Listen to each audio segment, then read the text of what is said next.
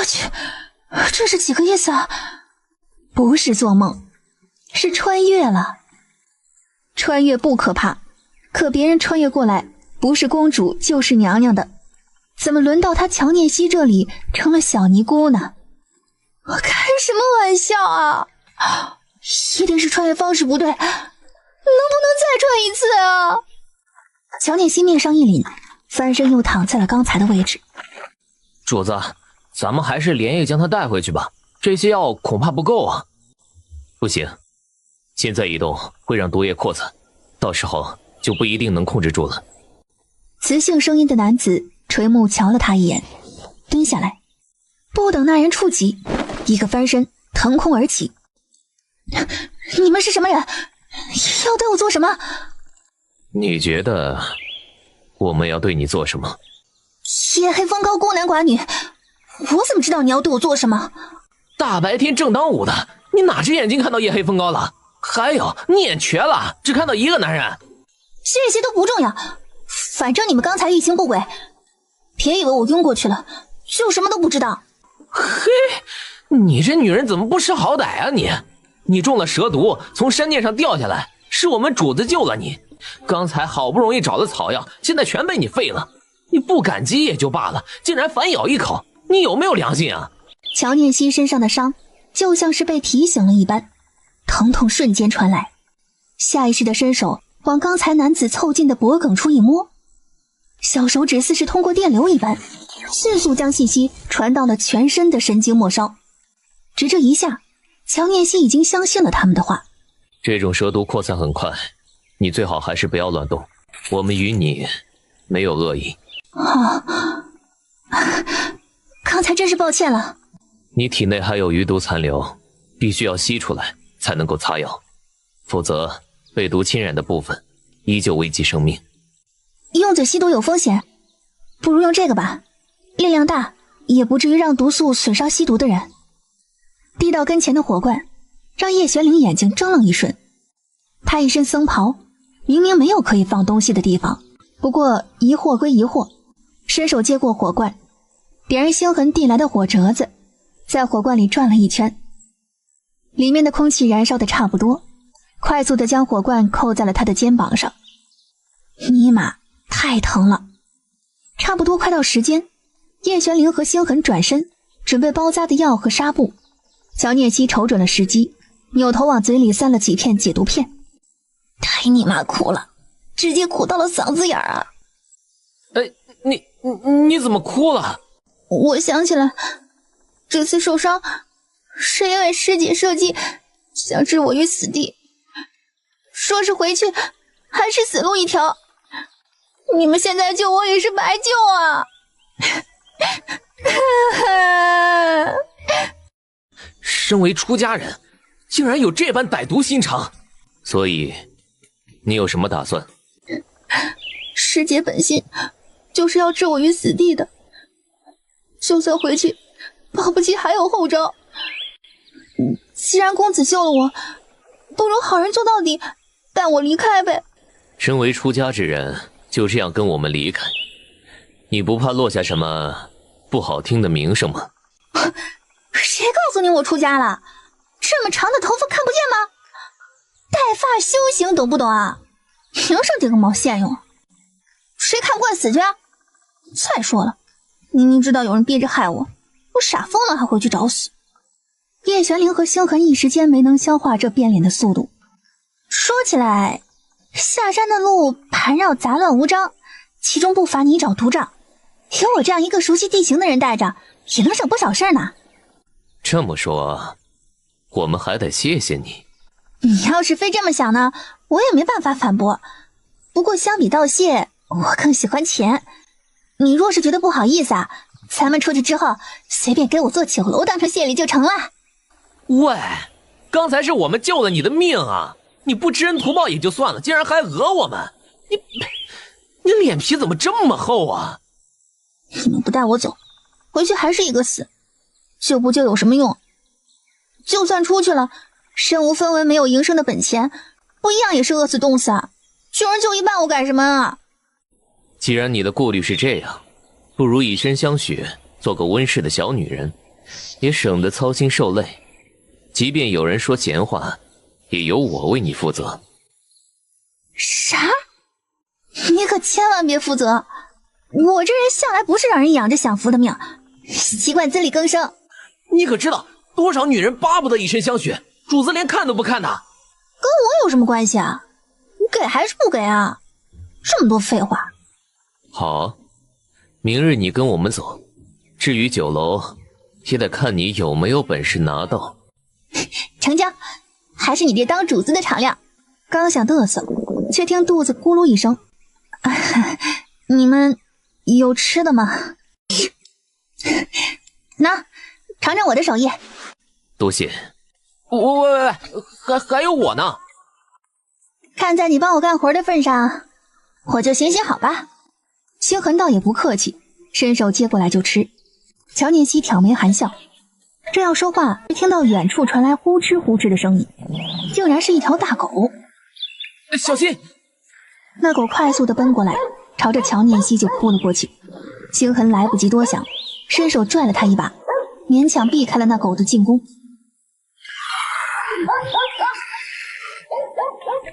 星痕，杀了他。是。别！目光再次落在那狗的身上，脸上不由得多了几分激动。这狗像极了他在现代养的一条侦察犬。难道这家伙跟自己一样，是穿越过来的？兔子，这是现代那条侦察犬的名字。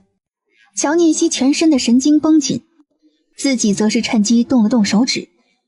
若是没记错的话，旅行包里应该有一只狗哨，是之前训练兔子使用的狗哨。来不及多想，贴近了唇边。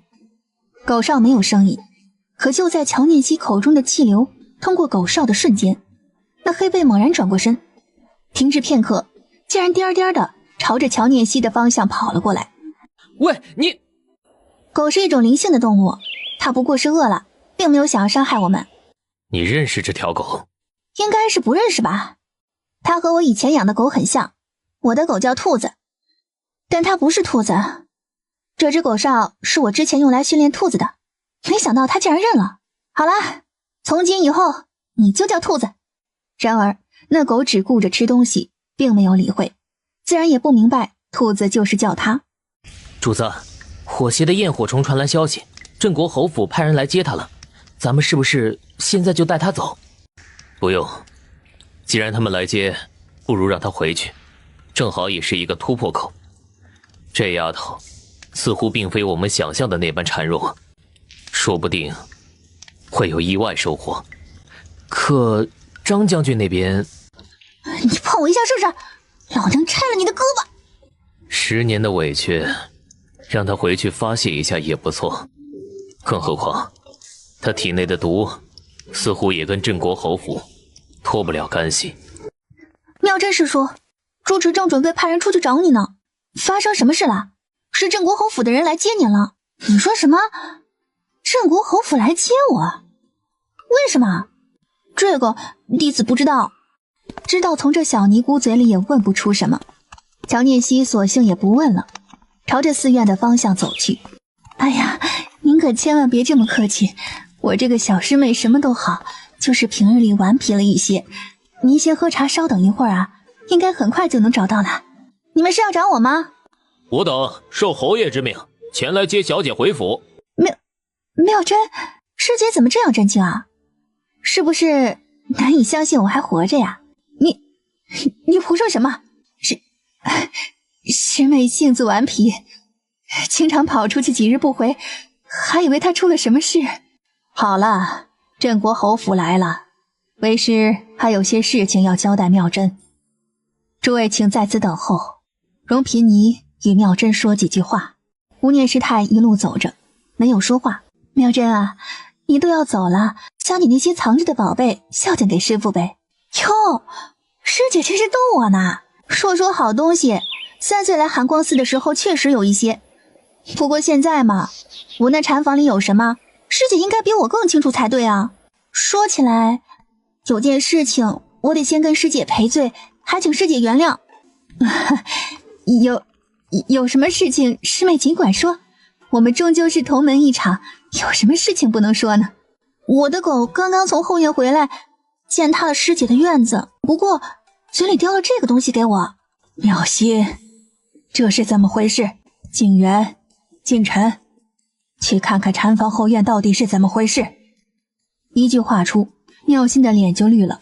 不一会儿，前去查验的静元和静晨回来，手里多了一个小盆，而小盆里就是那些吃剩下的鸡骨头，数量很多，显然不是一时半会儿的事情了。妙心，师父，弟子是冤枉的。你还冤枉？身为管业师姐，你竟然私自破戒，简直是有辱我寒光寺师祖的遗训。师父，弟子知错了。师父，弟子一定改，求您原谅我这一次吧。罢了，消去你管业的权利，去思过塔岭阀吧。谢师父，谢师父，弟子一定好好思过。妙真，你随为师进来，此去一别，能否有缘再见，尚未可知。虽然你并非为师亲手教导，可师徒一场，必是缘分相连。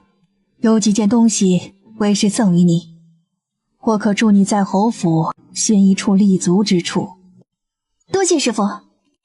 师父最近眼睛不舒服，这是我在山脚下遇到的奇人送我的药水，对您的眼干症状很有效。你是个好孩子，为师会为你祈福，希望你能一切安好。多谢师父，你也要保重。现在还不是离开的时候，坐下来陪为师再念一遍静心经。乔念心面上一顿，仰头看着无念师太脸上的表情，不是很明白，可思量片刻，还是转身跪在了旁边的草垫上。师祖，镇国侯大公子求见。去吧，现在是该离开的时候了。原主的大哥乔子晨，确切地说，应该是原主大伯家的哥哥，也是这10年来乔家唯一来看过他的亲人。是，徒儿拜别师父。见他点头，这才起身出了门。不是有家丁来接吗？大哥怎么特意来跑一趟啊？知道叔父派人来接你，我娘不放心，让我过来一趟。还是跟着大哥比较踏实。简单收拾了一下行李，往外走。参见大公子。三小姐这里交给我，你们自行回去吧。奴才是奉了侯爷之……你们奉了侯爷之命来接三小姐回去，跟我带她回去，有什么冲突吗？还是说你们还有别的计划？没有。既然如此，就辛苦大公子了，奴才先行告退了。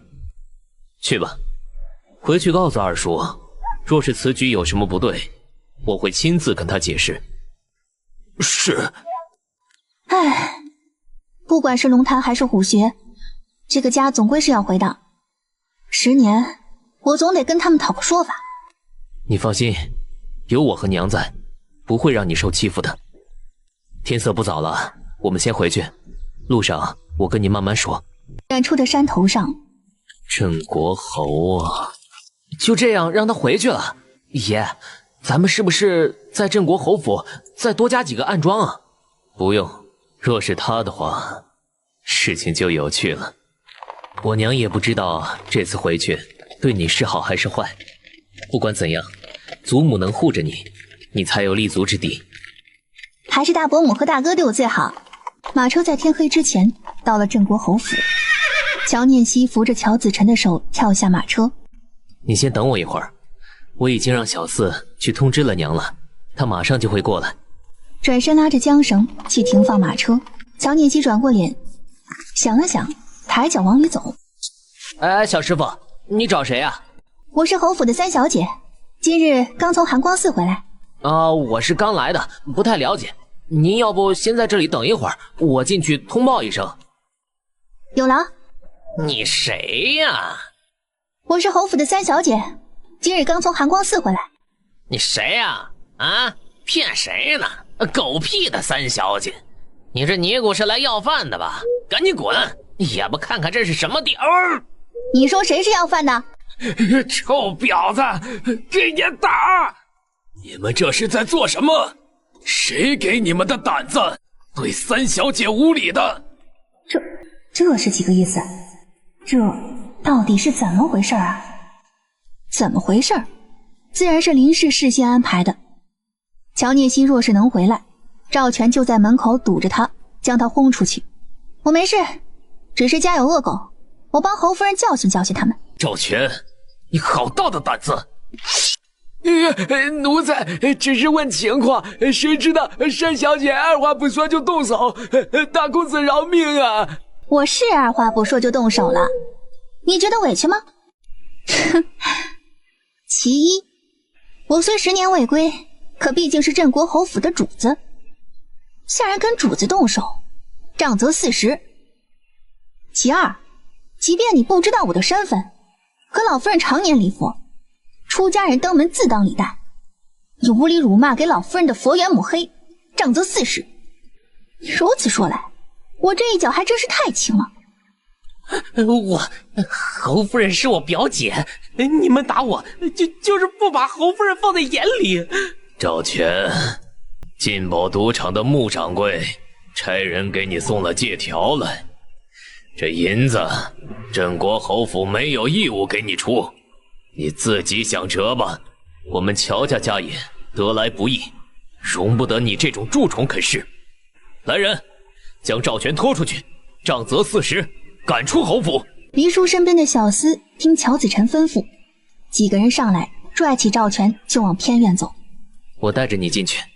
哎呦，大公子，您可回来了？怎么了？杨阁老来了，刚才一直念叨着您呢。侯爷正派人出去寻，您这就回来了。哎呀，快随我去吧。我先去一下，你在这里等我，一会儿我领你进去。好。乔子晨目光在乔聂西脸上定了一下，转身跟着小厮往回房的方向走。偌大的院子里只剩下乔聂西一个人，既然占了原主的身体，怎么也得还他一个人情。反正那个叶玄灵暂时还没有办法联系，不如就在这镇国侯府玩玩。乔聂西一边走着，沉浸在自己的思绪里。远处的声音吸引了他的注意，刚刚走过去，就见一个中年妇女伸手将旁边的人推进了湖里。一声响，中年妇女在边上看着水里的人扑腾了一会儿沉下去，冷笑一声，看着四处没有人，转身从旁边的小道离开。那人离开，乔聂西紧忙从树藤后面出来，这才看清楚水里的竟然是个8、9岁的孩子。乔聂西看到兔子不知道从哪儿窜出来，伸手指着水里已经无力挣扎的孩子：“兔子，快去救人！”兔子听懂乔聂西的意思，一个猛子窜进水里，快速地朝着渐渐下沉的孩子游了过去。“喂，你醒醒！”然而乔聂西折腾了半天都没有见那孩子有醒过来的意思，心里也有些着急，只有一个办法了，人工呼吸。你是什么人？你在做什么？闭嘴！推你的人刚走不远，你想再下去一次吗？哼！你刚才为什么要亲我？你刚才呛了水，我那是救你的命，懂不懂啊？你当我愿意亲你啊？被乔聂西这样一抢白，那孩子这才想起来，刚才胸口一阵憋闷，出不来气。你可知道刚才是什么人要害你？不知道，我平日经常来这里，刚才感觉身后有人，还以为是我的丫鬟，可谁知那人过来猛地就推了我一把，我都没有时间回头。那就是身边的人。刚才我倒是隐约看到了那个人的轮廓，右侧下巴上有一颗黑痣的人，你可认识？是高妈妈那个老刁奴，他是侯夫人的人。那孩子愣了一下，点头。你还没看出来啊？高妈妈哪有那么大的胆子啊？是侯夫人要杀你啊！我要去告诉祖母，还让他们反了天了！你不会跟他们是一伙的吧？你脑子进水了吧？我要是杀你，又何必费这么大劲儿救你啊？你当我吃饱了撑的？对不起啊，我跟你开玩笑的。你是聂西姐姐？你认得我？我当然认得你啊，你的衣服还是我帮你挑的呢。我是心雨。心雨，没想到这孩子竟然是大伯母的女儿。你是心雨？你没有看清楚是谁，也没有证据，不能就这么去找老夫人。她是侯夫人的人，自然后路都是有的。你现在找过去，什么都做不了。那我就让她白推了，就算不能让祖母惩治她，我也要将她推进湖里，还给她。有我在，自然不能让你平白咽下这口恶气。姐姐要帮我，不仅仅是帮你，也是帮我自己，这叫团队合作。你过来。乔念希伸手让乔心雨靠近，低头在他耳边轻语几句。好，这样的方式我喜欢。你现在回去，将这件事情告诉大伯母，让她配合着咱们演戏。好了，你先去换一身衣服，别着凉了。你快走，别让人发现你。好。我耽搁时间有些长了，等着急了吧？没有没有，我随便走走。大哥，事情办完了吗？啊，我们去前厅吧。好。乔子晨往前厅走，乔念希一路听着他絮絮叨叨的叮嘱礼仪规矩。大哥，我以前从来都没有学过这些，你现在跟我说一遍，我也根本学不会啊。我在寒光寺住了10年，不懂规矩也是合情合理。若是他们真要以这个挑理，我爹首先没脸。你就不用操心了。自上次我去看你之后，你似乎变了很多啊。这些日子发生了不少事情，我也明白了些道理。有时候退让并不能解决问题，既然不能解决，那便只有迎头而上了。我只不过想让自己活得自在一些罢了。你能明白就最好，我们进去吧。进来也不知道行礼，你在寒光寺连尊敬长辈都没有学会吗？念希拜见祖母。老夫人低垂着眉头，瞧了乔念希一眼。祖母让你起来了吗？连长辈都不懂得尊敬，真是没有教养。念希自小在寒光寺长大，这教养也是跟着师父学的拜佛之礼，不知道到了祖母这里适不适用。祖母别动气，三妹妹在寒光寺礼佛，学的自然是佛家的礼仪。回来见到家人，不知道行长辈礼也是情有可原，您可千万别怪罪她。大姐姐心善脾气好，咱们都知道。可刚才祖母不过是提点几句，你这样说，不是显得祖母对三姐姐刻薄了吗？能让三姐姐回来，已经是天大的恩赐了，做人可不能得寸进尺的。婴儿只是担心祖母生气伤身体，并没有其他的意思。哎呦，今日可真是热闹啊！今日怎么大家都在啊？难不成是为了迎接三小姐回来？哼，不过是个庶女而已，竟然全家都出来迎接。这要是不知道的，还以为哪里的娘娘来了呢。按说念希回来是好事儿，可我和莲儿刚才进来的时候，听下人们议论，三小姐刚回来就打了前门管事的板子，还将人轰了出去。唉，一个下人轰走了就轰走了，可偏偏见了血，这可不是什么好兆头啊。念希，你在寒光寺就学了这样一个歹毒心肠吗？回祖母，念希回来跟前门管事赵全自报身份，却不想他见我一身僧袍，非但不开门，还出口污言秽语。念希自是不在乎这些，可祖母常年礼佛，家中停留招待僧人，是积累佛缘。可赵全这般是给祖母多年的修行抹黑啊！赵全，更何况此人打着镇国侯府的名号，进出赌场和风月之地，如今人家已经将欠条送上门了。银钱还好说，可我镇国侯府的脸面……祖母，孙儿和黎叔当时就在旁边，念希所说句句属实。林氏，你倒是说说，这是怎么回事啊？我镇国侯府向来家风严谨，怎么还会出现这样的人呢？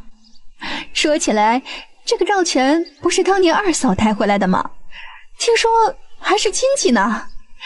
难怪他能打着侯府的名号出去鬼混，林氏，你打算怎么解释这事儿？这老夫人息怒啊！那赵全不过是妾身妹妹娘家那边的亲戚，要说沾亲，勉强也算得上。可是当时他进府并非是妾身开后门，只因他有膀子力气，干活也利索，这才收留了他呀。不想他这些年竟然这般堕落，幸好子珊及时处置了他。这些年妾身疏于门前的管理，日后一定不会再出这样的事了。算了，既然事情已经解决了，那就这样吧。以后你上点心，总不能让个下人给咱们镇国侯府的牌匾上抹黑。祖母，三妹妹还跪着呢，是不是先让她起来说话？三妹妹刚回来，祖母总是要交代几句的。大姐姐有闲心，还是帮着二婶查查家里还有没有赵全那样的人吧。怎么说这都是侯府的事情，看戏不到3院，轮不到二姐姐多嘴吧？区区一个庶女，哪里有你说话的份儿啊？还不站到边上去！你行了，我来拜见你母亲。女儿知道父亲对母亲好，什么事情都先记着母亲。可现在女儿跪的是祖母，祖母还没有说话，念希不敢起。哼，总算是有个懂事的，知道尊老。老夫人是我们家的主心骨，自然是处处以您为尊。你去将我匣子里的那套粉色的头面给三小姐拿过来。既然回来了，还是得装扮得像样一些才是。是，多谢祖母怜爱。见老夫人抬手，这才起身。明日裁缝过来给念希量体，添置几身新衣裳。看这孩子一身素净，我这件金领斗篷送给念希吧。多谢母亲。不管如何，你都是我镇国侯的骨肉，能回来就要知道感恩才是。是，父亲为一朝公侯，为人处事皆为我大瑞朝的表率，受张姨娘滴水之恩，却也涌泉相报，这才有了我。念希是父亲的女儿，虽不曾得养育之恩，可生身之恩一刻都不敢忘记。以前的事情就不要再提了，既然回来，就好好学学规矩。身为乔家的儿女，要想着为家里添光才是。乔念希勾了勾唇角，没说话，只是盯着乔宏远看。好了，以前的事情过去就过去了，都不要提了。这些年让你在外面，也是为了你好，你也不要心存怨怼。不好了，猫死了，老夫人的猫死了。你说什么？猫死了，在后院，我们发现的时候已经挺了身子。快扶我去看看。哎呦，这猫跟了老夫人这么多年，怎的就平白死了呢？莫不是替老夫人挡了灾吧？看来这个家里有人不待见我呢。只是啊，神在做，天在看，把我赶出去有的是方法，拿老夫人新接上的东西下绊子，可就恶心了。你这是什么意思？祖母，这猫死的冤枉啊，还有一愿未了，想跟您说呢。我的兔子在寒光寺常年陪伴在佛祖身边，自是受到佛祖的点化，带了灵性，不妨让他试试，或许能查到什么。若是你的兔子什么都查不出来，为了全家着想，你可不要怪我将你送回寒光寺啊。是，随即拿出狗哨放在了嘴边，吓得众人瞬间散开了。你这就是你的兔子？是啊，我给它取名叫兔子。行了，别卖关子了，赶紧让这畜生查吧。畜生在佛经里是贪婪、邪恶、贪欲的象征，兔子是经过佛祖点化的灵兽。父亲这样说，若是佛祖降罪，可别又扣在我头上，我冤枉的紧呢。你……萧念希停住脚步，转过身，走到那死猫跟前，从口袋里取出一根银针，朝着他的穴位扎了进去。兔子。乔念希将手里的银针蘸了液体，放在兔子鼻尖，随即低下头，似乎在跟他说了句悄悄话。兔子低吼一声，猛地窜出去，朝着高妈妈的方向冲了过去。我的手啊！放开呀！兔子，回来！这到底是怎么回事？高妈妈，奴婢什么都不知道啊！老夫人，快救救奴婢吧！祖母的猫是被人毒死的，并不是突然暴毙。银针沾了死猫嘴里的秽物没有反应，可见这并不是普通的毒药。看来这下毒之人为了将我赶出去，还真是花了不少心思。兔子的嗅觉却是异常灵敏，跟着这银针上稀薄的药味找到了凶手。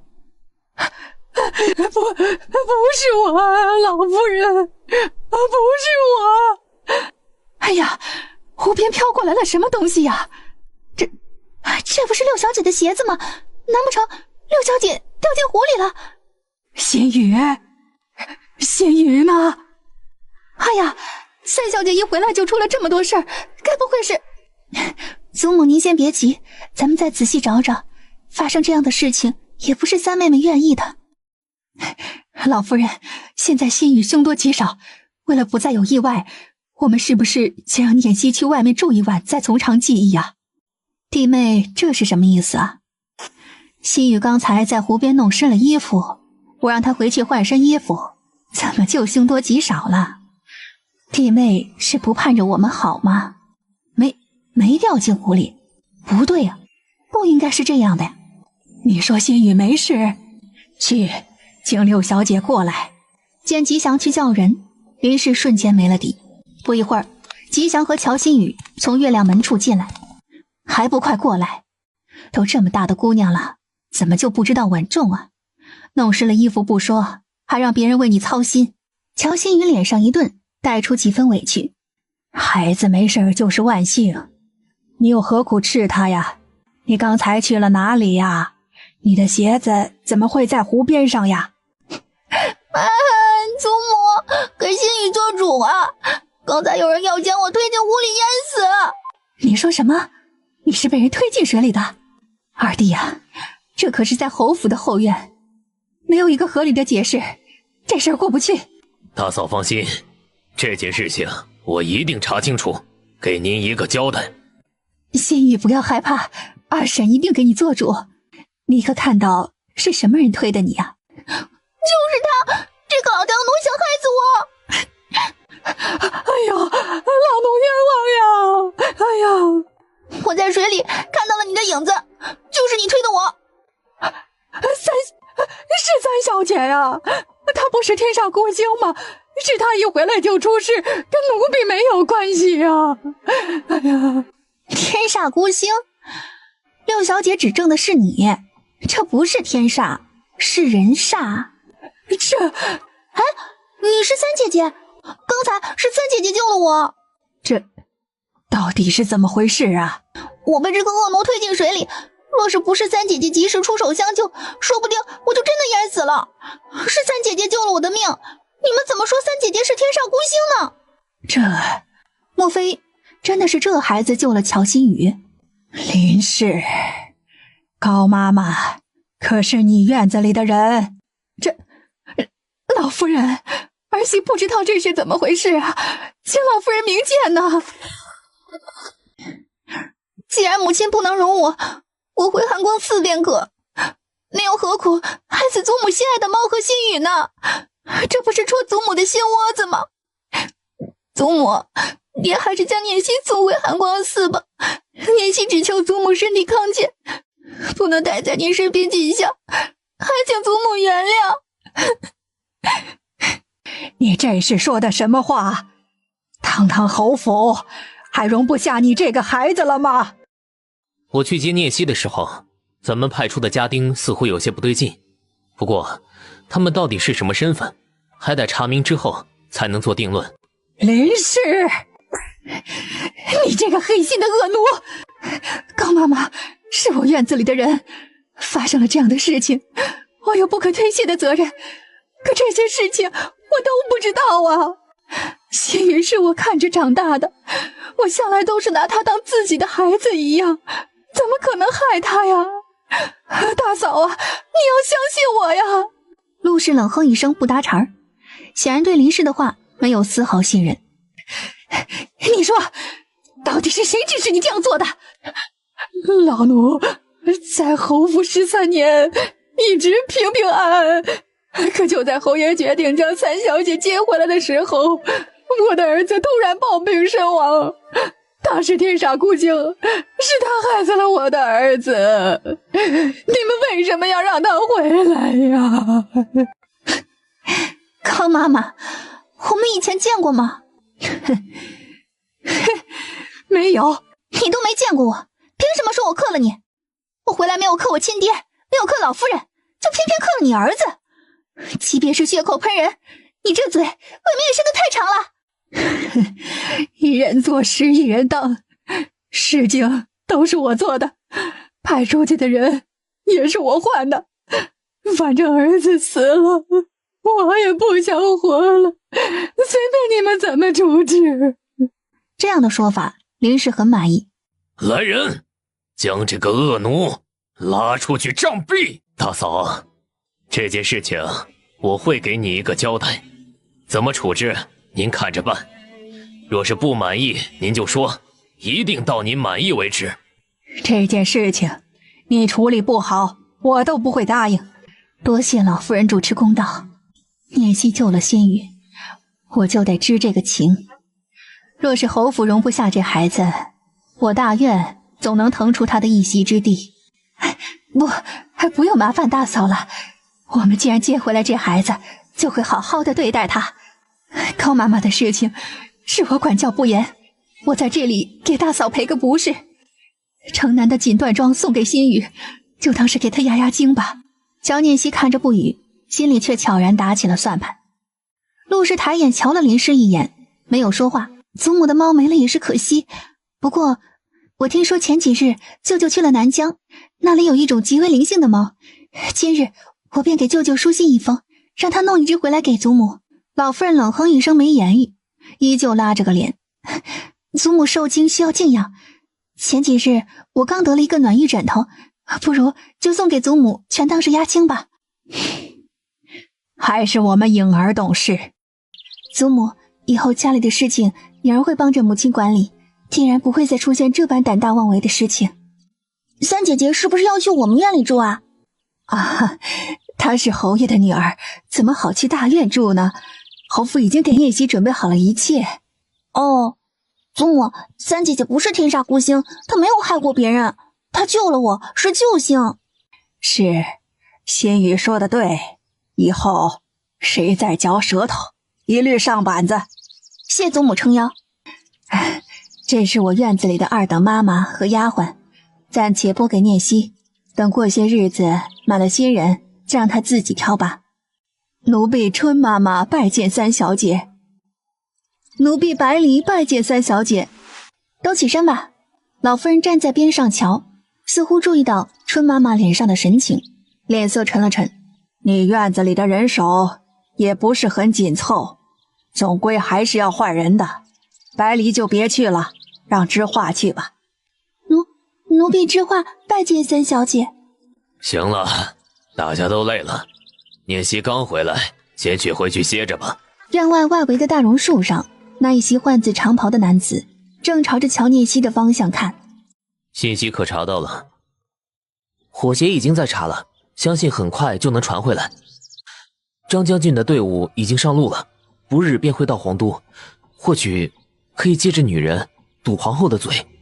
本王的婚事，皇后还做不了主。至于那丫头，也不是用来堵嘴的。是。乔念希转身，正准备跟着管家往里走，似乎感觉到背后有人在盯着自己看。刚才明明看到一抹紫色闪过，怎么没有了？难道是我太想那个帅哥了？说起来，我自己离开了寒光寺，不知道能不能再见到他。三小姐，请跟老奴来吧。三小姐的院子在这边，奴婢这就将三小姐的行李归置起来吧。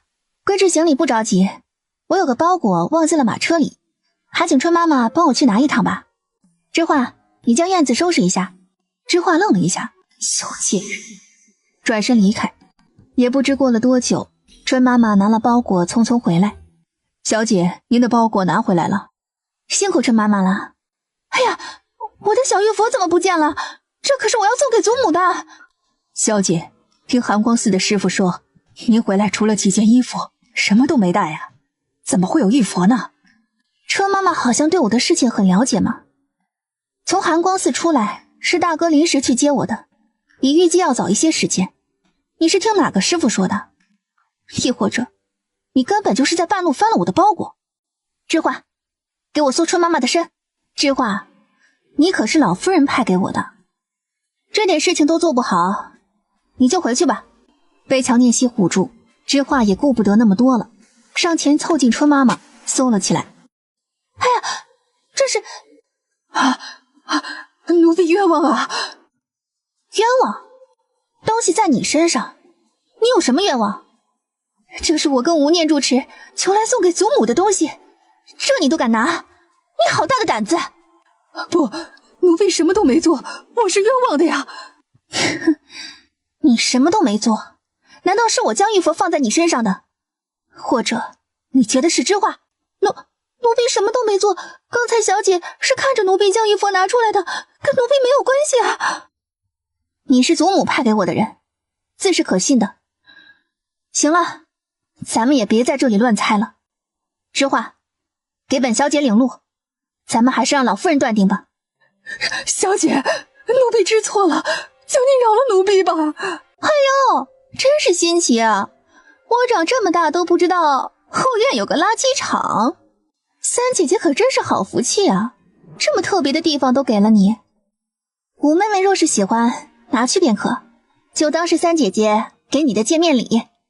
说起来，五妹妹的100变女德这么快就抄好啦？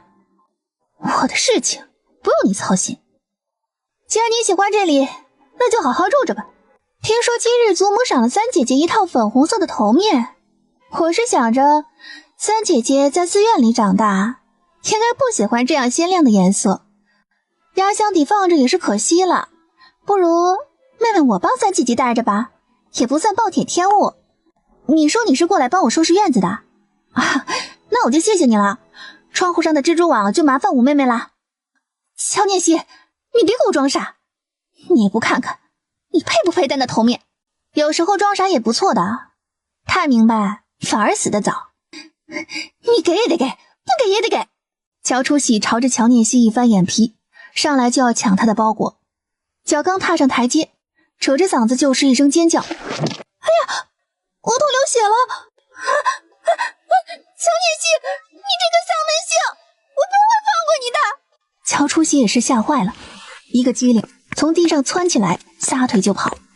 刚才五妹妹是怎么了？你们看到了吗？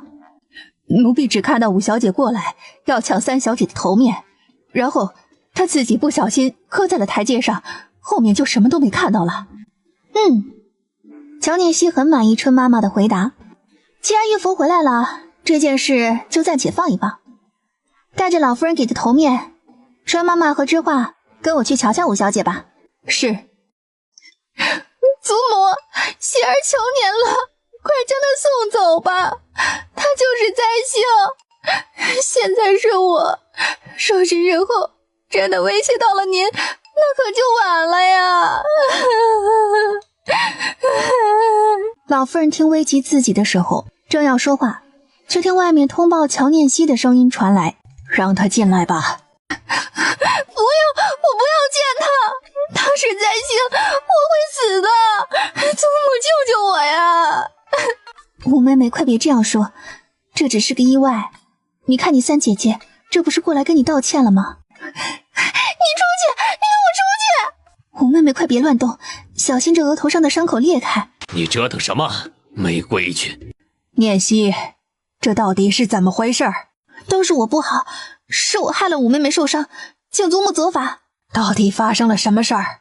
喜儿是怎么磕到头的？我不知道五妹妹喜欢祖母赏赐的那个头面，她今日过来借，我不懂规矩，也不敢借。春妈妈，这到底是怎么回事？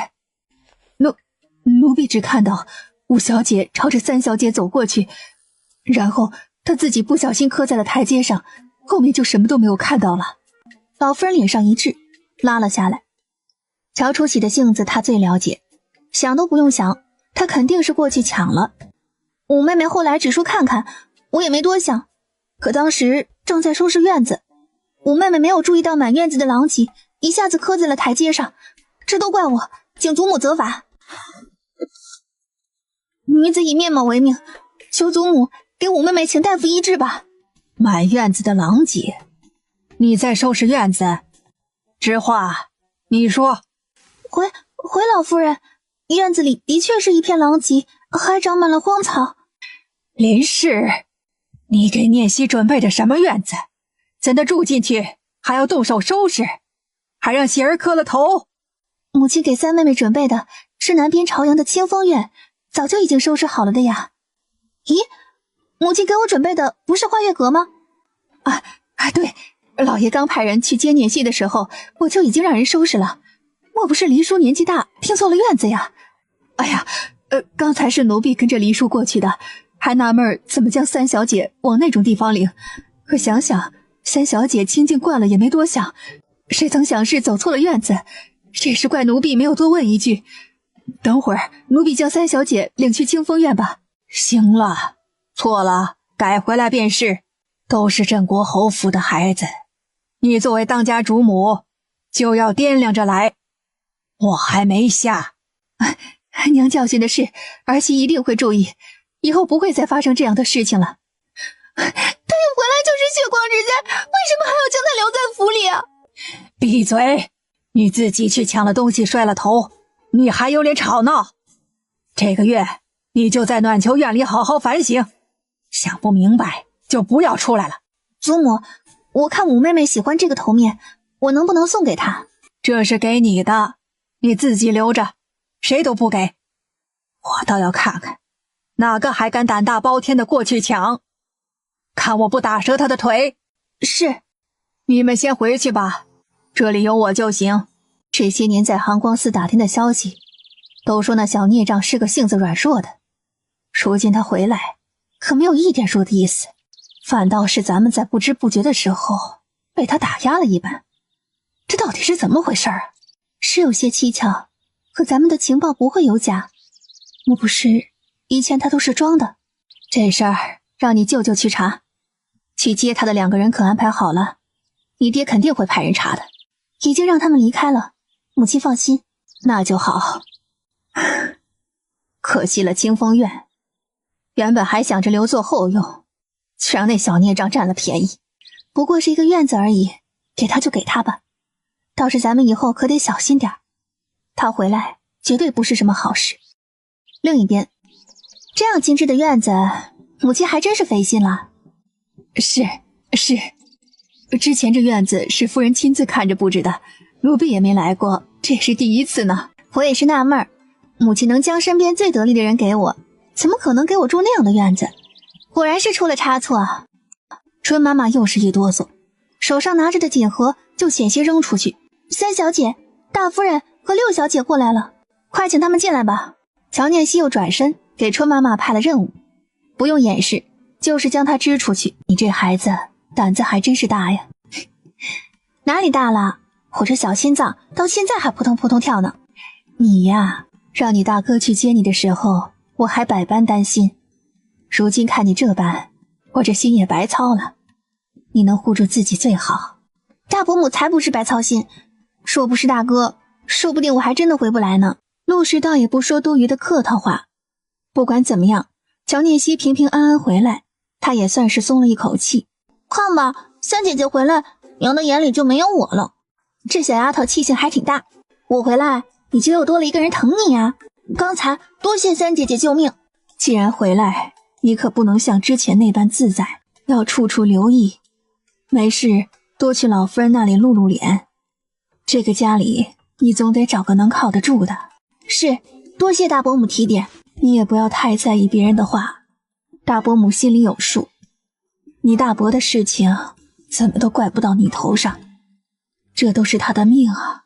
一出生克死了自己的亲娘，3年后又克死自己的大伯，生下来就背上了天煞孤星的命格。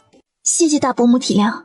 你娘虽然是商家出身，却也是医药世家，她救的人不计其数，你不应该是这样的命啊！事在人为，我从来都不相信命。好了，以前的事情都过去了，不提了。侯府的人向来将我当成灾星，唯恐避之不及。这次是哪根筋搭错了，要将我接回来啊？唉，还不是因为你舅舅和苍夷的战事告捷，不日就要班师回朝，他们亏心，怕你舅舅责难，想着拿你当挡箭牌了。说起来，乔念熙的外祖家也只有舅舅张元和母亲张水心。哼，我说他们怎么会这么好心？正说着，春妈妈办完事回来。春妈妈是母亲提及的人，不用这么客气。刚才是奴婢错，将小姐领错了院子，还请小姐责罚。该说的话我已经跟你说了，我不是那打骂下人的刁钻主子。春妈妈是母亲身边得力的人，相信同样的错误不会出现2次，以后做事仔细着点就是了。起来吧。谢小姐。看着平常在林氏身边嚣张跋扈的春妈妈，在乔念熙这里像是看到了猫的老鼠。如此情景，陆氏总算是稍稍放了心，也不多待，简单交代几句，领了乔馨雨回去。我没有让人守夜的习惯，你们也不用来，晚上自己睡在自己的房间里便是。春妈妈和知画愣住。行了，春妈妈回去休息吧，知画留下跟我说说老夫人的喜好。知画，你来镇国侯府多久了？回小姐，奴婢来了3个月。你可知道你跟春妈妈有什么不同吗？知画一愣，她是侯夫人身边的2等妈妈，迟早要回到侯夫人的身边。你是祖母指给我的人，要一直待在我身边。如今我支走春妈妈，就是要听听你的意思。跟着我，日子不会平稳。你若想离开，我也不会为难你。奴婢在家中也跟着娘亲礼佛多年，如今跟在小姐身边，便是佛祖的安排，甘愿一心一意侍奉小姐。既然决定了，在我这里可没有反悔的余地。你若忠心于我，我便全心护你。有我一口菜，就有你一碗粥。如果你有了旁心，那可就要好好掂量掂量了。知画一心追随在小姐，若有旁心，天打雷劈。乔念熙对知画这般反应还算是满意。裹挟大人的焰火虫传来消息，这个镇国侯真不是个东西。看完那信，叶玄灵也拧了拧眉头。镇国侯欠他的，迟早要让他们还回来。不过既然他暂时不想离开那里，就让他自己玩吧。你们派人盯住了，只要他不吃亏，就随他折腾。是。派暗卫守在他院子外头，若是有人想动手，别急着声张，先揍一顿，扔进兔子的院子里即可。是。正在想着，房间悠然飘出一抹轻盈，来人正是叶玄灵的小师妹归云。师兄焰火虫这么急，看来事情很严重啊。叶玄灵扭头看着归云，将乔念熙的事情跟他说了一遍。师兄从未对一个女子这般上心，看来这个乔念熙很不一般。你该不会是喜欢这丫头了吧？叶玄灵心头一颤，似乎被人说中了心事一般。你只管做好我交代的事情便可。师兄交代的事情自当做到完美，只是可别忘了你答应我的东西哦。夜入半，乔念熙猫腰顺着墙根找，已经摸到了长着青苋草的地方，小心翼翼的连根拔。不一会儿，手里已经握了一小把，正准备起身，却看到后面越来越近的身影，呼吸一紧，下意识的做好了防备。当你出现在我的身边，世界不再休眠，我在等着。看够了吗？没有。你就这么喜欢看我啊？爱美之心人皆有之，更何况是你这样的美男子啊，看一眼就转一眼。你的伤口怎么样了？回来之后可有继续擦药？好不好的不打紧，可你长得这么好看，又这样体贴，把所有的优点全都占了，这样真的好吗？哎，这是什么味道啊？叶玄灵脸上瞬间带出一丝尴尬，心里暗骂星痕给的方向弄错了。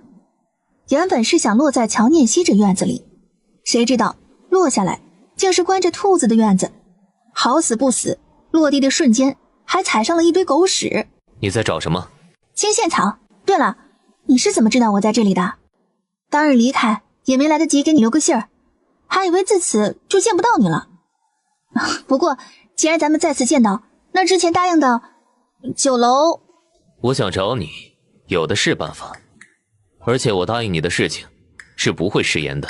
不过看起来现在给你，你也没有时间支配和管理吧？既然如此，你就先帮我多存几日吧，等我有时间了再跟你要。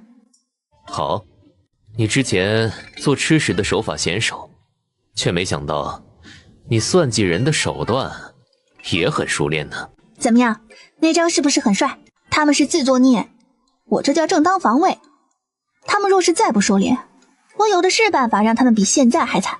看你也是闲不住的，如今有人供你消遣，也是不错的。叶玄灵。你这名字倒是跟你这高贵的气质、惬意的外表很相配。你在讨好我？没有，我这是在诚心的赞美你啊。不过你大晚上来找我是有什么事情吗？我的事情已经办完了，总得给你一个交代。另外也看看你有没有什么需要帮忙的。话是这样说的，可天知道他为什么在认识乔念熙后竟然睡不着了。想不到你还如此守信用啊！帮忙就算了，就这几个妖魔鬼怪还能将我怎么样啊？只是本想过自由的生活，如今却没有那么容易了。你若是想离开，倒也不是什么难事。算了，回都回来了，在我熟悉皇都之前，这里也不算无聊。好，你且在侯府拿他们找找乐子，等你闲了，随时可以来找我，这个可以让你找到我。谢啦。你现在又为何不问我是什么人了？知道你不会对我不利就够了，问不问又有什么关系啊？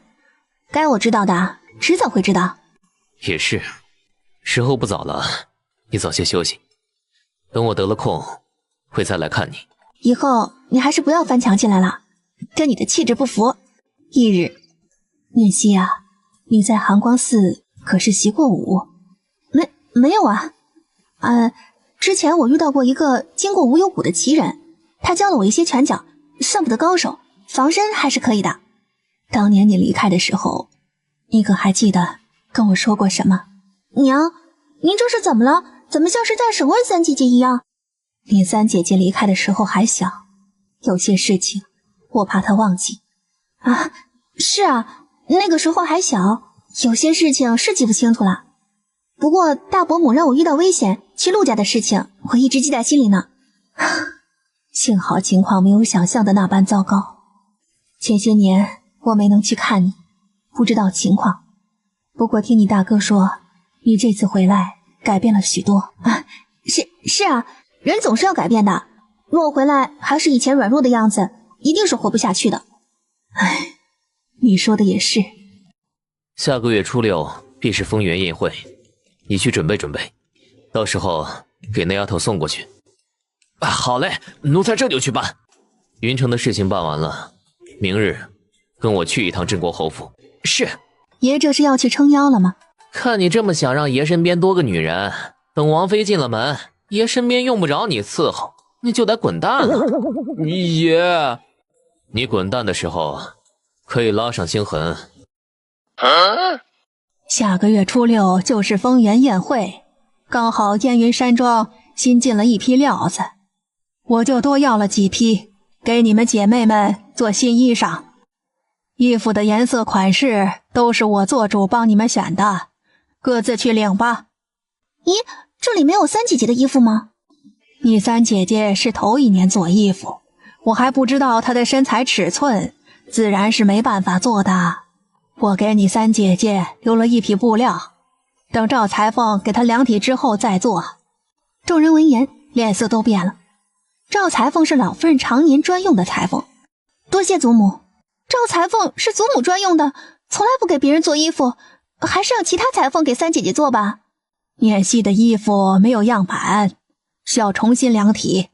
眼看着丰原宴会就要到了，交给别的裁缝，我怕误了时间。众人说不出其他的话，领了自己的衣服，跟老夫人拜别，出了延寿院。三妹妹既然回到了家里，我这个做姐姐的可得提醒你一句啊，赵裁缝是给宫里做衣裳的，你这庶女的身份可不配穿她做的衣服。衣服是祖母让赵裁缝做的，配不配自然是祖母说了算。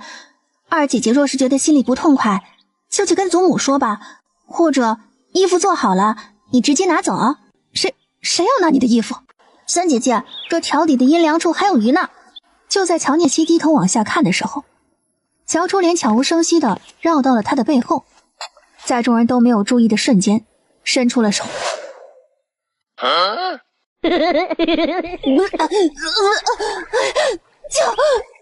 命啊！快救二小姐啊！你们几个叫人去，其他人把外衣脱下来，系成绳子，快！出了什么事？爹，二妹妹，快救救二妹妹，她落水了！你们还愣着干什么？快去救二小姐！然而，声音传进众人耳中，却没有一个人动。初秋的天气，女子身上穿的都是薄纱，这要是去救人，就相当于肌肤相亲。爹，二妹妹快要沉下去了！琥珀！话音落地，只见一个身影闪过众人跟前，朝着乔初莲落水的方向飞了过去。区区一个小寺，竟然也有如此深厚的内力，这镇国侯府还真是卧虎藏龙之地呀！灵王谬赞了，琥珀出身武术世家，臣也是看他有些身手，才放在身边的。参见灵王殿下，殿下千岁千岁千岁！目光慵懒的在众人身上扫过，不说话，也不让人起来。这个逼装的，满分呢。起吧。二伯，给我做主，有人要害我。莲儿，我的孩子呀！高氏扯着大嗓门呼喊着往这边跑。你这是怎么了？别吓唬娘呀！娘，有人要害我，有人要害我呀！这到底是怎么回事啊？是三妹妹将我推进水里的，求祖母给我做主啊！你这个恶毒的孽障！老爷，侯爷，你个孽障，你眼里还有没有我这个爹了？我刚才满眼都是爹，怎么会没有您呢？不过真是不好意思，我没想到您会有那么大的力。行了，事情还没有问清楚，你动什么手啊？刚才可是你推的你二姐姐。是。你为什么要推你二姐姐啊？刚才在桥上看桥底的鱼时，我从水里看到二姐姐往我身后伸手，我以为她跟我闹着玩的，就想逗逗她，往旁边躲了一下，谁知二姐姐是用了力，把自己给带了出去。不是乔念希陷害我的，祖母，你要相信我呀！娘，快救救我吧！我爹不在家，我就这样让人欺负。初影，你们可看到了当时的情况？这是场意外，当时事情发生的太突然，谁都没有看清楚。既然二妹妹也是有惊无险，就不要再追究了吧。当下还是先请大夫给二妹妹瞧瞧才是最重要的。我刚才跟三姐姐站在一起的，也从水里看到了二姐姐。说是从当时的情况来看，的确是二姐姐想要害三姐姐。当时就应该把你推下去。初莲，不是这样的。老夫人，这是误会，一定是误会啊！不是我，是他们陷害我。灵王殿下，瞧着一滩烂泥一样的东西靠近，叶玄灵皱起了眉头，往后挪了2步。世人都能看出叶玄灵眼里的厌恶，可乔初莲却跟眼瞎了一样，跟着又靠近了几分。然而乔初莲伸出去的手还没来得及碰到叶玄灵，只听砰的一声，整个人被踢了起来。灵王殿下恕罪。拜见灵王殿下，灵王殿下千岁千岁千岁。这就是被皇上宠上天的六皇子。听说他是个杀人不眨眼的魔王。镇国侯，这是对本王有意见了？没有，小侄女不懂事，冒犯了殿下，还请殿下大人不计小人过，不要跟他计较。本王向来都是小心眼，这你应该知道。臣将云城的铺子送给殿下，希望殿下的火能消下去。这样就好像本王是来抢的一样，说出去也不好听啊。怎么会呢？这是臣感谢灵王殿下救命之恩，怎么能是抢的呢？倒也是这么个理，更何况区云城几家铺子，对于镇国侯府来说，不过也就是9牛1毛而已，自然也不算什么。既然这样，本王就勉强收下。镇国侯府众人再次凌乱了。云城的铺子虽然不多，可那都是大资产的。我们也有洁癖，最见不得污秽的东西。丰原宴会上，还请侯夫人注意清理清理。殿下请放心，妾身一定会彻底清查，一定不会让丰原宴会出现什么脏东西，误了您的眼。高氏脸上一黑，这可是断了乔初莲在丰颜宴会上出现的机会啊！灵王殿下饶命啊！初莲年纪还小，不懂事，您就饶了他这一次吧，民妇给您磕头了。本王还没说要了他的命，你这是提前哭丧。这妇人胡言乱语，还请灵王殿下不要介意啊！还不快将这个不知死活的东西拉下去！平身，过来。乔宏远刚刚松懈的神经瞬间又绷了起来。灵王千万不要因为这丫头迁怒整个镇国侯府，压根儿就没有管乔聂熙的死活。嗨，三妹妹刚回家，不懂规矩，冒犯了灵王殿下，还请灵王殿下恕罪。本王跟你说话了吗？还是你觉得长了一张嘴不说话就难受？臣女多嘴，还请灵王殿下责罚。又见面了。灵王殿下跟小女可是相识。之前本王去无忧谷拜佛的时候，曾与妙真师傅有过一面之缘。是啊，一面之缘。不过现在我已经还俗了，我叫乔念熙。好，乔念熙，这个名字本王记住了。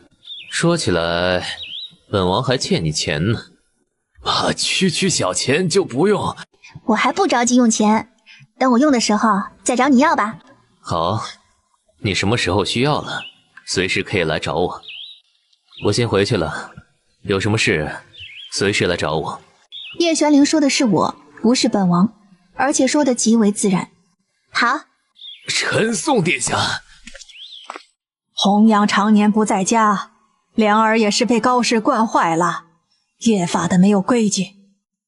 下个月的丰原宴会，莲儿是不能参加了，可念熙必须得参加。崔妈妈，趁着这段时间，你就教2小姐、3小姐规矩吧，特别是莲儿那孩子，给我严格要求。是，多谢祖母教导，以后就麻烦崔妈妈了。你和灵王很熟吗？啊，我与灵王殿下的相识，就是刚才他所说，应该也不算是很熟吧。唉，今日的事情是你2姐姐不对，但是现在她已经被教训了，你也就不要追着不放了吧。是，祖母都这样说了，这件事就过去吧。我只希望2姐姐以后有什么话直说，弄成这样，祖母脸上不好看。你放心，他们若是再欺负你，祖母定给你撑腰。多谢祖母。行了，你们也早些回去吧。你这样看着我做什么？你是在生我的气吗？2姐姐再不好，也是我们的姐妹啊，3姐姐怎么能这样心狠呢？乔馨雨心里憋着，可又对乔念熙气不起来。刚才2姐姐把我往湖里推的时候，他有没有想过我也是他的姐妹啊？他比我熟悉这里，自然知道这个时候落下去会是什么后果。他在害人之前就应该有承担后果的觉悟。可那毕竟是一条人命啊！如果当日我不救你，你就没有跟我在这里说话的机会了。你死了，我会被强扣上天煞孤星的帽子，被赶出去。你娘会因为你的死伤心，终日以泪洗面。如果当时推你的不是高妈妈，而是大姐姐，你会原谅吗？将心比心的话，像是一个惊雷劈在乔欣宇耳边，彻底让她明白清醒了。三姐姐，我明白了。对于陆氏来说，乔欣宇和乔子晨就是他的命，若是失去一个，那就相当于失去了半条命。清风院凉亭，三小姐，这些兵书是大公子送来的，他说您要的都在这里。谢谢，辛苦你了。随即低下头，一头钻进了这古代的征战行军之中。一句暖心的谢谢让知画红了眼眶。虽然乔念熙看起来性格有些古怪刁钻，却从没当他是下人。有主如此，自己为他下刀山火海也值得了。你还真是勤奋好学啊！父亲竟然有时间来看我，真是让我欣喜若狂。你跟灵王之间到底是怎么回事？刚才灵王已经说了，我们之间就像他说的一样。那他欠你钱是怎么回事？乔宏远对乔念熙这些年过的什么生活没有丝毫兴趣，可这涉及到叶玄灵，他就不得不弄清楚了。就是在跟灵王殿下聊天的时候，跟他要了一座酒楼。你说什么？竟然讹了他一座酒楼？我没有强迫他，他也没有不愿意，这怎么能算是讹他呢？那可是灵王，你最好不要惹到他。惹到他，也不要牵连到镇国侯府。这本来就是我们之间的事情，父亲不用担心会给镇国侯府带来什么不好。我不会像二姐姐一样冲动，害了自己不够，还要让家里损失。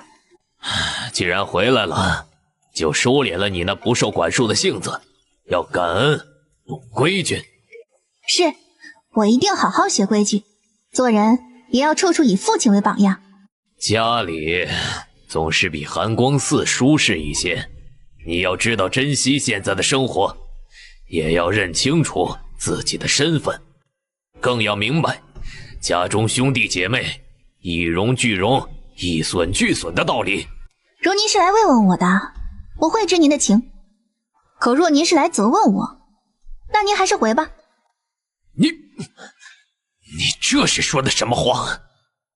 我刚进家门的时候，老夫人的猫就死了，心雨被高妈妈推下水，五妹妹来我院子里抢头面，嫡母大人给的斗篷里藏了针，加上今日二姐姐落水，每件事看起来都跟我有关。您倒是说说，哪件事是我作恶？是他们想要将我置于死地。您作为父亲不护着我，反而对我一个受害者来说教。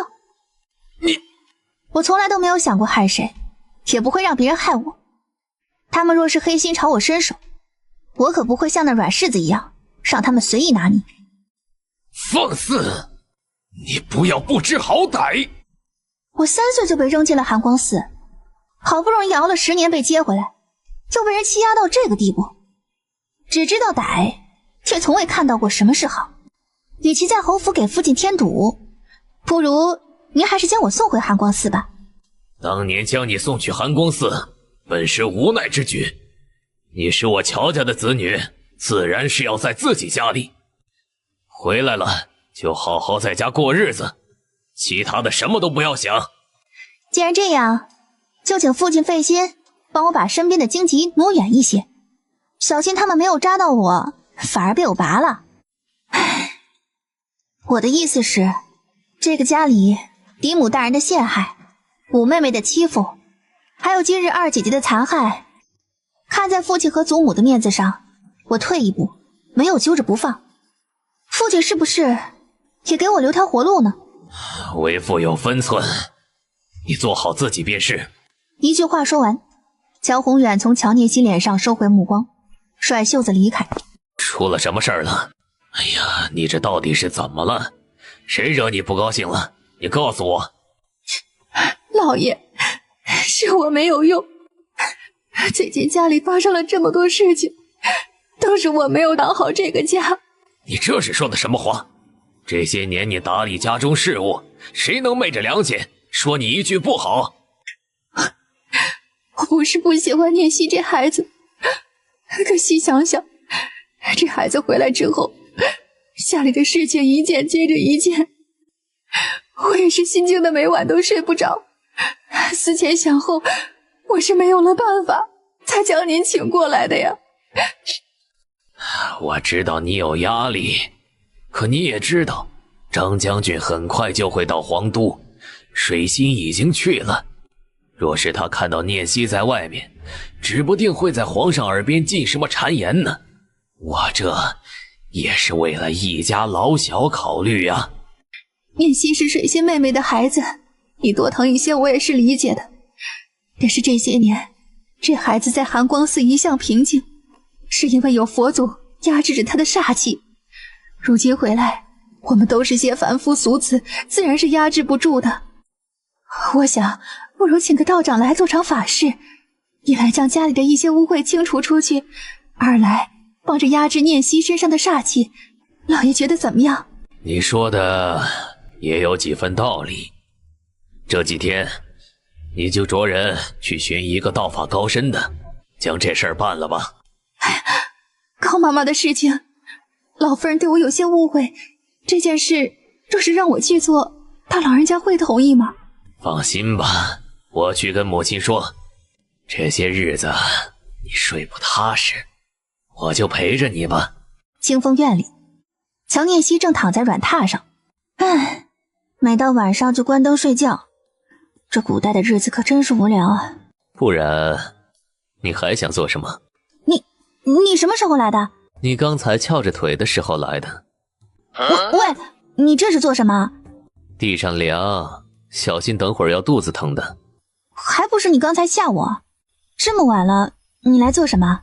大晚上睡不着，我出来晒晒月亮。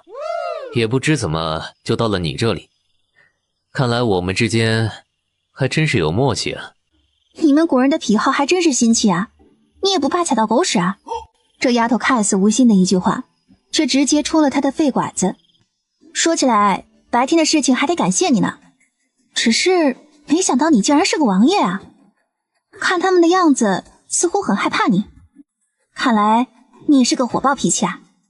之前给你的玉佩上有皇家的标志，是你自己没有看清楚。我向来脾气柔和，他们怎么会害怕我呢？噗！乔念希刚喝进去的一口茶水险些喷出来。慢点喝。我说，咱不带这么吓唬人的，我胆小。那天你坑了乔家多少银子啊？我那日让郑国侯府损失了，你不挠我？我高兴都来不及，看我爹那一脸肉疼的样子，定是不少吧？以后有这样的好事儿，能不能带上我啊？我得的是乔家的钱，你不介意？我介什么意啊？他们的钱又不会给我，你尽管坑。下次我们联手，到时候你给我分成，怎么样？好。这2天林氏有些动作，我不能常常过来，你在侯府要万事小心。放心吧，林氏对我动手，必定是通过安插在我身边的春妈妈，只要盯紧了她，事情就在我的掌握之中。你能防备是最好，真的不好玩了也别硬撑着，我会随时带你离开。这个送你，就当是答谢你白天故意说那些话给我撑腰。你身上的新奇玩意儿还真是不少。哎，别，这东西光太强，你这样对着眼睛会照瞎的。这样，这个洞口对着外面，手按这里。你怎么舍得扔这么宝贝的东西给我了？这不是为了答谢你最近帮我的忙吗？那个，我又舍不得不要你答应的酒楼，只能把自己珍贵的宝贝送给你啦。我说过送给的东西就不会再收回了，不管我帮你做了什么，你都可以不用记挂在心上，只要接受就可以了。好，不过这个手电还是送给你，晚上出来会有用处的。他不知道的是，叶玄灵夜里行走，只有来他这里。或许是一起经历过的缘故，也许是因为叶玄灵是乔聂西来到这个世界见到的第一个人，对他总有种说不出来的亲切感。两人在一起异常有话题，甚至兴致来了，乔聂西还拿出来白天偷偷藏起来的酒，又拿出一些点心零食。两人就这样一边聊着，一边吃吃喝喝，一直到了深夜。一日清晨的第一缕阳光照在乔聂西脸上。三小姐，该起了。进来吧。老夫人说今日不用学规矩，让小姐们收拾好了去畅春园。可知道是因为什么事情吗？听说是为了给侯府子女祈福，特意请了法力高深的道长来做法。哦，收拾好。乔聂西这次破天荒的带了春妈妈和知画一起去。到了畅春园，侯爷，法坛已准备就绪，不知家中亲眷可全都到了？全都在这里。那我们就开始吧。道长请留步。这位小姐有何事啊？我在寒光寺待过一段时间，对于祈福安宅还是见过一些的。道长法力高深，本应该是我们全家静心听教，再由您点化，心神通透，方可见神灵求庇佑。可您这案台上放着一碗血，恐怕这与祈福安宅的原意相悖吧？小姐有所不知，此血非杀戮之意，而是代替侯府众人破除灾难之用。你给我闭嘴！佛家和道家本来就不同，玉阳道长是得道尊者，岂容你猜忌？还不给我退回去！听说镇国侯府今日开坛做法，本王向来喜欢这些灵异的东西，也来凑个热闹。灵王殿下，千岁千岁千千岁！千岁千岁千千岁！你不用跪，过来。上次见到我都不跪，怎么这次倒想起来跪了？上次不知道你是王爷，这次知道了，自然得有些规矩嘛。从你嘴里听到规矩这两个字，还真是稀奇啊。你们怎么都跪在地上？你们这是做什么？传出去好像本王对你们多苛责一样。乔宏远身子一歪，险些直接扑在地上，嘴角猛地抽了抽。您不让起来，谁敢起来呀？怎么会？是我等尊敬灵王殿下才会这般做的。哦，既然如此，本王若是让你们起身，反倒是不好了。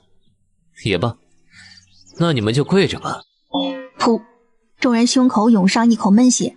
听到叶玄灵这话，唇角直抽抽，他这是闹哪样啊？老夫人年事已高，身子不好，即便是表示对你的尊敬，也得考虑情况不是？不如换一种方式。你不是来看做法的吗？你让玉阳道长和众位跪着，这坛可就开不了了。你说的也有几分道理，就听西西的。都起来吧。你家这是得罪了什么人吧？西西刚回来，可千万别被你们连累了。正是为了保佑家人的平安，所以我们才请了玉阳道长来祈福安宅。念希是乔家的孩子，自然也会为他祈福。哦，本王向来喜欢这些民间奇闻，却从未曾见过。不知道长有什么可以让我们开眼的本事啊？道家擅长擒拿捉捕妖物，先祖曾经赤手于滚烫的油锅之中灭鬼之魂魄，自此成为我道家的一门绝学。既然灵王殿下想看，不如贫道试验一二。好，今日我们就见识见识玉阳道长这赤手下油锅的本事。玉阳道长此刻并没有意识到任何不对，反而得意的让弟子们摆上了表演用的物事。平常做饭用的广口锅里已经放好了做菜用的油，这边玉阳道长挽起袖子，准备好就要往锅里放。道长先别急，我在寒光10年，跟着无念师太学了一些本事，这赤手下油锅也是知道的，不如让我试试。不行，你给我站在一边，不许乱来。念希，不要胡闹，还不快过来！去，哗众取宠，真是不要脸。祖母和大伯母不用担心，怎么说我也是无念师太亲手教出来的弟子，不会受伤的。道长，您说以我的修为会不会受伤啊？这小姐若是没有成功过，还是不要轻易尝试，真的伤了，那可是后悔莫及呀。没关系，我就喜欢刺激。乔念希看着玉阳道长额头上都已经冒了汗，唇角一勾，不等他再说，将手伸进了锅里。这怎么可能？三小姐，这是得了佛祖的庇佑啊！刚才我也是一时好奇，想要试一下，冒昧的地方，道长不要介意啊。没，小姐果然是好本事啊！在道长面前，我不过是雕虫小技。刚才灵王殿下本来是想看道长的本事，却被我给搅和了。如今这油已经脏了，我们换另外一口锅吧。去找一口新锅，再搬过一罐油，我要亲自给道长倒油，赔不是。这不用了。道长千里迢迢为我们家祈福安宅，就不用客气了。说话的功夫，小厮已经按照乔念希的吩咐重新找了锅。这一次可是实实在在的油，并没有那么容易烧开。众人不得不等着。玉阳道长站在边上，脑袋都快要垂成鸵鸟了。他行走江湖这么多年，骗人的伎俩从来没有出过差错。好不容易从林氏这里接了一单大生意，谁曾想竟然碰上了乔念希这样的奇葩。油开了。道长，油开了，您请吧。你还在犹豫什么呢？本王可等着看呢。星痕得了叶玄灵的命令，几步跨到玉阳道长身边，在众人还没有反应过来的瞬间，已经抓住了玉阳道长的手，拽着就往那滚烫的油锅里放。不要啊！堂堂镇国侯府祈福安宅，竟然找了这么个骗钱的玩意儿，说出去可不怎么好听啊。乔红远瞪着眼睛，额头青筋暴起，本来还想发火，可想想这件事情是他自己同意的。玉阳道长擅长的是祈福安宅，对擒妖拿鬼并不是十分精通。是，贫道一直都是擅长祈福安宅的，对于捉妖拿鬼的事情，处于修炼阶段，并非所长，还请灵王殿下明鉴。修炼这么多年，还不如西西一个小姑娘，还敢说祈福安宅？啪！这句话就像是一个响亮的耳光，扇在林氏的脸上。玉阳道长是远近闻名的大师，所以妾身才费了好些功夫才将他请过来的。既然是善于安宅，就不用勉强别的了，左右我们家也没什么邪祟。灵王殿下觉得呢？你们家做法关本王什么事？本王不过是来看热闹的。开始吧。家和人心和睦，万事皆兴。宅定诸神庇佑，邪灵退散。家人血脉相连，心之所向，方可平定宅院，安于心神。该走的程序走完，玉阳道长转身将琉璃碗端过来，款步走到了老夫人跟前。老夫人是如今侯府血脉的根源，请以通灵针引食指之血入上中水。上中水？乔念希没有听说过，看起来不过就一碗清水。玉阳道长挨个让镇国侯府有血缘关系的公子小姐们滴入了食指的血。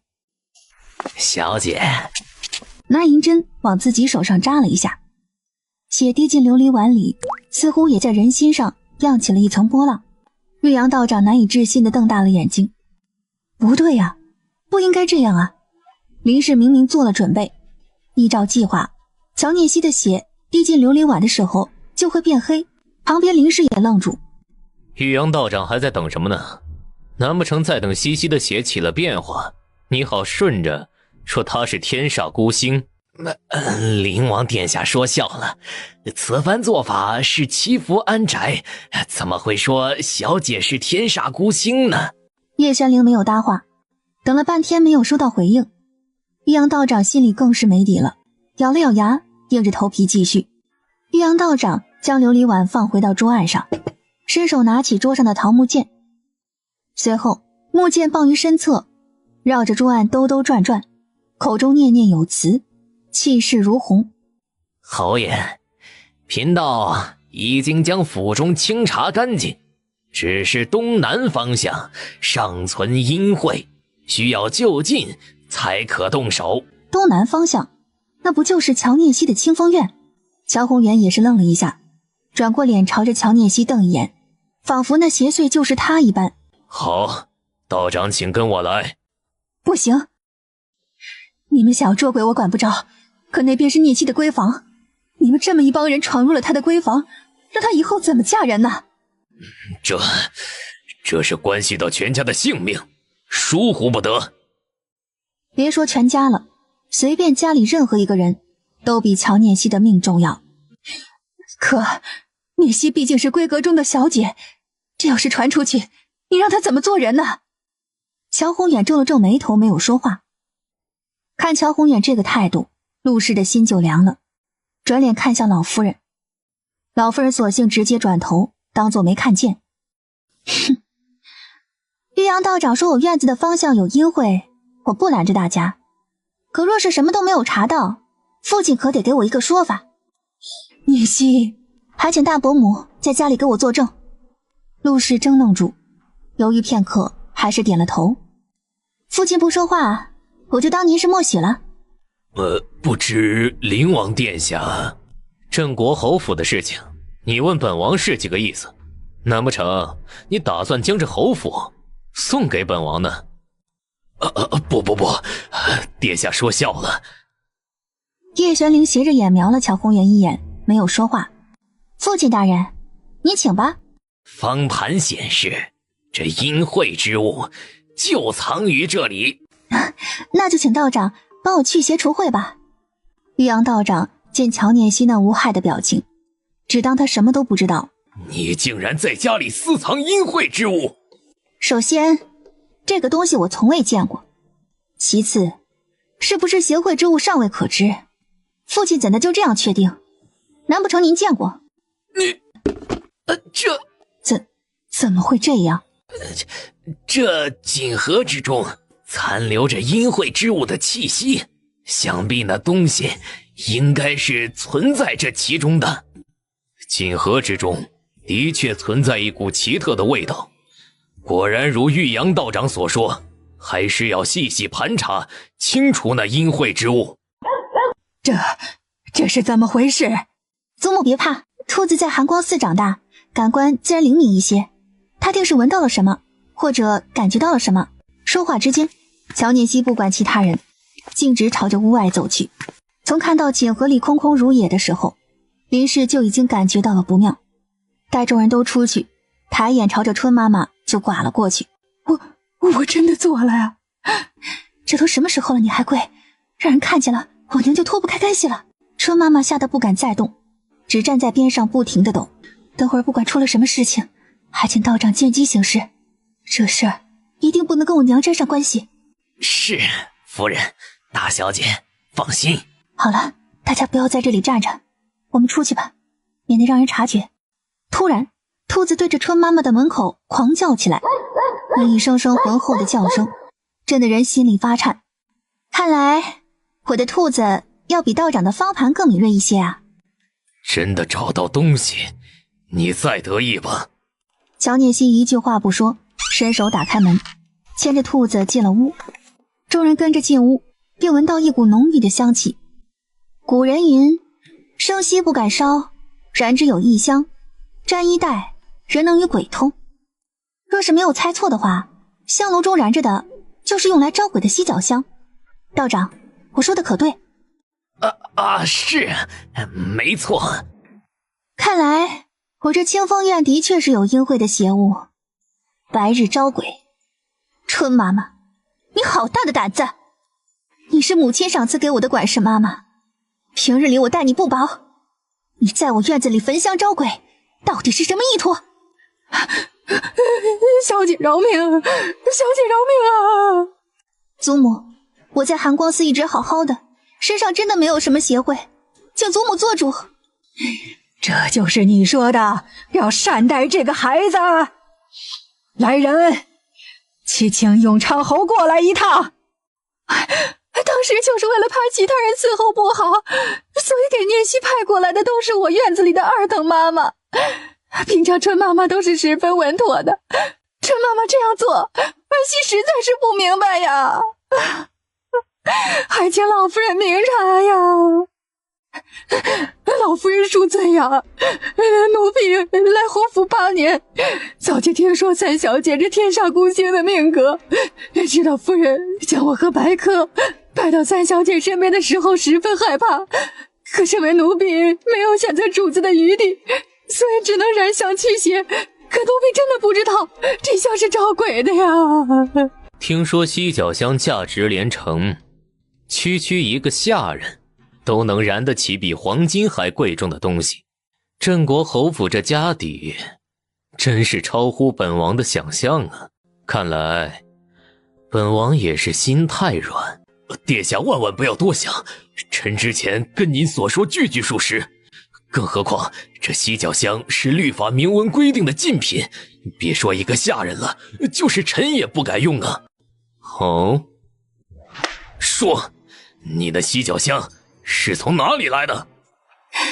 春妈妈，我平日待你不薄，你就是这样回报我的吗？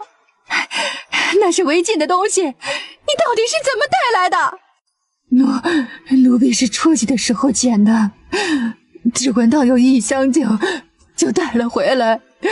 奴婢真的不知道这东西会招鬼呀。夫人，你要相信我呀。我自认为没有伤害过任何人，可没想到身边的人竟是这样。祖母，我不想让别人害怕，您还是将我送回寒光寺吧。念希不过就是个孩子，你们这是要把他往死里挤对吗？你们容不下他，我把他接到大院。大嫂何必生这么大气？这不过是个误会，我一定会查清楚的，不让念希受了委屈。您这么大气，可别气坏了身子呀。春妈妈的事情我会亲自盯着你查，这事情不给念希一个交代，我跟她一起去大院。乔红颜脸一僵，就不敢说什么，只能连连应着。行了，你也别生气，我知道你心疼念希这孩子，她是咱们府里的小姐，我这里掂量着呢。你掂量着，还每每都看着乔念希被人陷害。林氏，春妈妈是你的人，这件事情你打算怎么给念希一个交代？都怪我没有挑好人，出了这样的事情都是我的错。老夫人冷哼一声，没有说话。春妈妈遗嘱不忠，心存思念，拉出去乱棍打死。今日让念希受了委屈，是我这个做母亲的不是。这样，我裴家的一家首饰铺子盈利不错，就送给念希，当做赔个不是吧。果然还是走投无路，就用钱垫呢。要不说钱是好东西呢。念希丫头觉得呢？念希都听祖母的。真是好孩子，这么多人都进了念希的院子，这儿就不能算是闺房了。我做主，将正南方向的醇香园腾出来给念希。那醇香园可是他留着给自己儿子娶媳妇用的。是，儿媳一切都听娘的。多谢祖母，多谢母亲。没想到镇国侯府还真是热闹。如今我来皇都游玩，需要停留些时日，不知西西还有没有精力接待我啊？这姑娘，咱们认识吗？你有话好好说，突然这么熟悉，我会觉得自己曾经失忆过呀。你可真是没良心呢。今年认识你的时候，你可允我不管到哪里都给我一席之地的，如今回了府，你就忘记了吗？师兄，你看出家人也有赖账的时候。祖母，念希的确和朋友有约，不知方便不方便让他暂住一段时间，跟我住一个院子便可。啊，方便，自然是方便的。多谢祖母，多谢老夫人。刚好念希换了新院子，院子大出许多。姑娘若是有什么需要，尽管说话便是。多谢老夫人。堂堂镇国侯府当家主母身边的下人，竟然是这般的不中用。本王原本以为可以放心西西能在这里生活得很好，看来是不成啊。如今再加上归云过来，我这心呢悬着就放不下了。我身边刚好有个得力的丫鬟，不如就派给你，这样也能踏实一些，省得人家再居心叵测。不对呀，之前认识他的时候不是这样的呀，这才几天，怎么就这么脸皮厚了呢？如此就多谢了，奴婢霁月拜见小姐，快起来吧。对了，有件事本王忘记说了，这个丫头从小跟在锦嬷嬷身边长大，加上本王也惯着，脾气不是很好。若是她看见有谁欺负西西，一生气打残了或者直接给杀了，这就说不准了。这是送的丫鬟吗？这明明是送了个姑奶奶呀。奴婢一直跟在小姐身边，虽然有许多的东西不及春妈妈，却从没有旁心。奴婢和春妈妈虽是一起过来，可平常除了侍奉小姐，都是在自己的屋子里，对于春妈妈焚香这件事情并不知情，还请小姐不要赶奴婢走啊。知画虽然刚来不久，想来这些日子对我也是十分的尽心。若是你真的对这件事情不知情，倒也不必受牵连。知画虽是新人，倒也勤奋好学，说是真心不怕，就留在我身边吧。知画闻言感激涕零，还请道长清了这邪物带来的阴晦。这玉阳道长吓得一个哆嗦。这样的阴晦，道长应该能驾驭得了吧？自然。那就好。阴晦之物本不宜近人身，还请众人离开，容贫道做法将这阴晦散了去。就如道长所说，你们去前厅静候吧，这里有我就行了。还请殿下移步前厅，臣稍后就来。也行，反正这道长也没什么真本事，在这里也是浪费时间。伯母，你这是怎么了？没什么，只是有些头晕罢了，不必紧张。快去请崔大夫过来。让我瞧瞧，这里不方便，请夫人移步平静之处吧。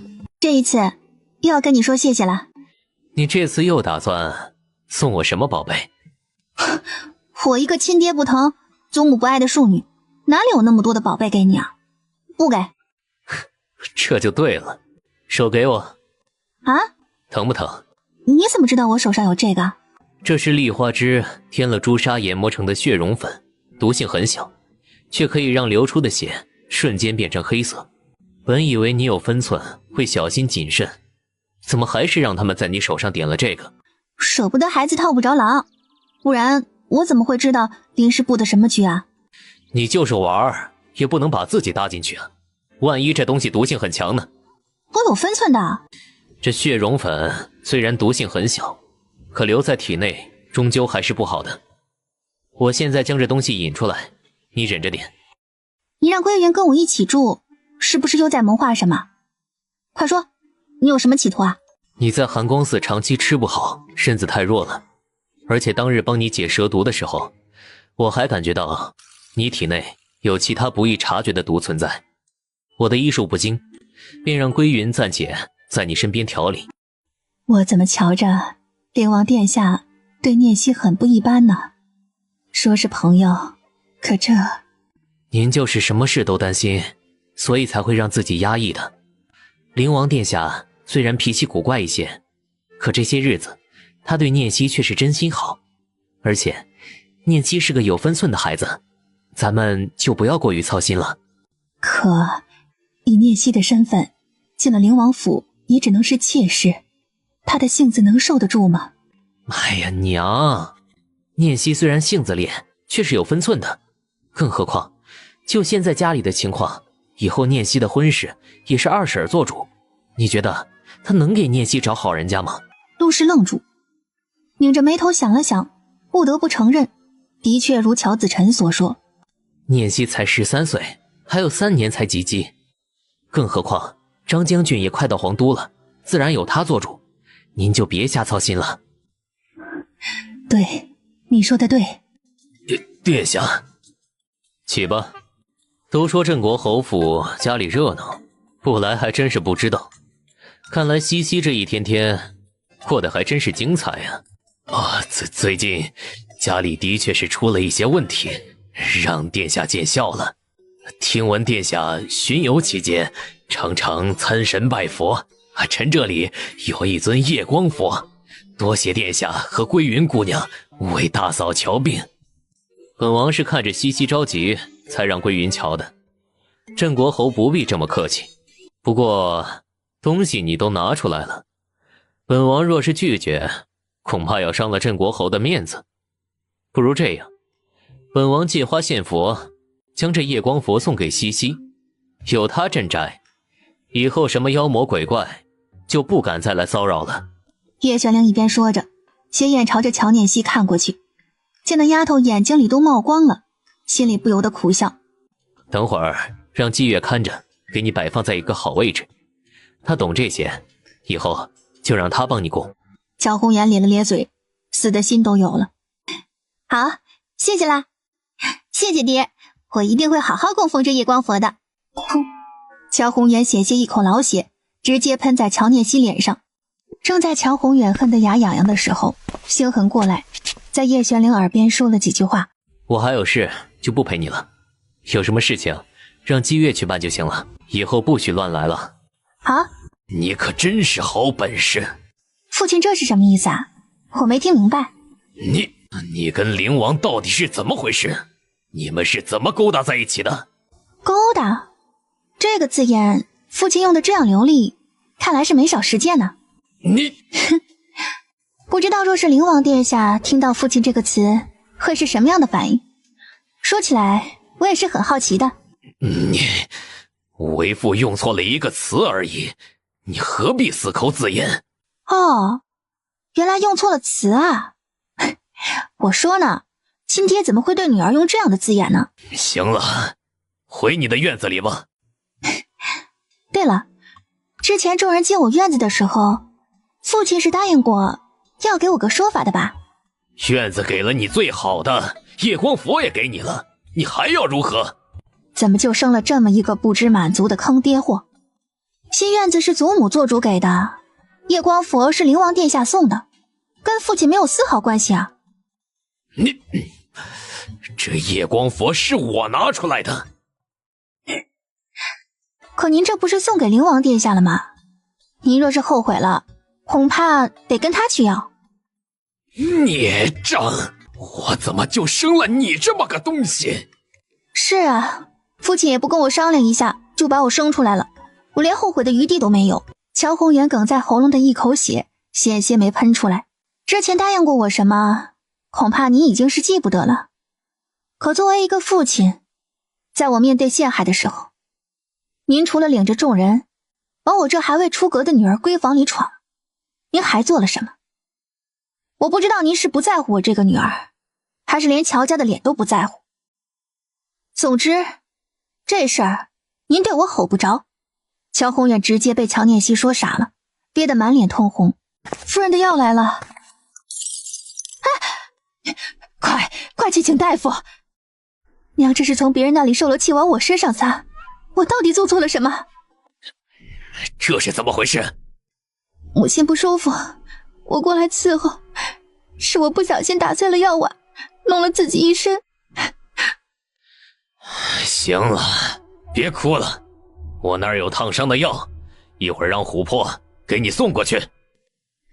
是，言儿谢谢爹。行了，你先回去吧，我有话跟你娘说。娘身子不舒服，不如我还是在这里伺候吧。出去！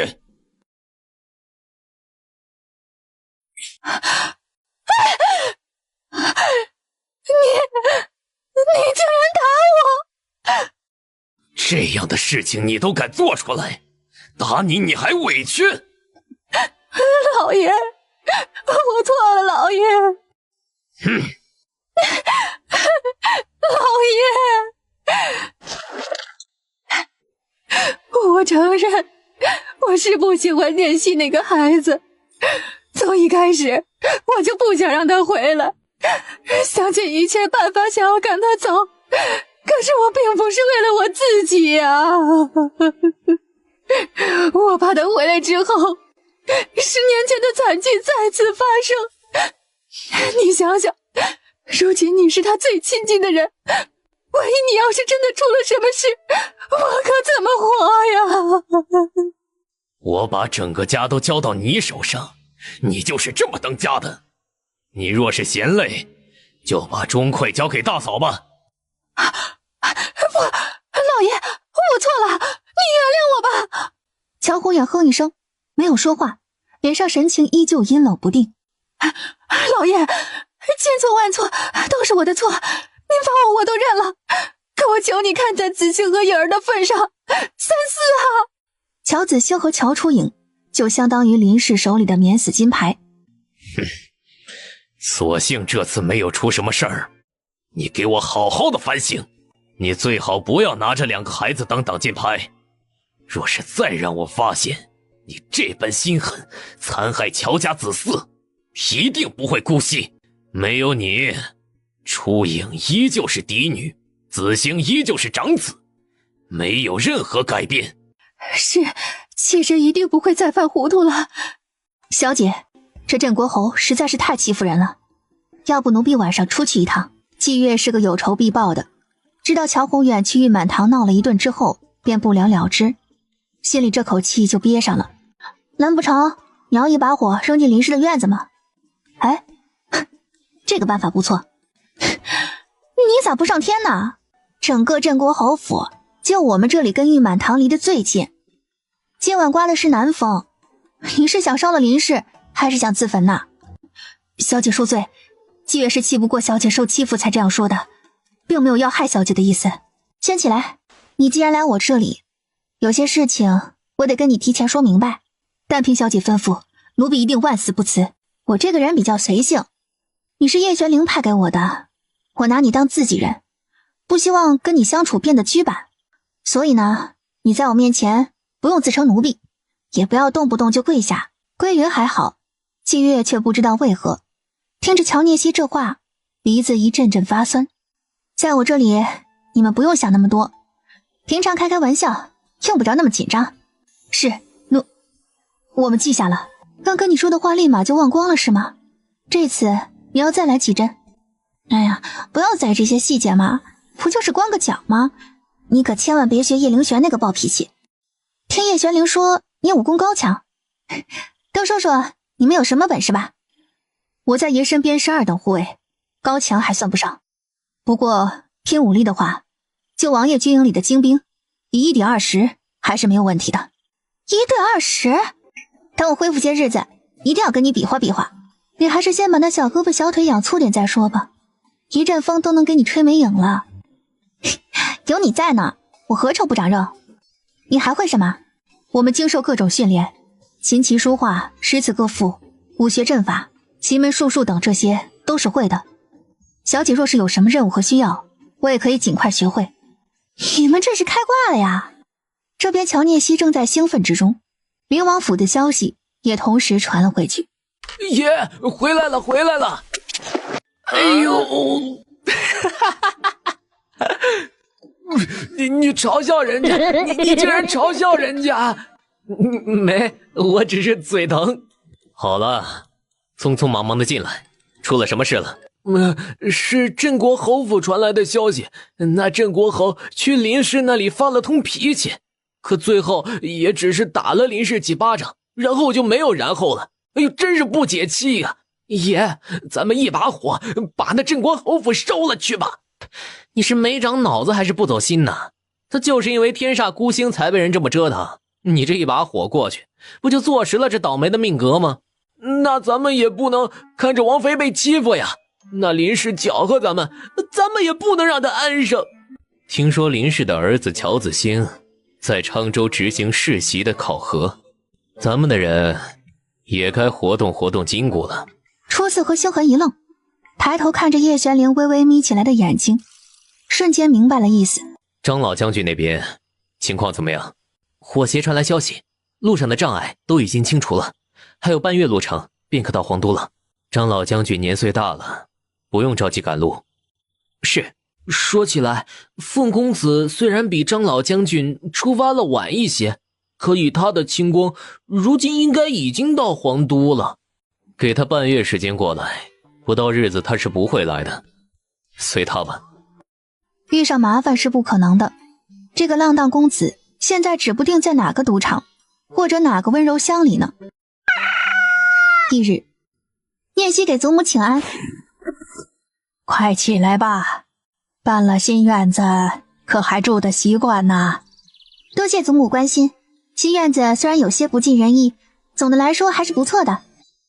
且不知这一句话险些将旁边的林氏气得吐血。说起来，母亲昨日送了我一间首饰铺子，可我还没有学会打理，还得麻烦祖母教我呢。祖母年纪大了，不能过于操劳，三妹妹若是有兴趣学，不如和我一起跟着母亲学吧。是念希考虑不周，实在是太不懂事了。乔初影唇角勾起，心里涌起一阵得意。只是我看着祖母每日红光满面，精神焕发，没有将祖母当成年事已高的老人，实在是考虑不周。幸亏大姐姐提醒了我，否则我又要惹得祖母操劳了。平常我不管这些事情，是觉得可以安心享清福，可事实证明啊，我这心是松不下来的。所幸还没有老到什么都做不了的程度，我亲自教念希，用不着麻烦别人。谢谢祖母，多谢母亲厚爱，我一定会好好经营这铺子的。林氏直接气懵了，还想着这件事拖一拖，说不定还能赖下。我记得我这里还有一套青羽流烟裙，去给三小姐拿过来吧。这么好看的孩子，是该好好装扮一番才行。说起来，这青羽流烟裙是林氏过世的娘留给乔初影的。林氏和乔初影气得直哆嗦。多谢祖母厚爱，念希一定好好孝顺您，听您的话。还是我们念希懂事。老夫人，这青羽流烟裙可是世间少有的东西，按理说应该是府里的嫡女穿才是，您给念希是不是有些……我的东西想给谁就给谁，什么时候轮到你做主了？我还没死呢。高氏吓了一跳，被老夫人这劈头盖脸的一顿骂，瞬间白了脸。太子府李公公求见。你说谁？太子府？哎呦，镇国侯亲自出来迎接，咱家可是受宠若惊啊！哈，哪里，李公公是太子殿下身边的红人呢，自然也是值得让人尊敬的人。李公公是陪着太子一起长大的，在太子跟前十分受宠。乔念希一顿，点点头。这是一套深海珍珠的头面，太子殿下听说大小姐喜欢珍珠，特意让人从南海打造了这一套头面，希望小姐喜欢。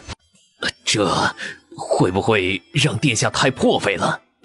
只要大小姐喜欢，别说是一套珍珠头面，就算是天上的月亮，都得尽力给摘下来。多谢太子殿下的厚爱，丰原宴会的时候，初影一定带着这套头面。哎呦，还是大小姐最贴心了。乔宏远也是高兴的合不拢嘴，送走的时候还往他手里塞了不少的金元宝。哎呀，还是太子殿下务实，这样贵重的东西送过来，可见他对大姐姐的重视程度了。乔初影这虚荣心被捧起来，面上虽然没有表现出来，可心里却是急速膨胀了。五妹妹说的是呢，女孩子嘛，自然是喜欢珍贵的首饰和漂亮的衣服，其他即便是再好，也说明不了什么，就怕有人自作多情了。这锦盒里还有2对红珊瑚的耳环，我很少戴红色，不如就送给二妹妹和六妹妹吧。如此，就多谢大姐姐了。老夫人和乔宏远见乔初莹有福，跟姐妹同享，十分的满意。林王府锦嬷嬷到。她是叶玄灵母妃的奶娘，也是掌管灵王府上下的人。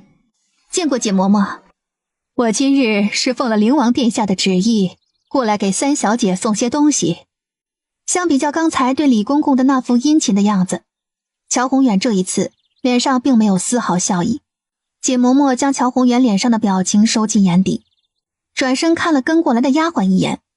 丰原宴会将至，灵王殿下念及镇国侯府三女乔念熙平常妆容过于朴素，特送天水布烟纱一匹，流云浮光锦一匹，飘絮软烟罗一匹，粉水晶头面一套，羊脂玉雀翎头面一套，花雕镂空金丝头面一套。众人瞪大眼睛，似乎被吓傻一般。这些稀世珍宝见过吗？见过吗？见过吗？季月，还不给小姐接着？难道要小姐自己拿着吗？哎，多谢灵王殿下了，也辛苦锦嬷嬷了。乔初影看看自己手里的头面，再看看乔念熙铺了一地的稀世珍宝，眼眶里的泪水就开始转悠。这么多的布料，想必三妹妹做几套衣服都用不完吧？念熙是个懂事的孩子，好东西自然会跟姐妹们分享的。凭什么分？我也是很贪财的。你这是什么态度？都是自己姐妹，让你分出来你还不愿意了，怎么就这么自私的？侯爷，您还是不要离小姐太近，伤着您自己就不好了。乔宏远被季月这眼睛看得心里发虚，只有我管别人要东西的份儿，我的东西谁都别想觊觎。你混账！三妹妹这样对二叔说话就是不敬，你就不怕天打雷劈吗？出门的时候灵王殿下交代，这些东西都是三小姐独有，其他人没有资格用。若是让殿下看见谁穿了这3样布料做的衣裳，立即当场扒下来。诸位还是不要让灵王殿下不高兴才是。乔宏远唇角直抽抽，抬头看着锦嬷嬷一脸严肃，再也不敢多说。三小姐这生活可真是过得热闹非凡呐。可不是嘛，每天都花样不断，热闹得很呢。锦嬷嬷若是无聊，倒是能常常过来，保证不带重样的。这丫头就会说笑，家里孩子多，自然是热闹的。殿下派了他专用的裁缝，3日过来给小姐量体裁衣。这2日小姐选一下，看看喜欢哪件，若是都喜欢，就一样做1件。殿下说了，东西给你，别舍不得用，用没了咱们再弄，总得心里高兴才是。皇后娘娘专用的裁缝给小女裁衣，是不是有些不妥呀？是给三小姐做衣裳，又不是给你，有什么妥不妥的？乔宏远被堵了个结实，气得鼻子都歪了。如此，念熙就不客气了。小姐不必客气，殿下说他欠您，这不过是一点利息罢了。将锦嬷嬷送走，乔念熙在众人羡慕嫉妒的眼光中，将铺了一地的稀世珍宝搬回了自己的醇香园。晌午过后，院子外头的槐树边上，白柯拧着眉头，看似是想进去，可又没决定好，一时间犹豫不决。哎，白柯姐姐怎么有时间来我这里啊？见过三小姐，我是经过这里，想采些槐花。白柯在母亲身边多长时间了？6年了。6年啊，很长的时间呢。是，你今年多大了？回三小姐，奴婢今年16了。你都到了及笄的年纪，为什么母亲还不给你许配人家呀？果然，白柯听到乔念熙这话，紧绷着的脸瞬间垮了。像你这样在母亲身边得力的人，按理说他应该给你们许配一个好人家才是啊。白柯的脸色更是难看了。说起来，回家之后家里亲人我都见了，就是阿二哥没有见到。不过听说他也该回来了。听到乔聂西提起乔子兴，白柯身子一晃。之前林氏曾经提过让白柯给乔子兴做妾，虽然这个二公子表面看起来是个正人君子，可私底下也是有几分黑暗的。白柯可是撞见过他杀人的，不知道二哥是不是跟大哥一样是个翩翩君子呢？不对，二哥性子厉，脾气也大，怎么会跟大哥一样呢？你说是吧？三小姐，救救我吧！你这是做什么？好好的跪着做什么？你是母亲院子里的丫鬟，你的事情我做不了主啊。奴婢知道三小姐有通天的本事，如今你又是老夫人捧着的人，求您帮帮我。你明知道侯夫人对我没安什么好心，你是她的人，我不处处挤兑你就已经是不错的了，凭什么还要费力不讨好的救你？不，小姐，我是林氏的人，可我没有做过伤害小姐的事情啊！我死都不会跟二少爷的。小姐若是救我，我对天发誓，一定会做牛做马报答小姐的。空口无凭的话，即便是发誓，也不过是抓不着摸不着的。你就这样证明你的忠心，我可感觉不到一点诚意啊！这是侯夫人让我在小姐碗里加的慢性毒药，我这段时间一直在醇香园外徘徊，就并没有给小姐下毒。看着白柯手里的药包，乔年期唰的一下冷了脸。这的确是腐蚀人心的慢性药，小姐放心，您的身体没有任何中毒的迹象。既然这样，我倒是不能拒绝了，我可以帮你把卖身契要回来。在此之前，我认为有件事是有必要告诉你的。什么事？我知道你来镇国侯府是因为你的意中人李唐也在这里，但是你有没有发现，你有1个月都没有见到他了？这个荷包是在一个叫周全的人房间里找到的。还有1个月前，有人在前院东角的井里捞上来的那个人，虽然脸被毁了认不出来，可有人看见他的后背有一颗大大的痣，荷包是白柯送给李唐的，他自然认识，而且他和李唐从小一起长大，自然也知道李唐后背的这颗痣。不可能的！你若是不信，可以去问，看到的不止1人，只是他们不知道那就是李唐罢了。你是聪明人，多余的话我不多说，你也明白是怎么回事。我自以为不是什么人善慈爱之人，林氏对我动手，我是一定要还回去的。要不要跟我合作，给李唐报仇？你自己决定。我向来不喜欢胁迫人，遇见叶玄灵就是占了个大便宜呢。看看这镇国侯府里的事情，不用自己调查，分分钟就能得到自己想要的信息。若是小姐能帮我给李唐报仇，白柯此生为小姐做牛做马，报答你的恩情。这是你自己的决定，没有后悔的余地。我心意已决，只要小姐肯帮我报仇，我什么都愿意做。你先起来，我只需要你帮我做些事情便可，不会让你杀人放火。林氏欠你的，你自己讨回来。是。首先，我要你给我做内应，之后该怎么做，我会告诉你。他已经做好了准备去跟林氏拼命，怎么又要让他回到林氏身边了？你放心，我向来喜欢没有任何代价的达到目的。你回去之后，我会派人暗中保护你。他们若是对你下手，我就把他的整只胳膊卸下来。是。这镇国侯府果然如殿下说的一般，人吃人呐。哪个深宅后院不是人吃人的？咱们灵王府就很清静，从来都没有那些乱七八糟的事情。现在清静，以后可不一定。有女人的地方就不可能清静得了。陛下来了。小姐，我先退下了，你快把我的袜子拿来。你这是在应付我吗？乔念希抬头看着叶玄灵，咧了咧嘴没说话。归云的药没有效果？你当我是皮球呢？一吹就起来啊！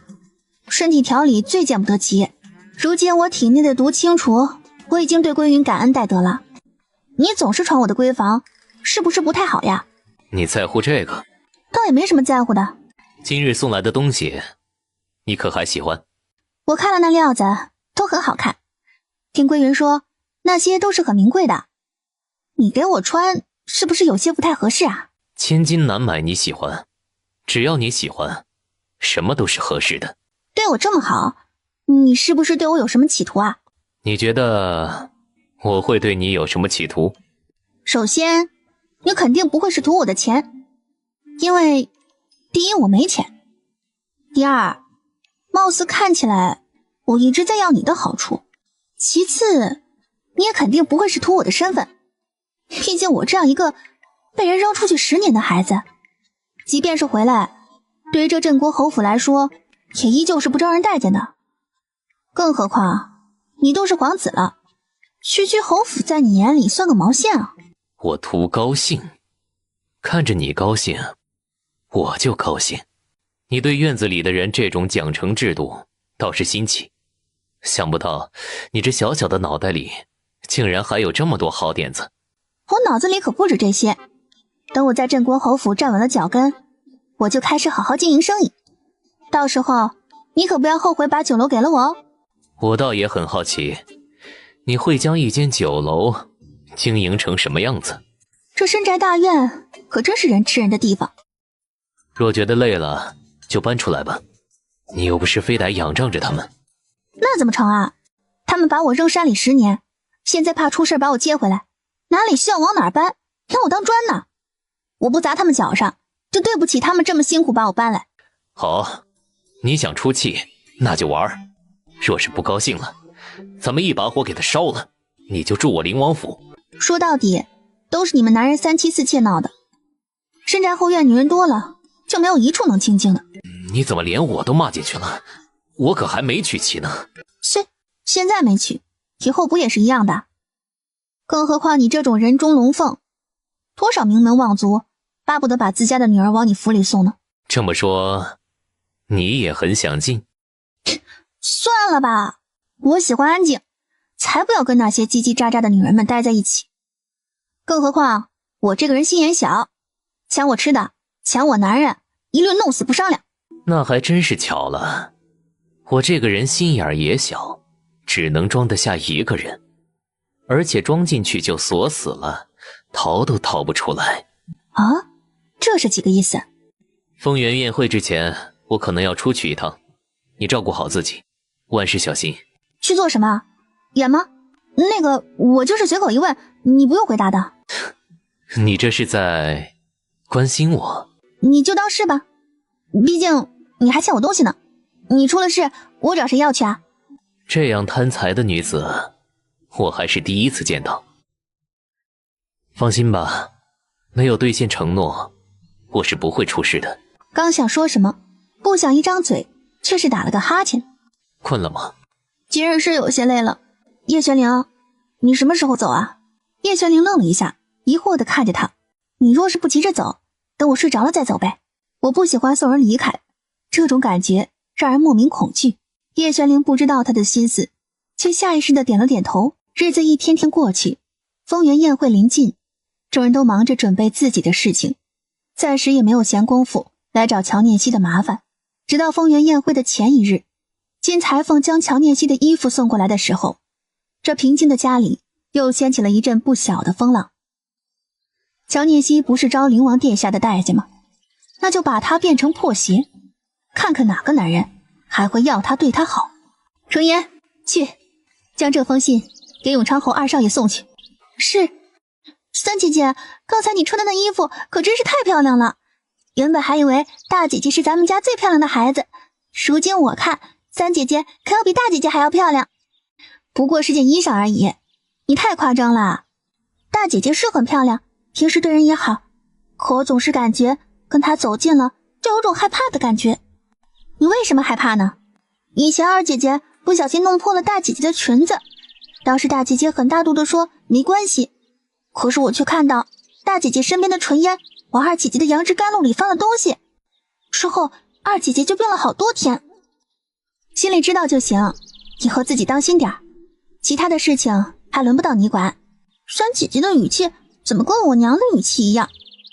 那是因为我们关心你啊，怕你这个惹祸精给自己惹了麻烦。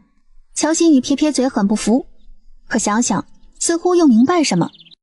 几天时间很快过去，众人期待了很久的丰原宴会终于到了。念熙给祖母请安。念熙快来，帮祖母看看戴哪个好看。今日是丰原宴会，听说皇后娘娘都会亲临我们镇国侯府，众人定是盛装装扮，过于华丽反而显得平庸了。这一套明亮之中沉淀着深沉，虽不见华丽，却更多了几分高贵。特别是配上祖母这润泽的福气面相，定是让人眼前一亮的。还是我们念熙最懂我的心。老夫人，宁国侯府周老太君来了。快扶我去迎迎。众人见老夫人高兴，急忙上前搀扶着往外走。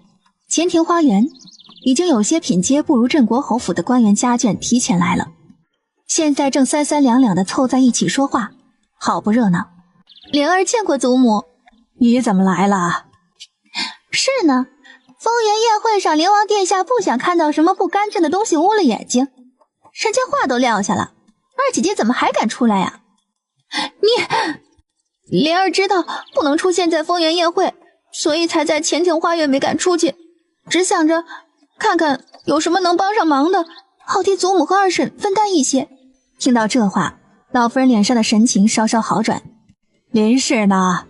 永昌侯的人来了，夫人带人去了后院。老夫人冷哼一声，瞬间就拉下了脸，正要说话，祖母今日真是容光焕发，别有韵味。多亏了念熙一早晨去给我梳妆。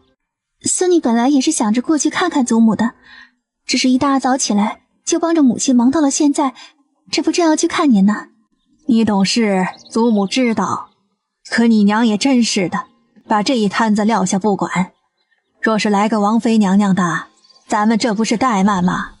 祖母可千万别生气，我娘带着舅舅他们去后院，是因为舅舅给爹送来宋河通运的令牌，另外带着几分管事的人见见，爹也在呢。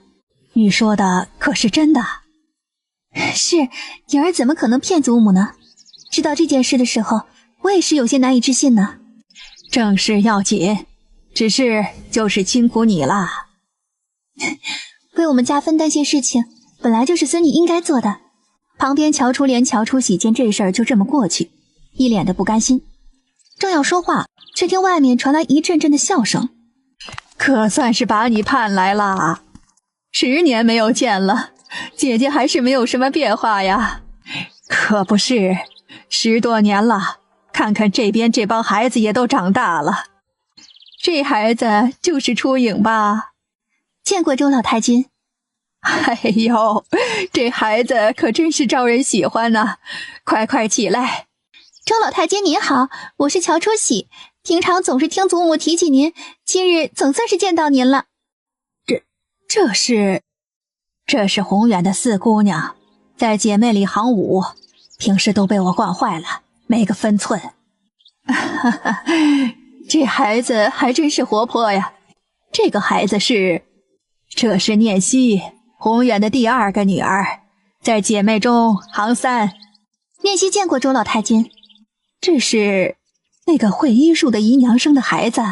是啊，这孩子为我镇国侯府祈福，自小就在佛祖身边长大，也是沾了福气的。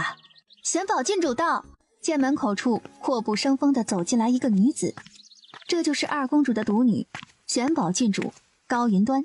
见过玄宝郡主，见过玄宝郡主。周老太君，老夫人，有礼了。你们年轻人在一起有话说，我们就不在这里搅和你们了。高云端倒也不在意，转脸朝老夫人和周老太君含笑点头。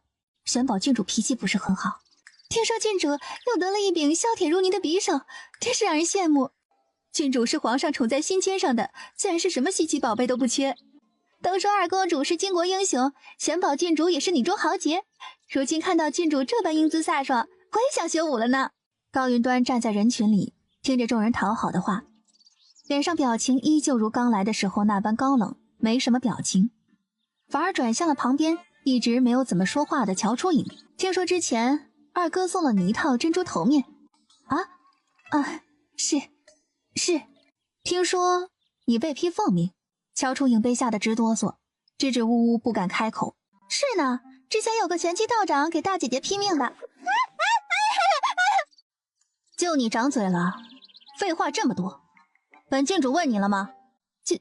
郡主息怒，小时候是有个道长给臣女批了富贵命，五妹妹年纪小不懂事，冲撞了郡主，还请郡主大人不计小人过，就原谅她这一次吧。哼，做人呢，起码的得要有自知之明，认清自己的身份。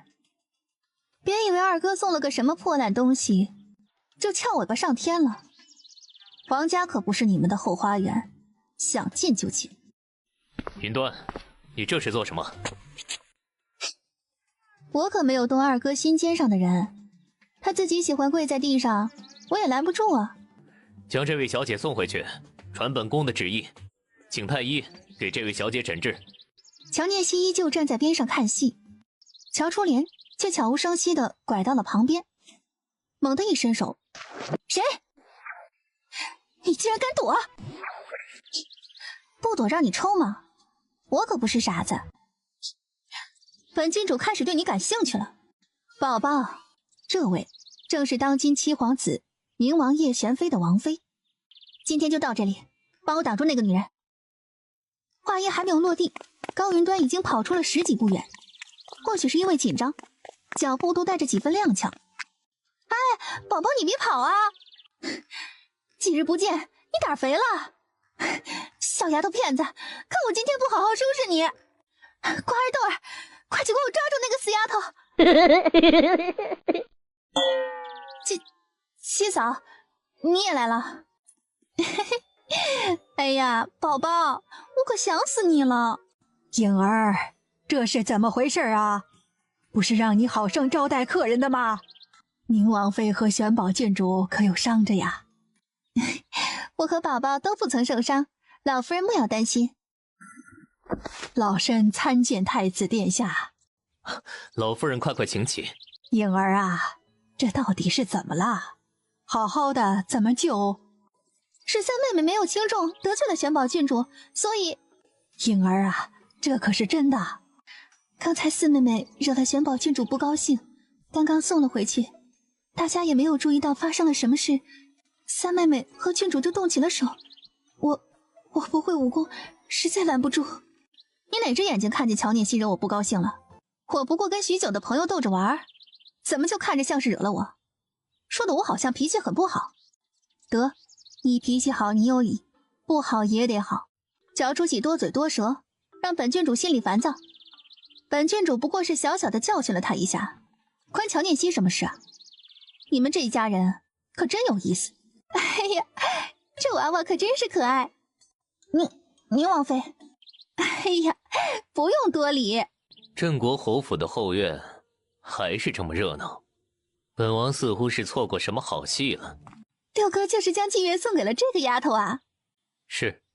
六哥就是不疼我和宝宝，那千金难买的布匹都给了这丫头，一点都没给我们剩下。下次弄来先给你们留着。刚才是怎么回事？也没多大点事儿，我跟乔念希比划比划，只是有人皮痒了，在背后动手。等我找出来，一定让他试试我新研制的掌心错皮法。是奴婢失职，请殿下责罚。姬月现在是我的人，要责罚也是我责罚，你说了可不算。好，他们是你的人，你说了算。西西脾气好，不计较，你也没脾气了。手里的钢鞭又不是用来供着的。是，下次再有人对小姐动手，奴婢一定卸他一条胳膊。刚才就顾着处理这丫头的事情了，却不想太子皇兄也在这里。看六弟对镇国侯府三小姐关心维护，莫非她就是在无忧谷与六弟相识的那位？可不是吗？这丫头太优秀了，难免遭人嫉妒。我不放心，这才过来看看。倒是太子皇兄为何来了这满是女眷的后院呢？本宫听说有人惹了云端不高兴，担心这孩子性子烈，闹出什么乱子，便过来看看。毕竟母后也是要来的，生了事端就不好了。二哥这话我可不认啊！院子里出现个聒噪的绿毛鹦鹉，吵得人心烦，我不过是给他点教训，在我面前也就罢了，万一等会儿给皇后娘娘也添了堵，不是更不好？你这丫头随时都有理，这毕竟是镇国侯府，还是要收敛一些才好。高云端看太子一眼，心里不痛快，却没有再说。听说这几日六弟要出门办事，怎么现在就回来了？不过是小事，我懒得动身，就让七弟去了。看来这三小姐在六弟心里真是不一样啊。叶玄灵勾唇一笑，不说话。太子嘴角动了动，终究没有再说话，只是感觉有些不自在，转脸跟老夫人和周老太君辞别，往前院走。六哥，你也赶紧走吧，这前庭都是女子，你在这里不合适。看着点，小姐，不许宁王妃捏脸。是，六哥不讲理呢，我们宁王被你派出去干活，都没人陪我了。好不容易认识这个漂亮的小丫头，你还不准我碰，还有没有天理了？你想玩，还有云端呢，这丫头身子太弱，经不起你折腾。再说了，老七可是为了玄冰刃才给我干活的，你说六哥讲理还是不讲理啊？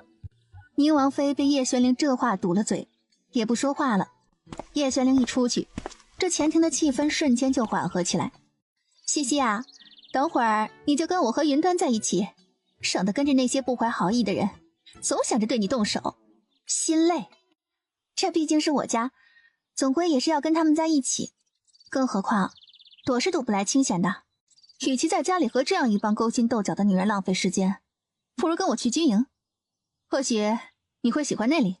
乔念希心中一动，似乎被人拨了心弦一般，漾开一汪涟漪。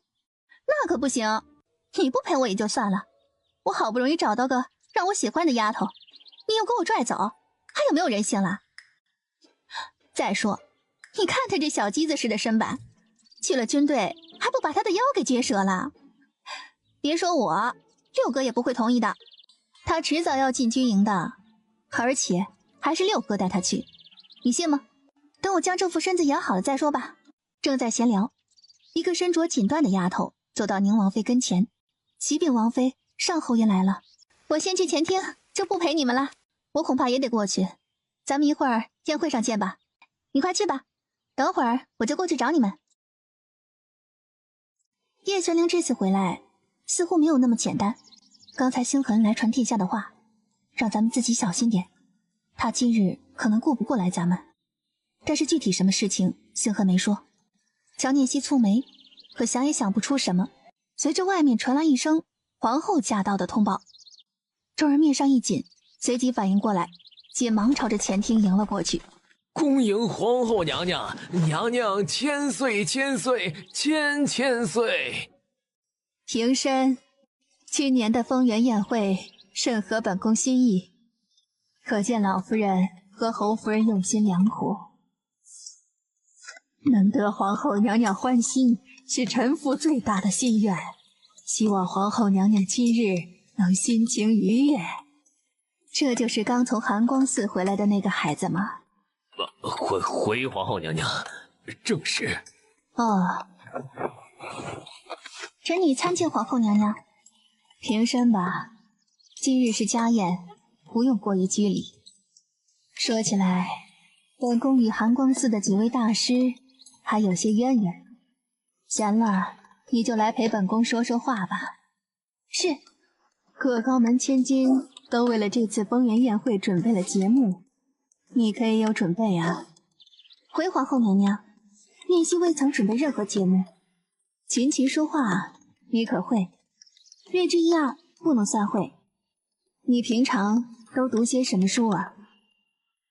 这个时候，乔念希似乎从皇后的问话里听出了什么，搜索着原主脑子里的记忆，将出现的那些书一一道来。皇后只听着不说话，又接连问了乔念希几个问题。乔念希不慌不忙地回答，不会就是不会，不知道就是不知道，绝对不给自己加一点负担。你给本宫说说，你在寒光寺可有学什么课程啊？打坐。噗！皇后这一口果酿刚喝进去，差点就给喷出来。臣女在寒光寺每日的功课就是参禅打坐、诵经斋抄，祈祷家中长辈福泰安康，祈祷我大瑞朝国泰民安。家中姐妹这些本事，念希不曾学过。我们家西西的心思，岂是你们这等凡夫俗子能猜得透的？哎妈，这孩子太有才了，难得你有这个心呢。说起来，镇国侯府也是我朝几代忠臣，能有你这样大义的孩子，也是在情理之中。儿臣还曾听说念希有一条很厉害的狗，叫兔子。是，兔子是臣女从寒光寺带回来的。好好的狗，你为啥非得取名叫兔子呀？说起来也是有些无奈的。当时臣女被师姐罚去砍柴，饿得不行了，就想捉一只兔子吃，可找遍了半个山谷，没找到兔子，却遇见了那条狗。当时也是气恼，为了给自己过过嘴瘾，就管它叫兔子了。哎呦，真是没想到啊，这孩子小小年纪就在离家这么远的地方受苦，哎呦，真是可怜呐。是啊，明明是小姐的身份，却到了挨饿的份上。哎呦！是啊，之前是不知道，后来看他越来越瘦，才知道这孩子受了苦，所以老夫人才尽快催着去将他接了回来。说起来，听说当年镇国侯府将亲生子送出去为家里祈福，怎么就偏偏选了念希呢？是因为张姨娘去世没人心疼了吗？这怎么会呢？当年玄机道长给家里几个孩子批命，只因念希的命格与佛祖最合，所以我们才忍痛将他送走的。哦，是吗？你们找个道士批命，却又将念希往佛祖身边送，这想法还真是够跳跃的。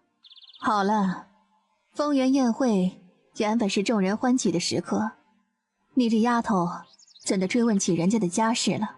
母后息怒，三小姐头一年在众人跟前露面，我们也是对这小丫头喜欢的紧，所以就多问了几句。有了宁王妃这个台阶，皇后虽不高兴，却也没有追究。歌舞继续，乔念希头一次见这古代的乐舞，还是感觉有几分新鲜的。丰原宴会是皇后以国母身份与朝臣内眷近距离接触的一种方式。终于到了乔初颖的节目，离官报备之后，缓步轻盈地走到舞池中间，朝着皇后委身一礼：“你就是这侯府的嫡长女？”“回皇后娘娘，臣女正是镇国侯府嫡长女乔初颖。”“哦，那你开始吧。”众人各怀心思的时候，乔初颖已经坐在了琴边，纤纤柔仪抚弄于琴弦之上，私底下却死死地咬着后槽牙，眼泪都快流出来了。天籁般的声音灌进众人的耳中，让人忽略抚琴之人，只觉得心中被冲开一条通道，心中的杂念也随之被这纯净的琴音吹散。一曲终了，众人怔怔良久，才从那梦境一般的曲中醒过来。正准备鼓掌的手都举起来了，突然想起什么，转脸看皇后。皇后脸色沉静，没有任何变化。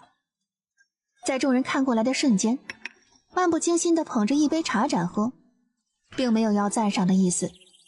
乔初颖站在原地直哆嗦，眼眶里泪水打转，让她不由得死死地咬住嘴唇。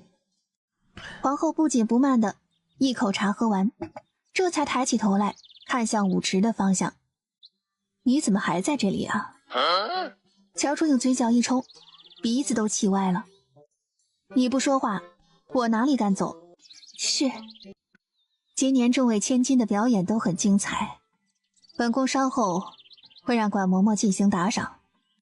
时候差不多了，咱们就把这里留给年轻人。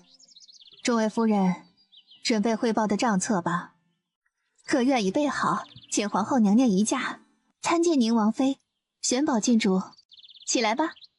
前段时间我偶然得了几株蓝色的凤仙花，碰巧今日竟然开了花。听说宁王妃对凤仙花甚为喜欢，特邀您后院观赏。蓝色的凤仙花本宫还真是没见过，快带本宫去瞧瞧。走，宝宝跟我一起去看看。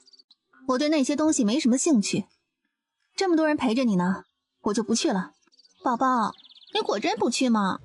哎呀，好了好了，我陪你去。哎呀，姬月姐姐，你怎么才回来啊？我跟着纯雪去了后院，见她进了后厢房的一间房间，一炷香的时间才离开。我进去彻查了那间房，却并没有发现任何异常。回来的时候，我在花圃拐角处看到了大小姐和永昌侯府家的二公子林书明鬼鬼祟祟在商量什么。他们十分警惕，并没有说得十分明白。我只听到他们说准备的人和毁了名声之类的话。你继续跟着他们，见机行事即可。我倒要看看这个心善的大姐姐在谋划什么。季月应声，只见身形一闪，再次消失。奴婢见过三小姐、六小姐。大小姐让奴婢过来给三小姐传话，请三小姐一同后院赏花。这不是往华府方向去的路吧？回三小姐，蓝色的凤仙花是大小姐亲自打理的，并非种在花圃。哦，大小姐刚才带着众人去五色湖看锦鲤，等一会儿才能到，请三小姐先在屋子里稍等片刻。好，两人只当什么都不知道的往里走，前脚迈出去，却见那丫头后退一步，快速的关了房门。只听咔嚓一声，锁上了。张念熙愣了一下，小姐，将这个服下，快！灭了那蜡烛。季月应声转身。哎，你给我回来啊！怎么将门锁起来了？你快回来啊！听着乔念熙的声音越发的有气无力，脸上带出几分得意，转身往外走。查到了什么？大小姐带着众人到了前庭花圃后，便一直在绕圈拖延。最后我看到这丫鬟去了正厅，便一路跟着，发现她将你们往这里带，感觉事情有变，所以提前过来再次查看一番。果然之前没有注意，现在这蜡烛燃烧起来才发现，这蜡烛里掺了烈性迷药。看来这个大姐是筹谋已久了，她知道你有武功，所以才不敢用一般的迷药，无色无味的烈药加在蜡烛里，这手段可真是够高明的。正说着，外面传来了两人说话的声音。哼，你的话我才不信，上次你就说了会将我要过去，这都多久了，我不还在这里伺候人？哎呦，我的小姑奶奶，我这不是最近事情太多了吗？等我忙完了一定过来接你啊！你这么心急是不是？这就是永昌侯府的二少爷林书明。我可不管，我人都是你的了，就算你这次将三小姐收了房，也只能对我好。哎呀，是，本少爷只是帮表妹的忙，收了那个灾星，事成之后就跟表妹要了你啊。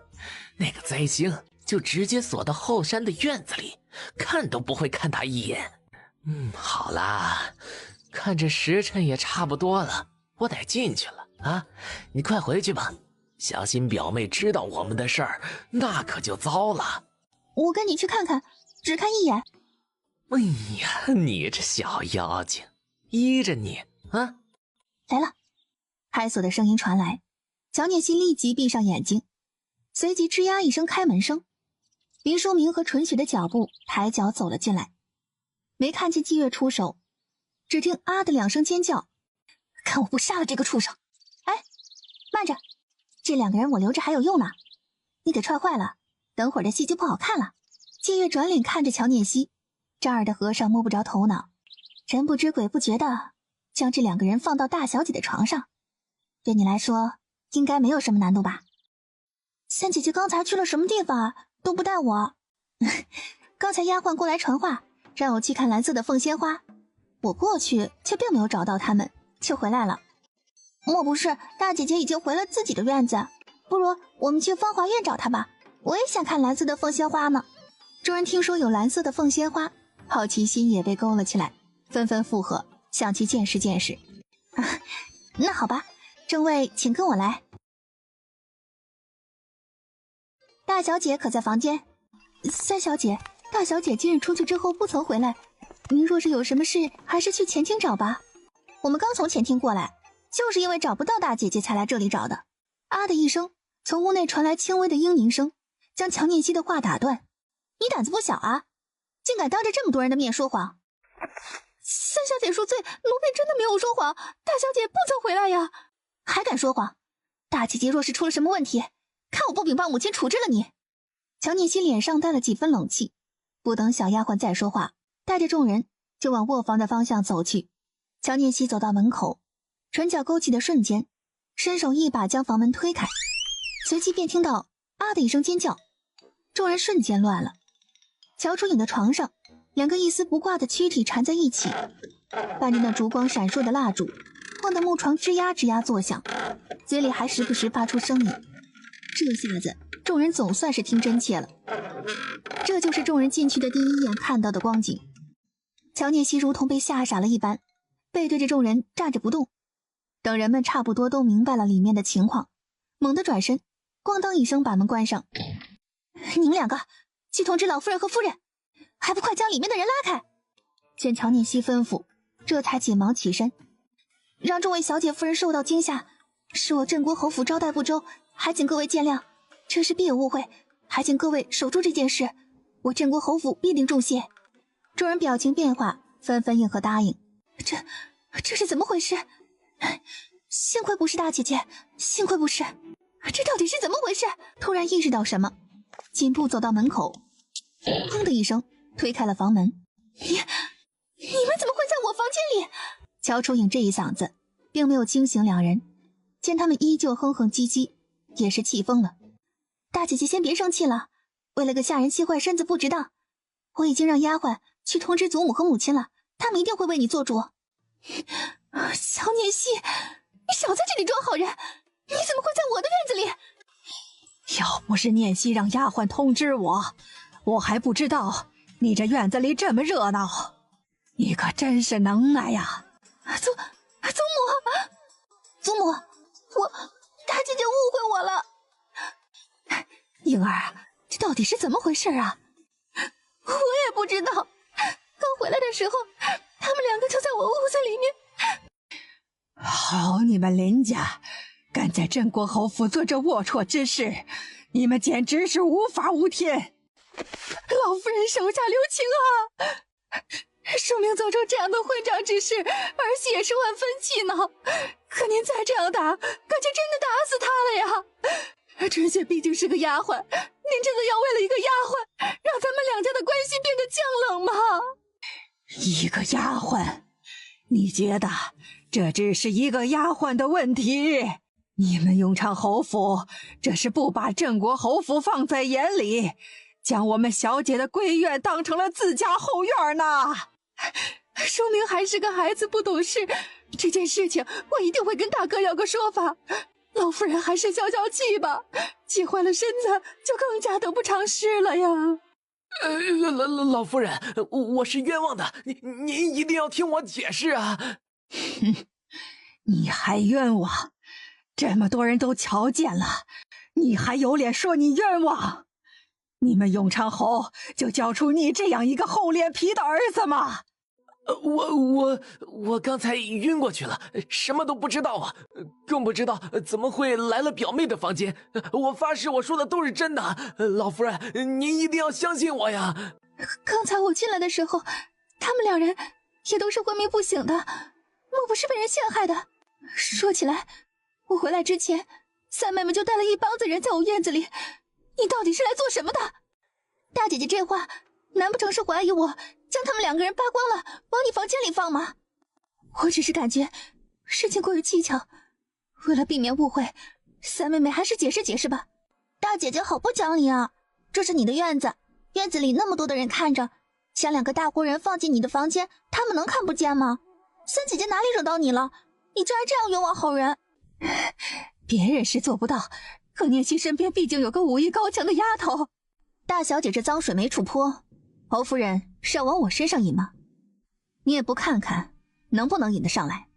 姑娘息怒，我们只是感觉有些蹊跷，并没有指责你的意思。既然祖母和母亲想知道事情的缘由，我还真是有话说。刚才有个丫鬟替姐姐传话，我才来后院，说好的请我欣赏蓝色的凤仙花，可我到了后院，非但没有遇到大姐姐，丫鬟也不见了。我没找到人，便回到了前厅。这期间相差不过1炷香的时间，秦小姐和众人是可以为我作证的。3小姐的确是跟着一个丫鬟离开的，6小姐在此期间一直跟我们在一起，直到3小姐回来，中间的确不过1炷香的时间。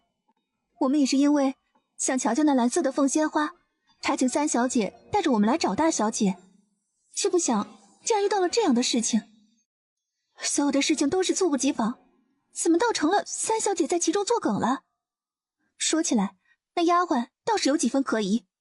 镇国侯府还真是有意思啊，家里出了事情不找当事人，也不盘问相关的人查真相，却拽着西西这个碰巧撞上的人不松手。谈不成你们家出了事都是他来挡着呀？王妃可是说笑了，我们这也是在调查事情的真相，此事与念希若无关系，定是不会冤枉他的。季月，你是越来越不中用了。刚才灵王是怎么跟你说的？你都忘了吗？宁王妃恕罪啊，我只是突然想到才说的，并没有指控念希的意思呀。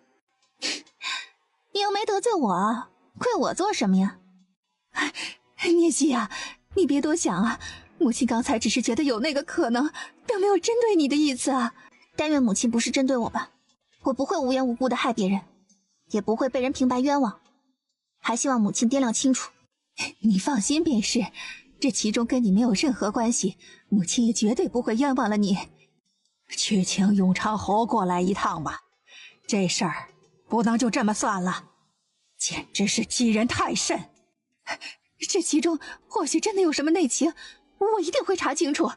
如今大哥刚给咱们办成了通运的事情，咱们犯不着为了一个丫鬟坏了大事呀。行了，这件事你给我查清楚。幸亏只是个丫鬟，否则我颖儿的名誉都让这小畜生给毁了。至于纯雪，该怎么处置，你看着办。纯雪吓瘫了，甚至连求饶都忘了，就那么傻愣愣的跪在地上。本宫还打算请刑司府的崔大人来一趟呢，却不想老夫人这般宽厚。只是这林书明偷人偷到了大小姐的床上，便由不得人多想一二了。说起来，还是这丫鬟救了大小姐的清誉呢。对，林书明生性好色，乔楚颖又是皇都中数1数2的美人，他这明显不是冲着丫鬟来的，而是想要碰乔楚颖啊。来人，将这个畜生给我绑起来，送到老爷跟前，让永昌侯自己解释吧。老夫人，你给我让开！冷哼一声，带着2个当事人离开。你可真是可怜呢，好不容易回来了，每天都要过这种提心吊胆的日子，要么就是被害，要么就是被陷害，也真是够受罪的。深宅大院都是这一套，只要人多了，这家里必定是不得安宁的。切，谁说的呀？我们宁王府就不会这么多事儿，谁让我不痛快啊，我直接扔出去，哪里有他们叫嚣的余地？你能这么说，是因为宁王视亲如宝，看你那后院多几个人，你还说不说得出这样的话？婚前老妻可是跟我承诺，此生一生一世一双人的，他若是敢往我后院塞人，那可就得好好掂量掂量了。既然做不成夫妻，做姐妹也是不错的。王妃可真是，你若好姐，我们6个也是这样的人，好男人不多，你要不要考虑一下呀？那个，我还小呢。要不说啊，这人长得好看，就是让人把持不住。这小脸啊，真是让我爱不释手。七嫂，你可轻着点啊，若是揉坏了，6哥指不定要让你们怎么赔呢。那个，我下次轻点儿。还有下次，您是正儿八经的王妃，咱能不能正经点呢？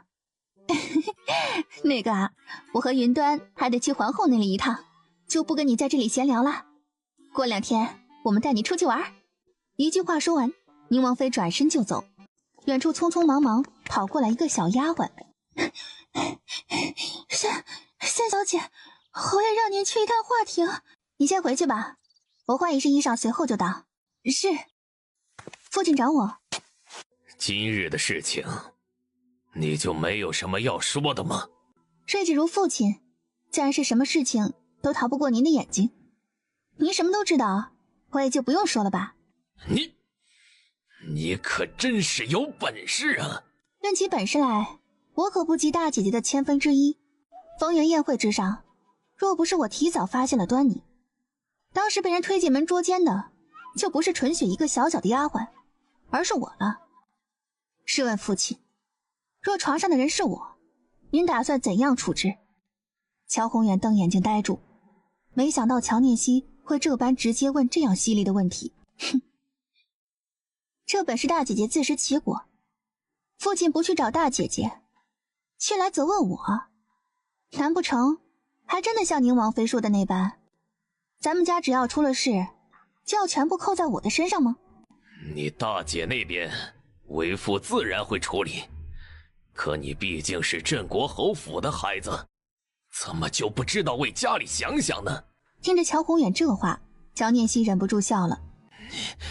你这是什么意思？刚才我看到林书明完好无损地从偏门上了马车，他既然完好无损，想必永昌侯给了父亲不少好处吧。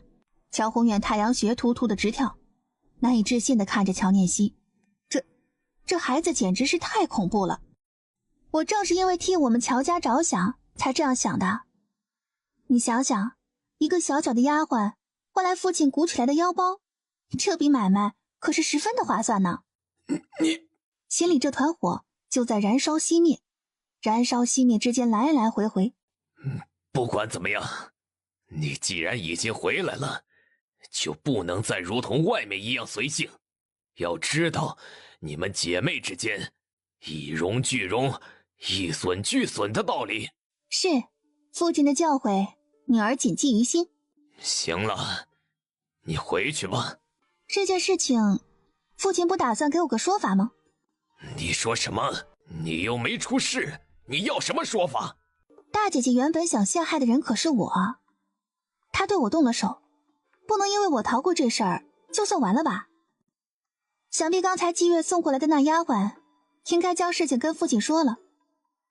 若是父亲不想给，那我只能带着那丫鬟去跟祖母要说法了。你到底想怎么样？听说父亲前段时间在南郊得了一处宅子，反正现在也是闲置，不如送给我。你好好在家里住着，要什么宅子？从我回来，这个家里就事情不断。今日幸亏我有所察觉，若真着了大姐姐的道，连怎么死的都不知道。有这一次，保不齐就有下一次。若是我不小心被算计扫地出门，有个宅子，我好安身。说起来，加上上次因为母亲派来的人害我的事情，父亲也是答应给我一个交代的。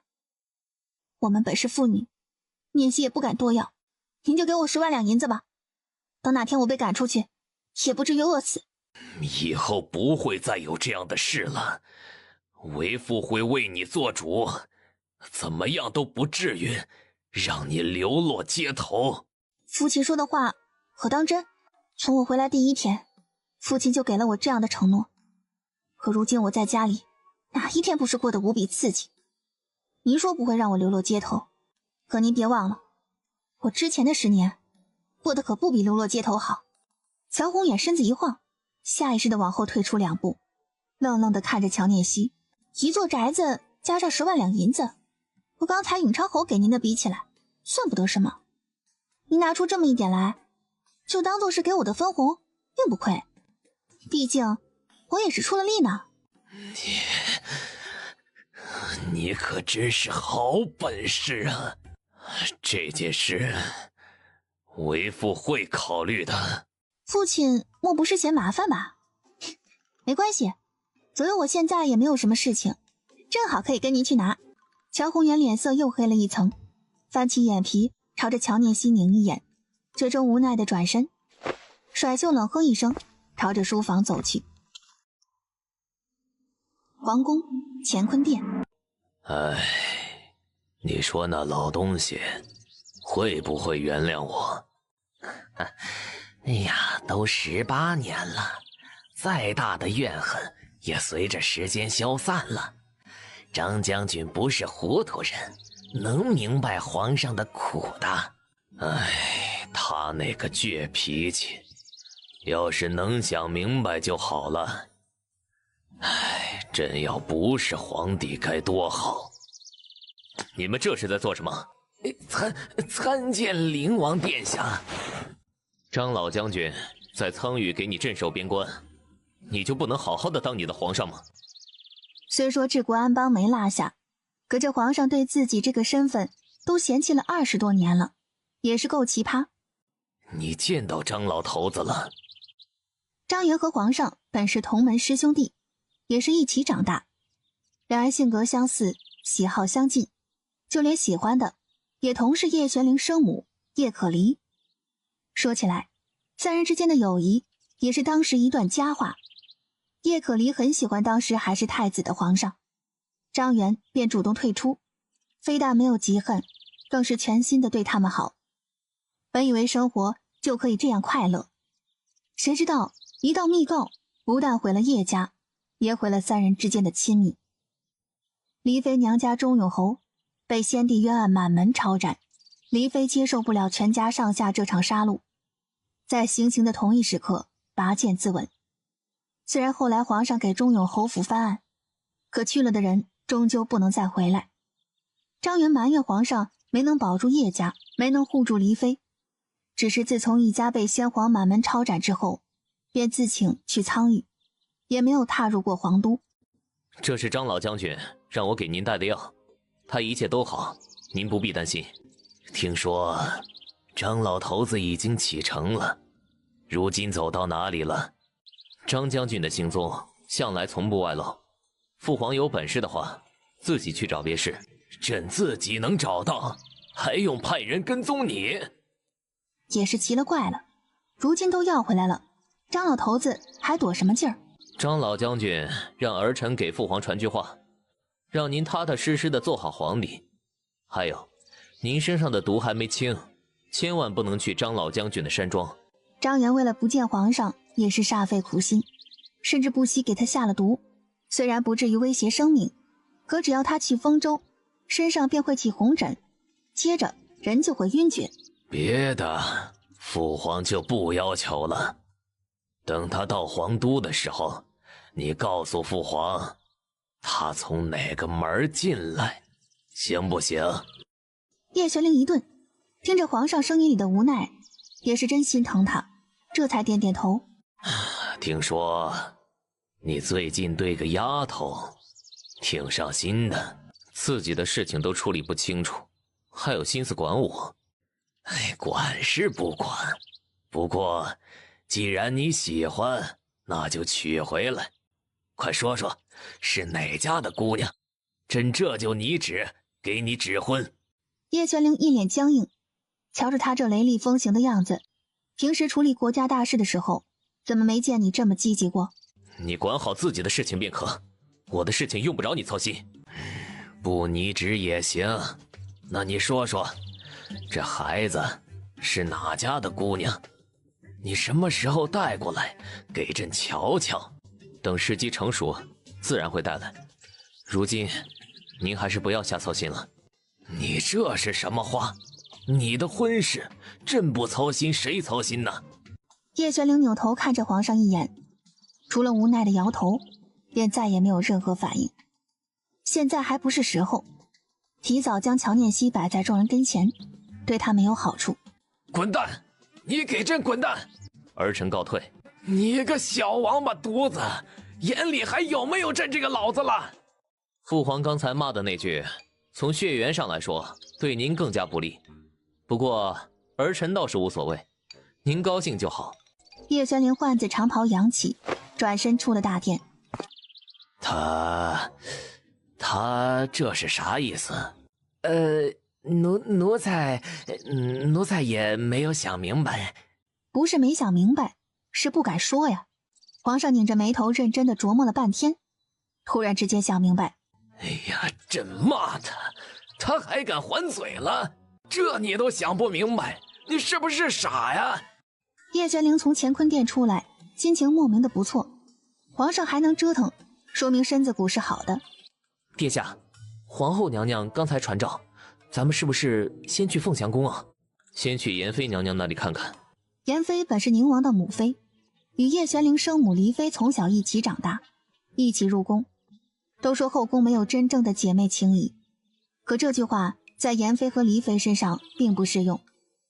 即便是皇上对黎妃独宠，妍妃也从未争风吃醋，甚至在忠永侯府遭难的时候，妍妃不顾娘家人的劝阻，在黎妃仙逝后给她设了灵堂。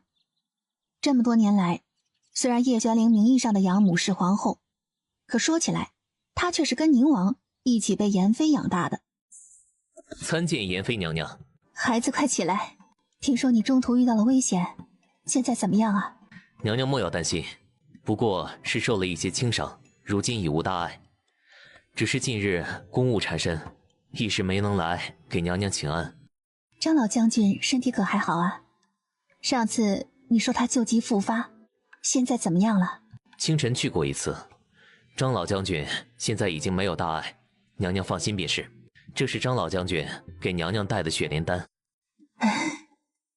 不知这次回来，张老将军和你父皇的关系能不能缓和几分？毕竟过去18年了，再纠结还有什么意义呢？他们之间的事情让他们自己解决吧，毕竟我们不能体会他们的感受。也是，有些事情心里的坎过不去就是一辈子。也罢，就随他吧。听说你最近和镇国侯府家养在尼姑庵里的庶女走得很近，这孩子是个什么样的姑娘啊？或许事情存在一些机缘巧合，这孩子便是张老将军的外甥女。张老将军不是只有一个妹妹，怎么会嫁给了乔宏远？而且还是妾室。以张老将军的要强的性格，这样的事情是断然不可能发生的。听到这话，叶玄灵脸色也有些阴沉，整理好思路，不紧不慢地将之前打探到的消息讲给了妍妃。简直是不要脸！哎呀，你别这么大反应，气坏了身子不值当。既然是张老将军的外甥女，我自然不会拦着。可这孩子是个庶女身份，着实有些低。不如这样，你若是真的上心，我去跟你父皇商量一下，给这孩子一个县主的头衔。别的我倒不担心，就怕皇后那边会因为这件事闹得不好，毕竟你也得叫她一声母后。那丫头是个要强的，有些事情她自己有想法，您就不用操心了。更何况不管如何，我不想要的人他们强塞过来，我也不会接的，皇后也不行。好，你们都是有主意的孩子，我也就不跟着操心了。只是行事还是要多加小心才是啊。是。叶玄灵不愿妍妃跟着操心，陪着妍妃闲聊许久，直到妍妃休息的时间，叶玄灵才辞别入燕宫，往皇后的凤翔宫走去。儿臣参见母后。起吧。杨宇见过灵王殿下，美眸顾盼流波，看叶玄灵一眼，立即娇羞地垂下了头。起吧。皇后没想到在自己跟前，她都这般窄记杨宇的面子。这次儿臣外出游历，得了一颗黑珍珠，特此献给母后，希望母后能够喜欢。还是你这孩子有孝心呢，随时随刻都惦记着本宫。这就是上次本宫跟你提起的杨宇，如今你回来了，你们二人就好好相处相处吧。启禀母后，季姑娘身份高贵，又是母后的嫡亲侄女，给儿臣做侍女实在是不妥。你这是给本宫装糊涂吗？儿臣的灵王府宅院深幽，母妃还是不用操心了。倒是您的身子不是很好，还要多多休养才是。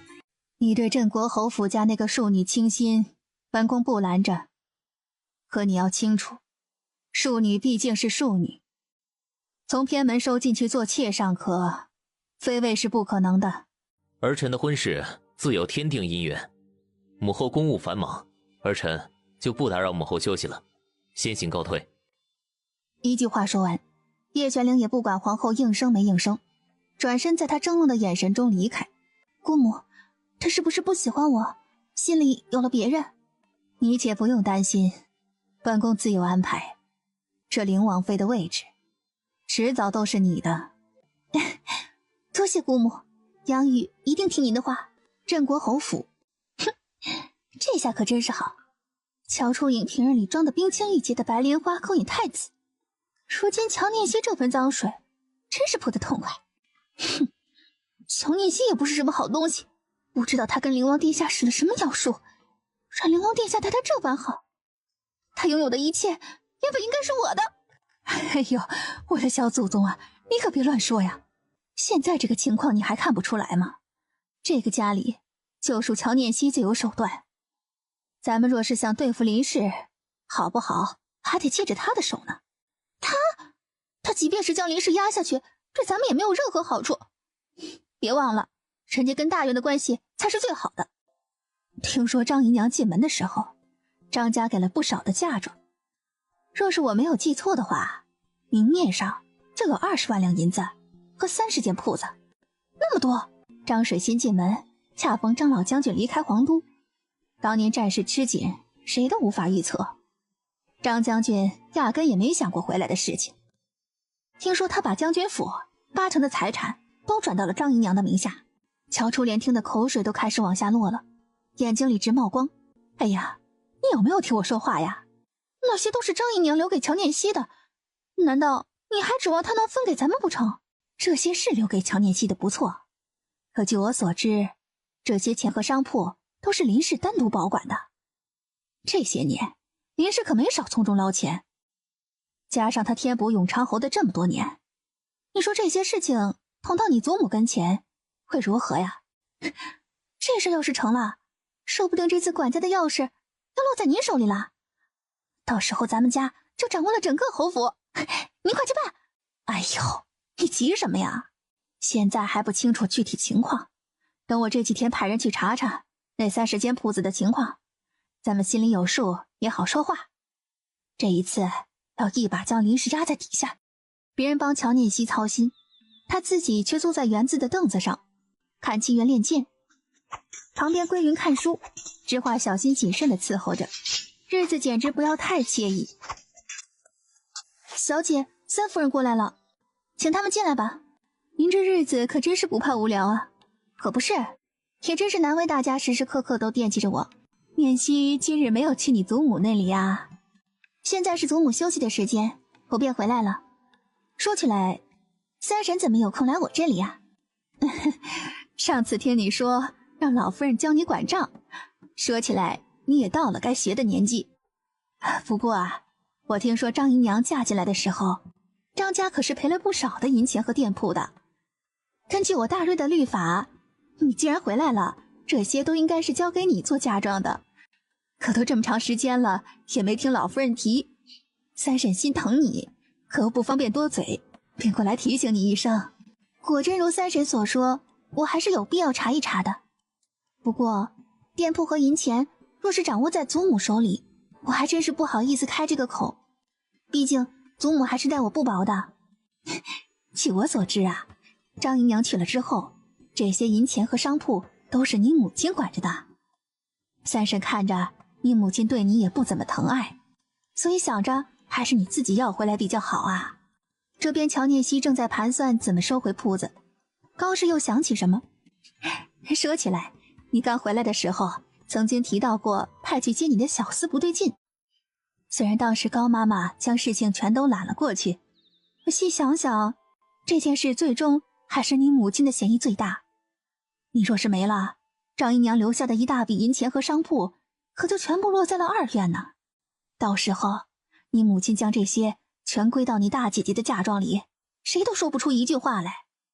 她这心可真是狠呐。念熙知道三婶疼我，可是你也知道，我刚回来，势微力薄的，就算是想拿回张姨娘给我留下的这些东西，也是力不从心呢。孩子，你放心，三婶一定会帮你。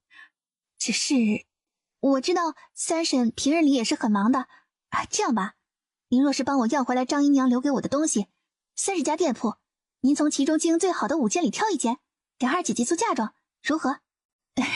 你放心，三婶一定尽力把事情给你办成。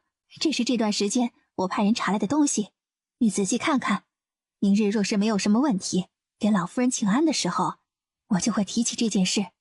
到时候我们里应外合，不怕你母亲还死攥着不松手。如此就多谢三婶了。季月，送三夫人。是。三夫人，请。这高氏还真是看你什么都想要，脸皮比那城墙一拐弯还厚。这件事情本来就需要一个从中搭桥的人，我不想大伯母家卷进来。高氏毛遂自荐是再好不过的了。至于这店铺，我送出去自有用处。这乔家人也真是奇了，一个个都这么极品，这个高氏还惦记着让小姐给立个字据呢。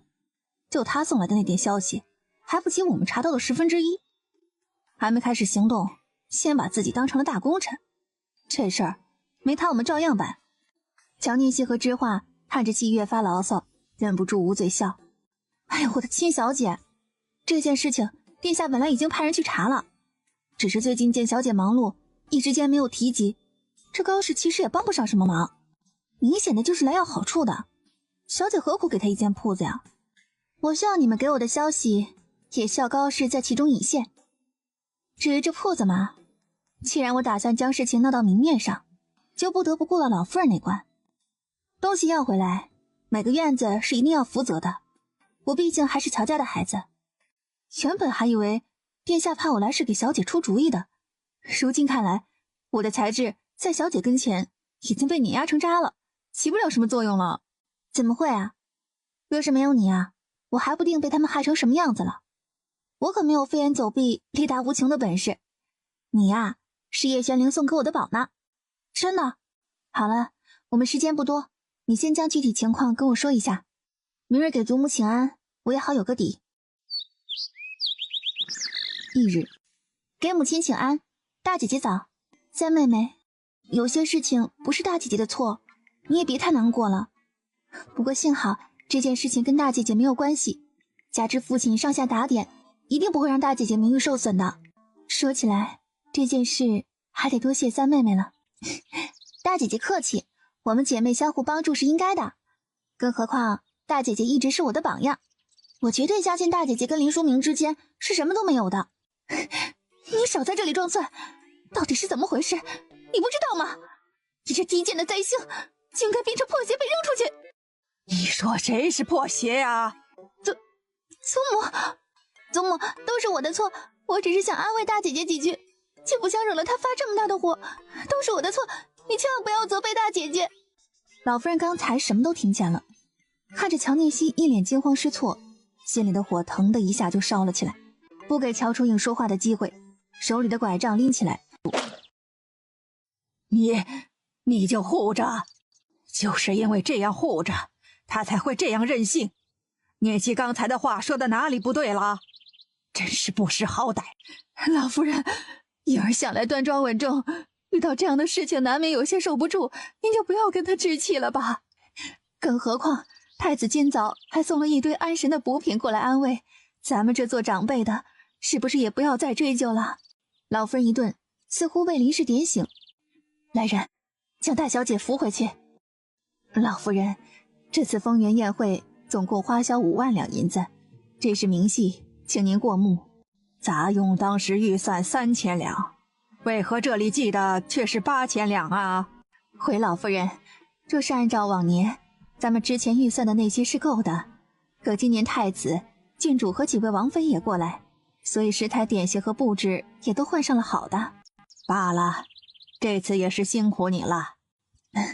这是媳妇儿的本分。二嫂这样能干，也是让咱们乔家上下心服口服。颖儿也是个富贵之命，如今有得太子这般关怀，也是我们家的福气呢。说起来，颖儿都15了，明年正是及笄之年。说是太子跟皇上求了赐婚的圣旨，咱们家可就又高了一个台阶呀。老夫人刚才对乔楚影一顿训斥，正不高兴，如今听高氏这样一说，点点头，脸上添了一丝笑。说起来，出营之后就是念熙了。不过当年张姨娘的陪嫁丰厚，侯府再添补一点便是了。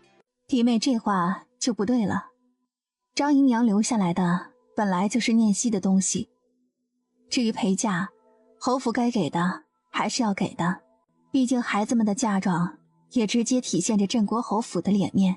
更何况这么多年念熙在外面受苦，作为补偿应该给的更多才是。毕竟在外人眼里，念熙可是替乔家去祈福的。三婶刚才说的是什么？我怎么听不懂啊？你这孩子命苦，那么小就被送进了寒光寺，自然是不知道的。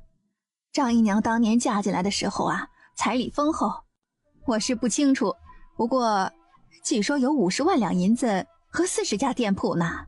明明是20万两银子和30间店铺，三弟妹不知道可别乱说啊！对，原来是20万两银子和30间店铺啊，是我记错了。念熙还小，这么些银钱和铺子也管不过来，还是请祖母继续帮念熙管2年，等我从您这里学成了，再自己管理不迟。你这是什么意思呀？什么叫我继续帮你管着呀？难道张姨娘留下的那些东西不是祖母在管理吗？林氏，张姨娘陪嫁的东西这些年可是你在管理呀？回老夫人，这些年正是儿媳在管，但是侯府生意众多，儿媳实在是分不开精力，难免力不从心呐。正好念熙跟我学管账，这些铺子就交还给他吧。左右你也是够忙的了，就当是给你分担了。还有20万两银子也先放在祖母这里吧，等我花钱的时候再从祖母这里拿。好，你这个孩子呀，就知道赖着祖母，真是个小冤家。既然今日说到了这里，你就将店铺的房契和账目还有银票拿出来吧。银钱拿出来倒是没有问题，可店铺这么多，整理还需要一段时间，还请老夫人给儿媳一些时间整理呀。既然这么麻烦，不如我跟着母亲一起整理吧。左右我现在也在学管账，正好借着这次机会学习。这还是等我整理整理吧，毕竟现在还没有到年末，有些账目还没有收上来。没关系，毕竟收账我也是要学的，不如趁着这次机会跟母亲一起学了。念熙又跟母亲学，祖母可别吃醋啊。你这鬼丫头。祖母同意了，咱们这就去吧。这件事情不用这么着急吧，最近我正在忙着北周的事情，等过了这几天，我一定全数交给念熙。林氏，你这般再三推脱究竟是什么意思啊？难道你还做了2笔账，怕我们查？这么多年来都是二嫂自己管理，其中难免有些需要做的账目，老夫人还是给二嫂一些时间吧，以免伤了家人的和气呀。崔妈妈，跟着去看看，我倒要瞧瞧这其中有什么猫腻。是，夫人，请。林氏气得脑仁疼，全身发僵，最终还是认命的跟着崔妈妈往外走。之前就知道张家的家底不薄，没想到张姨娘的嫁妆会有这么多啊。不过当时她是后门抬进来的，这些东西都不过老夫人这边，不然这些由您一手管着，现在交给念熙也不用如此这般麻烦了。也怪我这些年对林氏太信任。说起来，虽然张姨娘的铺子不少，却不知道这些年的盈利情况如何呀。张姨娘嫁过来的时候，这30间铺子都是盈利不错的。您还记得前些年张姨娘每年送给您的那些东西吗？都是店铺里拿来的，全部都是真品呢。其中那幅临川翠鸟的画，还是太后找了好几年的。你说的可是真的？老夫人放心，张姨娘送来的东西，奴婢都给您好好收着呢。这是之前的情况，后来张姨娘去了之后，这些铺子被2弟妹接手，听说管事的换了一些人，现在的情况就不得而知了。据说张姨娘陪嫁的那30间铺子，有一半都在繁荣街。你想想，这么多年都能在繁荣街立足，定是盈利可观的。我听说呀，繁荣街上的商铺每年至少盈利2万两银子，更有那位置好的，都在5万两往上，其他店铺虽然分散别处，也是不错的。加起来1年怎么也得有100万两啊！就从聂西离开家算起，10年，这可是1000万两了。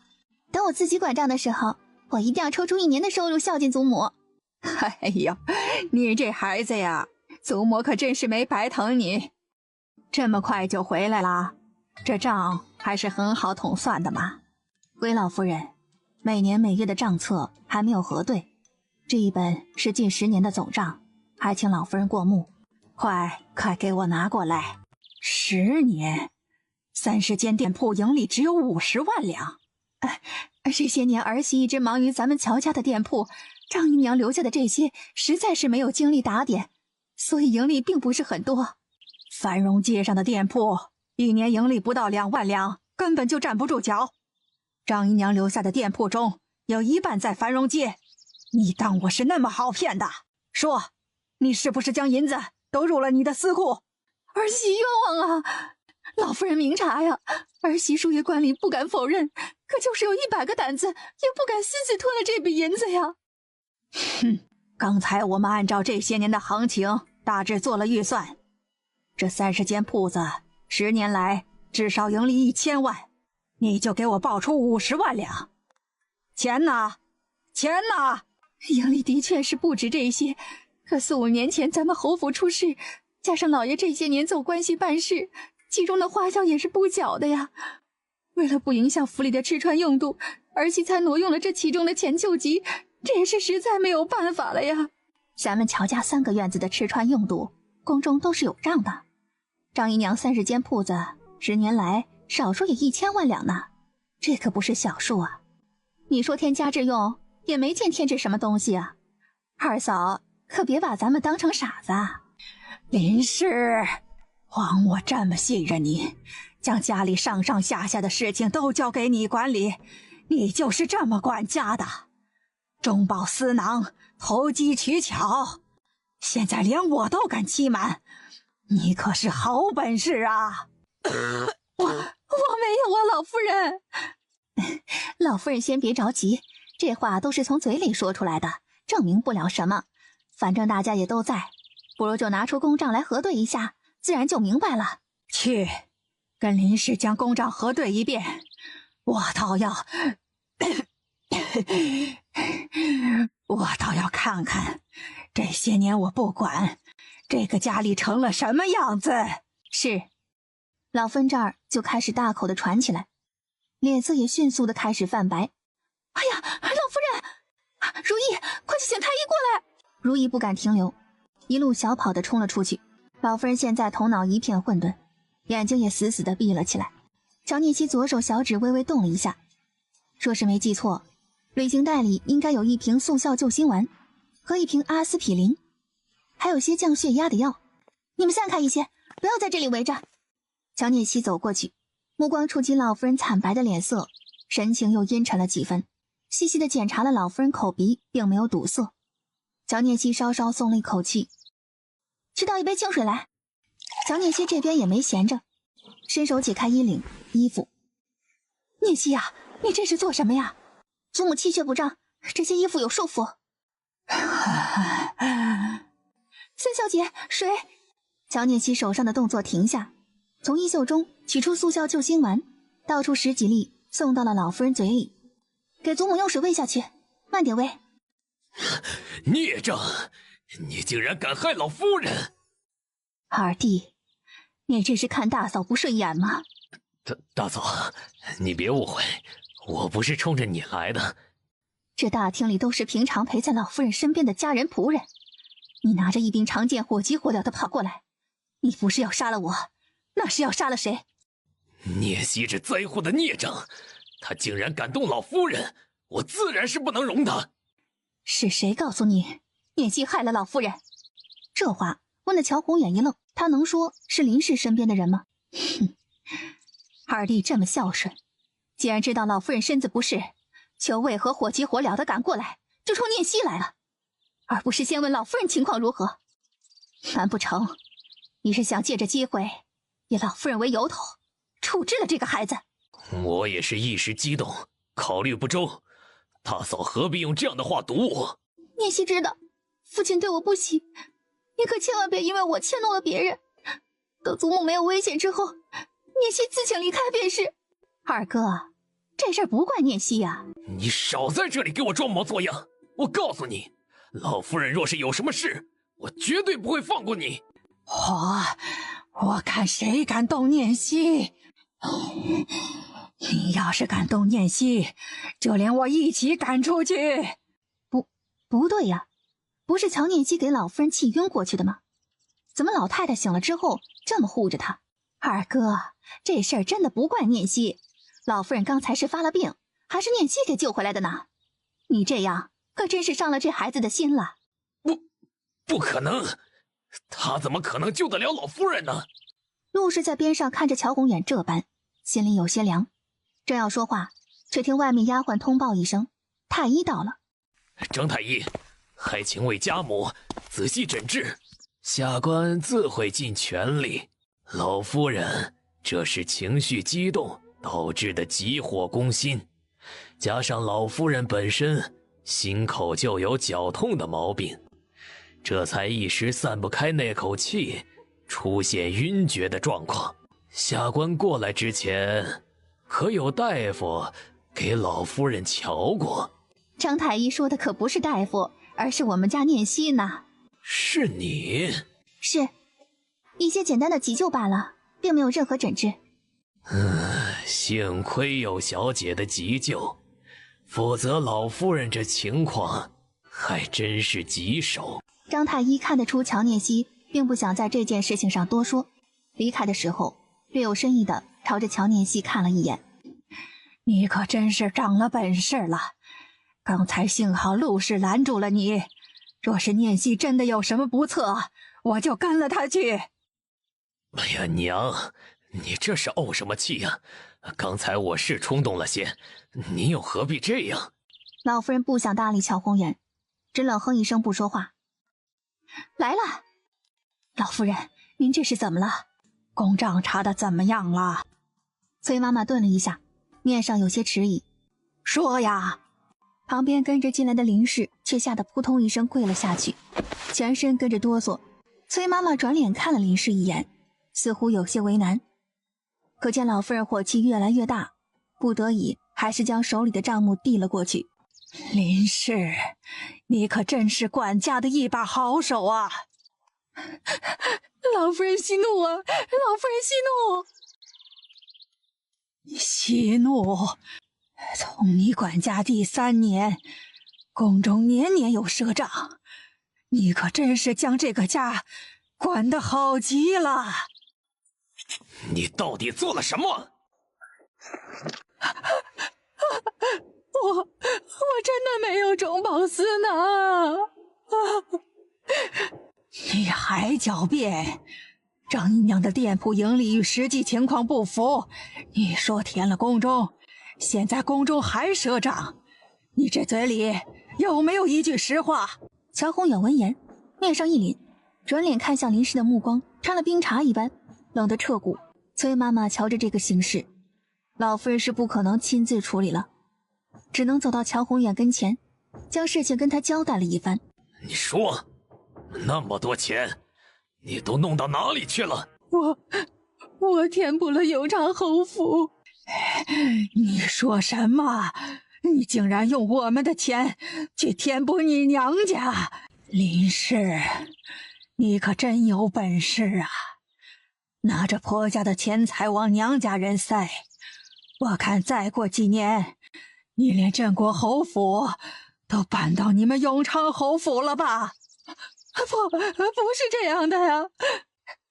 当年哥哥在我生意上出现漏洞，因为不敢跟我爹说，只能过来跟我借钱。我念及兄妹之情，才不得已挪动了张姨娘那些店铺的钱。既然这样，那永昌侯就应该记着咱们的恩情啊！可他之前帮着咱们家的时候，是拿了好处才干活，这可有些欺负人了。老爷、老夫人，你二位先别着急发火，可否听老奴一言？当年夫人瞒着您二位，将钱寄给了永昌侯，这件事做的的确不对。可这件事对于咱们镇国侯府也并不是没有好处啊。若不是永昌侯拿了夫人给的钱渡过难关，4年前他就不可能有帮助咱们渡过难关的能力啊。4年前，乔家的店铺接连出现问题，药铺被查出有假药，酒庄被人举报掺了水，还有一些乱七八糟的事情，险些让那些店铺全部都关门。是永昌侯拿出了一大笔钱给他们生扛着，才避过了这次祸端。这些年老爷在朝堂的关系，皇都外地的生意上都需要打点，虽然有我大哥在中间帮衬，还是要拿出钱才能办事啊。我也是不想让老爷和老夫人烦心，才自作了主张。我错了，我真的错了，求老夫人和老爷再给我一次机会。出事当年账目有浮动，这是情理之中，可不能年年都这般呐。二嫂管着钟馗，却管成了这个样子，我们这日子可就没有办法过得踏实放心了呀。这个窟窿可不是你这1、2件事情就能堵得上的，这其中到底有多深的水，你自己心里再清楚不过。我年纪大了，也不跟你细查，崔妈妈会跟你一笔一笔算清楚。除去你用出去打点的钱，缺的你给我在2个月内1分不剩的补回来，否则你就拿着这几本账本去刑司府大堂上解释吧。老夫人就是这样的人，给她好处可以，一旦涉及到她的利益，那就没有商量的余地了，立马翻脸不认人。是，我会尽快让大哥将钱还回来。灵王殿下知道小姐圣母给留下了这么多的店铺，怕时间久远查不清楚，所以特派了刑司府的文大人给细查了一遍。这30间铺子10年来的盈利总算下来是2680万两，我们殿下交代之后的零头就不算了。小姐向来是个大方的人，就当是给侯夫人这些年的辛苦费吧，毕竟是家人。这不可能的，我的账本上根本没有这么多的呀，恐怕是弄错了吧。这份账目是加了刑司府的印章的，由不得你怀疑，就按这个来吧。林氏2个月的时间你自己掂量着，少1分咱们就大堂上见。林氏被老夫人这话吓得一哆嗦，就感觉胸口憋着一股气，腾腾的往上撞。一切就按娘说的办吧。老爷，我是为了这个家呀，你现在让我去哪儿弄这么多银子呀？那些钱你给了永昌侯府，自然是跟他们要。老夫人，我虽然填补了永昌侯府，可这些年我大哥在外给咱们疏通关系也是事实啊。我又没否认，永昌侯府填补的那些暂且不算，宫中的漏洞也可以先放放，但是张姨娘留给念希的这些东西，咱们是不能动的。你先办了这件事。行了，你也别说了，就按娘说的办。老夫人啊，不是我添乱，可宫中出现了这么大的漏洞，咱们这个家还要继续让二嫂管着吗？林氏，既然你没有能力管这个家，就把钟馗交出来吧，我看你也需要休息一段时间。不，老夫人，您听我说。你还能说什么？这些年宫中年年亏欠，这个家在你手里迟早要被掏空了，到时候我们这么一大家子人都得喝西北风去吗？老爷，您帮我说说话吧。这些年我做了什么，你心里清楚。我拿钱是为了什么，你也知道。城基的商铺，青州的酒庄，当时你犯愁的时候，也是跟我大哥要的钱。请张大人办事，也是我大哥给他塞的钱呐。纵然千错万错都算在我头上，可我都是为了这个家呀。事情一码归一码，你出现这么大的漏洞是事实。想接钟馗，等你学好了怎么管家再说吧。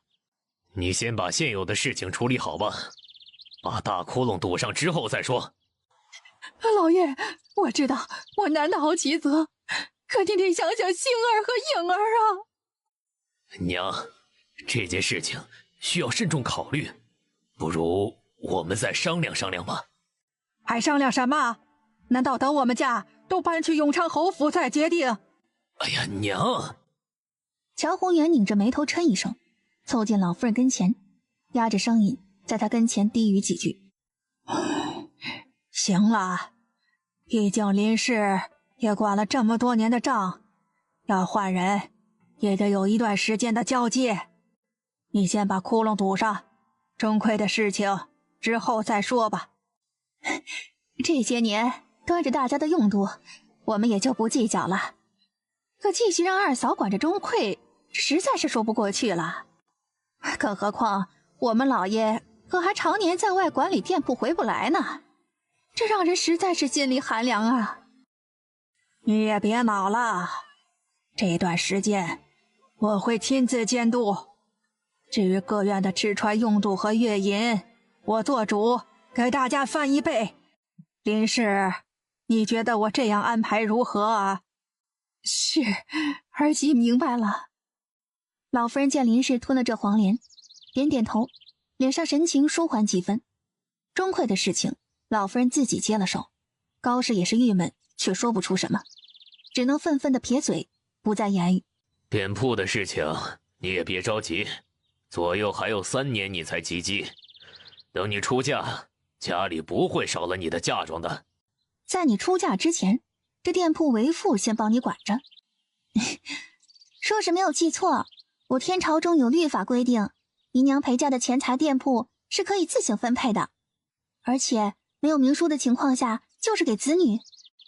如今张姨娘虽然不在了，可我还活着，那些银钱和店铺本来就是我的吧。乔宏远没想到乔念熙在众人跟前不给他脸，退一万步来说，既然我还是镇国侯府的小姐，有没有张姨娘留下的这笔财产，镇国侯府都得给我准备嫁妆。我不是贪图这些，但是这是镇国侯府的脸面问题，父亲是朝中重臣，自然是更加清楚。孽障，我怎么生了你这么个孽障？我怎么就生出来你这么个孽障？该罚的你不说，你冲着念熙叫唤什么？今日我就把话撂在这里，谁在无中生有给念熙找麻烦，贾庙有的是地方。多谢祖母给念熙撑腰，念熙一定好好孝敬您。乔宏远气得直哆嗦，可老夫人正病着，又对乔念熙稀罕的紧，他也不敢再斥责乔念熙，惹老夫人不高兴，甩袖子转身走了出去。行了，我已经没事了，你们都回去吧。林氏，2个月的时间，你可掐算好了。林氏唇角一抽，老不死的。怎么，你还有话要说啊？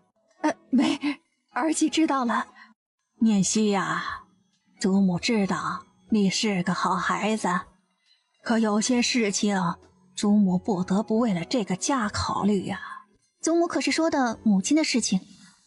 你是个聪明的孩子，祖母就不跟你绕弯子了。凤元宴会上你也看到了皇后对你大姐姐的态度，太子是对你大姐姐有心的，可皇后明显不满意，若是林氏在这个节骨眼上出了问题，定会以此为理由将你大姐姐压下去，一家姐妹一荣俱荣。你大姐姐若是真的能成为太子妃，你们姐妹也都是跟着沾光的。所以呀，你母亲的事情祖母才会从轻，你不怪祖母偏心吧？怎么会？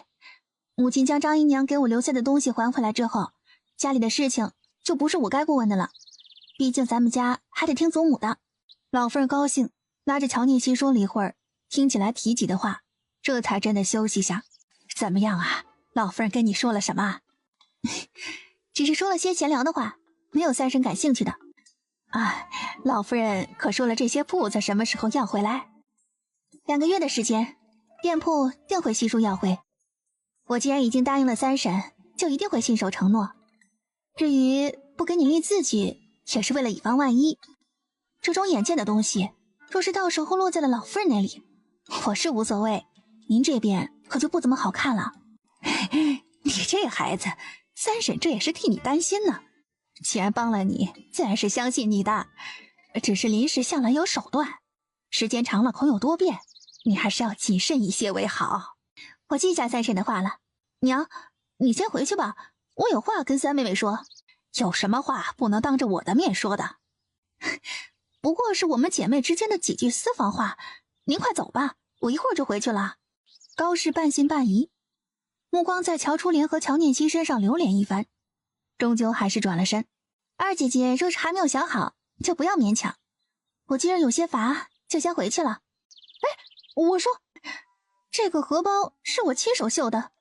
我知道灵王殿下从来不收女人的东西，可是若是你给他，或许这种事情还是二姐姐自己来吧。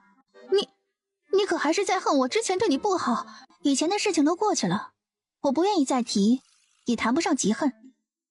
你若不再存什么歪心思，我们仍然可以做相处融洽的姐妹。送东西这种事儿，我帮不了你。既然原谅了我，为何就不能帮我呢？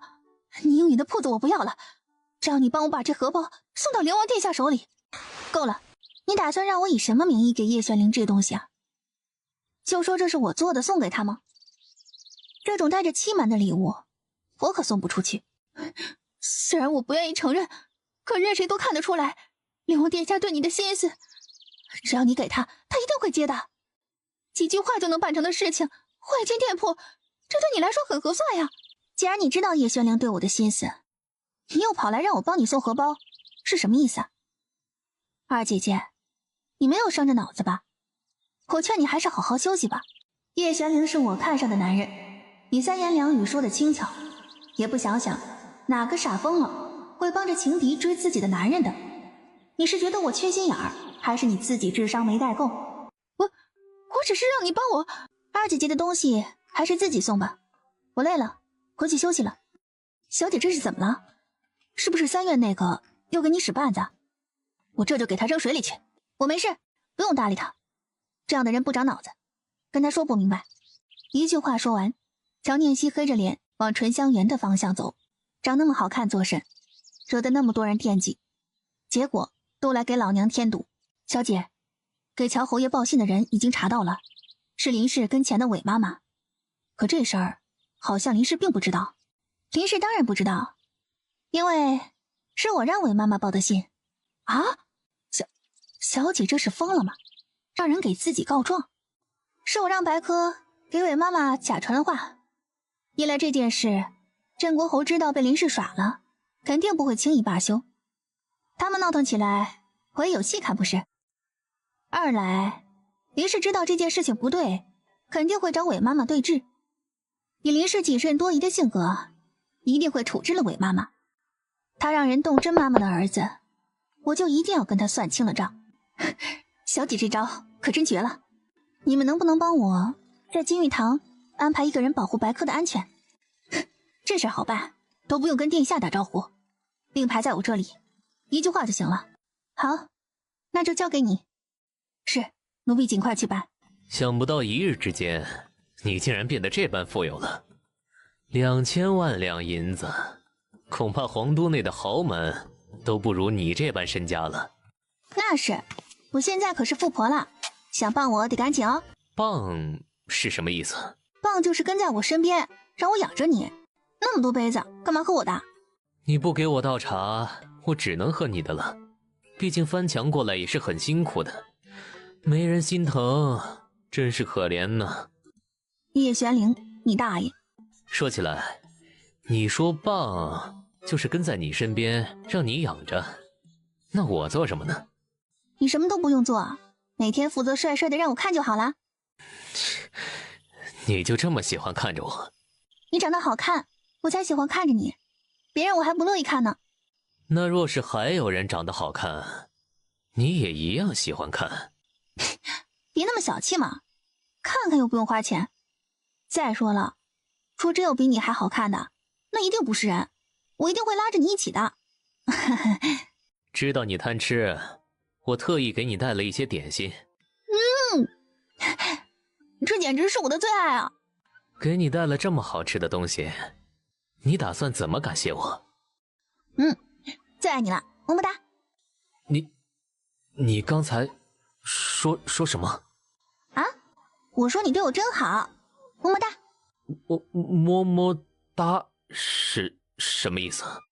就是这就是么么哒。这也是表示感谢的吗？你经常对别人这样表示感谢？没，除了你没有别人了。这样才乖吗？以后不能对别人这样，特别是男人。来，多吃点。你这么紧张，不会是吃错了吧？多吃点。这些日子镇国侯府应该不会有什么事，不如我带你出去走走。真的？你想去什么地方？什么地方都能去吗？叶玄灵愣了一下，点点头。那你带我去青楼长长见识呗。你一个女孩子去青楼做什么？我就是好奇，想进去看看，长长见识。再说了，你刚才答应我的，什么地方都可以。那可不是什么好地方，哪有女人去的？你要是不带我去，改天我让宁王妃带我去，她一定会很高兴的。你要乖乖听我的话，不许乱来啊！是，保证遵从首长指令。这边乔念熙和叶玄灵对月亮秀恩爱，芳华院的乔初影就没有这样的好心情了。母亲怎么这么晚过来啊？林氏积压了一肚子的委屈，看到乔初影的瞬间就忍不住哭出了声。您这是怎么了？今日的事情你也知道了，娘这心里憋闷呢。娘，您这么晚过来，是不是有什么事情跟我说呀？老夫人要求我在这2个月内还上这2000多万两银子，否则就要见官。可娘哪里拿得出啊？这些年娘没少给舅舅那边送，如今遇到了麻烦，您不如给永昌侯书信一封，舅舅不会不管的。黄昏的时候我亲自去了一趟永昌侯府，你舅舅凑出了1000万两，那这剩下的1600万两只能咱们自己想办法了。我知道你外祖父给你留下了300万两，就当是娘借你的，等这件事情过去，娘会连本带利的还给你。虽然女儿很想帮着您过去这道坎儿，可这笔钱是外祖父临终前交给我的，不到万不得已，我真的不想动。不如娘再跟舅舅商量商量。初秋他们刚收到一笔利，说是真心帮着咱们，肯定还能拿出来些的。你舅舅那边我已经确认了，也实在是拿不出更多的。这个节骨眼上，说是连你都不帮娘，娘可就真的要被送官了呀。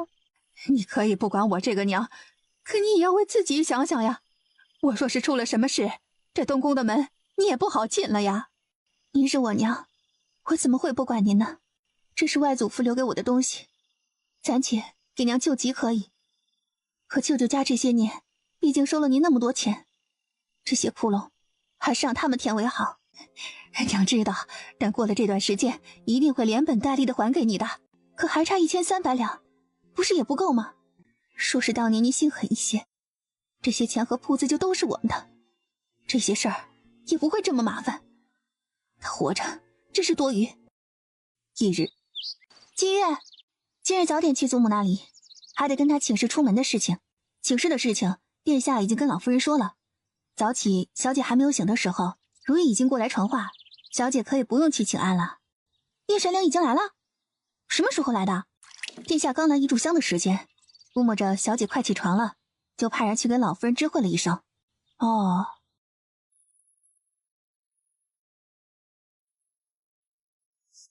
哎呦，殿下可是好久没来了。与往常一样。是，刚才进来的时候就看着眼熟，原来不是认错了人。良女见过殿下。不必多礼。能让殿下带来玉关楼的女子，并非常人。听说最近殿下和镇国侯府的3小姐成为挚友，想必就是这位吧。你好，我是丞相府的寄养女，也是当今皇后的侄女，有缘在这里见到你，我们做个朋友吧。你好，我是乔念希。我不指着别人活，也不用别人帮我抬高身份。交朋友嘛，还得是看个人魅力。两个女人在这里咬文嚼字，叶玄灵却站在边上看戏。看来念希也是喜欢交朋友的。今日正好是我们几个朋友聚会，若是不嫌弃，就跟我一起吧。你来皇都不久，刚好介绍你们认识。我们和你还没熟悉到那个份上，介绍朋友就不必了。不冷不热的一句话说完，叶玄灵伸手拉了乔念希的手，转身往楼上走。叶玄灵，我要喝酒。听说刚才那位是皇后准备只给你做王妃的。你觉得她怎么样？漂亮是漂亮，可总有一股子乔楚影的劲儿。可人家毕竟有皇后撑腰，你自己掂量呗。皇后若是能左右我的婚事，我灵王府的后院早就满了。除非我喜欢，否则谁都不能强迫我娶。那你有喜欢的吗？进来。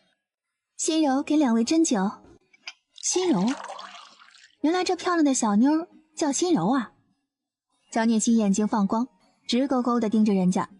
叶玄灵脸上都黑到底了，他就不明白了，明明是个女人，怎么见了美女比男人反应还大？心柔这双手可真是漂亮呀，就这么看一眼，我这杯还没喝就醉了。滚出去！心柔连盘子都不敢拿，急忙站起身来，踉跄地往外跑。叶玄灵，咱们有话好好说，你看这么漂亮的姑娘，都快给你吓哭了。带你来玩，你就老老实实的，你若是再乱摸，我可要有所动作了。你要有什么动作？你再摸人的手，我就将他的手给砍下来。你若摸脸，我就毁了他的脸。在这里只能看不能摸，知道了吗？叶玄灵，你这样我来青楼还有什么意思啊？说好的，我可以带你来青楼，但是你得听我的，这是你自己答应的。你……乔念希被堵了嘴，气得直瞪眼，瞪着瞪着似乎想到什么，凑近叶玄灵，伸手在他脸上摸了一把。叶玄灵被乔念希这招弄愣了，就在乔念希一脸得瑟的功夫，只见这位爷唇角一勾，将另一侧的脸也伸了过去。叶玄灵，你大爷的！乔念希嘴角直抽抽，正要跳脚，却突然听到外面传来一阵躁乱。发生什么事了？哎呀，杨阁老不知怎么的就晕了过去。哎，姑娘，你快放手，我还得去请大夫呢。请太医过来，要快。看到叶玄灵这样的反应，乔念希大概也猜出来，那个杨阁老应该是他很重视的人。确定了这一点，走进了那间满是人的雅间。乔念希冲进了最里面，见一位头发都白了的锦衣老人躺在地上。老爷子晕倒的时候有什么征兆？没有任何症状，就是刚才与刘老爷子下棋的时候，突然就倒在了地上。我们老爷有心绞痛的毛病，可是之前并没有晕倒过。你们大家都避开，给老人尽量留大一些空间。乔念希一脸肃穆，伸手解开杨阁老的衣服，双手撑着在他的胸口压。怎么样？需要我帮你什么？现在还不用，连续的几次压胸还是没有任何反应。乔念希脸色渐渐沉下来，仔细检查杨阁老的嘴里和鼻子，确定没有堵着的东西，一手捏着他的鼻子，深吸一口气，对着杨阁老的嘴就贴了过去。大胆，竟敢对阁老不敬！他都要死了还敬什么敬啊？我这是在救他的命。家丁被叶玄灵拦下，不敢再说话。这边乔念希又深吸口气，对着杨阁老的口吹了下去，之后接连几次，终于听到杨阁老的一声轻咳。醒了，阁老醒了。将这药喂给老爷子。刚才眼看着乔念希将杨阁老救醒，如今对他是100个信任，问都不问，给杨阁老喂了下去。杨阁老的药刚吃下去，太医就到了。参见灵王殿下。不必多礼，你快去给杨阁老诊治。是。回殿下，阁老是因为心绞痛突然发作而引起的昏厥，多亏了3小姐的及时救助，臣给阁老施一针，就无大碍了。丫头，你过来。老爷子，现在您感觉好些了吗？我老头子的命是你救的呀。杨阁老是大瑞朝的3代元老，可是命却不好。儿子身为副将，在内乱的时候跟二公主的夫君一起殉国，儿媳受不了打击，2年之后也去了，却剩下一个几岁的小孙女。原本杨阁老将这小孙女当成一生的依托，可老天似乎将她往死里逼。孙女4岁的时候不小心掉进了河里，加上自小身子弱，一场高烧后也追随了自己的父母去，只剩下了杨阁老这个孤寡老人。不过是举手之劳，您不必在意。杨阁老看着乔念希，忍着点了头，正说着，时间到了，张太医给杨阁老拔了针，又简单交代了几句，跟着药童出去拿药。丫头，你会下棋？略知一二。哎，丫头，你是谁家的孩子？我爹是郑国侯。你娘是永昌侯的那个大女儿。阁老，西西是张老将军的外甥女。灵王，你可别欺负老夫年纪大记不清楚事情了。宏远的发妻是永昌侯那个女儿，她是我的学生，我怎么会不知道？念希的事情不是3言2语能够说清楚的，等阁老身子好了之后，我们再细说。你救了老夫的命，想要老夫奖励你什么？西西喜欢画画，听说杨阁老那里有一套沙谷的文房4宝，不如……哎呀，你这小子的性格跟你母妃可真是一样啊。明日将我那套沙谷4宝给这丫头送过去，说清了是给西西的。是。多谢阁老割爱。你若是喜欢，就喊老头子我一声爷爷。以后若是得闲呢，就来杨府陪我下下棋，行不行？好，杨爷爷，念希没有什么可以送给您的，你有心肌梗塞的毛病，这药就送给您。感觉呼吸不畅的时候，赶紧服下2粒。杨阁老知道自己这个病，也不跟乔念希推脱，伸手接了过来。2人一直陪着杨府的马车来接，将杨阁老送上马车。乔念希和叶玄灵才回到了自己的雅间。杨阁老是个很可怜的老人，有空的时候，我陪你常常去看杨阁老。虽然杨阁老的遭遇让人揪心，可好在父皇对老臣还是厚泽的，二姑母和云端也经常过去，不用过于担心。本来是宽心的话，可乔念希听着却越来越不是滋味。这边杨阁老有人看，可自己死了，现代的爷爷就成了孤家寡人，不会有人看他。叶玄灵慌了，没想到自己越说这丫头越伤心。乔念希靠着他宽厚结实的肩膀，像个孩子一样不管不顾地放声大哭，一边哭着，双手死死地攥着他的衣服，眼泪鼻涕全都抹在了他的身上。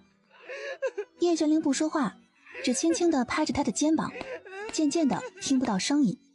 低头一看，这丫头已经趴在他的怀里，哭着睡着了。哎呀，我该拿你怎么办呢？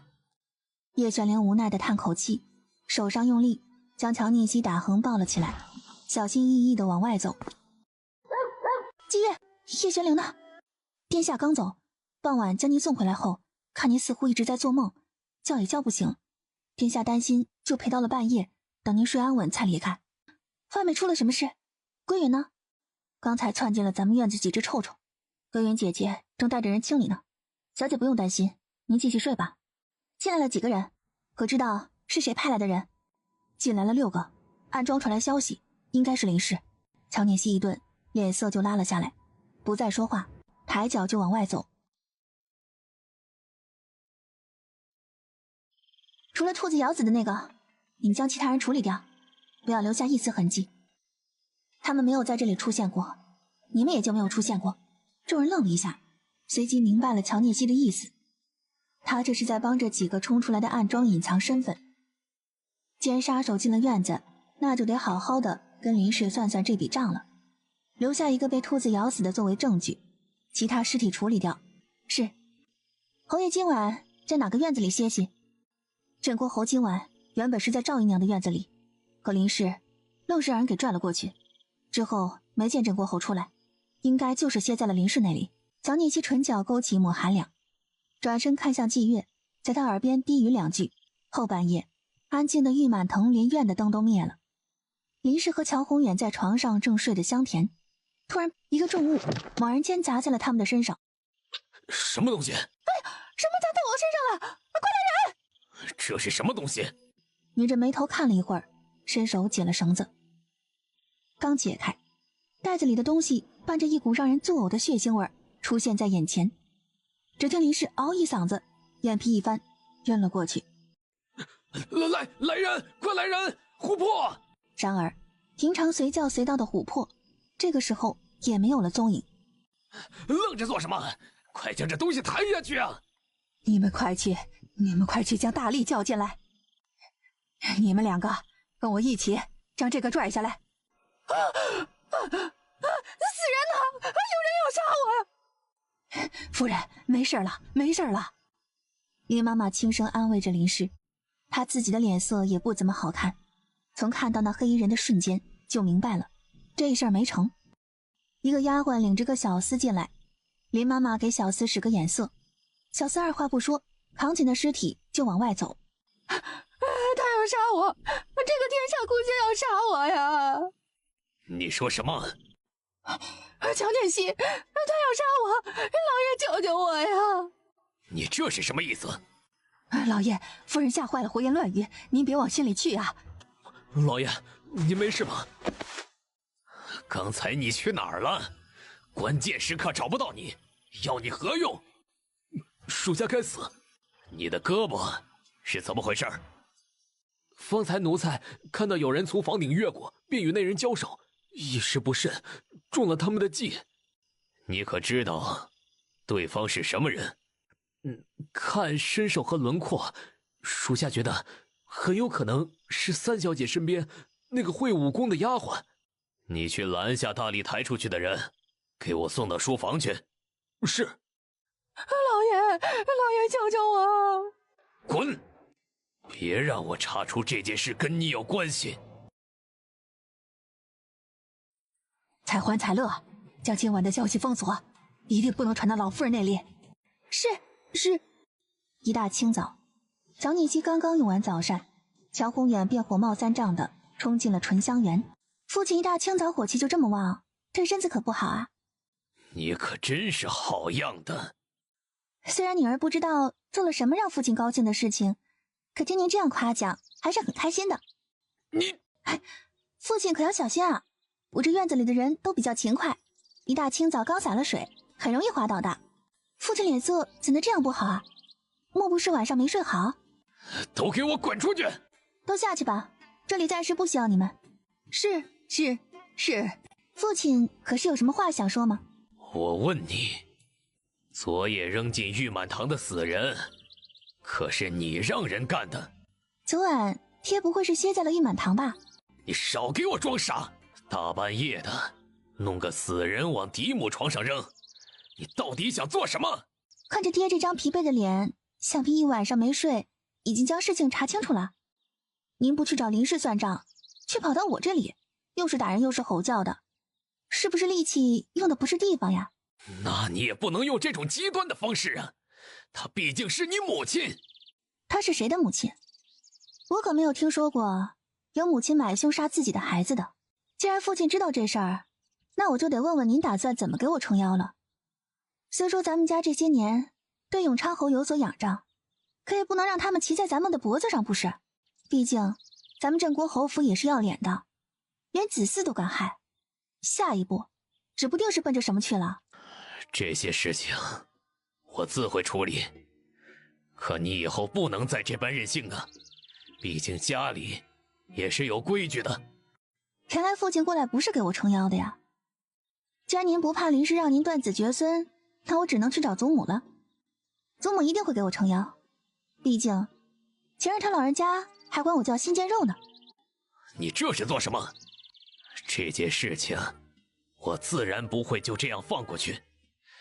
可家里的事情不像你说的那么简单，我总得处理好了再说。乔念希扭头看着乔宏远不说话。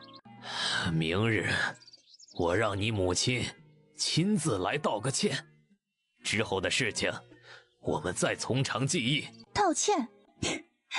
道歉有用，还要刑司府做什么？改天我也花钱买凶杀了林氏，再去永昌侯府道歉行不行？那你到底要如何？你祖母的身体不好，也经不起折腾了。这个年头，但凡能用钱解决的事情，那都不叫事儿。若是永昌侯府愿意出钱解决，我倒也没有太大的意见。可他们若是觉得林氏不值那个价，那就只能报官了。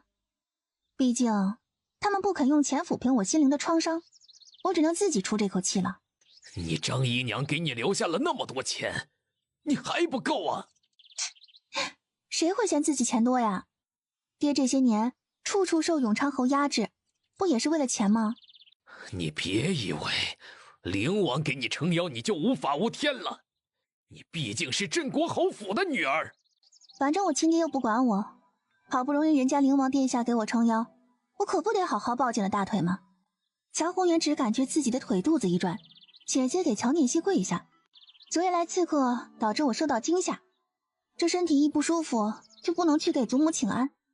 我要是不过去，崔妈妈一定会过来问的。对了，这几天还约了杨阁老下棋，不知道我不去的话他会不会伤心，一着急就找过来了。你到底想说什么？你说杨阁老？你怎么会认识杨阁老？昨日有缘偶遇，然后相谈甚欢，一不小心就做了个忘年朋友。昨日救了杨阁老的人是你？是啊，其实您没必要这么紧张，若是父亲为我做主，这其中也一定少不了您的好处。你说我也有好处？自然，昨夜进来的杀手，相信父亲已经查清楚是生死门的人。林是一个妇道人家，即便有钱也不可能请得动生死门的人，所以这件事定是永昌侯在背后运作。知道了这一点，我们就好要钱了。那对我有什么好处？您可真是我的亲爹呀！这事若是对您没什么好处，恐怕您压根儿都不会管吧。乔宏远转脸看着乔念希那一脸的悲凉，疼的一下子涨红了脸。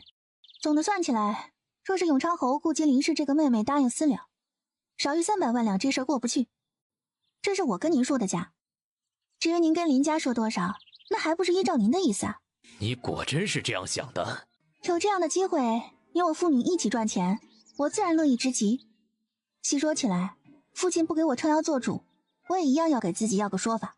左右拿钱将林氏送官，对我来说并没有什么区别，我倒是无所谓。至于父亲是怎么想的，那就得看您的了。你也别说的这样绝情，为父要考虑全家利益，有些时候是不得已，并不是不给你撑腰。既然这样，这件事情就交给父亲了。为了防止中间出什么岔子，那些证据我会在手里保留3日。若是永昌侯府不答应出钱，或者过了3日，我就直接将证据提交给刑司府了。你这是什么意思？既然有缓和的余地，为何又要以日期相逼？我可没有那么多的耐心啊，这是我提出来的要求，成不成我不强迫，也不给永昌侯讨价还价的余地。不过父亲放心，即便这件事摆在了明面上，老夫人那里还有我，不会让他老人家气出好歹的。这件事交给我，你别管了。若是永昌侯府一时间拿不出这些钱，父亲可别忘了让他们打欠条啊。乔宏远心口的一团火又开始噔噔噔往上撞，转身大步跨了出去。镇国侯不给撑腰也就算了，小姐为什么还要便宜了他？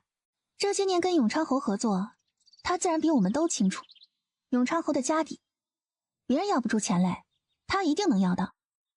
至于要多少，那是他的事，能不能留在手里，也得看他的本事。哎，好无聊啊！小姐，您这是怎么了？我快无聊死了，我要电脑，我要手机，我要平板。不如我陪小姐出去逛逛吧，走不远，应该不会有什么事的。腿是我的，脚是我的，叶玄灵凭什么不让我出去？我又没花他的钱。你要是去别的地方，没人拦着，可您偏偏往青楼跑，谁能看着自己的心上人这样不急眼？最近皇都不是很安全，上次生死门吃了亏，说不定还会有行动。咱们还是别去那样人群杂乱的地方为好。那还有什么地方比较好玩的吗？可以看到骑士美女的那种。这么一说，还真有。快帮我换衣服，我们出去。你快点儿，等会还要去你们说的好玩的地方呢。张念希说话之间，抬脚往外走，忽然耳边传来一声呼啸，抬头只见一个庞大的黑影冲着他飞奔过来。小心，你没事吧？我没事，谢谢啊。小姐，你没事吧？刚才可是吓死我们了。我真的没事，是这位公子出手相救。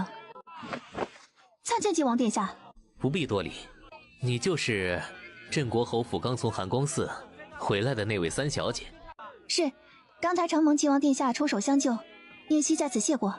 三小姐不必多礼，相见即是有缘，看三小姐也是出门游玩，不如让本王请小姐小酌一杯。刚才是殿下出手相救，若是请，也应该是念希请晋王殿下才对。只是今日虽游玩，却有事在身，不如改日念希亲自登门拜谢。三小姐似乎对本王很戒备。你个死丫头，是不是皮痒了？殿下都等了半天了，怎么还没将人带过去啊？哎呦，晋王殿下也在呀，奴才给殿下请安了。四公公不必多礼，六弟比我先回来1个月，说起来我们也有半年未见了。他近来可好？哎呀，我们殿下好着呢，前几日还念叨说您快回来了，要跟您好好喝一次呢。哦，过几天我得了闲，一定会找他不醉不归的。是，奴才一定将殿下的话带到。殿下让你们将小姐带过去，这都多长时间了，怎么还在磨蹭？就不能长点心吗？奴婢知道错了，请四公公息怒。本来这就要回去的，可刚才在路上遇到了荆马，幸亏晋王殿下相救，才平安无事。真是不让人省心。我们主子请了三小姐小聚，等了半天不见人过来，这才差奴才过来迎迎。却不想他们竟然遇到了晋王殿下，幸亏殿下出手，这才化险为夷。回头奴才跟主子禀报，再备上大礼，亲自去晋王府道谢，举手之劳而已。四公公言重了，本王无意之中援手三小姐，也是一种缘分。只是刚才相谈甚欢，所以多说了几句，不曾想竟然让六弟等得着急了。我们主子已经等候多时不见人来，我实在是放心不下，这才让奴才出来看看。如今迎到了小姐，我们就不多停留了，就此告辞吧。既然你们有事，本王也不好继续打扰，你们去吧。多谢晋王殿下。主子，现在的女人似乎已经对我们有所戒备，咱们这场戏不是打草惊蛇了吗？连初四都亲自来接，看来老六对这女人紧张得很呢。这么多年，老六从来没有对任何人这样上心过，唯独对这个女人不一样。与其冒险往她的铜墙铁壁上撞，倒不如从这个女人身上下手。更何况，以我们这么多年的相处，这草不打一样会惊蛇。主动一些，才可掌握大象。这女人倒也有几分意思，不得不承认，她已经勾起了本王的好奇。哼，外面的东西比我给你拿过去的还要好吃吗？你看，外面的东西是有渣的，都弄成小花猫了。哎呦！你不出声，没人当你是哑巴。奴才这不是给殿下增添点气氛吗？您可以当做我们都不在意呀。嘿嘿。刚才在巷子口跟晋王说什么了？承蒙晋王相救，总得跟人家说声谢谢吧。哎呦，我的小姐呀，您可真是善良的让人心疼啊！四公公这是何意？奴才是主子身边的老人了，三小姐若是看得起咱家，就叫咱家一声初四便好。先说那马，小池巷子里向来人群拥挤，人走过去都要比平常慢许多，怎么可能会有马经过呢？乔念希愣住，双眸之间不由得深了几分。哎呦，我的姑奶奶嘞！您平时那么聪明一个人，怎么还没明白呢？您仔细想想呀，纪王过去拉你的时候，他身边的护卫就飞出去追那马了，那可是武林中数得上的高手，拿下那样的马不是分分钟的事情吗？可你跟纪王在那里说话，一直到咱家过去，算起来那是一炷香的时间了。他的护卫没有回来禀告，就说明这件事情不用禀报，本来就是他们的设计呀。乔念希眼神忽闪一下，孩子。乔念希突然想到之前自己救的那个孩子，看来小姐也是意识到救的那个孩子不见了。那个孩子有问题。那根本就不是孩子，而是纪王身边精通缩骨功的护卫。我不过是镇国侯府一个庶女，纪王这般大费周章，到最后似乎什么目的也没有达到，这看起来很不正常。纪王做事向来埋伏着很多步，我们不必着急，静观其变便可。相对于纪王，我更关心的是纪王这次定是早有计划。他知道你会出门，也知道你会去那个巷子，说明你身边的人该查一查了。你是说我身边有内鬼？主子，事情已经办妥。你们做了什么？没做什么。纪王既然跟你动手，我自然是要还给他。将刚才那个精通缩骨功的护卫挑断了手筋脚筋罢了。乔念希咧了咧嘴，没说话。之前答应过给你一座酒楼的，你看着这七月楼如何？你不会是打算将这七月楼送给我吧？你喜欢吗？我简直不能再喜欢。你确定是要给我啊？你的企业会都是这样繁荣昌盛的吧？哎呦，小姐，这可是咱们殿下最豪华的一座酒楼了，也是咱们皇都最豪华的酒楼。来这里的都是名门望族和出手阔绰的大户，主子这是选了他最好的给你呢。叶玄灵啊，你可真是豪啊！你喜欢就好，我的就是你的。这么大的酒楼，你现在交给我，我也接不过来啊。更何况林氏要归还我那几十间铺子，这段时间我可能顾不过来。那你有什么想法？我是想，要不这样，酒楼还是现在这套管理模式，你来管理，我跟你分成，怎么样？好，等你得了空，我会派人跟你合账，我们一起将七月楼经营得更好。耶！之前看你对纪王这么防着，你们兄弟的感情不怎么样啊？哎呦，那是不怎么样啊！别看纪王一脸的温和无害的样子，那下黑手可狠着呢。上次若不是主子小心，险些中了他的毒呢。对亲兄弟下黑手，这也太不要脸了吧！枉我还把他当好人，看我晚上让兔子咬得他亲爹都认不出来。皇家的兄弟生来就是互相残杀的，千百年来都是这样，改不了。最近发生这么多事，你身边的守卫得加强了，不如再给你加配一个暗卫，随身保护吧。我身边不是有姬月吗？如今你身边的有心人伺机而动，可真的再遇到昨夜那样的杀手，单凭季月也是会很棘手的。更何况如今纪王对你出手，定是在谋划什么，多一个人在你身边，便多一份保障。你不会是要将星痕派给我吧？我可是在爷身边12年，怎么可能轻易易主？你想跟我还不要呢，长得那么难看。哎呀，小姐可真是会演呢！你竟然说我丑！不，不是丑，是难看。是难看。星痕在我身边多年，职务比较繁杂，派给你会有诸多不便。乔念希撇撇嘴，本是斜眼往星痕跟前瞄，他也是你身边的侍卫。季风和星痕是我的左右卫。早知道应该先认识他，武功好，长得也这么帅，比星痕好多了。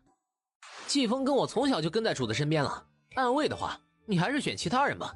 我有季月足矣，等我再长2年，你还不一定打得过我呢。镇国侯府有你安排的暗桩，出门身边有季月就够了，左右我也不会去什么荒凉的地方，不用那么多人跟着。你可知道主子的暗卫就连皇后都求不得，真是眼拙。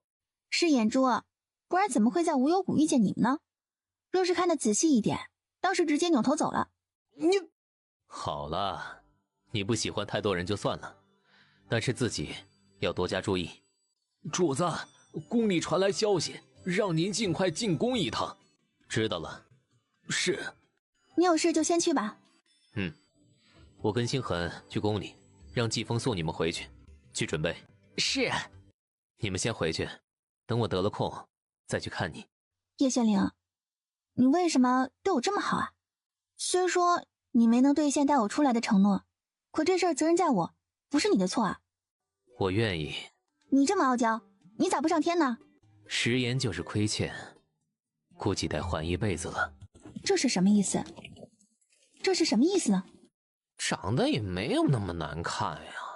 你一个护卫还要长得多好看，你咋不上天呢？转身翻身上马，留下傻愣愣的星痕在风中凌乱。这是怎么回事？这些都是表小姐的东西，今日表小姐刚到，是要在咱们侯府住下呢。谁跟你怠慢？你刚才说什么表小姐？夫人的外甥女沈含韵小姐，就是妹妹的女儿，以前兵部尚书沈冲的独生女。自从沈尚书夫妇离世之后，沈小姐就孤身一个人了。季月一顿明白过来，摆摆手放小厮离开，转身往回走。季月走到乔念希跟前，将小厮的话原原本本转述一遍。他既然能让老夫人同意他娘家亲戚住进来，定是有什么能让老夫人松口的资本。至于这资本是什么，恐怕还得去老夫人那里才能弄清楚。乔念希思索片刻，似乎想到什么，一句话说完，转身朝着老夫人的院子走去。什么事情让祖母这样开心呢？哎呦，我们念希回来了呀！今日怎的这样热闹啊？可是有什么好事？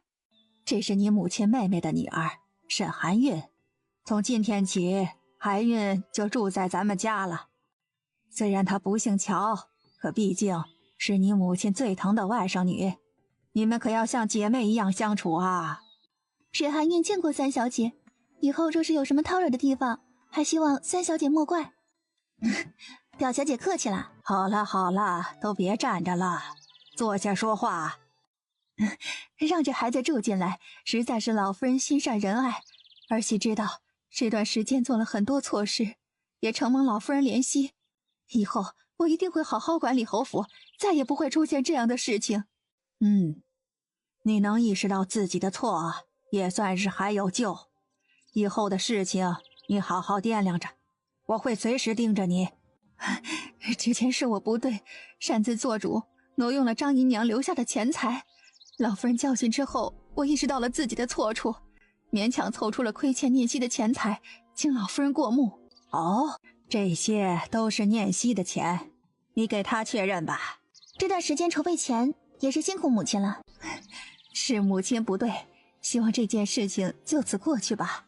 哟，看来永昌侯府还真是有钱呢，2000多万两，说拿出来就拿出来了。这要是搁在我们镇国侯府啊，加上我们外面的生意，也不可能1个月就凑出来的。以前是我考虑不周，可镇国侯府才是我的家，所以还是让大哥尽快凑齐了这笔钱。而且韩玉也将我妹妹和妹夫给他留下的钱交给我保管，经过他同意，才暂时拿出来补窟窿的。虽说不管如何，我拿到了钱就不应该再多嘴，可母亲这样的话，岂不是我抢了表小姐的钱一样吗？林氏，韩韵的事情你可别弄混了。人家毕竟是带着自己的财产过来的，吃穿用度你可掂量清楚。是，韩运的安置，媳妇自会另做账，还请老夫人放心。你清楚就好。既然你母亲将钱凑齐了，你就点点吧。是。乔念希应声，走到林氏跟前，伸手将银票和房契地契接了过来。念希回来这段日子，父亲一直教导我，既然回来就要知道感恩，所以念希将30间铺子1年的收益孝敬祖母。孙女也不细算了，就给祖母300万两吧。另外再给姐妹们嫁妆里多添1间铺子。哎呦，你这孩子，难得你有这样的孝心。大姐姐是富贵之命，从小也是家里最后养的女儿。我虽然对姐妹们没有薄厚之分，可大姐姐若是接了我这店铺，说出去显得大姐姐小家子气，连庶妹的店铺都要，这似乎有些不太好听了。我是这样想的，反正大姐姐也不会要，不如就做主将原本给大姐姐的店铺送给祖母，就当是大姐姐孝敬祖母的吧。哎呀，这样好，我们颖儿向来是孝顺的，祖母就收下了。等你出嫁的时候，祖母一定给你准备别人都没有的大礼。多谢祖母，颖儿是不在话下的，只要祖母高兴就好。好好，真是祖母的好孩子。祖母偏心呢，就喜欢大姐姐。你这个小冤家，记性这么大呢。好好好，你最好，有什么都想着祖母，就你孝顺。念希还得多谢表小姐，若不是你，我的钱和店铺也不会这么快收回来。韩运也只是帮姨母排忧解难，三小姐客气了。韩运刚来，对咱们府不熟悉，我先带她去她的院子里归置归置吧。也好，既然来了，这里就是你的家，有什么需要的尽管说，你姨母不在也可以过来找我，你跟家里的姐妹们是一样的，知道吗？是，韩运谢过老夫人。你们也都散了吧，我也累了。你刚刚跟老夫人学管账，如今一下子接过来10几家店铺，你可想过从何下手啊？大伯母放心吧，我既然接得过来，就能撑得住。再说了，这不还有您呢吗？好，谁叫我是你大伯母呢？你是个有主意的孩子，大伯母也不多说。但是有什么事情一定要说，我和你大哥总是你能依靠的人。还有我呢。是呢，还有你呢。以后你就保护三姐姐，不让人欺负。陆氏跟乔念希的话说完，拉着乔新宇离开。您还不打算出来吗？这是你跟永昌侯府要的300万两。看来永昌侯府还真是有钱呢。且不说我这300万两，您手里这2万两也不是小数目。若是父亲不知道他们家的情况，恐怕也开不出这个价。如今想想，还得多谢父亲呢。有些事情你要知道适可而止，既然钱都拿回来了，该过去的也应该随之过去。我想父亲是误会了。首先，我是受害者，是林氏这个当家主母买凶杀我，不是我在其中作梗。其次，刚回来的时候我就说过，我不会没事找事跟他们过不去。可他们若是心存不轨往我身上撞，动我一个手指头，我便卸了他一条胳膊。幸好我没有受伤，否则事情可就复杂了。你父亲不用害怕，我是不会对您怎么样的。说起来，这次还是我们父女第一次联手合作。你看咱们这样相处多好，毕竟是父女血浓于水呢。你还是老老实实的吧。女儿一直都很老实，晨昏定省一次都没有短过。父亲不相信，去问祖母。老爷，杨阁老身边的砚台来了。杨阁老没来，砚台可说了什么事？砚台拿了一套文房四宝。走。见过侯爷。啊，不必多礼。最近事务繁忙，没有顾得上去看阁老。不知阁老身体恢复的如何了？侯爷没能过去，可拿过去的东西都是上好的。阁老温补着，如今身子已经大好了。哈哈，那就好，那就好。不知这是？哦，这是阁老珍藏的一套鲨鱼骨文房四宝，今日阁老包好，让奴才给三小姐送过来。你说给谁？阁老说给三小姐，还让奴才捎句话，请三小姐不要忘记喝茶对弈的约定。多谢小哥辛苦送过来，也请您回去跟阁老回个话，就说我一定会去的。你怎么敢从杨阁老手里讹东西？哎呀，侯爷莫怒，这是阁老送给三小姐的，是奖励她在关键时刻救了阁老的命。救了杨阁老是你应该的事儿，你怎么敢收这样贵重的东西？杨阁老是三朝元老，又这么大岁数，我担心我若是不要他老人家会不高兴，这一不高兴，万一再犯了病，岂不是大罪过吗？所以聂熙不敢不收。三小姐说的是啊，当日三小姐也是盛情难却才答应收下的，侯爷就别让阁老着急了吧。既然这样，就进来喝杯茶吧。不了，奴才办完了事儿，还得回去复命呢。东西您收好，奴才这就告辞了。小哥慢走。你又不用这些，要来何用？说的也是，我平常确实不太习惯用这种。不过像杨阁老这样的三朝元老，即使是用坏了的一杆笔，也是意义非凡的。更何况这样珍贵的东西，虽然我不用，但是我可以供起来，以杨阁老的人品和人生要求自己，这样就不会松懈了。那你就好好供着吧。乔宏远再也说不出话来，甩袖离开。小姐，我这就供上去。不用供了，将里面的东西取出来，只将锦盒供起来就好。啊？小姐，咱们供着一个空盒子做什么？镇国侯说的对，这样名贵的东西放在我这里也是暴殄天物。明日送去七月楼吧，要供着也应该放在能衬托得住他的地方。是，哥。海马，吓死我！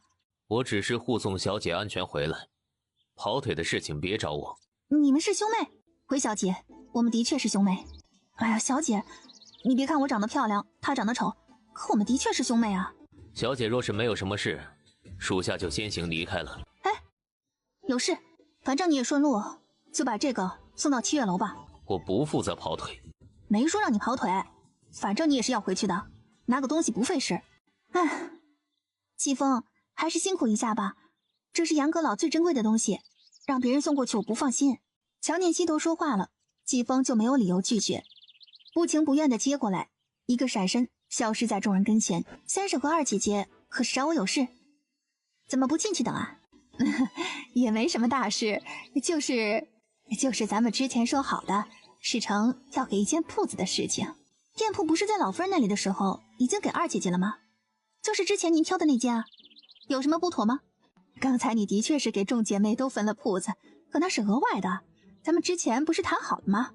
三婶这么相信你，你可不能失信啊。那本来就是应允您的那间店铺，但是我寻思着只给二姐姐祖母会多想，所以其他姐妹也都给了。说起来，其他姐妹也算是沾了二姐姐的光呢。话可不能这么说啊，这件事我可是跑前跑后，又在老夫人跟前说话才这么顺利。其他人什么都没做，却跟我们得的一样，难免让人心里不平衡吧。这间铺子是三婶您自己挑的，是这30间铺子里最好的，其他人的铺子可都是一般的，怎么能一样呢？你这样就不对了，我这跑前跑后的，没有功劳也有苦劳吧？其他人可是什么都没干呢。之前答应三婶的店铺，您现在已经拿在了手里，我们之间的承诺也就兑现了。至于其他怎么处理，这跟三婶没有任何关系了吧？高氏见乔聂熙已经冷了脸，脸上一凛，到了嘴边的话生生给他下了回去。三婶若是有时间，还是去盘查一下店铺的情况吧。若是有什么问题，现在提出来还能立刻解决，否则时间长了，即便有问题，母亲也不承认了。要不三婶进来喝盏茶？不必了。高氏冻着一张脸应一声，转身拉着乔初莲气哄哄地往外走。这高氏也太不要脸了吧。高氏这种人不用太在意，倒是林氏，他也真是有办法，什么地方都能扣到钱。自从沈尚书夫妇去世之后，这沈含韵便孤苦无依。一个闺阁中的女子，手里握着那么大一笔钱财，难免被人惦记。他这也是害怕才来投奔林氏，却不想钻进了林氏的黑洞里。说来，林氏对自己的亲外甥女都下得去手，这真不是个东西。我们过好自己的生活便是，其他人活成什么样，那是他们的选择。最近咱们院子里可有什么不对劲的事，或者不对劲的人吗？最近大家都跟平常没有什么区别，并没有任何异常。这段时间你多注意院子里的人，有什么异常的事情尽快告诉我。可是我们院子里出了2心之人，你喊什么？有些事情你知道就好，不必说出来。小姐信任你才跟你说这些，你也应该知道分寸才是。是，知画一定会用心注意院子里的人，不用这么紧张，就像平常一样便好。你先出去吧。是，小姐觉得会是我们院子里的人吗？这个不好说啊。既然晋王身边有会缩骨能易容的人，就保不齐身边的人会中招。人在暗，我们在明，所以处处都要防备。这个院子是咱们侯府现在最大的，本来还想着给你表哥娶亲用的，你来了，姨母就给你。既然是表哥娶亲用，含韵还是另择他处吧。傻孩子，姨母拿你当自己亲生的，自然也想着给你最好的，你就安心的住下来，以后这里就是你的家。姨母，这样大的院子会不会开销太大呀？平时我除了爹娘留下来的钱，便再也没有任何来源。这个你就不用担心了，你院子里的东西姨母会给你添置，你的钱姨母暂且帮你保管，等你出嫁还会原封不动的给你。多谢姨母，娘可别忘了外祖父给我留下的钱，这钱若是没了，女儿可是连祭拜都没脸了。忘不了，自然忘不了啊，等过了这段时间一定会还给你们。这日，乔宏远下了早朝，刚出宫门口，乔兄留步。来人正是最近才从陈州回皇都的襄阳侯。襄阳侯府和镇国侯府是世交，2位老侯爷是结拜的兄弟。乔宏远和襄阳侯也是从小一起长大的。白兄，什么时候到的？哎呀，今日刚到，路上跟着宁王的车队回来，所以比预计提前了1天。哎呀，回来就好，回来就好啊！家母在路上一直念叨老夫人，不知老夫人最近可还好啊？好，一切都好。前几日他老人家还念叨着要给你们设宴接风呢。哎呀，那可真是多谢了。下个月底是家母寿辰，若是老夫人方便，还请亲临呢。哎呀，老夫人最近也在念叨着这件事呢。到时我们一定会备上一份大礼，去给白老夫人贺寿。那就再次谢过了，家母知道一定会十分高兴的。说起来，这次我们回来就不准备再离开了。过了这么多年，我们老了，孩子们也长大了，等我们府邸安置下来，就可以考虑2个孩子的婚事了。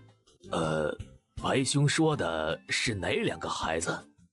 哎呀，乔兄难道不记得了？15年前我们家离开的时候，2位老侯爷可是给我们2家的孩子定了娃娃亲呢，信物都交换了。你们刚回来，先安置好了家里才重要。这件事情不着急，我们有的是时间。也是，刚回来就说这事儿，也是有些着急了。左右，我们家在皇都安置下来，日后有的是时间，以后慢慢商议啊。事情谈到了这里，乔宏远也没有心情跟襄阳侯继续叙旧，借口有事，匆匆上了马车离开。老爷这是怎么了？你可还记得15年前咱们跟襄阳侯定下的那个娃娃亲？当年又不知道我会生男生女，那个亲事怎么能算数呢？若是你再生个儿子还好，可偏偏初颖是个女儿，这婚事就得作数。更何况信物都交换了，连文都有，咱们没有不认账的余地。可初颖如今跟太子走得正近，我也跟我娘那边通了气，等年底皇宫宴会的时候，跟太后提及此事，只要太后同意，这件事就算成了。都到了这个节骨眼上，怎么能将初影嫁给白嘉诚呢？我倒是想到了一个不是办法的办法。什么办法？快说。我是琢磨着，不如将张姨娘抬为平妻，让念熙就是嫡女。反正当年我们是嫡女，并没有说一定就是我生的。乔宏远听着林氏的话一顿，老爷不要误会，虽说之前我跟念熙这孩子之间有些不愉快，可这次我完全是为了我们侯府考虑啊。你想想，若是念熙成为嫡女，不光是解决了初影的事情，如今张老将军也快回来了，他知道念熙是嫡女的话，也不会过于为难咱们，是不是？你说的也有道理，可念熙这孩子不是好掌控的，万一到时坏了事，咱们得不偿失啊。哎呀，老爷，念熙现在跟老夫人这么亲近，这事儿若是老夫人同意了，她也不会有什么意见的。更何况人家白嘉诚堂堂襄阳侯正经世子，陪念熙是绰绰有余，他偷着乐才是啊。倒也是这个理。你去跟老夫人商量一下，若是老夫人没有异议，就这么定下吧。好。把这个喝了，我有事跟你说。你刚才说过来找我什么事来着？白天你问我的那个问题，你可还记得？你不是回答了吗？我是回答了。你呢？我？你又为什么这样信任我？因为你好看。只是因为好看吗？大瑞朝容颜俊美之人比比皆是，你都会像对我一样对待他们？好好想一下，我给你个机会重新说。你想让我说什么？比如说你喜欢我，我会很高兴。或者你是想以身相许，我也能接受。叶玄灵，你可知道喜欢这2个字的意义？你给我听好了，我这个人向来小气，只要是我的，不管人还是东西，绝对不容许别人一丝一毫的觊觎。所以跟我在一起，你就要做好一生一世一双人的准备。我掌握着你的绝对拥有权，你的人，你的心都是我的，你的眼里只能有我。你若是背叛我，有了其他女人，我一定毫不犹豫地将你踢出我的世界。当然，我怎么要求你的，也会同样要求自己。你也给我听好了，我叶玄灵这辈子只要你足矣。既然你要了我，就给爷准备好一辈子。你若敢中途逃跑，即便是追到天涯海角，我也不会放过你。你今天突然说这些，似乎有什么事情发生。我要出去一趟，离开之前确定了你的心意，我才能放心。这跟我有什么关系啊？从现在开始，我的所有事情都跟你有关系，也是因为我可能会给你带来很多意想不到的麻烦，跟着踏上这条满是荆棘沼泽的道路。你可想好了？今日我既然对你表了真心，就没有往后退的余地。你看着吧，过不了多久你就会知道，我至于你不是拖油瓶，而是宝。是，你是宝。我是说，我不做你护在怀里的小女人，我要与你并肩，不管深宅内院还是军营战场，我会让你明白，得了我，你是占了一个多大的便宜。你这是打算给我一个惊喜？也许不止一个哦。看来我还是小看你了，你身上的秘密似乎比我想象的要多得多呀。我的确有不少秘密，但是我不想多说，而且一下子也说不完。我们在一起，你慢慢都会知道。好，你不想说，我就不问了。但是，不许你将自己身陷危险，一切都由我。好，以后有什么棘手的事情，我一定会跟你商量的。翌日，金月，小姐，你醒了。昨夜叶玄灵可来过，昨夜似乎做了个很美的梦。是啊，小姐，您是不是睡迷糊了？原来不是梦。竟然不是梦，他什么时候走的？殿下昨夜子时离开，殿下走的时候吩咐我们要看好小姐。如今已是深秋，切不可贪凉。殿下说这次可能得1个月之后才能回来，小姐若是有什么事情可以找宁王，宁王回来了。宁王前2日就已经回到皇都，小姐是有什么事情吗？没什么事情，就是想看看能将宁王妃拿住的男子是个什么样的奇葩。小姐，大清早的急什么？有事慢慢说。出了什么事啊？刚才老夫人院子里的人来传话，说是让小姐收拾妥当之后去正厅。传信的人可说的是什么事吗？什么都没说，就只说让小姐过去。你呀，什么时候能长点心啊？既然是小姐身边的人，就应该考虑周全，该问的都得问清楚，这样传话的时候才能让小姐知道，心里有底。算了，过去就知道了。大家今日怎能这样早啊？莫非是我来晚了？你没来晚，是我们大家今日早到了一会儿，快到祖母这里来。是，祖母今日这样高兴，可是有什么喜事吗？是有喜事。什么喜事啊？念希也想跟祖母一起高兴。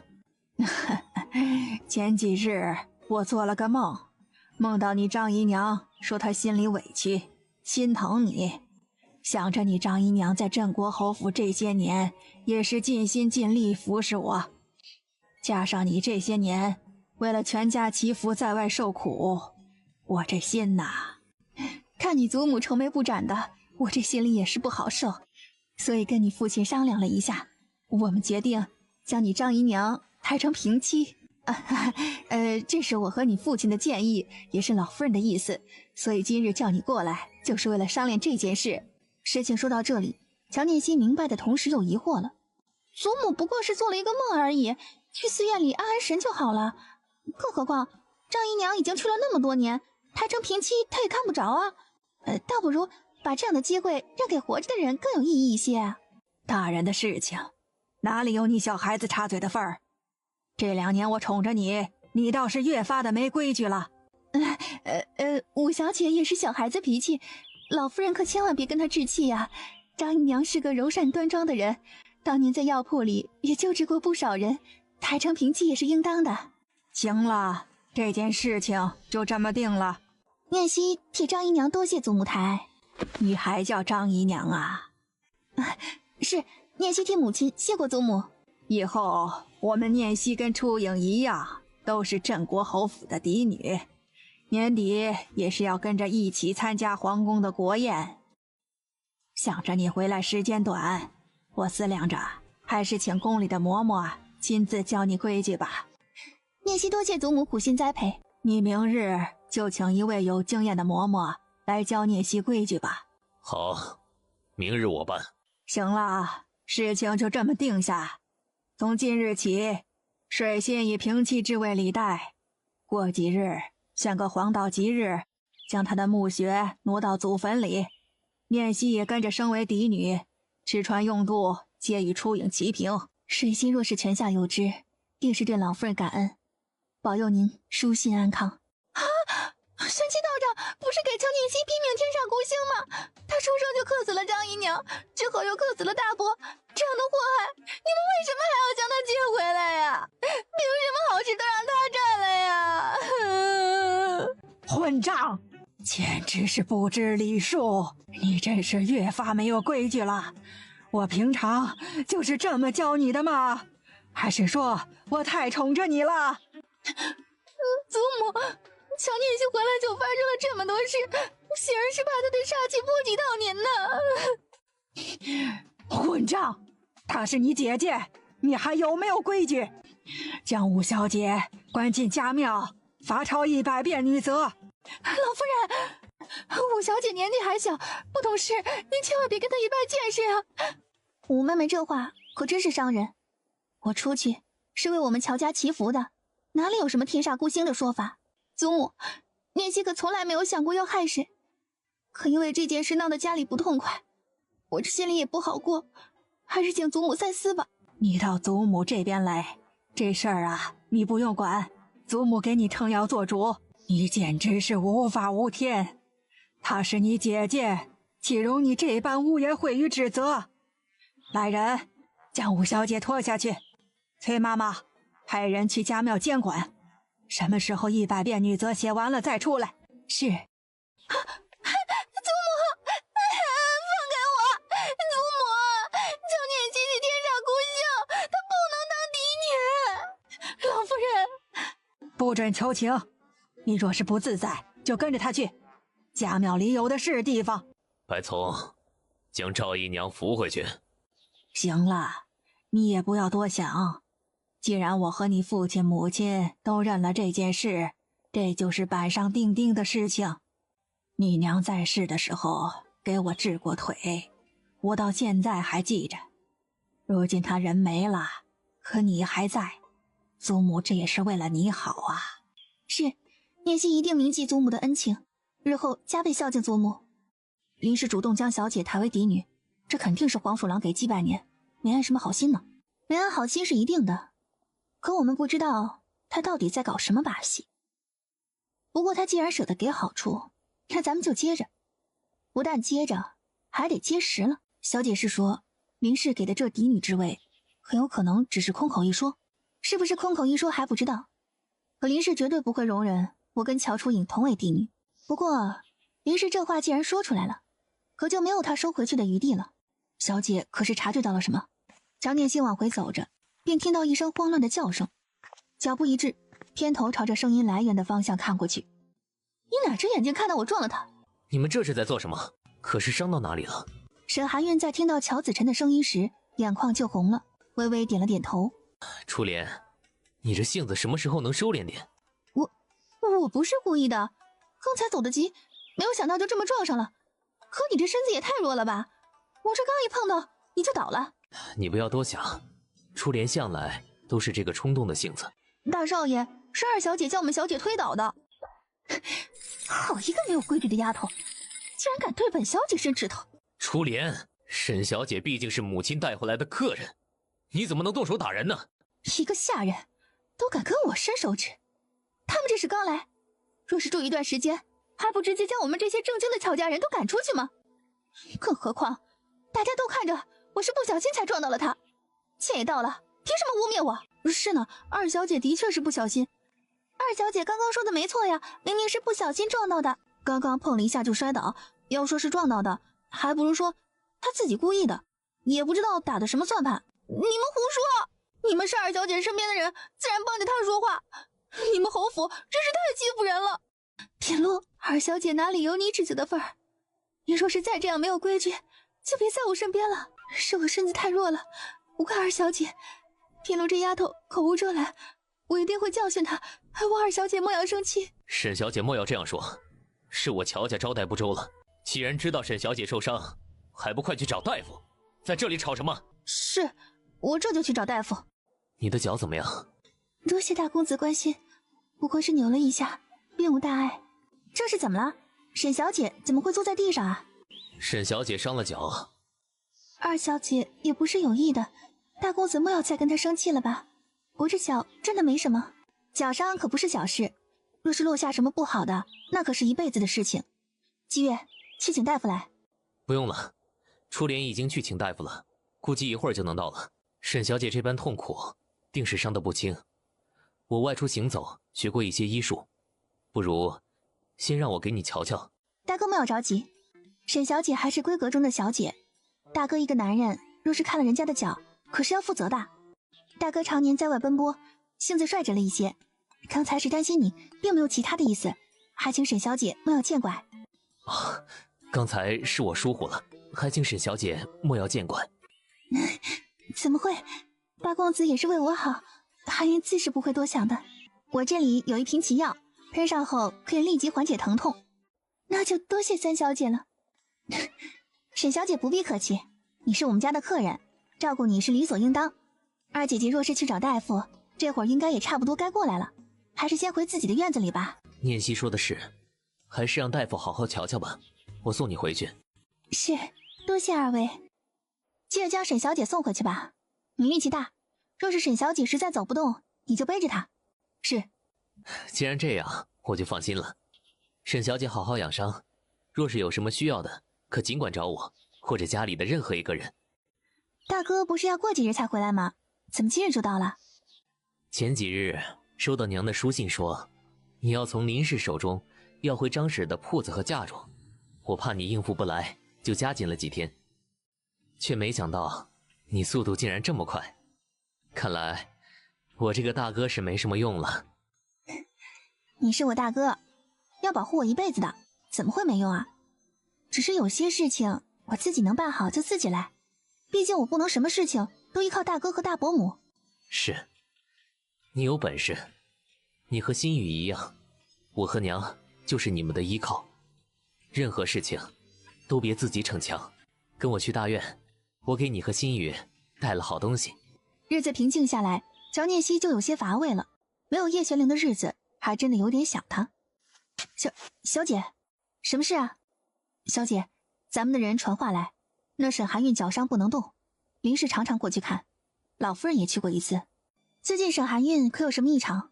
没有，据咱们的人观察，这沈寒韵倒也是一个安静的人，除了身边那个品路贴身伺候，平常很少跟人说话，只是练习画画、抚琴。虽然现在可以下床，却并没有外出。家人撤回来一半，他若安安稳稳寻求一处庇护，咱们也没有必要与他为难。是啊，真是无聊死了。天下就会回来了，小姐莫要心急。谁说我是在想他？小姐昨夜梦话里说的。梦话？我在梦里还说了什么？小姐只是在一直喊殿下的名字。哦，那就好。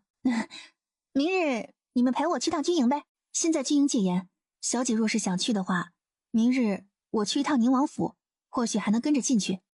昨日我收到了襄阳侯老夫人的寿宴的请帖，我们两家是世交，多年未见，说起来也是件让人高兴的事情。你们都好好准备一下，明日随我一同去祝寿。请帖中说了，要孩子们都过去，喜儿也应该有反省了，就将他放出来吧。是，喜儿这个性子也是不敲打不行，你平日里多拉着他一些，这还是家里，若是去外面还这样，终究是要吃大亏的。是，妾身一定会好好劝五小姐，定不会再发生这样的事。我要的礼物可是准备好了？老夫人交代的事情一早就准备好了，就等着明日跟您一起带给白老夫人呢，她一定会喜欢。行了，你们也回去准备准备，明日跟着我一起去襄阳侯府祝寿。从老夫人那里出来，一路上陆氏将襄阳侯府的情况跟乔念希和乔新宇大概说了一些。这样说起来，这襄阳侯倒比咱们家这位更得皇上的心呢。唉，皇上的意思谁能轻易揣摩得到啊？不过襄阳侯这次回来的确是比以前要风光许多，这也是人家应得的，谁叫当年你爹不愿意出去呢？我们过好自己的日子便可，至于这个家里折腾成什么样子，只要跟咱们没有关系，就不用操那个心。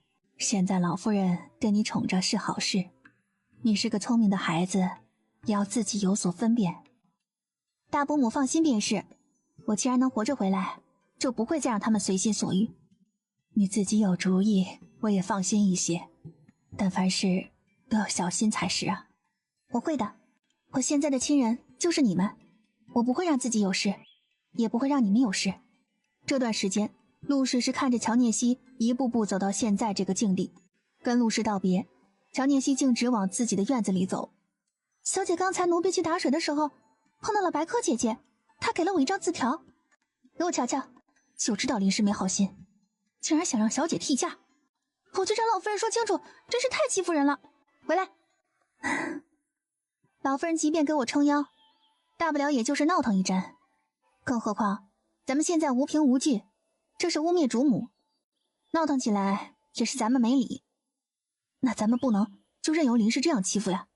既然林氏设了这个局，咱们就配合他演一出吧，毕竟白老夫人的寿辰热闹一些才好。别的事情还能忍，可他们将小姐许给别人是绝对不能忍的。我的婚事除非我自己认可，否则谁都做不了主。林氏打的是我的主意，对襄阳侯府也是欺瞒，这种当众丢脸的事情对襄阳侯来说更是不能忍。咱们只管喝茶看戏，费力气伤脑筋的事情不如让襄阳侯府来做。这样一说，季月和知画恍然。翌日，哎呀，老姐姐，这么多年终于再见到你了，还以为这辈子就见不到了，如今你们回来，可真是太好了。这是我们大姑娘若锦，今年14岁，本来是跟着她娘在花园里招呼客人的，听说你们到了，便巴巴的回到我这里，想跟乔家的姐妹们认识认识。平常总是听祖母说起镇国侯的事情，若锦便忍不住过来了，冒昧之处还请乔老夫人和侯夫人见谅。哎呦，乔这孩子真是端庄娴静，让人看着就喜欢。白若锦面色带羞的听着，真是念希，一路上听着老夫人说咱们两家的事情，这孩子也是兴奋不已呢。老夫人瞧着，首先出来的不是乔初影，愣了一下。念希给白老夫人请安，祝您福如东海，寿似不老松，福寿绵长，活100岁，身体康健，形如风。哎呦，这个孩子可真是像瓷娃娃一样好看呢，瞧瞧这伶俐劲儿，真是招人疼。快过来，让我好好瞧瞧。您二老长时间不见，必定有很多提己的话要说，我们就不在这里打扰了。我带着孩子们去花园看看，有什么能帮得上陈姐姐的。我也是想她想得紧呢。我们两家也不算外人，帮忙也是应当。你就带着孩子们过去吧。白老夫人本来还想跟乔念希说话的，可老夫人话都说到了这里，也不能死拦着，不情不愿还是点了头。众人向2位老儿行礼，跟着丫鬟们往前庭花园走。哎呀，林妹妹，陈姐姐，我可真是想死你了。哪个孩子是啊？可是那个天蓝的衣服的孩子。老夫人最疼这个孩子，也是惯坏了，不如若锦一样端庄稳重。这话听起来明明就是说自己亲生的。襄阳侯夫人心里一喜，下意识的就认定乔念希是跟白嘉诚定下娃娃亲的那个。哎呀，我是真喜欢这孩子，你快将他喊过来，我仔细瞧瞧。林氏自知是躲不过这个坎儿，只得让丫鬟过去叫。哎呦，念希这孩子可真是生得招人疼，看着就喜欢。这孩子在家宠惯了，若是有什么做得不好的，陈姐姐可别挑理呀。被林氏一步一步往沟里带，襄阳侯夫人现在对乔念希一点怀疑都没有了，喜欢的不得了，拉着他话就说不尽。林氏在边上听着，暗自松一口气，转脸看着乔初莲和乔初喜，眼神有些不对，担心这2个不省心的破坏，借机带着镇国侯府众人跟庆王妃请安，先行离开。哎呀，你说我怎么对你这孩子这么喜欢呢？是啊，乔小姐相貌出众，又知书达理，以后定是个好媳妇儿。侯夫人命好啊。念希今年多大了？到腊月初8就14岁了，还有2年才及笄呀。不过没有关系，嘉诚等得住。是啊，2年也不算长，镇国侯府培养出这样优秀的嫡女，也是值得等的。我还不算是嫡女。你说什么？我们家正经的嫡女是大姐姐乔初影，我从小在寒光寺长大，最近才回家的。念希啊，你实话跟我说，你到底是不是嫡女啊？我的生母是张姨娘，但是近日母亲央求祖母将张姨娘抬为平妻的。襄阳侯夫人脸色再也挂不住，拉着乔念希就往庆王妃的桌边走去。见过庆王妃。这是白老夫人的寿宴，侯夫人快别多礼，臣妇有些事情想跟镇国侯夫人确认，不知可否打断2位片刻？自然，侯夫人请便。多谢王妃。念希的事情，侯夫人能否给我解释解释，究竟是什么意思？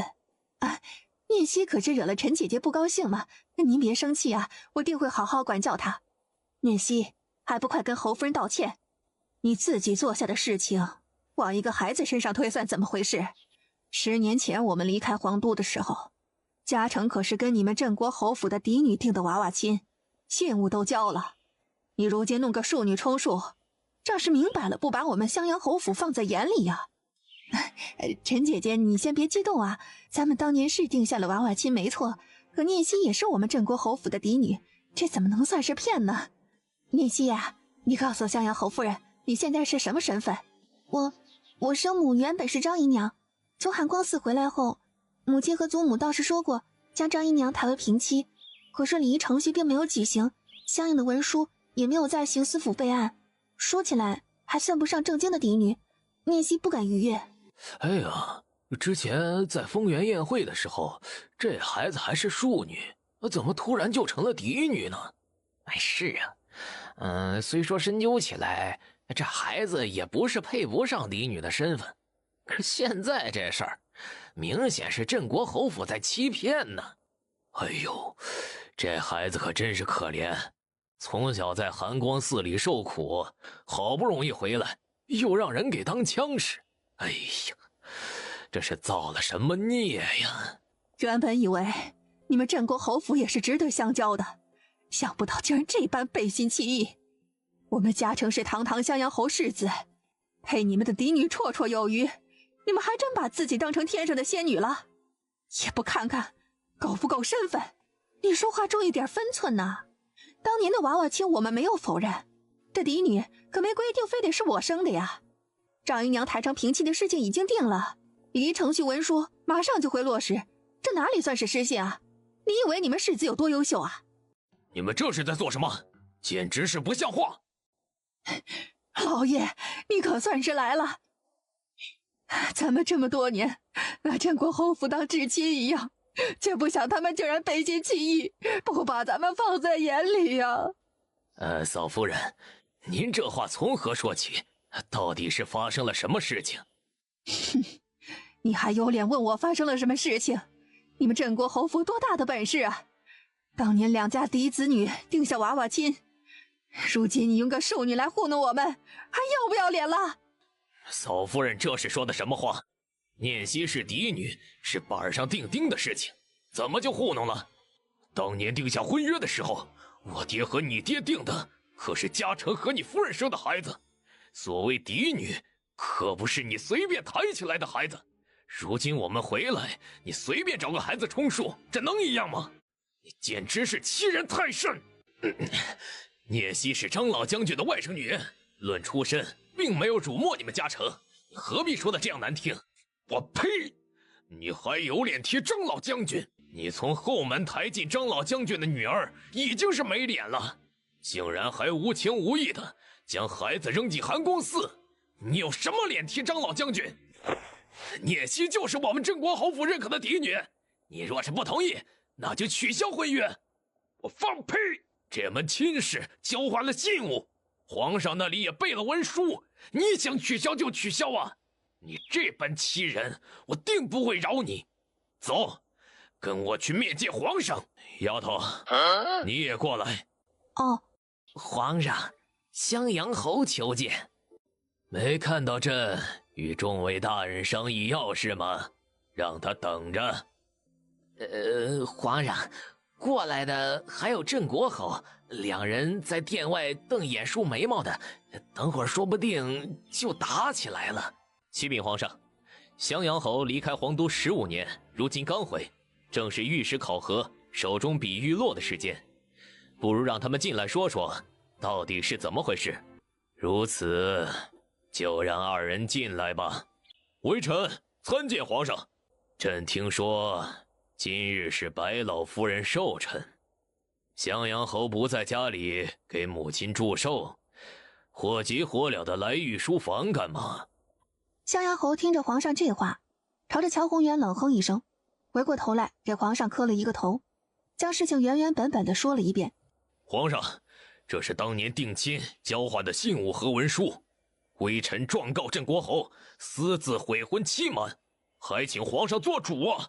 曹德颤着小步下去拿，将东西摆在了皇上跟前。镇国侯，这事儿你怎么说？微臣冤枉，还请皇上给微臣做主啊！这婚事微臣并没有否认，只是当年说的是嫡女，并非指定是嫡长女。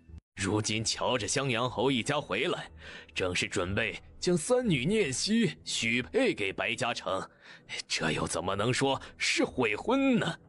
你的夫人林氏不是只生的一个女儿吗？怎么又多了一个嫡女？回皇上，今日微臣与家母商议，已将念希的生母抬为平妻，这孩子也是嫡女。哦，说起来，这算是后宅的事情。曹德，宣皇后前来断定。是。丫头，抬起头来，给朕瞧瞧。方才镇国侯所说，可是事实？乔聂基转脸瞧了自己亲爹一眼，唇角勾起，这样说话，却听外面传来一声禀报：皇后到了。你们两家的娃娃亲，本宫倒是略有耳闻。怎么，现如今有了什么变故？襄阳侯探身给皇上磕了一个头，将事情又说了一遍。当初丰原宴会，本宫见过你，你不是庶女吗？前段时间父亲和祖母倒是说过给臣女抬身份的事情，可是礼仪程序没经，刑司府的文书没批，聂姬不敢以嫡女自居。你倒是有个自知之明的。哎呀，镇国侯，这事儿你做的真是不地道，你不按照程序来，让朕如何帮你啊？皇上明察，此事只因猝不及防啊！这是臣之前拟好的文书，正准备提交刑司府呢，却不知襄阳侯在白老夫人寿宴上揪住了这事儿，臣也是猝不及防啊！这完全是狡辩！我们离开的时候本来定的就是大女儿，你却抓着嫡女抠字眼换人，你他妈还要不要脸？两家的老侯爷可在天上看着呢！说了半天，不就是因为人不对吗？朕倒是觉得念希这丫头眉目清澈，是个好孩子。是啊，念希这孩子是不错，上次丰原宴会一见，本宫也是甚为喜欢呢。皇上皇后说的是，若是镇国侯不隐瞒这件事，微臣和内人还是对这孩子甚为满意的。可是镇国侯把事情办成这样，实在是让人心里憋气呀。襄阳侯这意思是准备跟本王抢人吗？你丫就知道乱跑，再晚来1分钟，老娘就被你爹送人了。襄阳侯刚回皇都，这是要趁本王不在抢人了吗？进门的功夫，叶玄灵就将乔聂希从地上拽了起来。不是，微臣怎么敢跟灵王抢人呢？按说襄阳侯府在外这么多年，理应补偿你们。你若是真的要求，父皇也不好拒绝。幸好襄阳侯为人刚正醇厚，你这样说，本王就放心了。微臣为国效力是职责所在，不敢妄自居功。襄阳侯府和镇国侯府解决娃娃亲的事情，你跑来凑什么热闹？还不快去拜见太后？他老人家可是念叨你2天了。老六，之前皇后给你物色那么多家人，你都不要，怎么现在跟人家抢起来了？虽说朕是希望你尽早娶妃的，可你不吱声就给定了，你眼里还有没有朕呢？微臣和镇国侯府的娃娃亲原本定的是大女儿，是镇国侯府出尔反尔，闹出误会。三小姐端庄贤淑，却不是我襄阳侯府的门槛能托起来的，还请皇上明鉴。镇国侯，你要将西西换给襄阳侯府。这句话带着一股子让人捉摸不透的味道，别人听起来或许还没什么，可灌进乔红眼的耳朵里，却如同掺了冰茶一般。5年前，儿臣领兵西征之时，太后允儿臣婚事可自行做主。更何况，两侯府定下娃娃亲的本不是西西，怎么能算抢呢？皇上，当年太后的确是下了懿旨，还让苏嬷嬷来传过话。您正在忙着布置行军之事，许是没放在心上。说到娃娃亲，父皇当年似乎早就给儿臣定下了西西。皇上彻底傻了，一双眼睛瞪大看向叶玄灵，没明白。这个同心锁是父皇当年留给张老将军的，张老将军让儿臣替他问句话，当年的话还作不作数？作数。这么说起来，朕倒也记起当年的事情了。对，果真是有这么个事儿。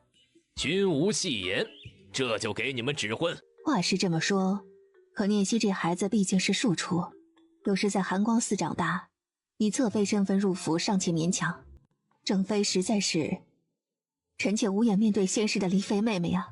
刚才镇国侯府已经说了，西西是嫡女，这话是在父皇母后跟前说的，该不会因为换人不成而不作数吧？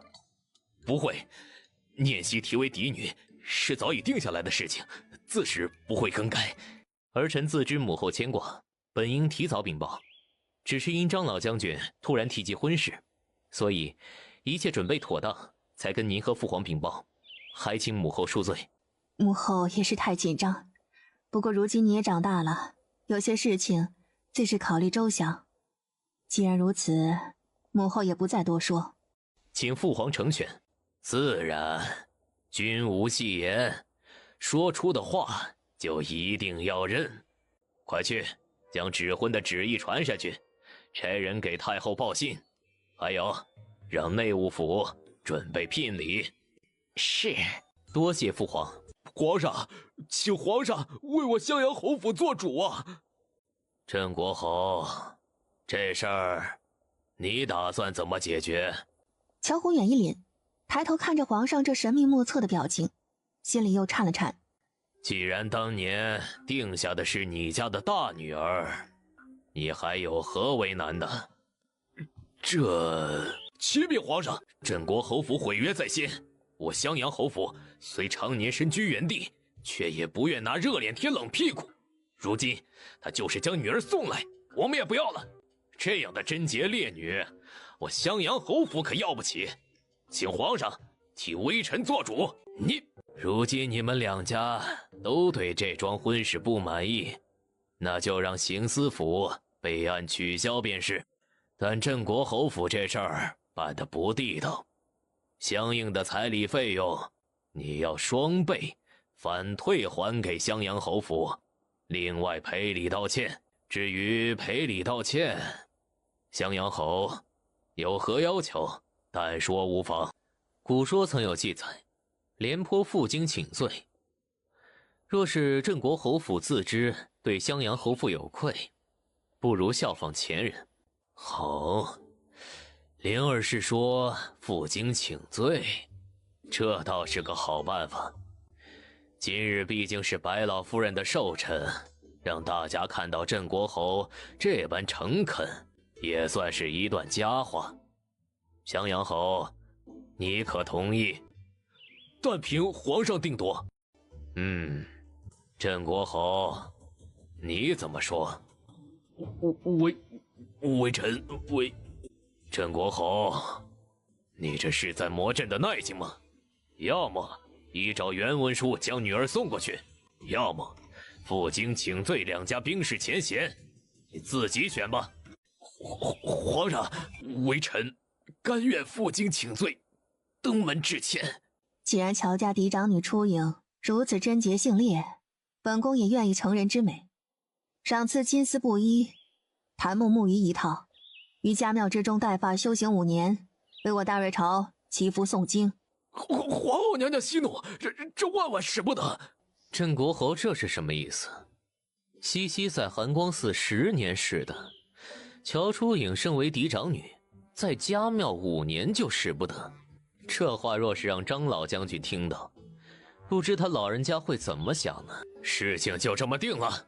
曹德，去拿吉利条给镇国侯，另外让内务府准备皇后交代的东西。念熙见过祖母，快到祖母这里来。哎呦，我的小可怜儿啊！祖母，您这是怎么了？林氏，这事儿你自己跟念熙解释。念熙呀，今日的事情是个误会。母亲说的是什么误会？今日本来是打算将你介绍给众人，却不想襄阳侯夫人将你错认成了你大姐姐，以为定下的娃娃亲的是你。这事儿怪母亲没有说明白，让你受了委屈。哦，原来是误会啊！你入宫，襄阳侯可有为难你呀？祖母放心，皇上跟前，襄阳侯并未为难孙女。听乔念熙这样说，老夫人当即松一口气，正要接着问，却不想外面传来通报，圣旨道：“给曹公公请安。”哎呦，老夫人快快请起，真是折煞咱家了。众人寒暄2句，便开始宣读圣旨。3道圣旨曹德依次不紧不慢地宣读。第一道，镇国侯府与襄阳侯府定下的娃娃亲协商取消，准奏。第二道，依照皇上和张老将军定下的娃娃亲，给叶玄龄和乔念熙指婚。这是灵王殿下的礼单，先给三小姐添妆，等三小姐及笄，再将过门的聘礼一并送到。张夫人此事无法清点，皇上交代请老夫人代劳。若是还有什么短了缺了的，还请老夫人开口。是，老身谨遵皇上皇后娘娘懿旨。请问曹公公，灵王殿下给念熙这聘礼是以什么位分下的呀？自是正妃之位。镇国侯在皇上皇后跟前提及将三小姐提为嫡女，皇上准奏，这是文书，刑司府那里已经做了备案了。是，谢皇上皇后娘娘。曹德暗自叹一口气，展开第三道圣旨。赐镇国侯府嫡长女初颖金丝布衣、檀木木鱼一套，于家庙之中带发修行5年，为国祈福诵经。听到皇后这道懿旨，乔初颖一脸的嫉恨瞬间僵住，全身的血都凉了。让她带发修行，这不是要断了她的出路？大小姐，这是皇后赏赐的东西，您可收好了。皇后娘娘说了，8月节会来镇国侯府赏月，到时候希望听你诵读静心经。是。咱家的任务完成了，这就回去了。三小姐，皇上让咱家给您带句话，若是得了空，您就多去宫里走走。太后过段时间从圣德寺回来，也念叨着要见见您呢。是你对不对？是你在皇上皇后跟前陷害我，你这个恶毒的女人！灵王殿下说了，谁不长眼敢对小姐动手，就让直接扔出去。诸位还是小心一些为好，我这手有些快。乔念熙，你这个贱人，我不会放过你的！春烟，焕彩，快将大小姐扶回去。你大姐姐也是因为一时间接受不了才会这样，你不要在意。但之前那些都是误会，母亲知道你是宅心仁厚的孩子，如今咱们误会解开，你就不要这样为难你大姐姐了，好吗？母亲这话是说念熙在挑唆皇后打压大姐姐吗？皇后乃一国之母，念熙自认为没有那个能力能左右她的心思。母亲这样说，难免让人多想啊。作孽的事情是你们干的，如今连累了初颖，你还有脸指责念熙？你们永昌侯的家教就是这样的吗？念熙呀，你爹不是跟你一起进宫了吗？后来的事情怎么样了？爹选的双倍赔偿襄阳侯的彩礼和费用，然后上门负荆请罪。你个小孽障，给我滚出来！我的老天爷呀，你这是怎么了？你个小孽障，给我跪下！你让谁跪下呀？今日的事情我还没找你算账，你冲念熙吼什么？哎呀，娘，这孽障就是天生的祸害，他若是承认了自己的嫡女身份，事情也不会到这个地步。你还有脸说这个？你们自己做了什么见不得人的事情，你们自己清楚。如今事情到了这个地步，你有什么脸将罪责怪在孩子头上啊？她既是嫡女，就有义务为家里分忧解难。皇上跟前她不随着我说也就罢了，可皇后下旨让初颖带发修行的时候，她竟然求情都不求。这样黑心的孽障，留他何用？这么说来，侯爷和侯夫人尽心策划了这场庶女升职的大戏，就是为了让我顶替大姐姐嫁给白嘉诚吧？您让我给大姐姐求情，御书房除了皇上皇后就是军机大臣，你让我一个刚从尼姑庵回来不久的孩子跟皇后求情，您真是给我脸啊！之前丰原宴会是个什么情况，大家都明眼看着。皇后想惩治谁，就如同动动小手指一样简单。您当真以为这道圣旨是为了给襄阳侯府一个交代吗？乔宏元眼珠子充血，一张脸跟煮熟了的猪肝一样，红得发僵，正要再次发飙，猛然听到外面通传一声：“灵王殿下驾到！”乔宏元冷不丁听到灵王2个字，一个机灵，只听咔嚓一声，崴了脚。快将老爷拽上来呀！参见灵王殿下。哟，镇国侯这是练的什么功啊？镇国侯平常严肃之外，竟然还有这般随意的时候。哼，本王可真是重新认识了你啊！实属意外，让灵王见笑了。说起来，你们家那位贞洁烈女的嫡出大小姐呢？回殿下，乔大小姐接了皇后给她赏赐的金边布衣和檀木木鱼，太过激动，奴婢唯恐她伤及小姐，便扔了出去。唉，说起来，我们西西就是性子太软，才会总是受人欺负。经过今日的事情，父皇也是担心西西吃亏受委屈，所以特意赏赐龙尾鞭，上打昏庸老子，下出无理小辈。御赐的东西代表着皇上的意思，跟持鞭之人无关。我们西西向来不会没事找茬，可也不能受欺负。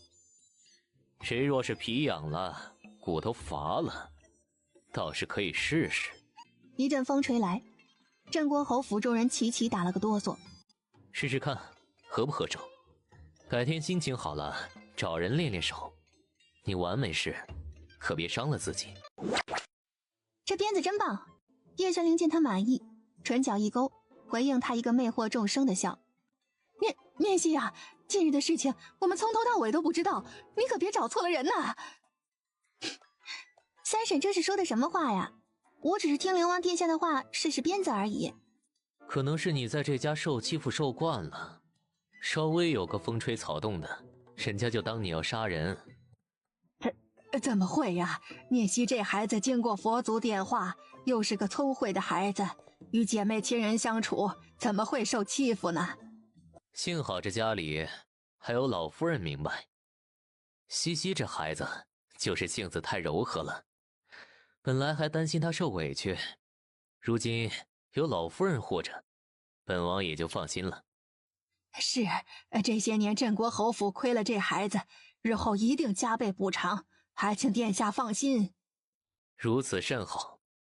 太后听说父皇给本王和西西指了婚，提前从圣德寺回来，不知是否方便带着西西去迎他老人家。当然呐，能有幸前去迎接太后，是念希这孩子的福气，怎么会不方便呢？叶玄灵点点头，看着老夫人的目光也多了几分柔和。事情到了这里算是告一段落。乔念希收回了龙尾鞭，跟季月回去换衣服。你那里还有什么新奇的武器，也给我看看呗。急什么？什么时候等你身体好了，灵王府里的东西都是你的。见过六哥六嫂啊，还没成亲，叫六嫂不好吧？就是，我也觉得这样称呼有些别扭。他才13，比我们都小呢。更何况，我觉得跟着六哥叫西西更显得亲近一些。高云端不说话，余光瞟见一抹白，面上一凛，手里的鞭子跟着就甩了出去。凤清晨，你给我站住！你追上我再说。近日玄宝武功增进不少，看样子清晨又得挨揍了。以后玄宝和清晨在一起的时候，你留点神，小心被误伤到了。玄宝，咱们有话好好说，今日不打了，行不行？这一架可是半年前就约好的，你该不会忘了吧？怎么会忘呢？今日不是去接老祖宗吗？咱们俩打得灰头土脸的过去见他老人家不好，反正我也是要小住几日的，不急不急。好了，天色渐晚，皇祖墓也该收拾妥当了，我们早些过去吧。高云端黑着脸瞪他一眼，全身的血液已经沸腾起来。哎，这就是传说中的小西西吧？我是乔念希，早就耳闻神医玉公子的大名，如今一见，果如其人。哎呀，虽说这是事实，可从你这样好看的女子嘴里说出来，还真是让我有些不好意思呢。哎呀，可惜了，像你这样漂亮的女子，要是我先认识就好了。清晨这次到的正是时候，玄宝的绝手已经突破了第7层，你刚好能陪他练练。改日我让人腾出军营的后场，随便你们打3天都没有人管。哥太狠了，不带这么欺负人的。还是六哥想的周到。天色不早了，众人上了马车，一起出发前往圣德寺迎接太后回宫。给太后请安。哎呀，你们来了，快起来，到哀家身边来。哪个孩子是西西呀？快到哀家这边来。哎呀，真是个漂亮的好孩子，一看就是个稳重端庄的孩子，以后得了闲要常去宫里陪陪哀家，可别像玄宝一样跟个假小子似的，天天领兵往外面跑，一年都见不到几次。太后这话一出，众人脸色都变了，特别是高云端。哎呀，孩子，你怎么哭了？没，聂西是看到太后太激动了。哎呀，小冤家，哎呀，瞧瞧你这孩子，小脸这么瘦，以后可得多吃点啊。乔聂西苦着一张脸看向叶玄灵。哎呀，如今哀家心窝子里的事情呀，就只有老六和老七了。皇帝给你们指了婚，算是了了哀家的一桩心事。你说老七成亲的时间也不短了，老二这孩子也不给哀家生个小的。宁王妃正咧着嘴笑，听到太后这话瞬间僵住。他们兄弟几个呀，就老六单纯，对一个人好就是从心里好。以后你们好好的，皇祖母这里的宝贝都给你留着，别叫老七家的看见。皇祖母，兰儿可在这里呢。啊，在这儿啊？哀家还以为没在呢，可哀家的话都说出来了，你就当没听见吧。好嘞，你老人家说了算，兰儿什么都听着。一直到时辰到了，众人这才簇拥着太后往外走。哎呀，母妃偏心呢。兰儿过来的时候，从来都不见母妃这般心急，如今真是嫉妒西西呢。你个猴儿！聂西见过妍妃娘娘。哎，快起来啊！母妃，咱们先让西西进来吧。对，快进来。妍妃看着乔聂西，话就多了起来，拉着他问东问西，特别是在寺院的事情。乔聂西连蒙带编的故事说给妍妃，本来挺凄惨的一段经历，竟然将众人都说乐了。方才在乾坤殿外，你为何抬头看本宫啊？我好像感觉到娘娘的方向有一道目光在看我，所以敏锐果敢，不拘泥，果然是张老将军的行事风格。你可曾听人说起过张老将军？他在你心中是个什么样的人？亲人，除了亲人，没有其他的了。要知道，张老将军的士气在皇都可是人人皆知的，任谁评价都不止这样简单。首先，聂西是小辈，对长辈评头论足稍显不敬。其次，作为亲人，聂西只想以自己眼睛看到的、耳朵听到的来判断，不愿让旁人的评价左右自己的观点。所以，等他老人家回来接触之后，才可有自己的认知。在此之前，聂西不敢多说。你是个好孩子，这般想法是对的。这是你父皇第一次南征反朝时送给你母妃的生辰礼物，一直跟在他身边10几年，是他最为贵重的东西。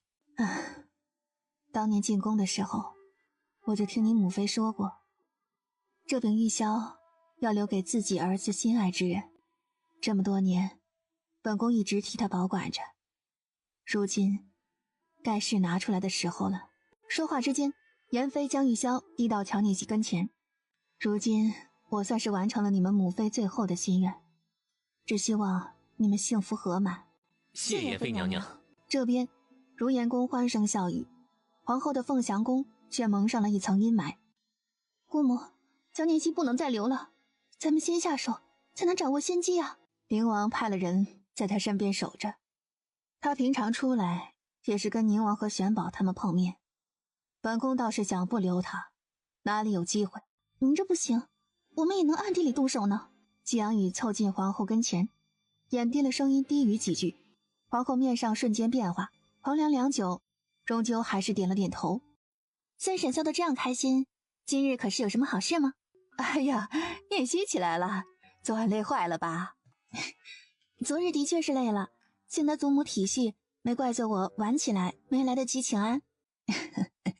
你这丫头，祖母这么多年没白疼你，如今你回来了，得连之前的也补回来。念希在寒光寺待久了，回来依旧保持着平静的性子，连衣服也都是淡色的呢，让人看着心里就感觉到平静。是呢，三妹妹衣服都是浅色的，配饰装扮也都是浅色的，配着她这恬静的性格也是正好，不像其他人活泼有余，稳重不足。是啊，念希这孩子在佛祖身边侍奉多年，也是沾了纯净的气质。虽说年轻孩子们穿得艳丽一些，显得活泼，可我瞧着呀，我们西西长得好看，穿什么都好。看来过来的有些晚了，错过了一场好戏呢。祖母常年礼佛，念希如今还俗回来，却一样要伺候祖母，这也是要穿得素一些才是。哎呀，秀你嘴甜。念希这孩子心思澄净又宽厚大度，的确是让人喜欢的紧呢。说起来啊，今日还真有件事跟你说。远在南疆的南阳王妃派人给皇都王侯府上的狄小姐带了礼物回来，据说是她亲手做的呢。你瞧，南阳王妃心灵手巧，这样精致的东西可是要花很大心思的，大姐姐有福气啊。按理说啊，是该给你大姐姐的，可你也知道，如今她奉命在家庙礼佛抄经，自是不适合佩戴这样鲜亮的东西。如今呢，你也是我们镇国侯府的嫡女，按说你大姐姐不能戴，这手链就应该给你。可是这样的，下个月初5是你二姐姐外祖母的寿辰，这老人家喜欢面上光鲜，这手链是南阳王妃亲手做的，又带着喜庆的相思豆，所以啊，赛神想问问，手链能不能借给你二姐姐几天呢？借？这种贴身的物件，出手了就是旧的，就算是要回来了，谁还会带别人带过的？哎，二姐姐不是不喜欢这样很多的颜色凑在一起的吗？上次我们赴宴宴会，二姐姐还说我那一身衣服太杂乱呢。就是带着去给老太太撑撑门面，更何况这手链还绑着相思豆，寓意好呢。你就借给你二姐姐戴一天，等回来再还给你，行不行啊？乔念希似是将老夫人的话听进去的模样，伸手将那手链拿在了手里。然而手链拿在手里，却不知怎么，一颗相思豆碰巧触碰了乔念希左手小手指，一道电流般的酥麻感觉快速的在身体流窜，让他不由得冷了脸。毒？怎么会有毒？海红豆是无毒的，可根据分析的数据来看，其中毒性含量不低，并不是表面能沾染起来的。也就是说，带毒的是这相思豆本身。待看明白，唇角也不由得勾了起来。这不是相思豆，而是鸡母珠啊！念希啊，你这是怎么了？虽然不知道南阳王妃送人有毒的手链是什么意思，可既然乔初莲迫不及待地替自己挡灾，不给他机会不是太不人性了吗？怎么会呢？都是自家姐妹，还说什么借不借的，给亲戚撑门面，也是给我镇国侯府添光。左右这手链原本也应该是给大姐姐的，二姐姐用得到，不如就直接给了二姐姐吧。不过到时候还请二姐姐帮我跟老太太讨个红绸，我挂在门口好避小人。你这孩子，红豆也是辟邪避小人的，三姐姐直接将手链放在枕边不就行了，省得这样大费周章。红豆和老寿星的红绸那能一样吗？更何况你二姐姐出去是乔家的脸面，你懂什么？这里没你什么事儿，回去吧。祖母，出去，好好想想你超过的女责。再这般任性，就去家庙陪你大姐姐吧。饶出席依林，唇角颤了颤，转身往外走。行了，念希答应将东西给你，那就快回去准备吧，别忘了跟老太太要红绸啊。是，多谢祖母，多谢三妹妹。行礼之后，借口其他事情急忙离开。祖母知道你是个识大体的孩子，可你二姐姐好几年没有见过外祖母，恰逢这个时候她看到了那手链，祖母也是真不忍心拒绝她呀。祖母多想了，那手链本来也不应该是给我的，既然二姐姐都拖到了祖母这里，给他就给他吧。你能这样想，祖母就放心了。将我那对羊脂玉镯子拿给念希吧。祖母，您不必这样的，手链是我甘心给二姐姐的。给你就收着，毕竟亏待了你10年，这点不算什么。你大伯母都能想明白的事情，我却想不明白，也是糊涂啊。是，大姐姐，你身子好些了吗？乔初莹躺在被子里不说话，眼睛却透过门缝往外面瞧。没想到大姐姐的伤竟然这样严重啊！我这做妹妹的也是心疼。话说回来，严重点也没什么不好，以后记住了，就别这么冲动了。这是妓院还好，若是灵王殿下发了怒，尸首在哪里都不好说了。乔初莲这个贱人，他是来耀武扬威，专门气自己的。贱人呢？小姐，你怕什么？我爹刚谈了一笔大生意，手里捏着1半的产业，我就不信林氏敢拿我怎么样。侯夫人诚之人向来有法子，万一他知道咱们给大小姐找不痛快，一定会给咱们使绊子的。以前我跟我娘顺着他，也没见他少给我们添堵。软柿子就是让人捏的，你指望他能对咱们好？快醒醒吧！冬儿一愣，似乎被乔初莲骂醒了一般，只跟着往里走。二妹妹怎么来了？我听说大姐姐病得不轻，过来看看。已经好多了，多谢二妹妹记挂着姐姐。我们是姐妹，大姐姐何必这样客气呢？我刚从祖母那里出来，也算是顺路过来看看大姐姐。乔初影心里一口气腾腾的往上窜，一时间没搭理她。大姐姐怎么不问问我去祖母那里做什么？乔初影一顿，撩起眼皮往乔初莲身上看。大姐姐也觉得很漂亮吧？这是南阳王妃亲手做的手链，本来说是送给家里的嫡女的，可如今大姐姐是不能戴了，所以祖母就送给了我。我琢磨着得了大姐姐的东西，总得跟你知会一声，所以就过来了。二妹妹不是来看我的吧？我这里清寒阴冷，二妹妹还是回去吧。大姐姐不用客气，妹妹来看你是应当应分的。说起来，大姐姐的命还真是苦啊，打小身负奉命是咱们家最大的指望，却不想瞬息之间落得如此下场。妹妹我也是替大姐姐难过呢。不过你放心，虽然5年之后太子不要你，可放低了门槛，总有些小门小户上门来求的。噗！乔初影只感觉喉咙涌出一股腥甜。对了，听说3日之后太后要来咱们家庙中擦研佛法，大姐姐可千万要谨言慎行。若是出了错，被皇后娘娘赐个剃度出家，那可就真成尼姑了。你滚！乔初影的爆发让乔初莲兴奋不已。这是怎么了？乔初莲一口气卡在嗓子眼儿，忍不住咳了2声。你们在这里做什么？我听说大姐姐病了，就过来瞧瞧。我也是不会安慰人，惹恼了大姐姐，真是。你滚出去！大姐姐，你别这样啊！我知道莲儿心疼大姐姐，可你大姐姐身体不舒服，心情难免不济，你就先回去吧。是，南城黄莲有了新货，明日我让娘给大姐姐送些来，去火是最好的。小姐，您今日是怎么了？虽说那手链不值钱，可也是南阳王妃亲手做的，拿出去是体面呢。乔初莲想要就给她呗，反正有毒的东西我不会带。有毒？这怎么可能？将南阳王妃的资料给我一份，这件事恐怕没那么简单。一路听着季月对南阳王妃的评论，不知不觉就到了醇香园。大姐，你在院子里撒药没人管，可在墙角养老鼠是几个意思？小姐，那是灵验，不是老鼠。不是老鼠啊，可长那个德行，还是让人下意识的想拿石头砸呀。你一脸饥饿的表情盯着我的灵验看，是不是有什么想法呀？不，你自己留着享用吧。今日怎么到我这里来了？可是有什么不舒服的地方？你瞧瞧这个，这是剧毒的鸡母珠。你拿着这个做什么呀？嫌自己体内的毒还不够多吗？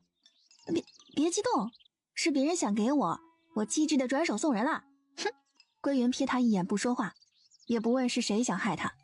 给我的一条手链上面有12颗鸡母珠，这样的剂量会致命吗？珠子外层包了浆，只是贴身佩戴不入口，3日之内不会有问题。一旦外层包浆磨损，打磨的积木珠露出来，很快就会使人出现精神不济的症状，若不及时诊治，亦可致命。太后来家庙阐讲佛法，也是3日之后，这是算好了时间，让太后目睹这一幕吗？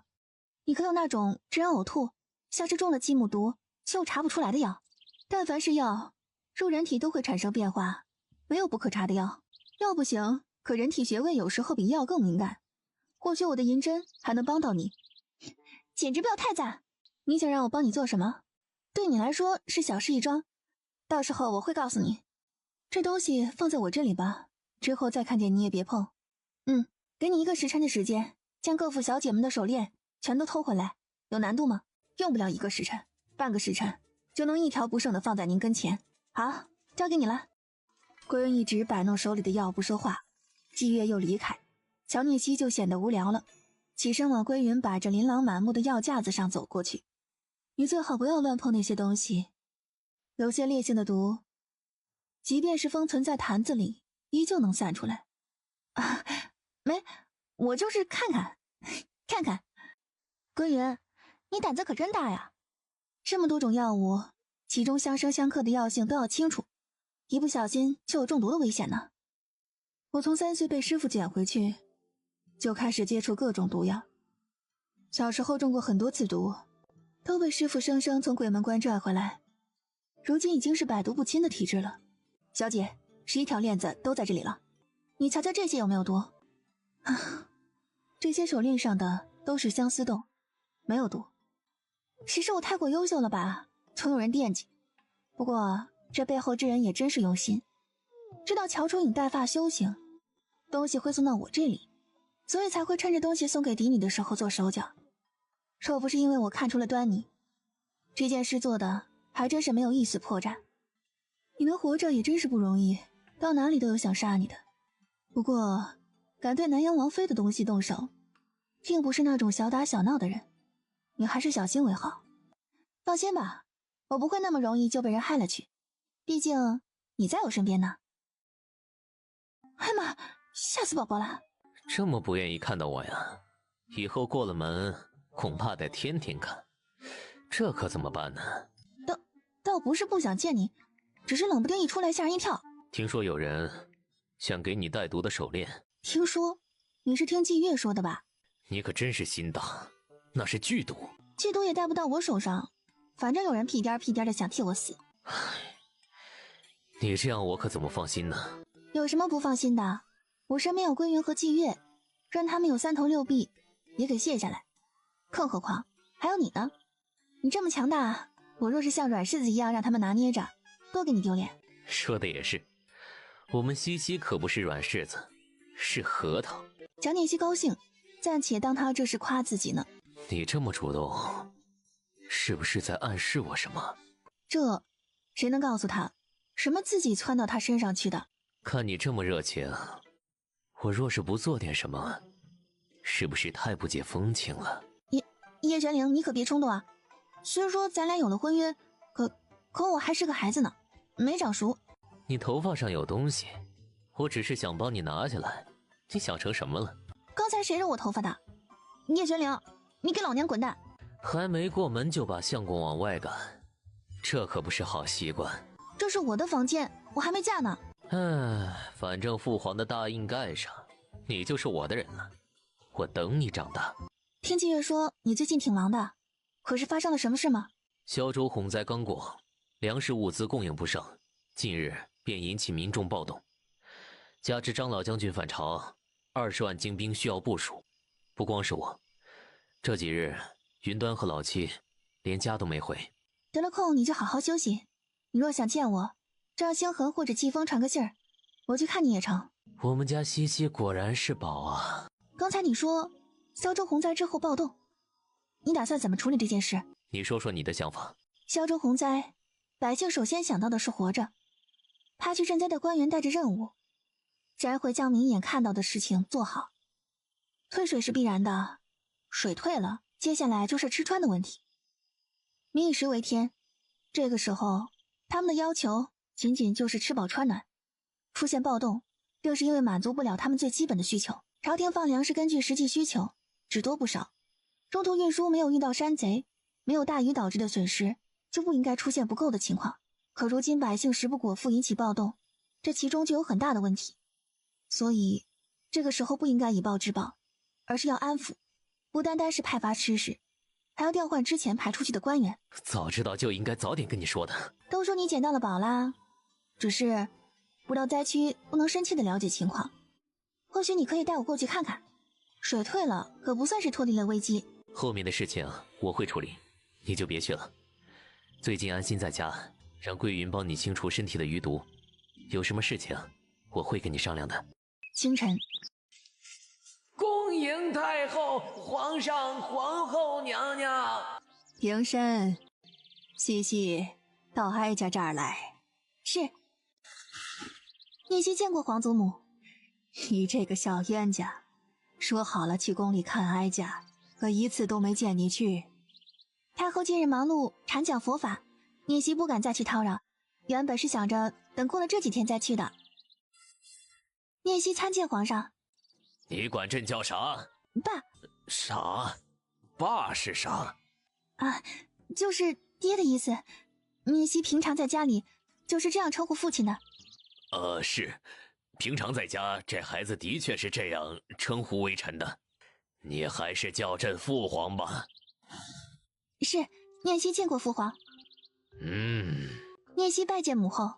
起吧。小聂西知道皇后对自己不怎么喜欢，起身转回太后跟前，亲亲热热的引着她往里走。哎呀，二小姐，初莲呢？怎么回事啊？回太后，家里的孩子晕倒了，还望太后恕罪。哎呀，还恕什么罪？快传太医过来。片刻功夫，在外面候着的张太医进来，得了命令，急忙给乔初莲医治。这孩子是怎么了？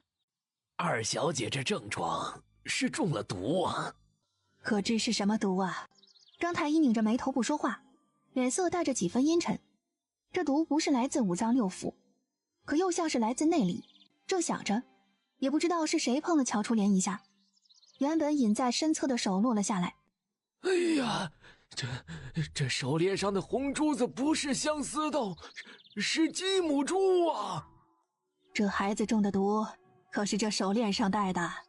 回太后，的确如此。那你快给这孩子解毒啊！是。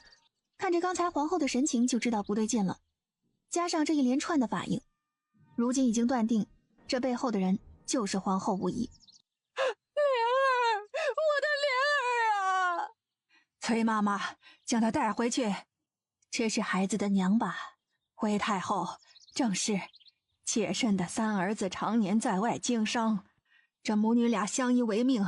如今孩子出了事，她也是心里着急才这般，请太后恕罪。罢了罢了，孩子是娘的心头肉，着急也是可以理解的，就让她在跟前守着吧。谢太后。哎呀，好好一个手链，怎么会有毒呢？太医啊，莲儿中毒是因为手链。张太医摊上这样的事儿，心里正烦闷，没好气的应一声：太后，请太后给我们莲儿做主啊！这件事还需等调查之后再说，你先不要着急。是乔聂西，是他想害死我们莲儿啊！狗事，你胡说什么？既然其中有隐情，老夫人还是让他说完吧。毕竟聂西是皇上钦点的人，品行也是要有斟酌的。莲儿这手链是聂西给的，是他想害我们莲儿啊！手链是南阳王妃送的，三婶怎么说是我害了二姐姐呢？您这样说话真是让人寒心。到底是怎么回事啊？回太后，为什么二姐姐会中毒，聂西也不知道。可这手链是南阳王妃送给王侯府上狄小姐的礼物，很多人都有。你说很多人都有？皇后，当时东西是怎么查验的？回太后，这样的手链一共送来12条，昨日内务府提交了验查文书，分发下去的，并未查到异常啊。那赶紧去查剩下的11条啊，万一再有人中毒，不是更麻烦？这里不是解决事情的地方，咱们先挪出去，你们去请皇上。这到底是怎么回事？前几日，内务府收到南疆送来的一批手链，是欢庆亲手编制的，点明了送给王侯府上未成婚的嫡小姐。可刚才在家庙阐讲的时候，镇国侯三兄弟家的孩子因为带着手链中毒晕倒了，如今正在诊治。既然是给王侯的嫡女，怎么会在镇国侯三兄弟女儿的手上？你别跪，你过来，你们倒是说说看，这手链是怎么回事？回皇上，这项链原本是给念希的，是他送给了莲儿。念希平常对自己护得很紧，这次却十分大方。原本我们是感激的，却不想他竟然是为了害人，还请皇上给莲儿做主啊！你给我闭嘴！三婶这话也不怕闪了舌头。哼，念希自佛门清净之地长大，向来秉承佛祖的博爱之心。你说我对自己的东西护得紧，本以为三婶是长辈，念希应该尊敬您，可您说话这么没边，生生将脏水往我身上泼，我可就不得不把话说清楚了，还请皇祖母和父皇给念希做主。哎呀，我的小冤家，快起来，有什么委屈你就说，皇祖母给你做主。哀家倒要看看你在镇国侯府过的是什么生活。谢皇祖母。那红手链是你们接下的，在我看到之前一直都在你们手里，而且要说这手链怎么到了二姐姐手里，那可不是我主动给的，是你们管我要的。当时祖母可拦着你们了，可您明白的说了，想让二姐姐在她外祖母寿辰的时候添喜庆，给老人尽孝这种事情不容拒绝，我不情愿，却也不能不给。你自作自受，还有脸说，莲儿就会在你手里了。你平常在家过的就是这种日子？我是过的这样的日子，可总也不能直说呀，您就自己看着办吧。朕不是赏你龙尾鞭了吗？该拿出来的也得拿出来练练手，放久了该生疏了。念希从小在寒光寺心善仁厚，人家管他要他就给，可他毕竟是未来的王妃，镇国侯府怎么敢欺负他呢？还是老夫人这一家之主是明事理的，你们知道七夕是未来的王妃就行，以后怎么办你们自己斟酌。谢皇上。不过刚才那个对了，高氏林王妃的东西你们都敢抢，胆子也是太大了些，加上污蔑王妃，理应杖责100。不过念及太后阐讲佛法以仁爱为主，暂且免了你们的杖罚，在家庙里抄1000遍静心经，给念希祈福吧。皇上饶命啊！镇国侯府是名门望族，应该知道怎么权衡家里的事情，其他事情朕不管，可念希毕竟是朕定下的孩子，该怎么对待你心里应该清楚。连连应声的同时，乔宏远再看向乔念希，早就没了之前的冷漠。皇上对乔宏远这个态度不予评价，只撩起眼皮朝乔念希看，心说我这么挺你，你可得记得我的好，到时候在张元跟前帮我说好话。念希谢过父皇。就知道你这孩子是知恩图报的。乔念希愣愣地看着皇上，有种掉进他坑里的感觉。启禀父皇，念希虽不曾见过南阳王妃，却知道皇都之中对她无人不赞，如今手链带毒危及人命，念希以为此事尚有蹊跷，恐怕其中会有什么误会，还请父皇为念希做主，彻查此事，也还南阳王妃一个清白。西西说的对，这件事尚有许多疑点，一定得彻查清楚，不光是给众王侯一个交代，也还老十三他们一个清白。太后，此事牵连甚广，臣妾自知逃脱不了责任，自请负责此事。也好，你办事哀家放心，相信你会给老十三家和众人一个交代。是。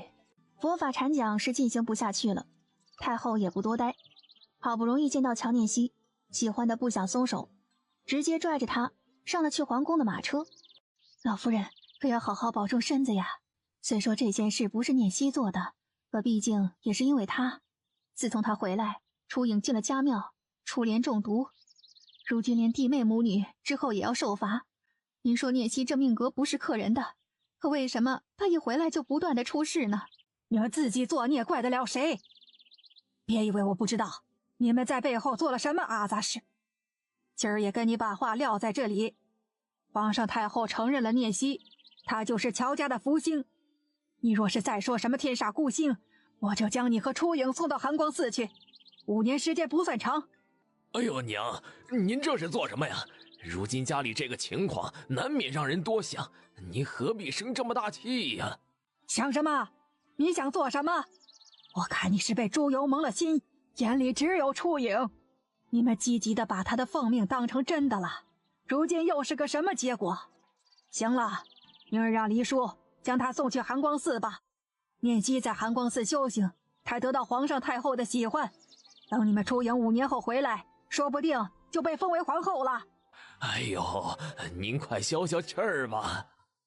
影儿当年头上的光芒，你也是见过的。如今她虽然受了皇后的罚，可我在想办法，事情并非没有缓和的余地。您这是要将她送到寒光寺，那不是添乱吗？老夫人一顿，朝着两人冷哼一声，长袖一甩，扭头往里走。行了，你就别添乱了。星儿的考核就快结束了，这次的政绩不错，皇上定会嘉奖。到时候他回来，初影的事情定会有所缓和的。张那个老东西到哪儿了？从哪个门进来？张老将军辰时已经到了云州，3日后便可入皇都，自定坤门入。太好了，可确定具体时间？依照现在的速度，3日后张老将军到达的时辰应该在午时。你说的可是真的？我会在定坤门部署迎接。您若是想单独跟张将军会面，可提前在望月山等，那是必经之路。一句话说完，转身往外走。他知道父皇需要一个私密的空间来发泄。哎呦，皇上，这马上就能见到张老将军了，您怎么还哭起来了？啊，是呢，就快见到了，不哭不哭。你快看看朕是不是老了很多，跟以前变化大不大呀？没有，皇上什么都没变，还是原来那样的模样，张老将军一眼就能认出来。你说，这么多年，他会不会还怨恨朕呢？要不要把那丫头也带上吧？您别着急，先见着张老将军再说嘛。最好的情况就是您2位见面冰释前嫌，若是不行，再把小王妃请出来。也是，慢慢来，这人呐，就怕磨。日子在短暂的时期渐渐趋于平静，憋了好几天了，终于迎来张元回来的日子。哎呀，怎么还不来呀？朕都跑了3次树林了。您这急脾气哟，张将军是5时左右到，这还差2个时辰呢，咱们且等等吧。哎呀，你说的也是。哎呀，明明就快到了，你说我这心里怎么反倒越来越不踏实了？等会儿见了面，您好好说。张老将军脾气暴，您就让着他点儿。俗话说，伸手不打笑脸人。您跟他笑，他总不能跟您瞪眼吧？毕竟这么多年的感情了，没什么事情是不能原谅的。是，朕让着他，这次说什么都不会吵起来的。可是到了。小太监听着皇上的话，脚步瞬间沉了几分，磨蹭着到跟前没说话，反而撩起眼皮看曹德。你看他干嘛呀？你他妈倒是说呀！回皇上，张将军临近皇都的时候拦下了萧州来的书信，如今他将虎符交给宁王殿下，亲自率领3000精兵转方向往萧州去了。你说啥？皇上，张远，你这个老王八犊子！朕等了你18年，你就这么对朕？你个不是东西的玩意儿，你到底有没有良心啊你？皇上也是委屈大了，跳着脚骂街，一边骂一边哭，索性坐在地上呜呜的哭，那可怜的样子就跟走丢了的孩子一样。皇上，要不咱们回马车里去吧？哎呀，您这火若是发泄了，咱们就回去，奴才给您出主意啊。你有什么办法？哎呀，咱们先去马车里。你有什么办法？哎，如今看来，张老将军还是憋着一口气没散开。既然他不愿意回来，咱们也只能让小王妃帮忙了。如今刚好萧州的事情是灵王殿下在处理，不如这个时候就连小王妃也派出去，到时候您好好交代交代，让他跟张老将军相处的时候替您说说好话，说不定回来之后就没事了。这能行吗？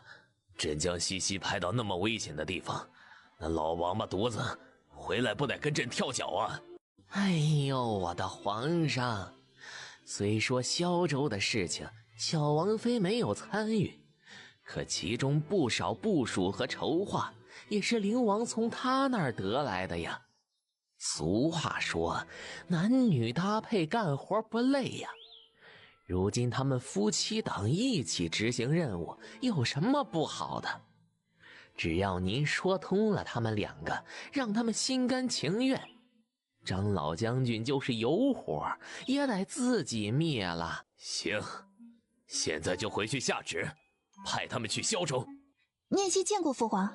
平身，朕一直以来的愿望就是让灵儿娶天底下最好的女子。如今看到你，这个愿望算是实现了。儿臣向来眼光独到，找的自然是世界上最好的女人，除此再也没有人能够入得了眼。原本知道西西是个优秀的孩子，不想这几日听灵儿提起你对萧州灾情的见解，朕也是甚为惊讶呀。如今你也应该听说了，张将军已经带兵前往萧州，以他的性子，定是先镇压再说。可如你所说，这并不是最好的解决办法，所以朕打算派灵儿前去解决，你也跟着去。百姓为国之根本，聂熙身为我瑞朝的子民，自当为国效力。就知道你是个好孩子。等你们顺利回来，朕一定会好好赏你。除此之外，父皇还有件简单的小事要你完成。之前西西简单的救了杨阁老一命，杨阁老便送了他那套家传的鲨鱼骨文房四宝。父皇这简单的小事儿，是不是也应该表示表示？朕不是说了，回来之后重赏吗？您的重赏，赏的是西西为国出力，为您分忧。我们要的表示，是因为您那件简单的小事，不一样的。西西是怎么想的？聂熙是父皇只给灵王的妃，自然是听他的。奶奶个孙子的，没好处不干活的脾气，这俩人是一模一样，简直跟商量好了似的。你们想要什么？这得看父皇对那件简单的小事儿有多重视了。事成之后，朕封你一个2品县主，怎么样？县主？不成不成，您打发要饭的呢？有前途，就得是这样。看不上眼的咱不要。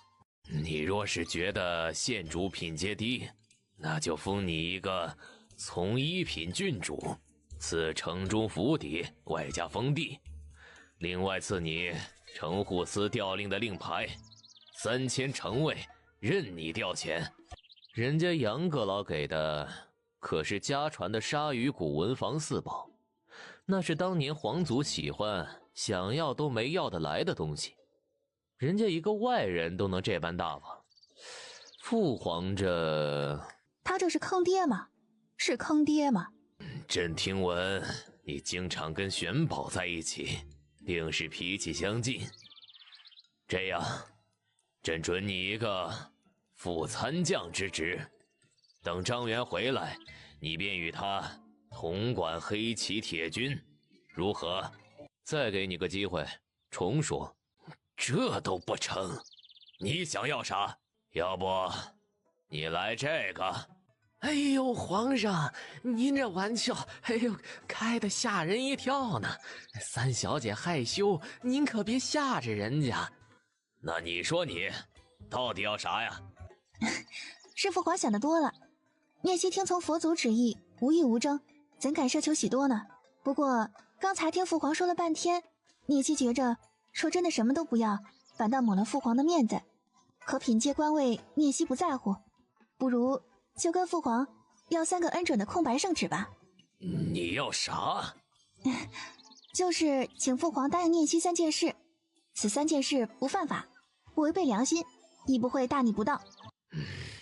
罢了，就依你吧。3道圣旨，朕已经拟好，能不能拿到，可得看你的本事了。谢父皇，皇上最关心的就是张元。只见协商好，便紧忙拉着乔聂熙交代。皇上性子急，交代完乔聂熙，直接让启程出发。晌午刚过，队伍整装出了城门。叶玄灵、高云端在队伍最前端，庄重威武。旁边洁白长袍的凤清晨，再往后，马车上是乔聂熙和季月。你说皇上让聂熙去赈灾，是不是就不让回来了？会不会让他跟张元一起留在那里呀？哎呀，这个张元也真是胆子太大，有灵王殿下陪着，皇上不至于不让聂熙回来。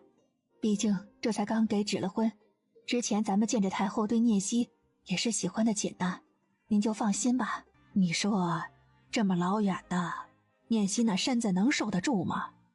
再去有疫病，可别传上了。或者心呐，总是踏实不下来。您就别多想了，不是还有那个神医玉公子跟着吗？灵王对聂熙百般好，也一定会护他周全。他是佛祖身边的弟子，定是福分匪浅。儿媳从今日起陪您吃斋念佛，祈求佛祖保佑他。好好好，我这就给你准备一套素衣，咱们现在就去。你说小丫头能治住那老王八犊子吗？万一回来还是不成，咱们咋办呢？皇上，慌什么？不长眼的东西，不知道这是御书房吗？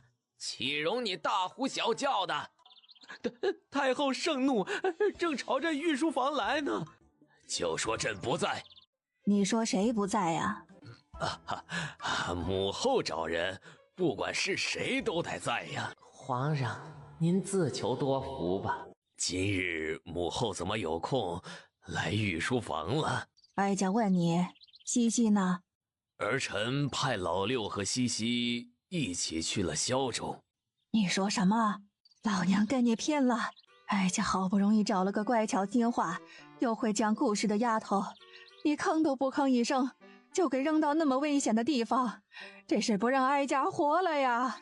太后追着皇上跑，旁边宁王妃和曹德瞧着这个场景有些凌乱，一时间没反应过来。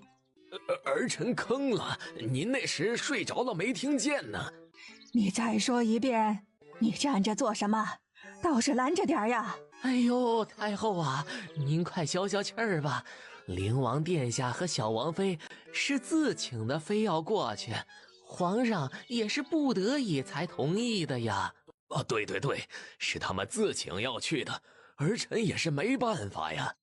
之前老六就在准备萧州的事情，那丫头虽然没有跟着部署，可其中很多想法和方案有她不可磨灭的功劳。如今张元带兵前往，这孩子便要求同去，儿臣也是实在经不住他磨，只得同意了。从没见过说瞎话说得这么真挚的人，果然是一国之君，人中之龙。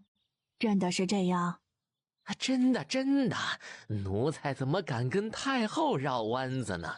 哎，您瞧，这是小王妃给太后留下的暖心玉效佛坠子，据说是寒光寺无念师太的师祖近身的东西，能让人心神宁静，保佑平安呢。这个孩子可真是让人不得不心疼。您就别担心了，左右有老六和玄宝跟着，又有清晨一起，他不会出事的。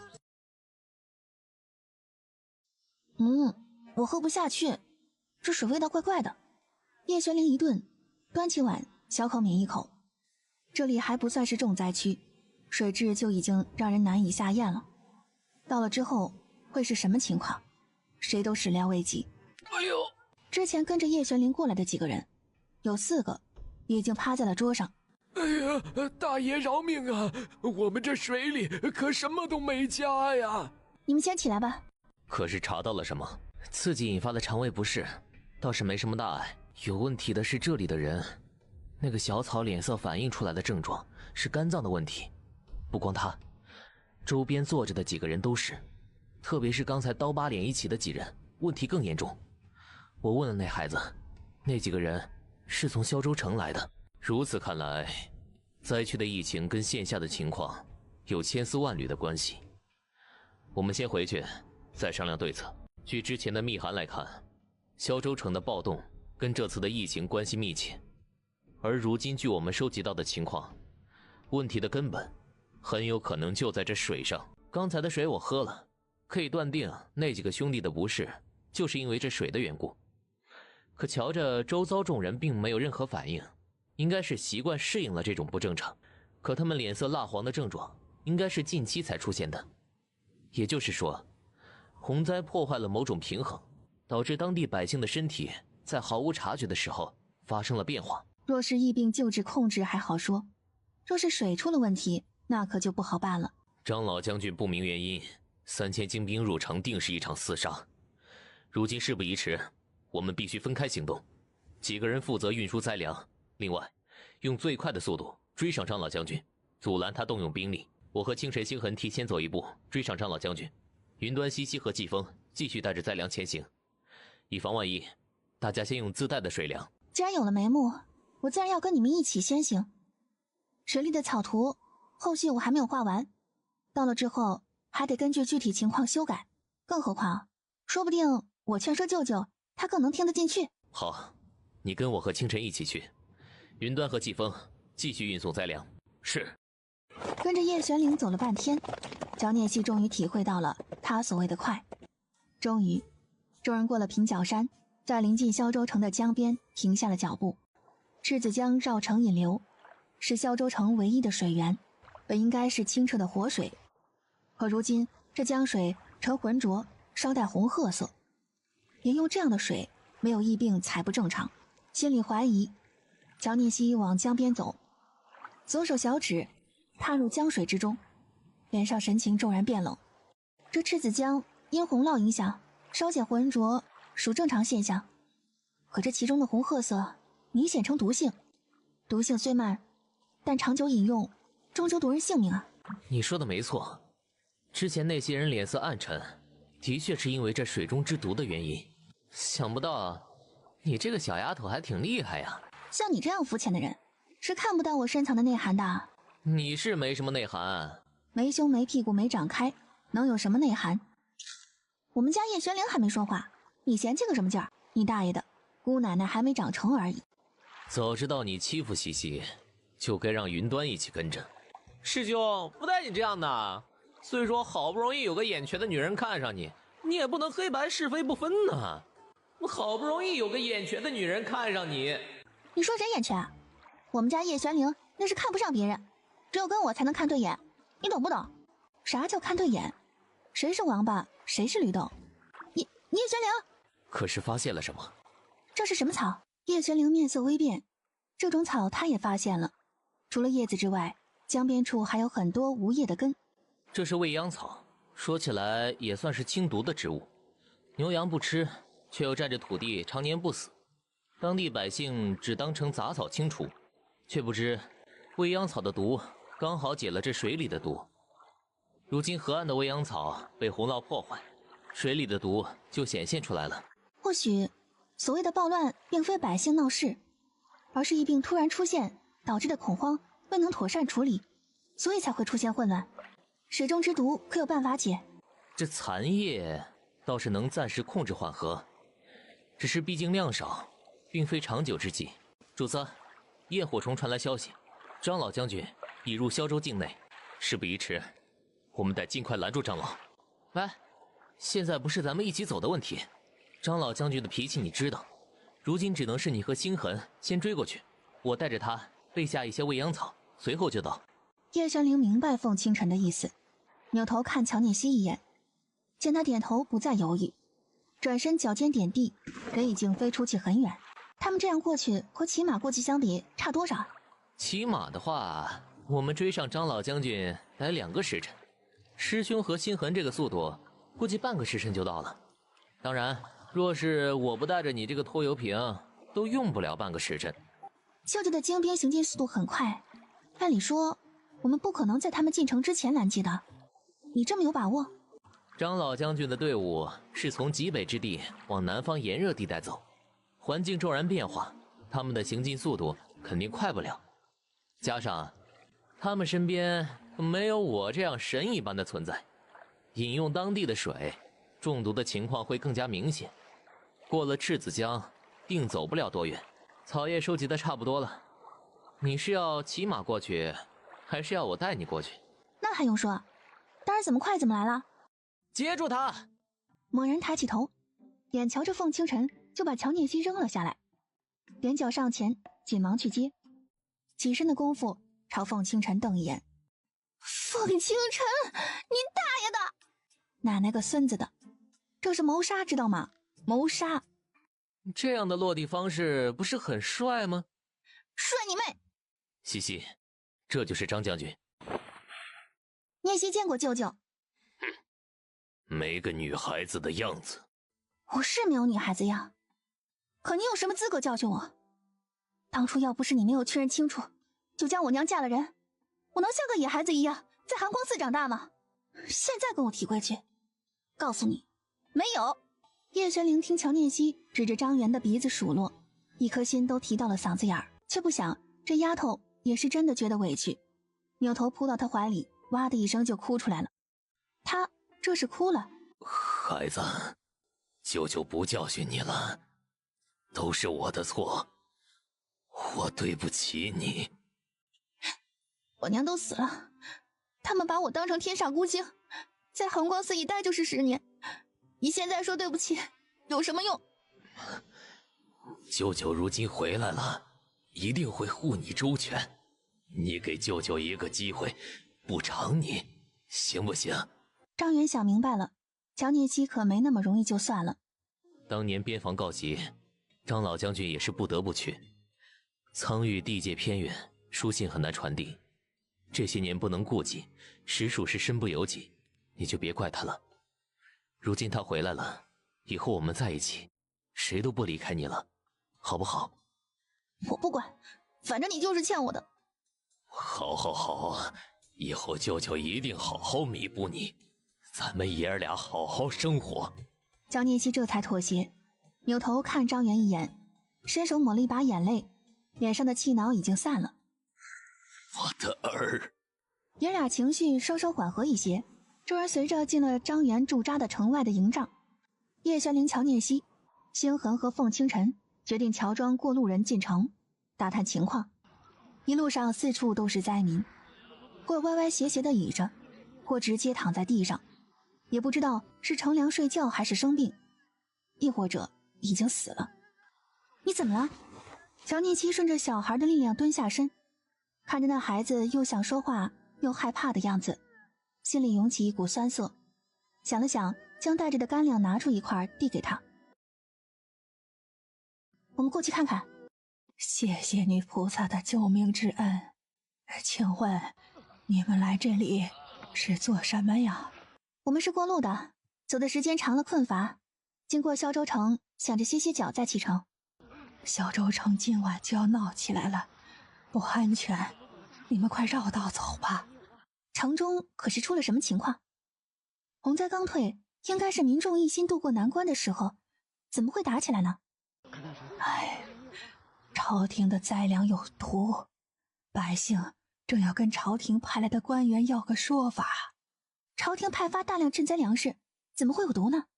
会不会其中有什么误会？刚开始那个高大人帮助退水，我们是感恩戴德的。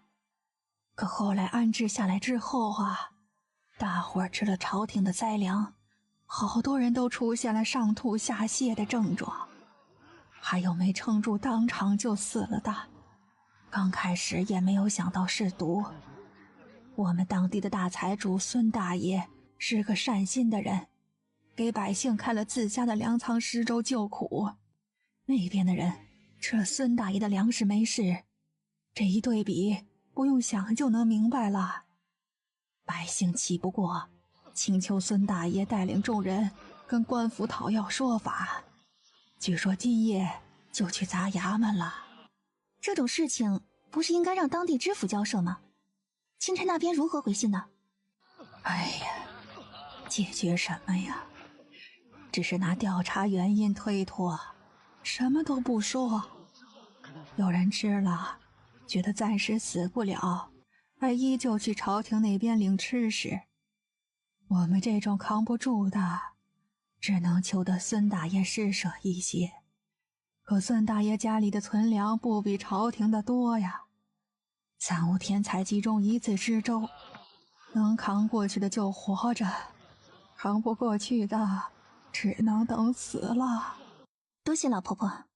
傍晚孙大爷就要带着百姓闯县衙了，你们现在去可不安全呐，还是绕路从别处走吧。我们就是停下来歇歇脚，一会儿就离开，不会有事的。说完，乔念希拿出干粮袋子，临走前将身上的干粮大部分都给了老婆婆。煽动群众闹事，咱们是不是应该去那个什么孙大爷家里溜一圈？晌午过后，我和西西去孙江外宅布粥的地方，星痕去高进布粥的地方查探，清晨去查看城中百姓中毒的情况。申时，我们在城中大榕树下会合。是，李大人，咱们筹备了这么久，可就看今晚这一哆嗦了。你们放心好了，咱们又不是第一次联合了。前门已经给你们安排好了人，灾粮都给你们，我只要将高进的罪证送入皇都，定时连进3级，离开这里便是指日可待呀。李大人若是高升，能不能给兄弟也赏个官职等等啊？毕竟钱再多也不及大人这般威风啊。这个还得等我回了皇都再做商量，毕竟官职嘛，不像银钱来的这般容易。做个官哪有这么难？今晚我带着那帮百姓杀了高进，再取代你不就行了？百姓都是愚蠢的，我给他们吃的，他们就会摇着尾巴对我感恩戴德。我换个身份，对朝廷谎称是李长生，不会有人反对的。听着孙江这话，乔念希的拳头都攥了起来。你说你的粮食没问题，为什么我们吃了上吐下泻的？为什么孙大爷的粮食吃了就没事儿？你这贪官，定是要饿死我们之后独吞灾粮。对，竟然对灾民的粮食打主意，简直是丧心病狂！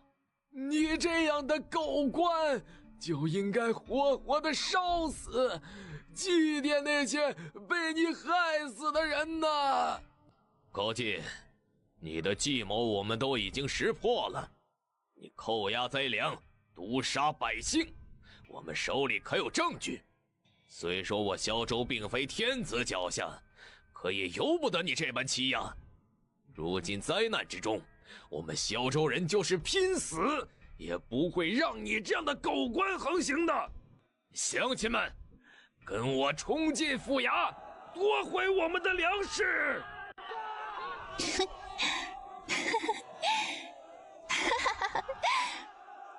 灾粮出现问题，应该是当地知府与钦差交涉，哪里轮得到你一个财主出头？莫不是借着灾粮的事情谋划了什么见不得人的事情吧？这位姑娘说话不像是本地人，不清楚情况还是不要贸然开口为好，否则很容易让人将你和这狗官视为同伙。我不过是过路人而已，和那位大人素不相识，只是看不惯你趁着洪灾发国难财，欺瞒百姓聚众闹事，却没有人站出来揭发你而已。小姑娘，你可别乱说，孙大爷可是救我们的善人。大善人？我看是伪善人吧？你跟高进是一伙的是吧？之前我就收到消息，有人在暗处保护高进，就是你们是吧？小姑娘，你快走吧。高大人说的没错，我的确跟他是一伙的。我不光跟高大人是一伙的，我还跟萧州的百姓是一伙的。妖女，休要拖延时间，拿命！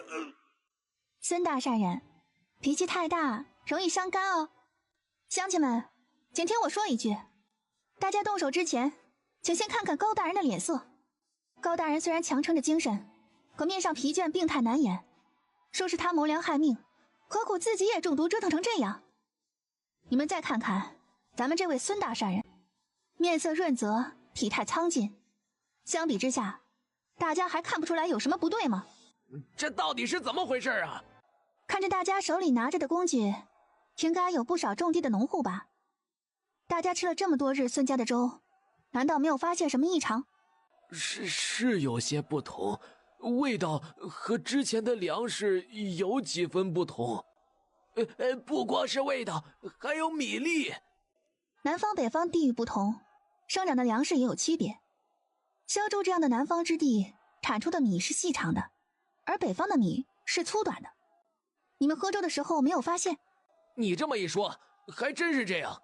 那日我将剩下的半碗粥给了一个孩子，那孩子没拿稳，倒出来一些。地上的米粒的确是比我种的要短，当时还以为是因为煮断了的原因呢。如今一想，那米粒两头都不缺，原来是因为品种不同啊。所以大家这段时间吃的都是朝廷的灾粮，并非这位孙大善人自己的存粮。你放屁！大家若是觉得我空口无凭，现在就可以去孙江外宅给大家施粥的院子，见到里面的藏米和水，到时候大家什么都明白了。你跑什么？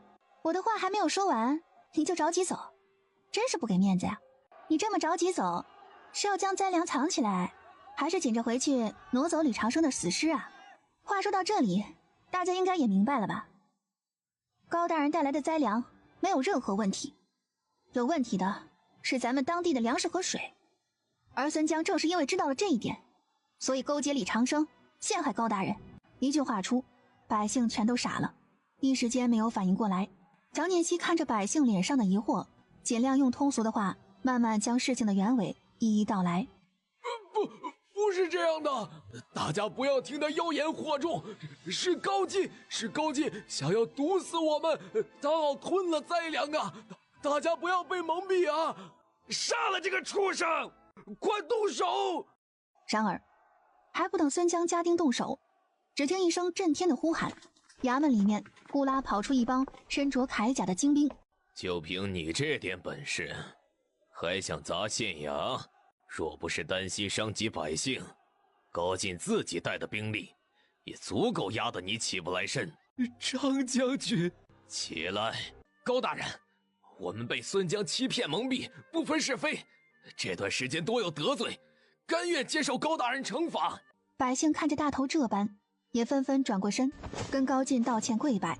高进心里的委屈全都涌了出来，泪流满面的摆手让大家伙起身。这位是刚从苍鱼签订了休战条约回来的张将军，这位是当朝灵王殿下。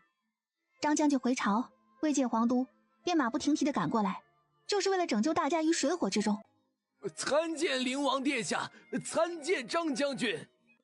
大家快起来！萧州百姓是我大瑞朝的子民，皇上不会放弃任何一个人。赤子江水质本身不适宜饮用，只因沿江的未央草雨水中毒化解之前，并未出现疫病。如今洪水破坏了未央草，水中带毒，大家才会出现中毒的症状。大家不必恐慌，张老将军已经派兵去其他流域取水。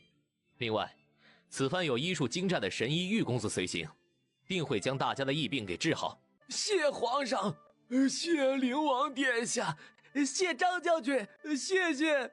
请问这位女神仙是何人呢？她是我灵王府的女主人，张老将军的外甥女乔念熙。谢灵王妃。谈过这个时期，并非只是朝廷的事情，还要大家配合我们一起，众志成城，共同度过这个难关。大家可愿意？好，愿意，愿意。好，既然如此，本王接下来宣布此次的具体部署。高进，你带500精兵修堤筑坝，以防洪水再次侵袭。星痕，带人收缴孙江府邸的食物和水。其他人暂跟王妃和张将军分派用水和粮食，协助玉公子医病救治。灵王殿下，虽说咱们现在救急，可以调运其他水域的水，可这不是长久的办法呀。赤子江是这里赖以生存的水源，自是不能置之不理。不过这是明日的事情，我们要根据具体情况想办法。草民叫大头，别的不说，对萧州再熟悉不过了。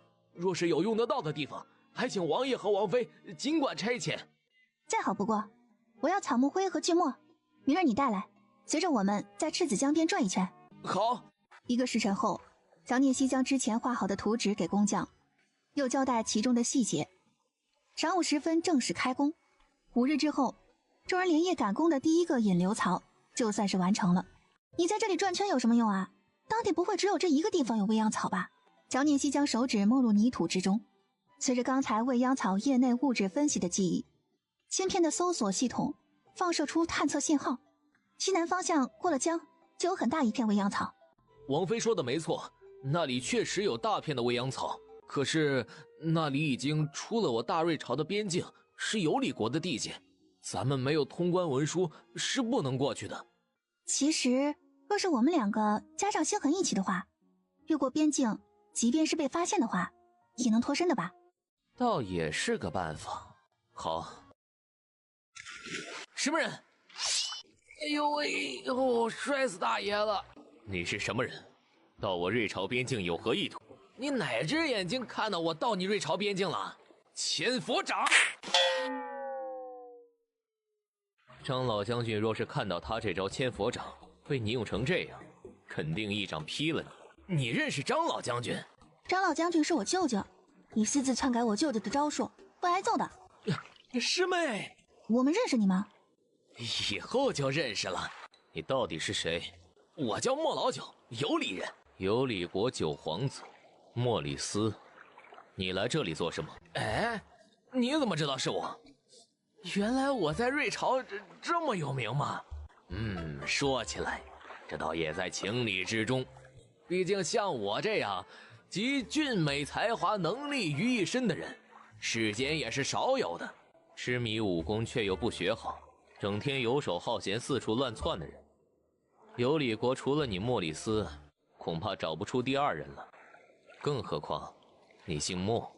哎呀，想不到你们瑞朝对我的评价竟然这么高啊！看来我还是有必要跟着师傅去你们瑞朝的。你可别乱人亲啊！我舅舅的绝世神功，怎么可能轻易就传给你啊？我好不容易跑过来拜师，自然是准备了厚礼。看到没？玉刃，天下第1刃，我有李国的国宝。我舅舅征战沙场这么多年，什么新奇的兵刃没见过？再说他惯用的是长枪，你这匕首再珍贵，也难买他喜欢。那既然张老将军是你舅舅，你一定了解他的喜好啊，不如你告诉师兄呗。你给我什么好处啊？玉刃给你，你带我去张老将军那里呗。我就这么一说，你就信了？万一我是骗你的，如今玉刃已经在我手里，你又打不过我们，不是亏大了？你们竟然骗我！哎呀，你急什么？张将军真的是我舅舅，如今我们在萧州是为了解决百姓疫情，舅舅最在意的就是能缓解疫情的未央草，所以我们才大老远过来采摘。啊，未央草啊，后山有一大堆呢，边境军营后场到处都是，每隔半月都要清除一遍。碰巧晌午时分刚收敛起来，你若是要，送你们2车。你送倒是容易，可我们毕竟是瑞朝子民，私自入境可是要被腰斩的。我有通关文书啊，不如这样，我准备几辆车，亲自送你们回去。哎，既然你都说到了这个份上了，我也不好拒绝你。事情就这么愉快的决定了。莫里斯转身回了有里国。半个时辰之后，众人踏上了回去的路程。滚出去！你有完没完？收个徒弟就这么难吗？我又不会吃穷了你。哼，收不收是我的事情。那你到底要怎么样才能收了我呀？既然你话都说到了这个份上，那老夫就给你一个机会。这样，你跟灵儿比武，跟清晨比医术和轻功，但凡有一样能赢了，我就同意收你为徒。这可是你说的啊，到时候可别反悔。去将灵王他们请过来。你先来哪个？我能不能跟他打？虽说我们西西年纪比你小，个子没你高，又是个小姑娘，本事可不比你差。看在你送了未央草来，老夫倒是可以退一步。10招之内，你若赢了西西，我便收你为入室弟子。真的？西西觉得呢？若是我赢了，舅舅要怎么奖励我？你想要什么？听说舅舅那里有一套兵役家，不知道舅舅舍不舍得？看你有没有这个本事了。答应了就行。哟，你这女人能不能别这么野蛮呢？还有9招，你想摔什么姿势？莫里斯气的脑袋顶都快冒烟了。接下来的一炷香的时间，灵帐跟前接连传来7声惨叫。10招已过，莫里斯，你还是回你们有里国吧。铁战，将冰玉夹给小姐送过去。我不活了！站好了，别乱扑，撞坏了你赔得起吗？你拿了我的东西，非但不帮我说好话，还揍我一顿，你这太不厚道了！我是答应带你见到舅舅啊，如今我已经履行了承诺，怎么不厚道了？哎呦，你就帮帮我呗！你看我帮你们要了3车未央草，也算是救了萧州城的百姓呢。你给我什么好处啊？我就带了一柄玉刃，还给了你，你说我还能给你什么好处？你有没有人性啊？人性值几毛钱啊？你要吗？我送给你啊！抬头看着乔念希一脸不容商量的表情，半晌一咧嘴，竟然哭了起来。哎，我说你先别哭啊！你先擦擦眼泪，咱们再好好商量商量。乔念希，你不想用你自己的绢帕，你拿师兄拿，你拿我的是几个意思？别这么小气嘛，反正你的绢帕也不干净了，你就送给他，回头让他还你一个干净的。我现在除了一身衣裳，什么值钱的都没有，我能给你什么好处？你跟着我们进萧州城也看到了，百姓治病的未央草是有了着落，可粮食不够啊。如今距离萧州城的就是你们有里国的疆野了，你看能不能让你们的镇边王开仓救救急啊？你当镇边王是我亲二大爷呢，我让他开仓他就开仓啊？那个从你们墨家排行上来说，镇边王还真是你亲二大爷。得，镇边王是二皇叔，可不就是亲二大爷吗？我们的灾粮正在路上，就是中间连接这块续上就行，不会要很多。你也看见了，舅舅如今烦躁的就是粮食，本来还想着你若是帮着解决了这个问题，我在舅舅跟前帮你说话的时候会更有力度，不过你要是真的为难，那就算了。反正师傅这种事，拜谁不是拜呀？我若是搞到粮食，你能保证让张将军收我吗？能，绝对能。你粮食到的时候，就是你喊师傅的时候。那你们等着，帮我保存好拜师的红布啊。次日，不管用什么方法，莫里斯将需要的粮食送到了萧州城。这段时间，除了恢复生产之外，高大人还有一件重要的事情要做。还请王妃明示。萧州城的水有问题，归结其原因是因为地域的影响。赤子江上游、千元山东角和西南角底下有铁矿，随着江水流动，分支汇入赤子江，所以赤子江的水受到铁污染，流经其他方向的水没有问题，也是这个原因。既然高大人决定留在这里，或许趁着这段时间再增加几分政绩。即刻给皇上传信，调集精兵铁将入萧州。一阵忙碌，解决了灾情的各种问题，又多了个意外的收获。张元一路上心情甚好。这边赈灾的部队在萧州百姓的千恩万谢中踏上返程的道路。镇国侯府曹念熙的醇香园也划破了晌午的宁静，热闹起来。醇香园是三小姐的院子，你们不能随便动这里的东西。你算什么东西？这是三小姐的东西，你们不许碰。这里的东西都是小姐的，你们胆敢私自拆毁，小姐回来了，一定饶不了你们。你这算什么东西？你们小姐回不回得来还两说呢，这会儿说不定已经死在了外面了。林妈妈，我求求你了，不要再拆了，小姐回来还得住呢。你给我滚开，不长眼的东西！你说谁不长眼啊？三小姐，您回来了。小姐，你们就是这么给我看院子的吗？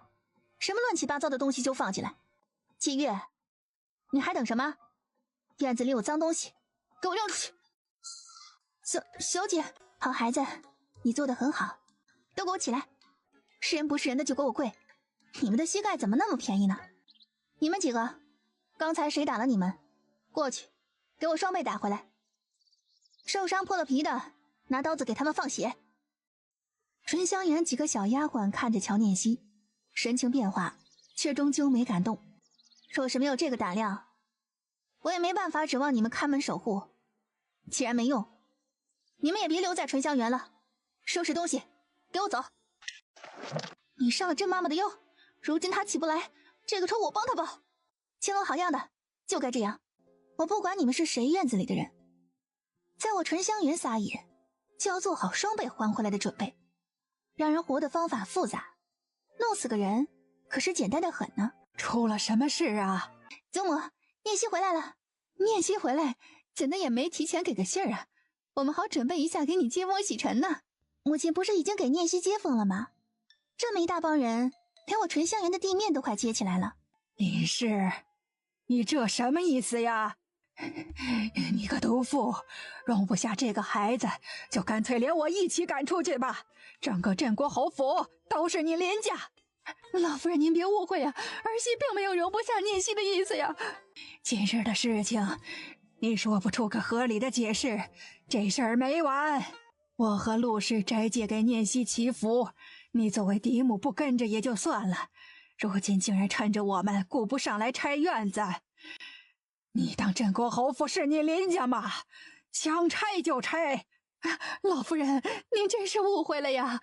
哎呀，前几日赵工匠来家里给各院查了一遍，说醇香园几处地方有掉砖的现象，儿媳这是想趁着念熙没回来，赶紧给他修补好。谁知他提前回来，一时间没解释，这才闹出了误会呀。不光掉砖，屏风还塌了，林妈妈给我砸的。这林妈妈还不快过去扶！我让你们来帮忙收拾，怎么会弄成这样？林妈妈，这到底是怎么回事啊？我让你们看着修葺院子，你们就是这么做事的？夫人，是奴婢不好，过来没跟醇香园的人们说清楚，正在解释的时候，三小姐回来以为是打架，结果奴婢就……原来是商量啊，我还以为林妈妈甩耳瓜子是给我院子里的人赏好处呢。我想着母亲待我这么好，怎么也得知恩才是，所以紧忙还了礼。这点事都做不好，你还长什么家？准备了这么多日，非得等聂熙回来你才动工，添多大的麻烦？是，儿媳也是没想到聂熙这个时候回来，我会尽快安排动工。你尽快处理好吧，聂熙的院子修好了，还有你的院子呢。是，儿媳尽快将修葺的事情全都办妥。索性你也回来了，想改成什么样你就说，祖母应给你。聂熙就知道祖母最好了，我向来不喜欢什么乱七八糟的人往我院子里跑，修葺院子就不用母亲操心了，我自己看着来就行。花费方面我会根据实际消耗报给母亲，就按你说的办吧。多谢母亲。还愣着做什么？赶紧出去！眼看着众人离开，乔聂熙扶着老夫人往里走，众人正说着话，外面丫鬟进来通报，皇上传来口谕，劝乔聂熙进宫。哎呀，你没有跟着灵王一起进宫啊？我走的齐只带了2身衣裳，如今已经是破旧不堪，唯恐直接面圣于龙威不敬，所以先回来换一身衣服。哎呦，看我就顾着你回来高兴了，你快去换衣服进宫，千万别耽误了时间。是。叶玄灵将萧州的奏折呈给皇上，又将具体的情况汇报一遍。满朝文武听着叶玄灵的汇报，全身血液沸腾。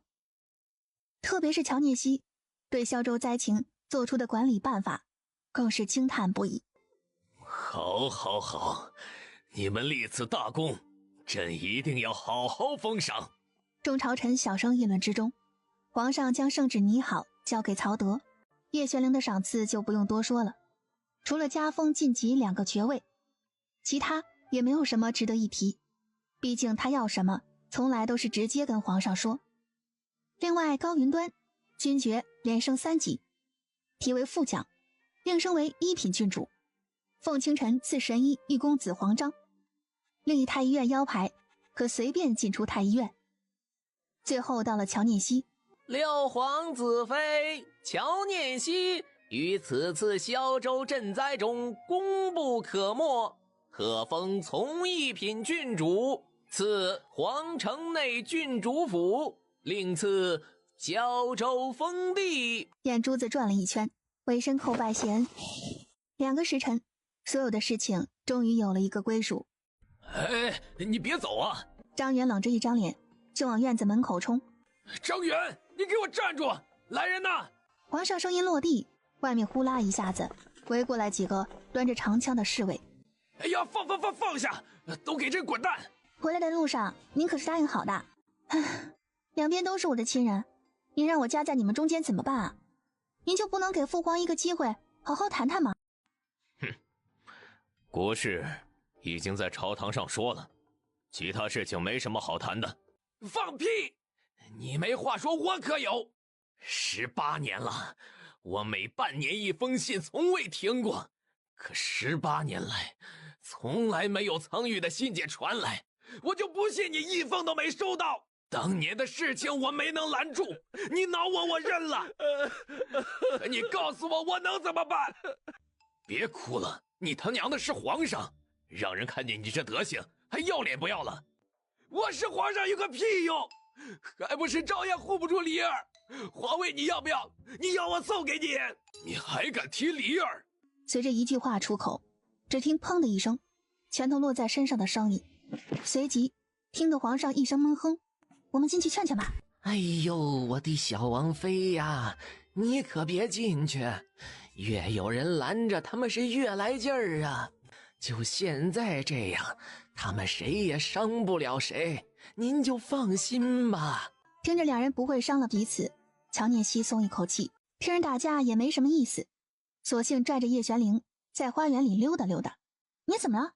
叶玄灵抬头看乔聂熙一眼，话未出口，伸手将他拽进了怀里。叶玄灵，你抱得太紧了，勒得我胸疼。叶玄灵一顿，顺着他的话往下看。我去，你这嫌弃的眼神是几个意思啊？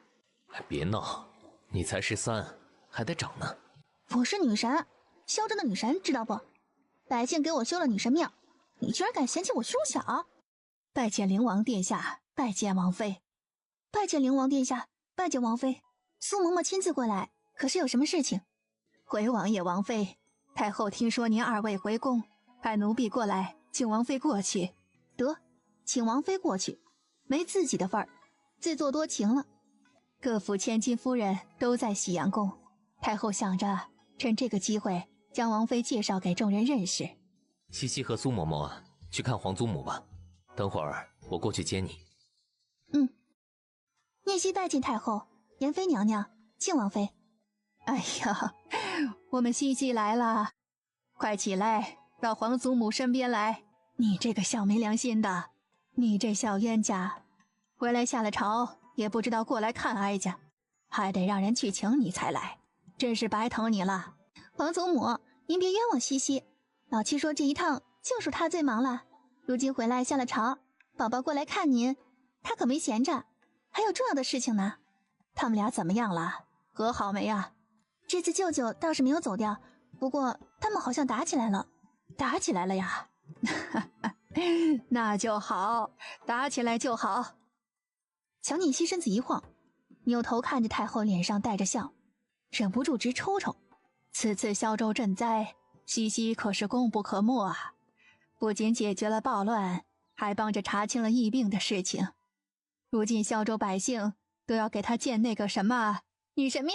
对，女神庙。我们老六也是有眼光的，找了西西这么个有本事的，可比老七强多了。几个媳妇儿简直就是个钱串子，天天过来抠索哀家的好东西。皇祖母，兰儿可听着呢。哎呀，你不是回去了吗？我说刚才怎么听着像你的声音呢？您不能这么说呀，宝宝和西西不在的时候，可是人家一直陪在您身边解闷儿呢。再说了，那些东西可是您非得给的，可不是人家要的。你这么说倒是也有道理。得了，所有那些东西都是死物，不能说话，给你就给你吧。如今灾区的事情已经解决，西西云端他们也不会出去，大家得了空会常来看您的。是呢，以后我们常来跟太后要东西。一个小冤家。花园之中，这边乔念熙刚离开，皇后身边贴身宫女紫瞳从长廊的另一处往叶玄灵跟前走去。奴婢参见灵王殿下。起吧，有什么事情？皇后娘娘听说殿下回来，特意亲手准备了点心，请您过去。除了母后，可还有别人？没有，皇后娘娘说了，不喜欢别人打扰母子相聚，特意把请安的夫人们都打发走了。走吧，儿臣拜见母后。快让母后看看，晒黑了也瘦了，这一趟可真是辛苦你了。儿臣谢母后关心。你这孩子，跟母后这般客气作甚？母后就你这一个儿子，虽不是身上掉下来的肉，可在母后眼里，你比自己的命都重要。儿臣一定谨记母后的恩情。不光是恩情，还有你那些见不得人的事情，在西西身上动手，你的脸还没那么大。之前母后是担心念熙身份不够，会拖了你的后腿，所以才不满意你们这桩婚事。如今看他在萧珠这件事上立了大功，知道这孩子是个有本事能帮你的，母后也就不说什么了。你喜欢就好，这对镯子是你外祖母送的，如今就送给念熙吧。谢母后成全。这趟萧州之行也算是收获颇丰，如今念熙有了封地，你不妨考虑在萧州培养势力，远一些才隐藏得深呢。母后这是在教儿臣谋朝篡位吗？这话是怎么说的？这怎么能算是谋朝篡位呢？母亲只是建议你培养势力，毕竟皇上老了。父皇老了，还有太子，儿臣趁此机会培养势力，更是会让人多想。所谓的太子不过是根据排行决定，你的才能远比现在的太子高出很多。说起来，他是庶子，你是嫡子，舍嫡取庶本就不合理。更何况如今纪相手里正捏着林贵妃那边的把柄，想将太子拽下来，就是动动手指头的事情。萧州的事情刚告一段落，现在考虑还为时尚早，加之儿臣现在还有考核，这些事情稍后再做打算吧。叶玄灵从皇后那里出来，去喜阳宫接乔念熙。参见哎呀，参什么见？你答应朕的事情还没办好呢。左右都能跟您共处一室了，您怎么也得给舅舅一点时间消化嘛。什么叫共处一室？咋听着这么别扭？不管，反正事儿还没成，你得加把劲，否则3道圣旨可给不了你。行了，就不多留你们了，快回去吧。都看了一路了，你想说什么？舅舅原谅父皇了吗？哼，你倒是跟他亲。念希最亲的人是舅舅啊。这才对，你最亲的人是舅舅，乔家那帮人都不是。可父皇是叶玄灵的爹，念希也得孝顺，是不是？您二位这样倒是随心所欲，我跟叶玄灵左右为难，您这还说什么疼我呢？我倒不是怨恨他，只是见到他就想起当年的事情，过不了那个坎儿，这心里总是堵着一口气散不出来。你还小，有些事情不懂。你们的事情我是不太懂，我只知道过去的事情回不来，可若抓着旧事不放，而看不见现在的珍贵，若干年再提起，就该后悔这个时候没能把握了。真没想到，我这一大把年纪的人，竟然不如你一个小丫头看得透彻。罢了罢了，我可是佛祖的弟子，没听见萧州百姓叫我女神仙吗？是，我们家西西是萧州百姓的救世主，舅舅为你感到自豪。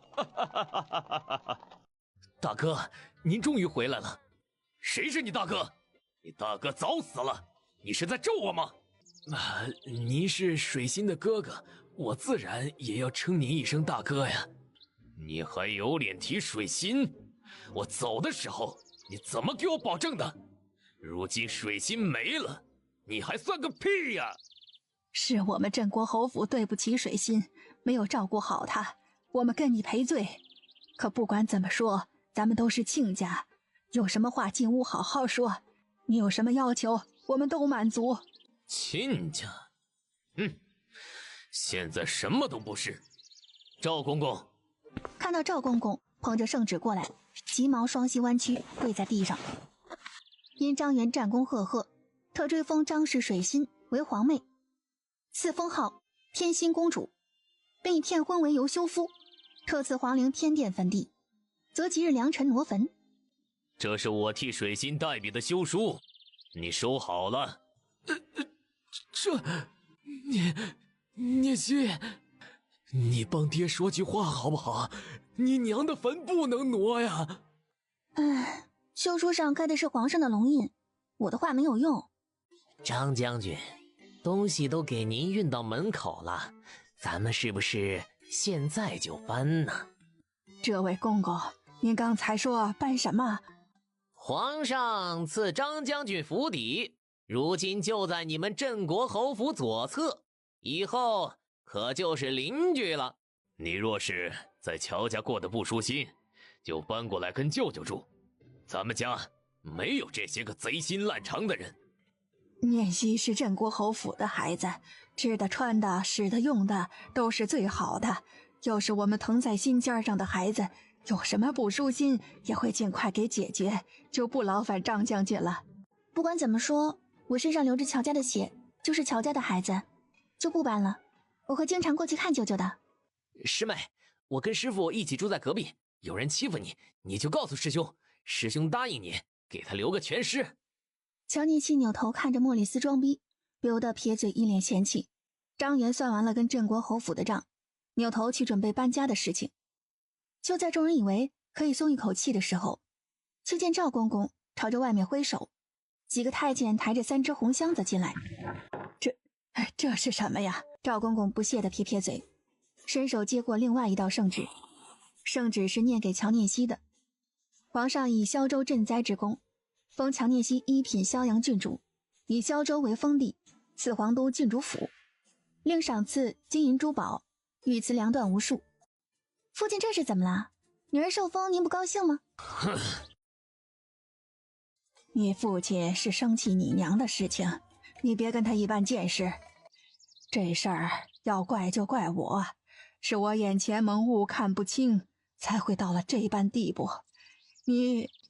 老夫人这话说的让人心里不舒服。我娘可还在世呢，若是听到您这个话，指不定多寒心。老夫人，您吃药的时间到了。行了，家和万事兴，不管以前如何，咱们还得过好以后的日子。林氏攥着拳头，全身都开始哆嗦。说起来，之前祖母答应过，纯香园的装潢由我自己决定，用到的东西已经选好，价钱也谈妥了。这是总花费的账目，还请母亲核实一下。你地上铺了金砖吗？竟然要20万！哎呀，这倒是个不错的主意，母亲提醒了我呢。账目您先给我吧，等我铺了金砖，重新做账再给您。乔念基，你别太过分了。过分这个词，母亲用的可真是刺耳啊。若不是你让人去拆我的院子，我也用不着修葺，更不用费心费力的找东西重新装潢。你现在觉得我花钱太多，那我只能跟祖母要账了。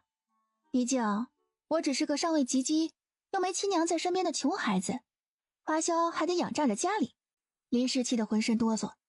现在整个镇国侯府最有钱的人就是你，你装什么大尾巴狼？你这是讹人！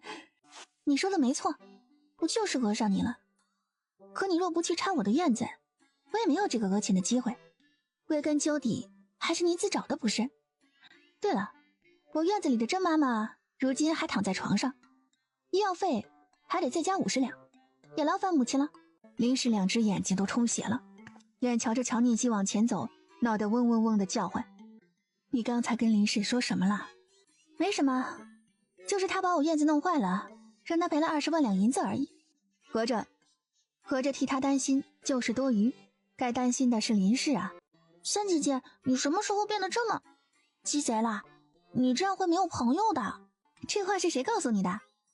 是宁王妃说的，她说以后三姐姐占了别人便宜要这样夸你。以后宁王妃教你的话不许学啊，下次她再教你的时候，你就用她教你的话说她。真是没想到啊，好不容易提了平妻的身份，最后落得连门内人都不是。所以呢，吴妹妹是想说什么？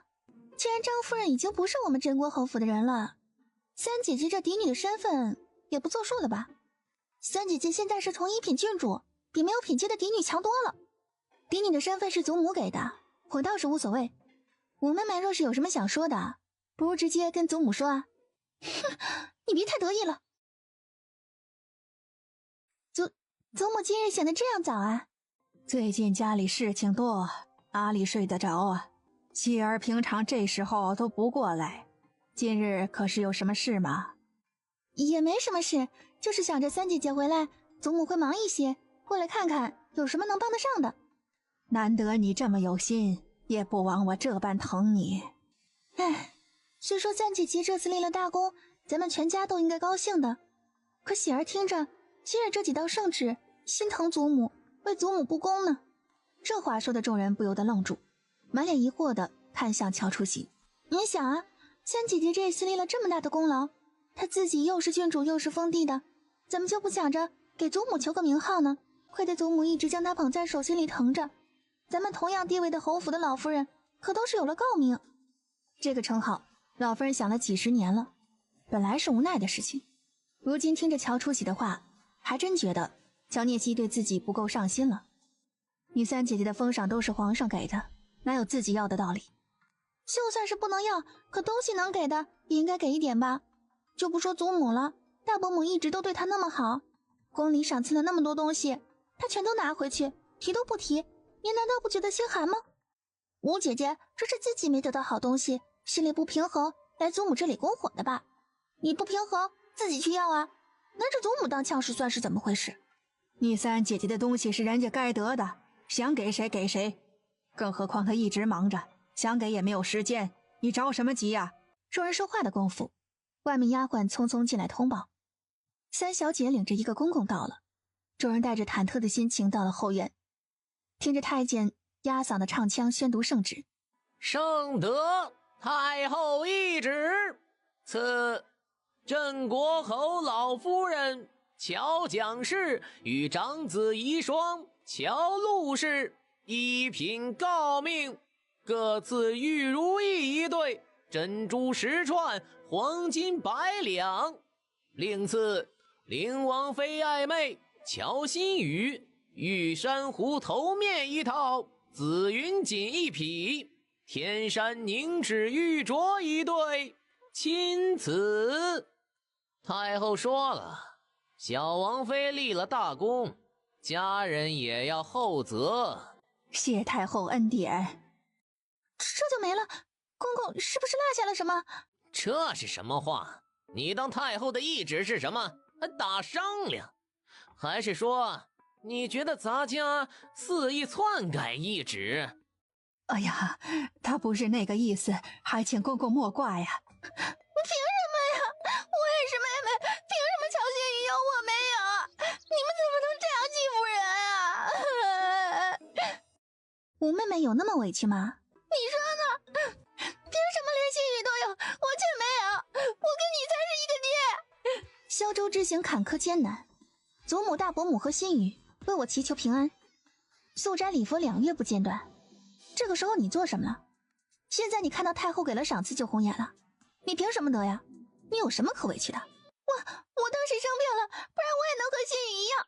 既然五妹妹说话都说到了这个份上，再不给你机会，就显得我这个做姐姐的一碗水端不平了。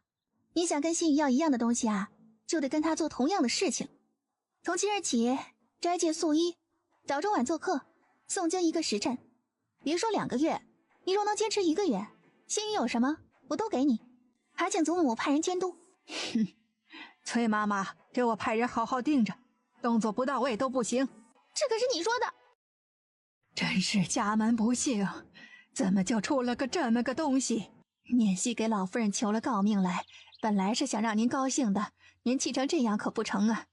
说起来呀，还是我们念希最知道孝顺。你看呐，早知道你对她好一点儿，也不至于身为堂堂侯夫人，什么品阶都没有。是，以前是有些误会，以后儿媳一定加倍对念希好。杀手都下了，你还指望能好得了？谢母亲关心，小姐也真是心太软。若是乔初喜真的坚持1个月，你还真打算给她同样的东西吗？你家小姐我这么守财的人，怎么可能随随便便就给人那么值钱的东西啊？就是因为知道她坚持不了，所以才那么说的。乔心雨2个月都能坚持下来，乔初喜怎么就坚持不下来呢？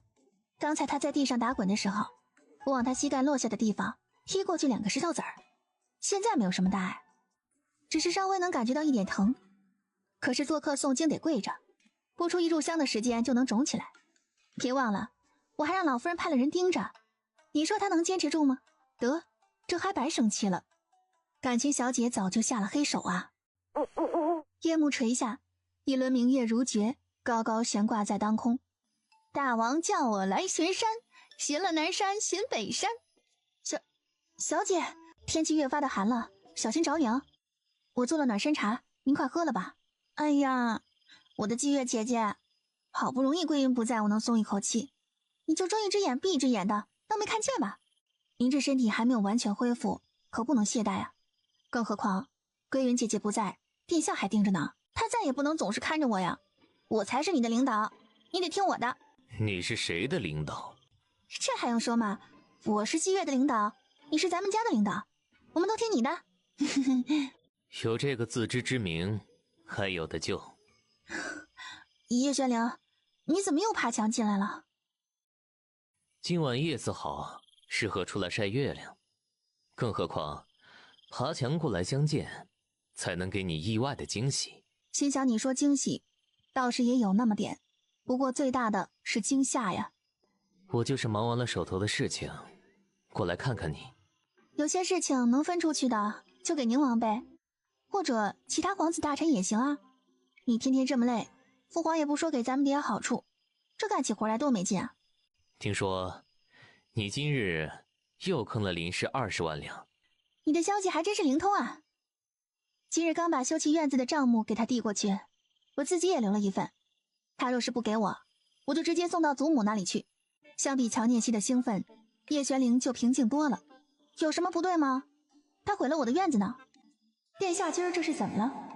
难不成殿下觉得小姐不应该对林氏这般？这明显不是他的风格呀。你坑少了。你这么说，倒还真是有点少。可能是在萧州跟百姓在一起，心变软了。这是俩什么人呢？明明坑了别人，还一脸受委屈的样子。你们是花果山派来窜天的吗？没关系，咱们下次继续坑。说的也是，反正他是改不了这上蹿下跳的毛病，想坑他还不是分分钟的事情。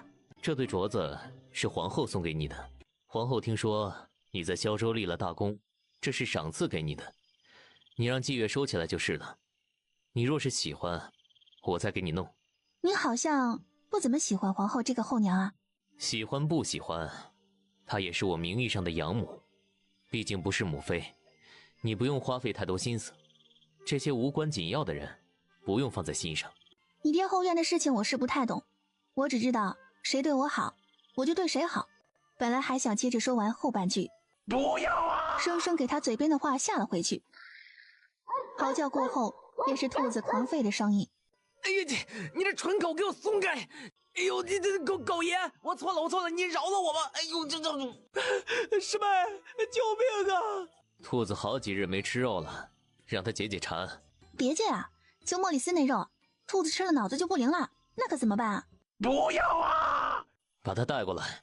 季月应声往偏院走。片刻，带着蓬头垢面的莫里斯回来。师妹，大晚上的你来做什么？嘿嘿，其实也没什么事儿，我就是睡不着，过来找你说说话。毕竟咱们是相亲相爱的一家人嘛。西西是我们家的，跟你可不是一家人。现在还没嫁着你呢，我师傅是他最亲的人，我才是他娘家人。如此看来，你这院墙还得加高才行。回头把这个也算上，给林氏做份新的账目送过去。还有，兔子的绳子短了，不方便动，给它换一条长的，最好能让它够到四处的短墙，进来人也好张嘴。是。哎，你这什么意思？你给我说清楚。就是你听到的这个意思。要不你们出去打一架，去前院也行，最好弄坏点东西，我一块加到账目里去，全都换成新的。打什么架呀？师兄我这种文雅的人向来不喜欢动手。师妹啊，你可别被那些粗俗的人给带坏了。你把他扔出去了？你还是深居闺中的姑娘，让人知道有男人夜闯你的院子，不好。那个，你说的男人里包括你吗？你说呢？得，您是大爷，您说了算。这次小皇婶回来可是带着不愉快的，事情出在你们家里，你可得好好想想怎么应对啊。我能怎么应对？手链是他给的，到现在我也就只看了那么一眼。即便南阳王妃被构陷，心里有火也烧不到我身上吧。不管如何，你还是小心为妙啊。南阳王多年未回，如今这宫宴之中便会出现花边天才，只是该小心的似乎不是我。我说，你们两个是不是背着我做了什么？这可有点不仗义了呀。不是我们背着你做了什么，而是有人在我背后动手。如今南阳王妃为了手链的事情回来，这账就得抬到面上来了。你该不会想跟皇后动手吧？她没有子嗣，都能在后位稳固不倒，自是有她的手段。你还是要谨慎一些为好。南阳王妃都回来了，哪里用得着我动手？拜见宁王妃、玄宝郡主、襄阳郡主。可是老太君和侯夫人到了。是，单国侯府老太君和侯夫人已经过了紫阳门。我和宝宝去接老太君，你别四处乱跑，我们很快就回来。我这么大个活人，难不成还丢了？你们快去吧。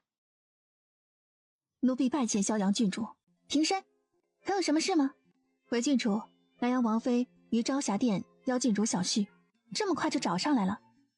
南阳王妃还真是个风风火火的脾气，那就请姑姑带路吧。一路上跟着苏姑姑往朝霞殿走，忽然感觉到什么。喂，哎呦，可疼死我了！你竟然敢伤我！所以呢？你可知道本世子是谁吗？南阳王世子叶玄飞。哎，你怎么会知道？朝霞殿这边是女眷休息的地方，整个皇宫能随便进出这里，并且自称世子的人只有你一个。哎呀，我说秃噜嘴了，我不管，你刚才伤着我了，你得赔我。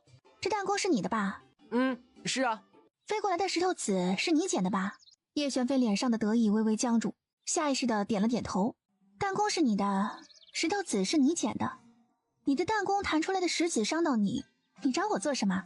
叶玄飞被他说傻了，听着他的话都是顺理成章，找不出不对劲的地方。而且我鞋上绣线被你弹出来的石子割断，你得赔我鞋。叶玄飞眼瞧着那鞋上的锦丝，下意识的点了点头，照着我这鞋的模样做好，送到镇国侯府就行了。等会儿我会让我的丫鬟将鞋样子给你送来。你不能走，不应该是这样的，这跟七嫂说的不一样。所以宁王妃跟你说了些什么？这小阎王什么时候这么实在了？七嫂让我在这里埋伏，她说你肯定会将石子踢回来，到时候你见到我受伤就会紧张，我一哭闹，你一定会答应帮我要六哥的弦月刀的。你怎么知道我的石子一定会打到你呢？这谁能知道呢？就是因为不确定，所以七嫂给我额头上涂了胭脂，你看。心说你这哪里是用来伪装的呀，简直就是专门让人瞄准的。这是宁王妃给你出的主意，可是现在没有成功，你得让她赔你。你想要什么，直接管宁王妃要，她不给你，你就告诉皇祖母，这招更好使。你这招比七嫂的办法好。郡主，咱们已经耽误了不少时间，还是尽快过去吧。好，我们走啦，等会儿宴上见吧。哎，你是要去见母妃吗？母妃脾气不好，你可得小心点。我这么好脾气的人，肯定不会让王妃发火的。刚才是不是听错了？他说自己脾气好，他竟然有脸说自己脾气好，额头可还疼着呢。念息拜见南阳王妃，平身吧。谢王妃。虽然看起来有些清瘦，可看起来身子骨还算不错啊，也没有那么羸弱。怎么别人带着都没事，偏偏到了你这里就中毒了呢？王妃似乎误会了，中毒的并不是我。不是你？阴差阳错，那手链到了我堂姐的手里。当日太后去我家产奖，看到中毒的人正是我堂姐。说起来，所谓的中毒是因为手链上的鸡母珠跟体质并没有任何关系，不过这个并不重要，重要的是这鸡母珠手链是怎么来的。你到底想说什么？南阳王妃这次回来的这么齐，想必也是为了这件事。只是念希以为，与其不远万里来皇都调查分出去的手链，王妃倒不如好好查清一下身边的人。你已经查到了，是吗？据我所知，南阳王府有个工匠，是您离开皇都的时候带过去的老人，此人名叫江月。江月有个侄子叫张昭，是皇后身边杨嬷嬷的老乡。本来三个人各司其职，并没有什么值得注意的，可若是联系在一起，就不得不让人多想一二了。南阳王妃面色沉下来，顺着乔念希的话，似乎也察觉到江月最近的不对劲，其中关系错综。不过您可以查查，应该会有对你有用的消息。啊，对了，最近一段时间张昭和江月有书信来往，你的意思是这件事情是皇后在背后操作？若真是这样，那他的目标就是你。如今你跟本宫说这些，是想拿本宫当枪使吗？王妃言重了，前面几句您说的都对，可拿您当枪使，念希不敢。您在路上的这段时间，我将该查的线索全都捋了一遍。之所以没有直接拿出来交给太后，其一是因为我本身就是小辈，先不说事实真相如何，指责皇后，首先我就背上了一条不孝之罪。其二，抛开一切不说，若是我沿着查到的线索将事情提到明面上，且不说皇上和太后会不会因为其他原因将事情压下去，就算是惩治了皇后，您这一趟过来就看到个结果，好比是拳头都攥紧了，却找不到捶打的地方，岂不是很憋屈？衡量之下，我觉得最好的办法就是将查到的线索给您，您帮念希出一口气，说起来也算是互利合作，您觉得呢？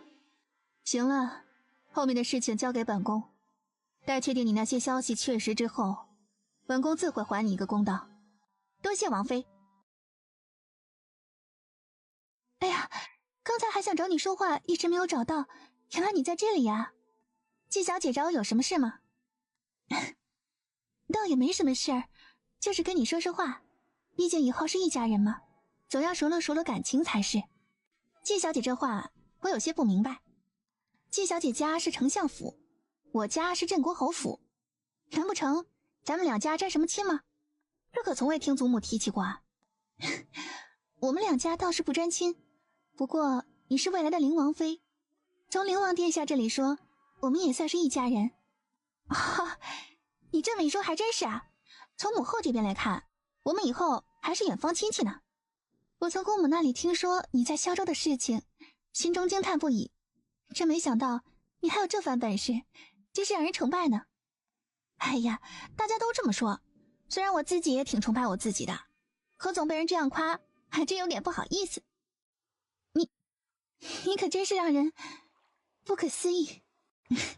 也没什么不可思议的，我只是不想仗着别人抬高身份，毕竟像我这种要能力有能力，要魅力有魅力的人，大多都喜欢依靠自己。话是这样说，可你我终究是女儿身，总这样抛头露面的不好吧？依照女则条规，这可是有失女德的，更辱没了这王妃的身份。我劝你还是收敛一些为好。失不失身份的我倒是没有考虑过，不过叶玄灵都随我高兴，别人似乎更没有说话的权利吧。更何况抛头露面的不是还有二公主和玄宝郡主吗？季小姐若是空闲，不妨一起劝劝他们呀。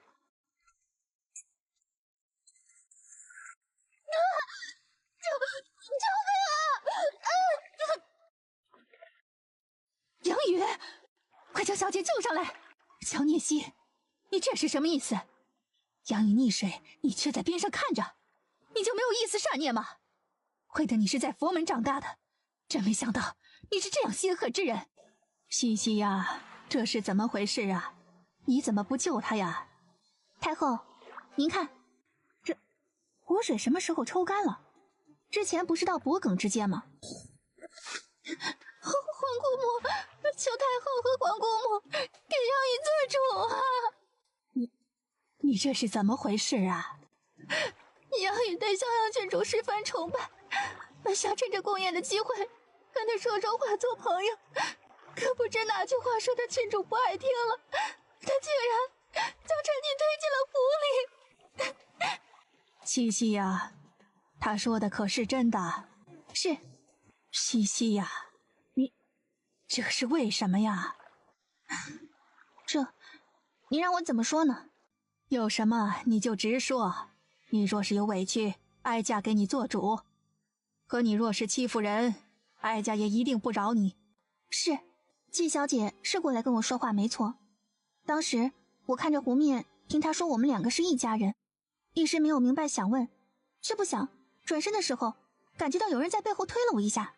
你接着说，我倒要看看你们两个是谁胆子大。你也知道，这段时间我跟着归云和季月练拳脚，感官自是敏锐一些，感觉到有人袭击，第一反应就是避开然后反击。你胡说，不是这样的，是你将我推进去的，刚才有人在边上肯定看到了。刚才是你在看到季小姐落水后跑开的吧？你来说说当时发生了什么情况。太后饶命，皇后娘娘饶命，奴婢不知道啊。你还不快说！你若是说实话，还则罢了；若是有半句假话，直接拖出去杖毙。回太后，皇后娘娘，奴婢方才刚好路过花圃，的确是看到襄阳郡主将小姐踢下了湖。之前的事情呢？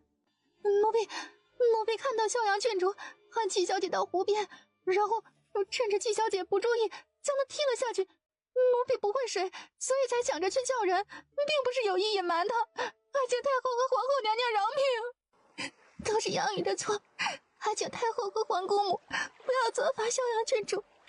不管怎么说，她也是萧州镇蔡的功臣呢。你这样说，我也救不了你了。本想着季小姐许是跟我逗着玩，这件事情不用多说，就这样过去。可谁知道我不搭茬，你还没完了。既然这样，你可别怪我撕破脸皮了。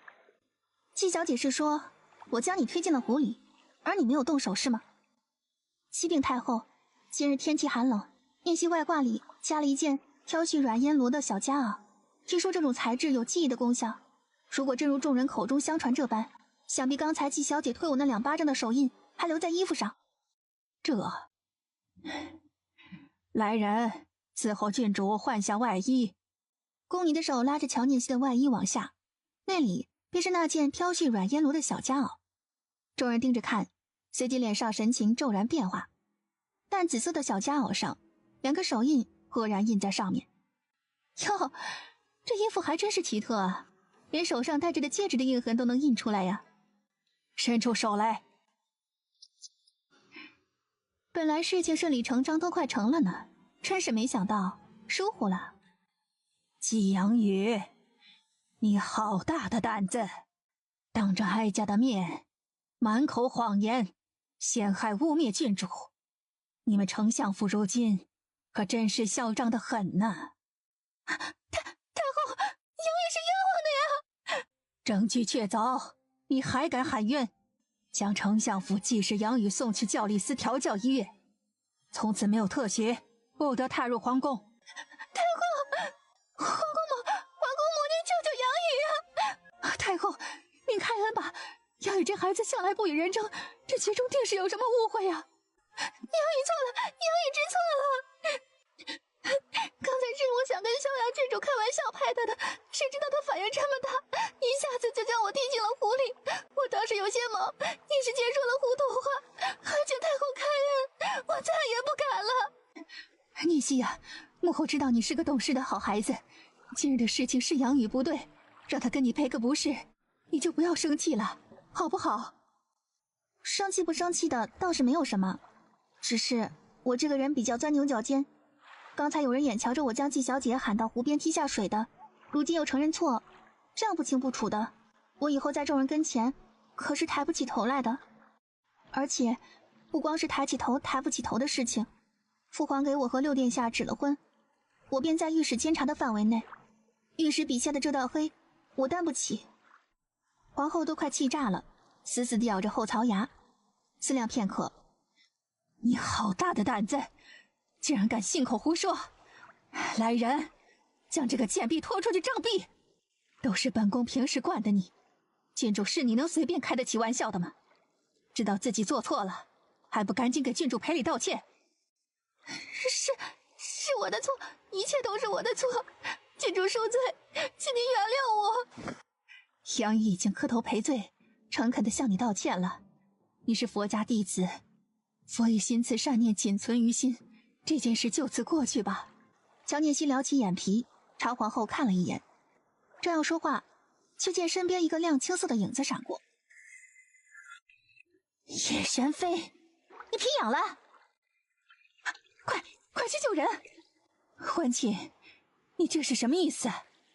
是啊，叶玄飞，你这是什么意思？我不是故意的，我也不知道是谁在背后推了我一把，一时没站住就冲出去了。皇姑母，看看你干的好事啊！玄飞刚才是不小心，虽说他还是个孩子，可犯了错就是犯了错，本宫一定会罚他的，还不快跟人家道歉？哎呀，道歉就道歉，你这么大声吓着孩子，真是对不起啊！刚才我不是有意的，都是我的错，将你推进了湖里。我诚恳地向你道歉了，佛以心慈善念仅存于心，这件事就此过去吧。皇祖母，菲儿说的对不对啊？哎呀，你这猴儿，都让你母妃惯坏了。宫宴快开始了，就别在这里耽搁了。哀家做主，这件事情就这么过去。季阳宇也不用去教理司了，让人送回去养伤吧。至于以后再说。是。姑母，说了让你不要在后宫动手，你拿我的话当成耳旁风吗？我错了，求姑母再给我一次机会。行了，你这段时间在家好好养病，暂时不要进宫，后面的事情我再做安排。看来是该放乔初影出来活动活动。只是放他自由活动，修行5年的圈子不解除吗？暂且让他速食速医即可，能不能换上锦衣，还得看他本事。你且在家好好养几日，正好趁着不能进宫的这段时间走动走动。该怎么做，不用我教你，你自己发挥。是，小雨明白。小皇嫂，这边是你卷，你不是应该在外面吗？没关系，我可男可女。刚才在湖边，我帮小皇嫂教训了那个女人，小皇嫂是不是该表示表示？所以你想让我怎么表示啊？听说小皇嫂前几日刚从张将军那里得到了一只万奴，你放着也没用，不如送给我吧。谁告诉你这东西在我手里啊？我告诉你，你就给我吗？你告诉我谁让你来跟我要的，我就给你。是清晨哥哥告诉我的，给我吧。前几天找凤清晨比武，他说要离开皇都去云游，原来是借口。下次你揍他的时候喊上我不插手，就在边上看着。小皇嫂，你别欺负小孩，说话要算数。急什么？你们在做什么？刚才这小豆班在湖边帮了我个小忙，如今要我好处呢。叶玄飞，你给我站住！奖励不是已经给你了吗？怎么还要？你给的半月钩是感谢我帮着你媳妇儿，小皇嫂给我的万奴是感谢我帮她出气。这有区别吗？叶玄飞，你大爷的，那万奴给我还回来！哎，西西，别骂了。咋了？他大爷是父皇。父皇？皇上驾到！哎妈，好想哭！参见皇上。你们在聊什么呀？这么热闹，让朕也跟着热闹热闹。哎，我们就是随便说说话。刚才听到你说什么大爷？啊，我们是说父皇您对小妃特别好，是世界上最好的大爷。你大爷在这儿呢，你往哪儿跑呢？黄伯伯，刚才小皇嫂说黄伯伯是天底下最好的伯伯，菲儿要什么您都会给的。之前在花园遇到的时候，他没这么精啊，他故意的吧？是装的吧？哎呀，是，菲儿想要什么都给。你这丫头还真有几分本事。喏，这是你应得的。好说好说，以后再有这样的事情，父皇尽管吩咐儿臣便是。你这是想让你舅舅跟朕憋几次火呀？没，儿臣不是那个意思，儿臣祝您和舅舅长长久久。刚才儿臣经过长夜亭的时候，看到张老将军一个人在喝酒，您不过去添一杯吗？哎呀，你怎么不早说呢？朕这就过去。曹德，走。哎妈，伴君如伴虎的感觉终于体会到了。叶玄飞，叶玄飞吓得一哆嗦，二话不说扭头就跑。哎呀，要出大事儿！宁王妃见叶玄飞要跑，冷眼一瞪，踮脚立起，朝着叶玄飞半飞着就追了过去。你个熊崽子，反了天了你啊！怎么回事？让那臭小子自己说吧。怎么了？那熊孩子抢你钱了？钱不至于，东西倒是没少抢，都是你给他支的缺德招。这倒霉孩子讹了我，又去讹我们老七，成了精了，知道吃双份啊！之前的事情是你教的，况且你给了东西后，已经给他脸都洗干净了，他怎么讹得住宁王啊？你自己说，你怎么跟七哥要东西的？不说实话，我把你的小金库都偷了。别以为我不知道，你把东西都藏在朝霞殿的哪个暗室里了？我说，我回去找七嫂的时候，先碰上的七哥，我往脸上抹了一把水装哭，照着小皇嫂教给我的话跟七哥说了一遍，还说要去皇祖母那里告状。七哥怕皇祖母罚七嫂，就答应把金钩刃送给我了。胡说！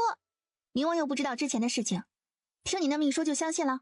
之前六嫂给我涂胭脂的时候，让我帮着拿盒子，我偷偷藏起来了。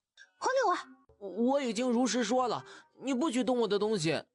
同样的事情，你不能要2份东西，你自己决定留什么，剩下的要还回来。母妃说了，煮熟的鸭子不能让它飞了，东西我都要了，怎么能再给你们呢？更何况你们能给我，就说明那些东西并没有什么重要的。既然不重要，给我又有何妨呢？谁告诉你那些东西不重要了？谁告诉你那些东西不重要了？回来之前，母妃还说哥哥嫂嫂们一定会疼小妃的，有什么好东西都会给的。母妃是骗我的，你们不仅不给，还欺负我。那个谁会哄孩子啊？给哄哄啊，这要咋整啊？你看看我，我看看你，最终目光落在了一边看热闹的高云端身上。看我作甚？你们一对结婚了，一对指了婚，就剩我一单身狗，哄孩子这种事情跟我有毛关系？要不我甩给他一鞭子。男子汉大丈夫，哭什么哭？想要就凭借自己的本事光明正大挣来，聪明不是用在这种地方。哦，我知道了，等会儿就把东西还回来。还什么还？他们是你哥哥嫂嫂，好不容易从南郊回来一趟，要点东西怎么了？得了就收好，下次想要光明正大的要。哎，你不是应该帮着我们吗？现在这话听着怎么不对味儿了呢？宝宝，那个是我们被他坑了，你这样说话会没朋友的。反正他已经不哭了，你们的事情自己解决。宝姐姐，你等等我。哎妈，今日发生了太多的事情，脑子有些反应不过来。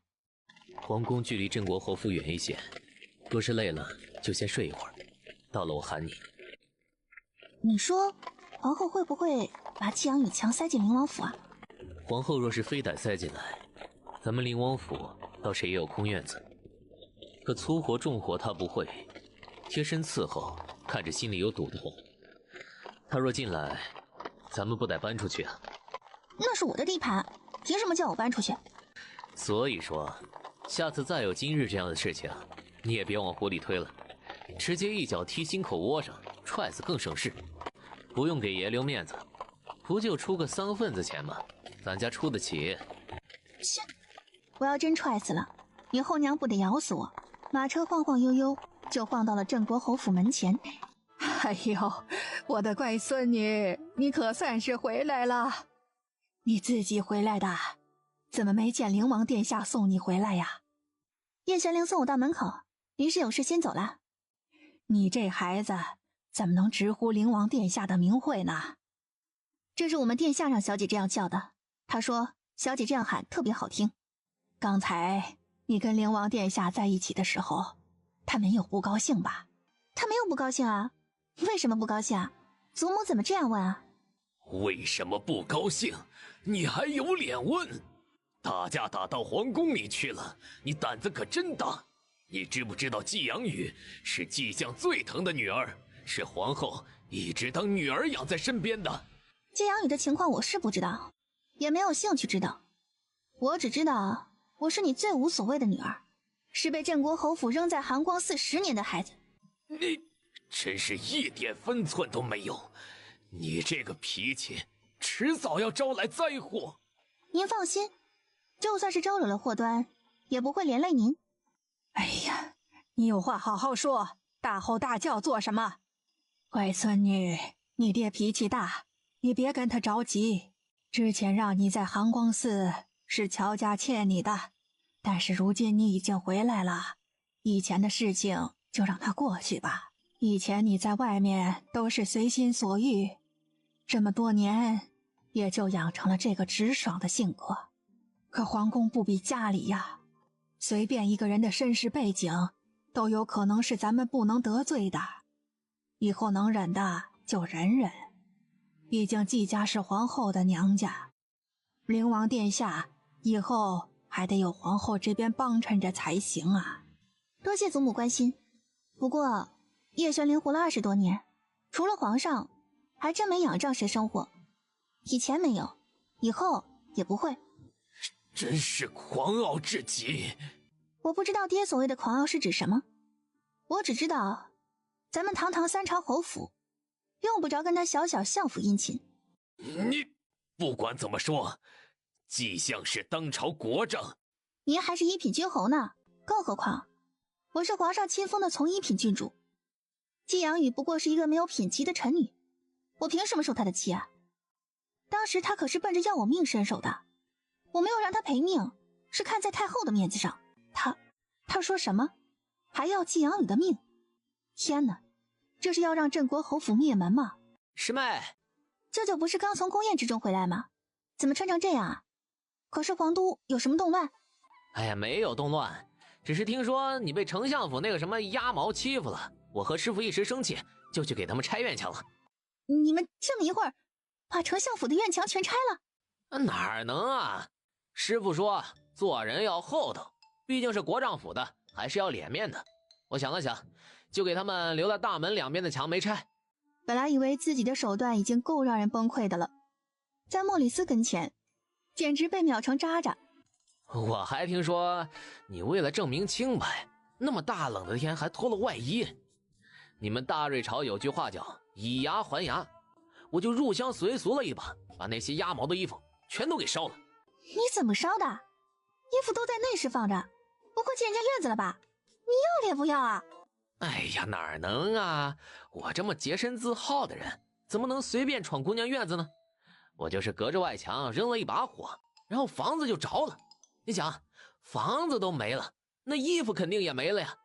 哎妈，林大爷，您这么机智真的好吗？你可伤到哪里了？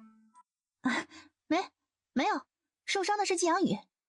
那就好，咱不平白害人，也不受人欺负，以后谁再敢跟你玩阴的，你也不用看是谁，先揍一顿再说。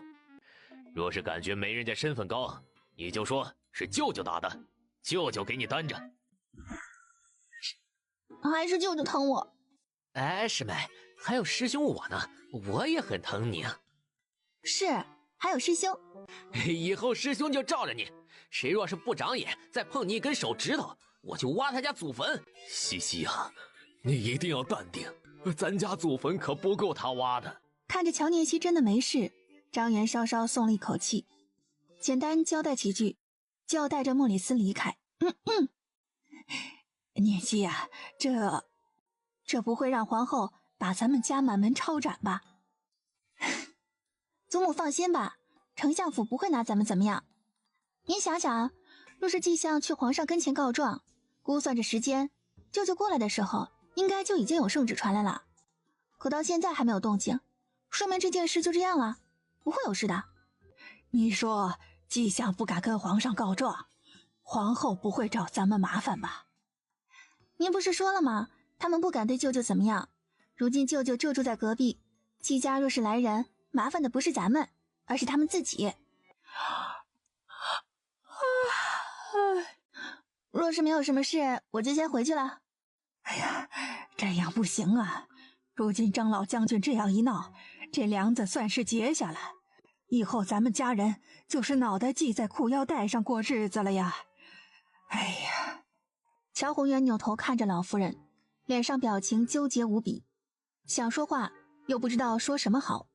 陆氏，念希向来跟你亲近，要不你去劝劝他吧。这孩子脾气太重，是真的不行啊。毕竟他以后还得喊皇后一声母后。西西这孩子脾气倔，我也不知道能不能劝得动，我去试试吧。哎，你快去，好好跟他说说。是，你呀，这个样子，以后进了王府可怎么办呢？哪个王妃像你这样没有规矩？这不是在自己闺房吗？我都自在惯了，茫然间多了这么多束缚，我也是憋得难受。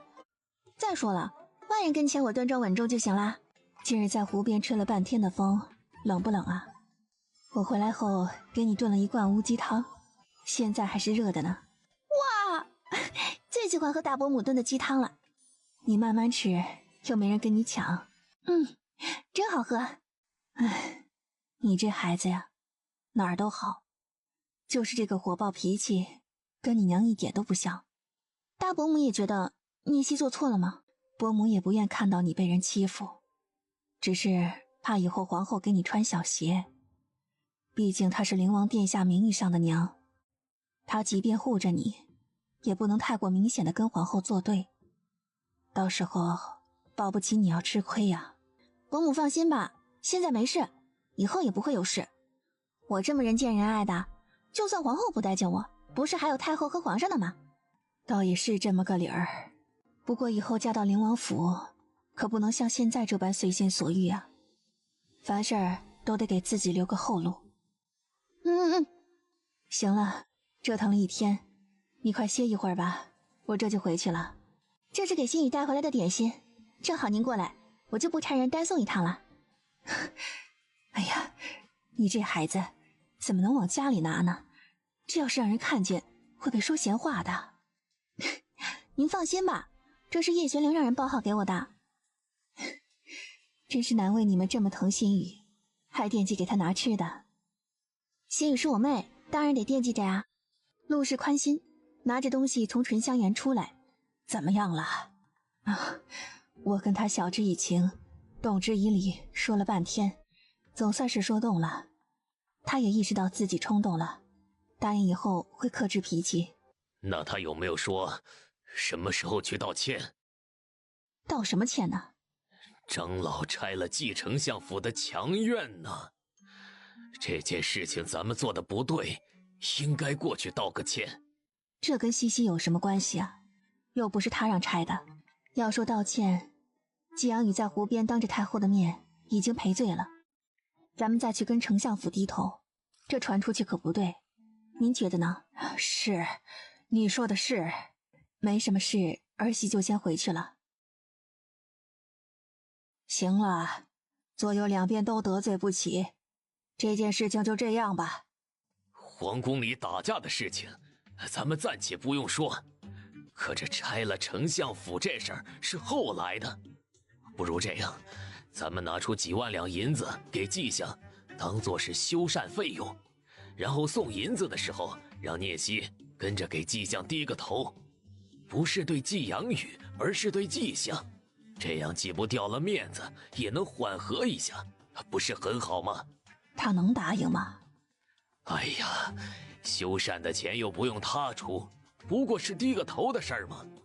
那行吧，你跟他好好说，别一句话不对就吵。行，我知道了。小姐可在啊？侯爷可是找小姐有什么事吗？老爷我有几句话要跟聂熙商量，你快去通传一声。哎，请侯爷稍等片刻。小姐累了一天，正在休息，侯爷把吃食给我吧，等小姐醒了再吃。什么吃食？您不是跟大夫人一样，怕小姐饿着给送吃的来的呀？我是找聂熙有事情商量。他睡下了就算了，等他醒了，让他到书房来一趟。哎，得嘞，您是侯爷，这句话我们也得收着。昨日让你去书房，你怎么没去呀？书房？爹什么时候叫我去的？哎呀，我给忘了，都是我的疏忽，忘了告诉小姐，还请侯爷责罚。罢了，昨日没说，现在说也不晚。昨日为父思量了一晚上，还是觉得拆了丞相府墙院这件事情做得不对。你看今日若是没有什么其他的事情，为父陪你上门道个歉。今日我倒是也没什么别的事情做，不过啊，就算我闲得在床上躺着睡大觉，也不会到没事儿给人道歉玩的地步。父亲若是觉得心里内疚，自己去便可，我没有什么心情去看舅舅和莫里斯伟大的杰作。你拆人家墙院本来就做的不对，修缮的钱我帮你出，就让你道个歉，怎么了？你还委屈吗？这话可得说清楚，什么叫修葺的钱您替我出啊？我为何要帮丞相府修葺啊？您若是钱多的没地儿放，不如先将我院子修葺的费用给我啊，起码我还念您个好。皇宫的事情，咱们暂且不说。可拆了相府这事儿，说起来是咱们得理不饶人，咱们道个歉是应该的。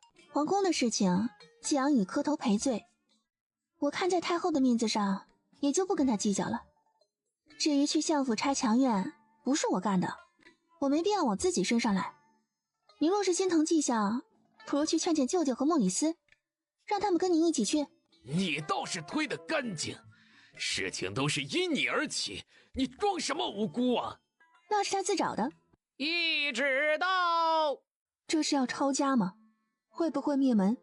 皇后懿旨，圣恩，萧阳郡主于萧州鼎立赫赫功勋，福泽仁厚，乃我瑞朝之福分。特赐黄雕玉如意一柄，以示嘉奖。佛度众生，即日起，乔氏出影可自由出入，除日日佛前功课，其他各项任务全部免除。钦此。还要继续速衣速食啊？公公倒也没说什么，只将懿旨交给乔念熙，领了镇国侯府递过去的辛苦茶，看着还不少，满心欢喜的离开。您看，皇后娘娘可没有生我的气，调去丞相府，我就不用跟着了吧？乔宏远被乔念熙这话臊得一脸红，瞪着眼睛看了半天，愣是没说出一句话来，索性一甩袖子，转身就走。看吧，我就说念熙是福星，一定不会有事的，你们偏不信。三姐打架也能打来赏，可真是好本事。五妹妹也可以试试啊，说不定得到的赏赐更多。对了，五妹妹不是应该在佛堂吗？怎么这就出来了？心雨可是认认真真的跟着做了2个月啊。那些东西都不是我喜欢的，我不要了。再说我还得在祖母跟前伺候呢。没想到五妹妹竟然这么孝顺啊！就你话多，你三姐姐这是佛缘护体，你懂什么？乔出喜凛，只憋着想哭的冲动，扭头一甩袖子，往自己院子里走。没想到三小姐还真是有本事啊，连皇后都跟她示好。早知道这样，奴婢就去求她了，省得小姐在这里遭罪。有本事，她算个什么东西？奴婢错了，再也不敢乱说了，求小姐饶了奴婢这次。这是怎么了？从这里出去是好事，你发什么脾气啊？以后谁在我跟前说乔念熙一句好，我杀了他。好好好，谁都不准提他。你放心，娘一定给你出这口气。乔念熙那个孽障，迟早要被咱们捏在手里。哟，三婶和二妹妹这速度还是挺快的嘛，这才几日就10几遍了，1000遍估计用不了半年就能抄完了。我是不能在这里陪你们了，你们好好享受这安静惬意的时光吧。你不是要在家庙修行5年吗？为什么现在就出去了？皇后娘娘厚泽，特意免了我在家庙受苦，真是让人心里感激呢。那我们呢？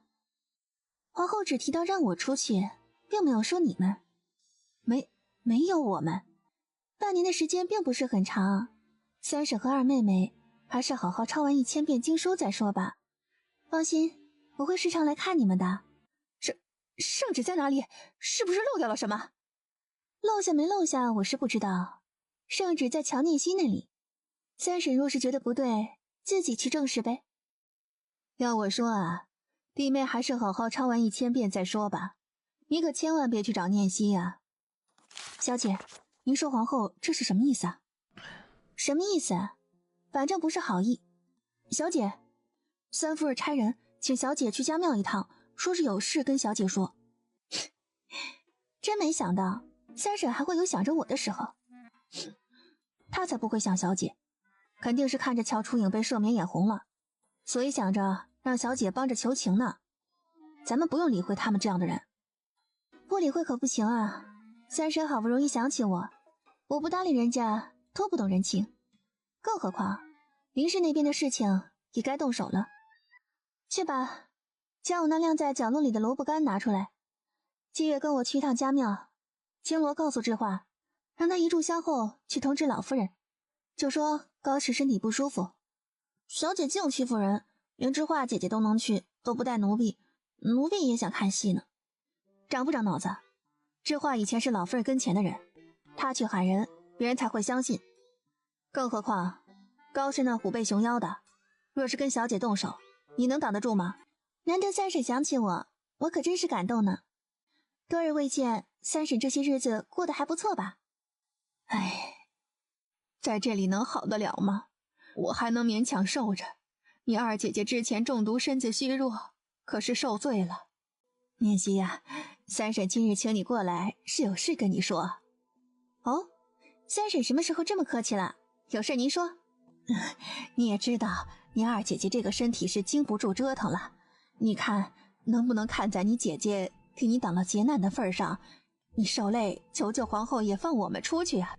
三婶这话我听不懂。什么叫二姐姐帮我挡了劫难呢？哎呀，你这孩子是不是忘记了？之前那条鸡母猪的手链，说是不是你二姐姐替你带着，当时中毒的就是你了，这不就是替你挡了劫难吗？三婶这是什么逻辑啊？合着你们抢我东西还有理了？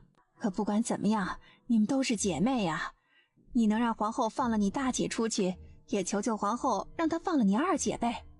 三婶这是什么话？你当皇宫是我开的吗？我让放谁就放谁啊，事情总有因果。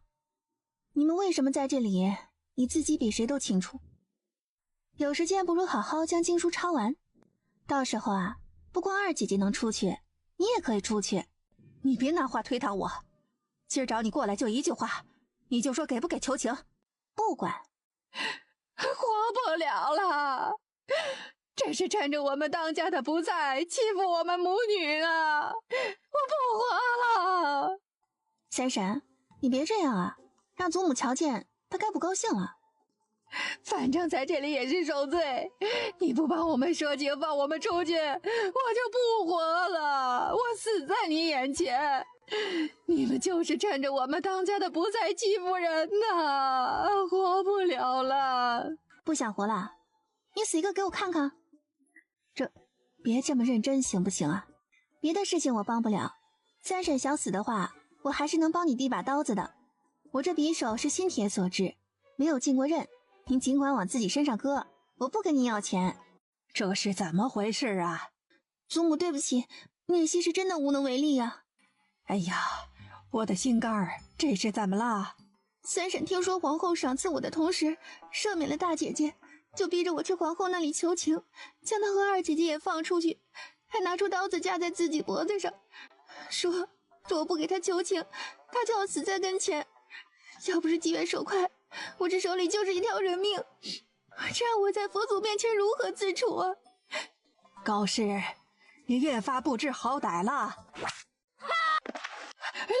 老夫人呐，您饶了我吧！哎呀，祖母您快别打了，三婶身子不舒服，您再这样打，不是要了她的命吗？三婶让人到醇香园传话，说是身子不舒服，我想着三叔不在家，不能让三婶有什么意外，这才过来。虽说三婶是另有目的，可保不齐是真的病了呢。您快别打了。放屁！你少在这里装可怜，我什么时候说自己生病了？三夫人这话可真是让人诧异啊。小姐都把人参拿来了，你不说生病，我们能拿这个吗？这人参能否给在下验看一番呢？这人参可是有问题。哎呀，这不是人参呐，这是萝卜干儿啊！看吧，他说谎，他在污蔑我！老夫人，给我做主啊！给我闭嘴！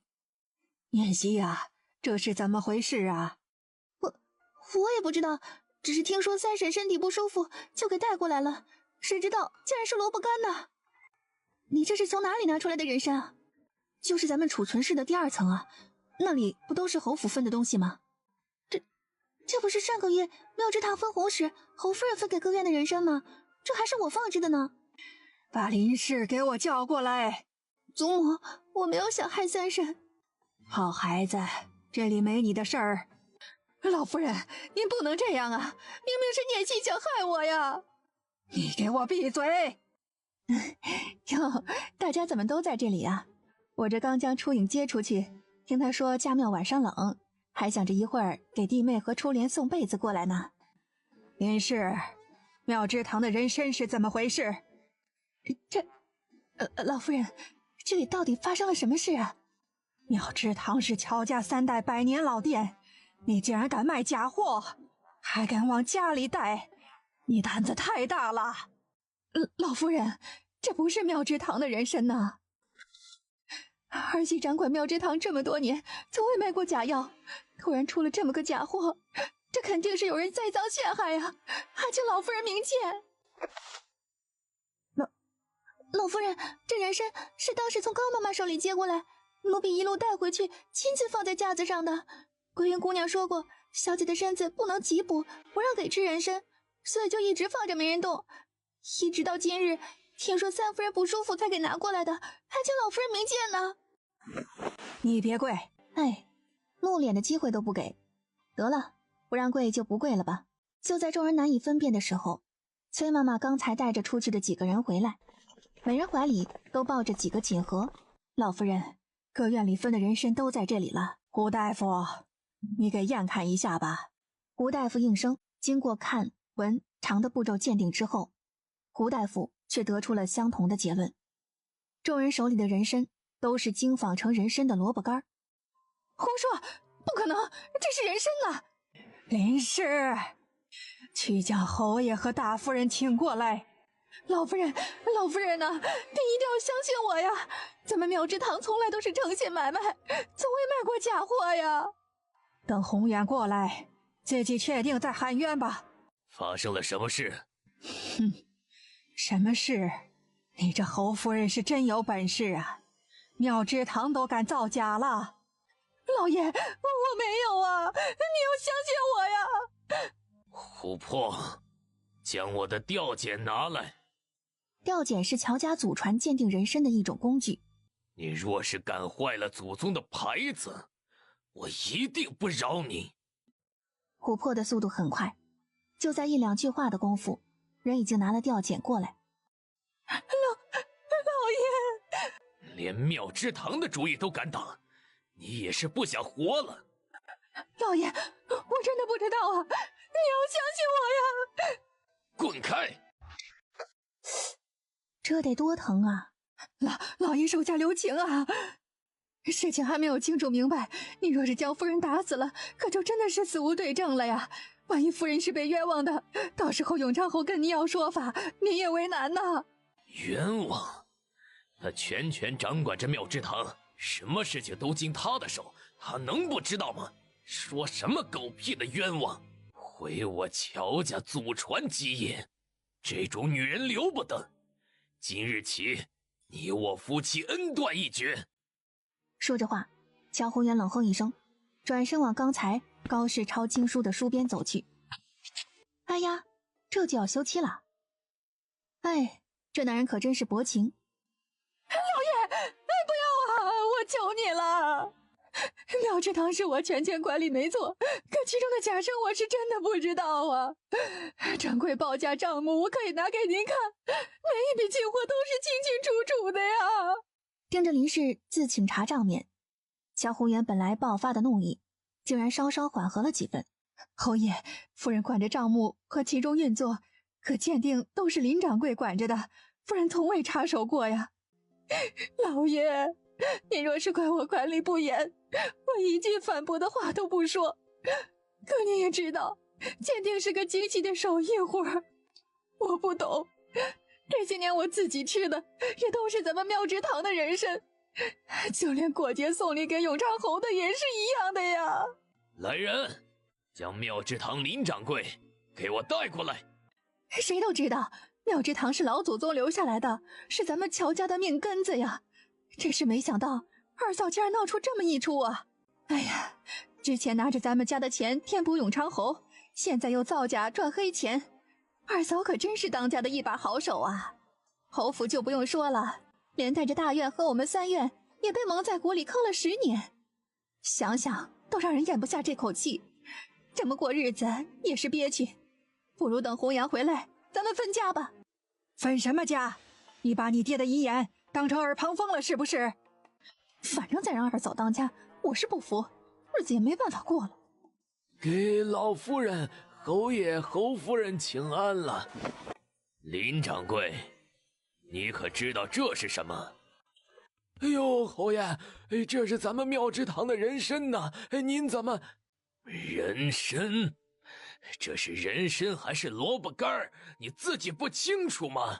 你好大的胆子！哎呦，冤枉的侯爷！咱妙之堂向来都是进最好的人参，怎么会是假的呢？现在还不说实话，调检验出来的结果还会有错吗？听到调检2个字，林掌柜脸上的表情再也保持不住了。亏我这么相信你，你竟然私自卖假货赚黑心钱！他这是要卸磨杀驴呀！哎呦，侯爷，是侯夫人让我这么干的，我是被胁迫的呀，请侯爷明鉴呐！满口胡言！私自卖假赚黑钱已经是罪无可恕了，你还敢污蔑我？老爷，我不知道，真的什么都不知道啊！林掌柜也是姓林呐，搞不好是本家人合伙。林氏，老夫人，这只是个巧合呀。当时赵掌柜家里有事离开，在另外甄选的掌柜，林掌柜辨别人参的本事最强，咱们才选的他，这您是知道的呀，请老夫人明鉴呐。都是你逼迫我的，都是你这个恶毒的妇人！林掌柜，做人可得有理有据呀。你这样说，休怪我不顾多年的主仆情分。为证清白，妾身愿与林掌柜对峙公堂。这些年，他手里可不止妙之堂假人参这一件事。别的不说，单单人命就2条。这样想着，林掌柜自知彻底没有挣扎的余地了，扑在地上如击倒碎米般连连磕头，嘴里也不知道说什么，反正都是求饶的话。这些年我都没有发现林掌柜造假，这是我的失误，可我真的没有指使他呀。来人，将林掌柜拖出去打板子。咱们卖出去的假参怎么办呢？侯爷，夫人纵然有错，可毕竟和您10年夫妻，如今有儿有女了，你休妻这是要往死里逼他呀。是我的错，我是玷污祖宗名誉的罪人，我该死。夫人，哎呀，我刚才吓坏了，祖母。好了好了，没有人怪你，索性林妈妈挡住了。林妈妈，你为什么要拦着我呀？让我死了多好。行了，既然你是受人蒙蔽，这件事情也不是不可原谅。宫远刚才也是着急生气，才说了气话，并不是真的要休了你。不过家有家规，犯了错就要有所惩罚。你管家不力接连出事，钟馗就别管了。老夫人，这都是我的错，您责罚我，我认。可是子清证据考核，交回来复旨了，这个节骨眼上，你少拿孩子说事儿。没有你，他会比现在更好。这事儿就这么定了。不过，如今我上了岁数，管着钟馗自是力不从心。老夫人，我可以帮您管着呀。你先把1000遍经书抄完再说吧，自己都管不了，还管钟馗。陆氏，你身子若是撑得住，就帮我管着吧。这不合适吧？不管怎么说，钟馗应该是侯府管着，弟妹犯错，还有初影和念希在呢。初影还带着5年修行的期限，并没有那么自由。至于念希，我刚跟祖母学习管账，我娘留给我的铺子都顾不过来，家里的事情更是不行了。大伯母还是别为难我了。既然这样，我就帮着老夫人管一段时间吧。我记得妙之堂当年打的口号是假一赔10，如今假参是咱们自己发现的，是不是也应该履行这个承诺呢？是，按说应该是这样。可是这钱从哪里出呢？林掌柜不是已经……林氏，事情是从你这里出的，赔偿的事情，你说怎么办吧？我这样，合账之后，我去一趟刑司府，将林掌柜的财产收回来，剩下的你出一半，宫中出一半。这老爷，我哪里有那么多钱呢？永昌侯府不是很有钱吗？老爷，你不能这样啊！我现在根本拿不出这么多钱呢。要么拿钱堵上这个窟窿，要么你就收拾东西滚回永昌侯府。到时候该出多少钱，你就按照刑司府的公文出吧。我给钱。这2日我就将账目清算一下，到时候拿出来多少，会给你一个明细。林氏气得心口疼，实在不愿意在家庙待着，借口准备银子，带着自己的人离开。明日咱们就开始对账目，查一下有多少需要赔偿。另外，妙之堂里的草药也要彻底清查一番。吴大夫是草药方面的精英，这段时间麻烦你跟着一起查验一遍。是。老夫人，求您让念熙给我们说说情，放我们出去吧，这里真不是人待的地方啊！你给我闭嘴！你若是在家庙待不下去，就搬到花月阁吧。花月阁，那是关着犯了错的下人的地方。老夫人这时，祖母来了。哎呀，你快别起来了！哎呀，你这是怎么了？祖母，灵儿还以为见不到您了呢。哎呀，老鼠，床上有老鼠啊！哎呀，我还以为是老鼠尾巴呢，原来是影子呀！真是对不起，吓到二姐姐了。有心思想别的，还是想着怎么赶紧把经书抄完吧。你觉得我接这个钟馗是件好事吗？我这心里总有种不踏实的感觉。家里每一个人都想管着钟馗，给您怎么就不是好事了？您也是太宽心，什么都不争。我大哥自己有本事，不用您操心。可星云眼看着也大了，您得替他想想呀。就林氏那种脾性，到时候给的嫁妆肯定来蒙带糊弄的。您接了钟馗，到时候谁都不敢断了什么。更何况有句话三婶是说对了，被林氏坑了10年，谁都堵得慌。左右这家是不能分的，您管着钟馗，大哥的脚站得更稳当些。眼下贾深的事情也是个麻烦，毕竟是药材，关乎性命，想想就有几分忐忑呀。您放心吧，贾深这件事情不用您操心，我都安排好了。你安排好了？你安排什么了？我呀，做了好些安排呢。其实妙之堂的账册我已经让人整理好了，具体的我就不跟您说了。我规整了客人手里的人参情况，其中180只现存，事情是咱们自己发现的，咱们就掌握着主动权，所以我便做了一些小手脚。你做了什么手脚？到现在为止，那些留着没吃的假参，我让叶玄灵帮我偷偷给他们换成了真的。至于已经吃掉的那些，虽然没有出人命，可咱们秉承着祖宗的教诲，做良心买卖。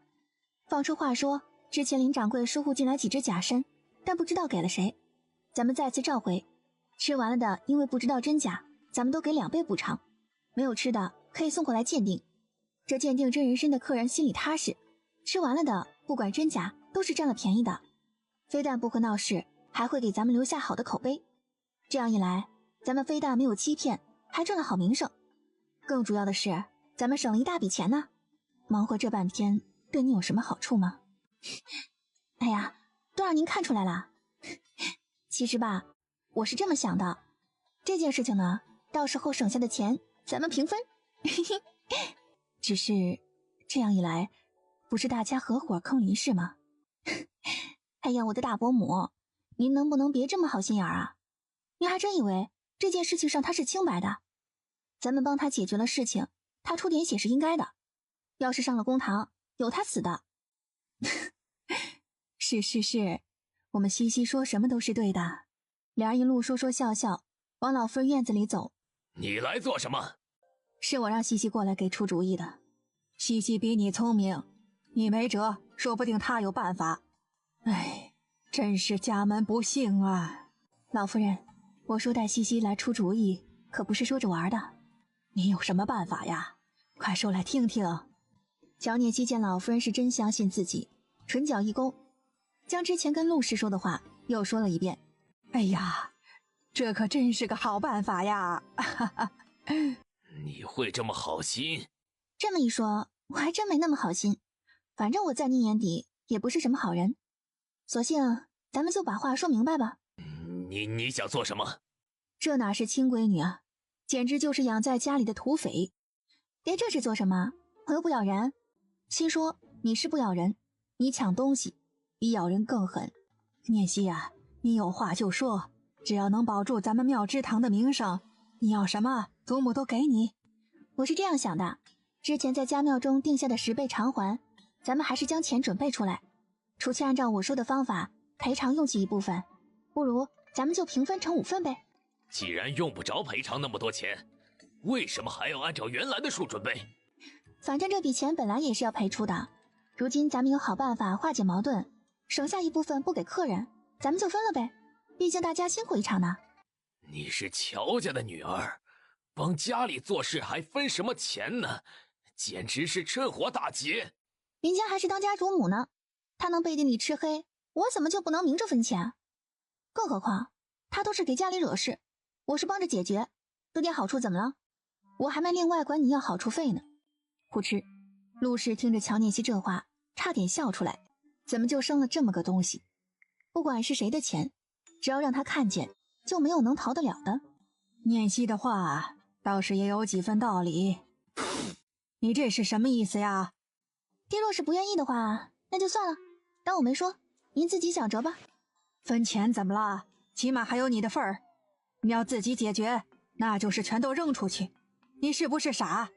行，我不管了。既然父亲也同意，有些话咱们就提前商量好。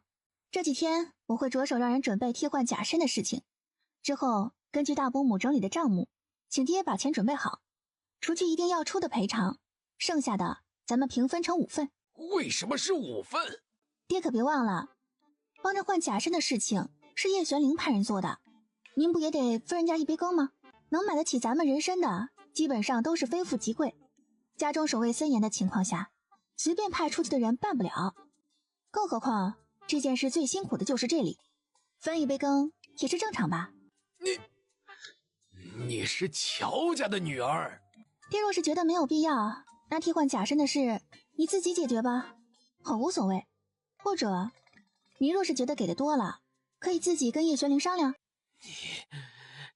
你可真是有本事，给就给，这件事敲死了，解决之后不能有额外的要求。那是自然，我们父女合作总是有爹的好处的。啊，对了，还有件事情应该说清楚，叶玄灵管替换人参，买人参的钱可就得另外算了，毕竟100多只人参也是一笔不小的数目。你确定这件事能如你所说？就算不行，情况也不会比现在更糟，不是吗？行了，这件事就这样决定了。等账目整理出来，就着手替换假身的事情。我们念希办事，我是最放心，只要能保住妙之堂的名声，一切都听你的。妙之堂的事情暂时告一段落，乔家又恢复了以前的平静。这日清晨，乔念希收拾好一切，如往常到老夫人这里请安。今日可是有什么高兴的事吗？远远就听到祖母的笑，进了院子还瞧见眉枝上落了喜鹊。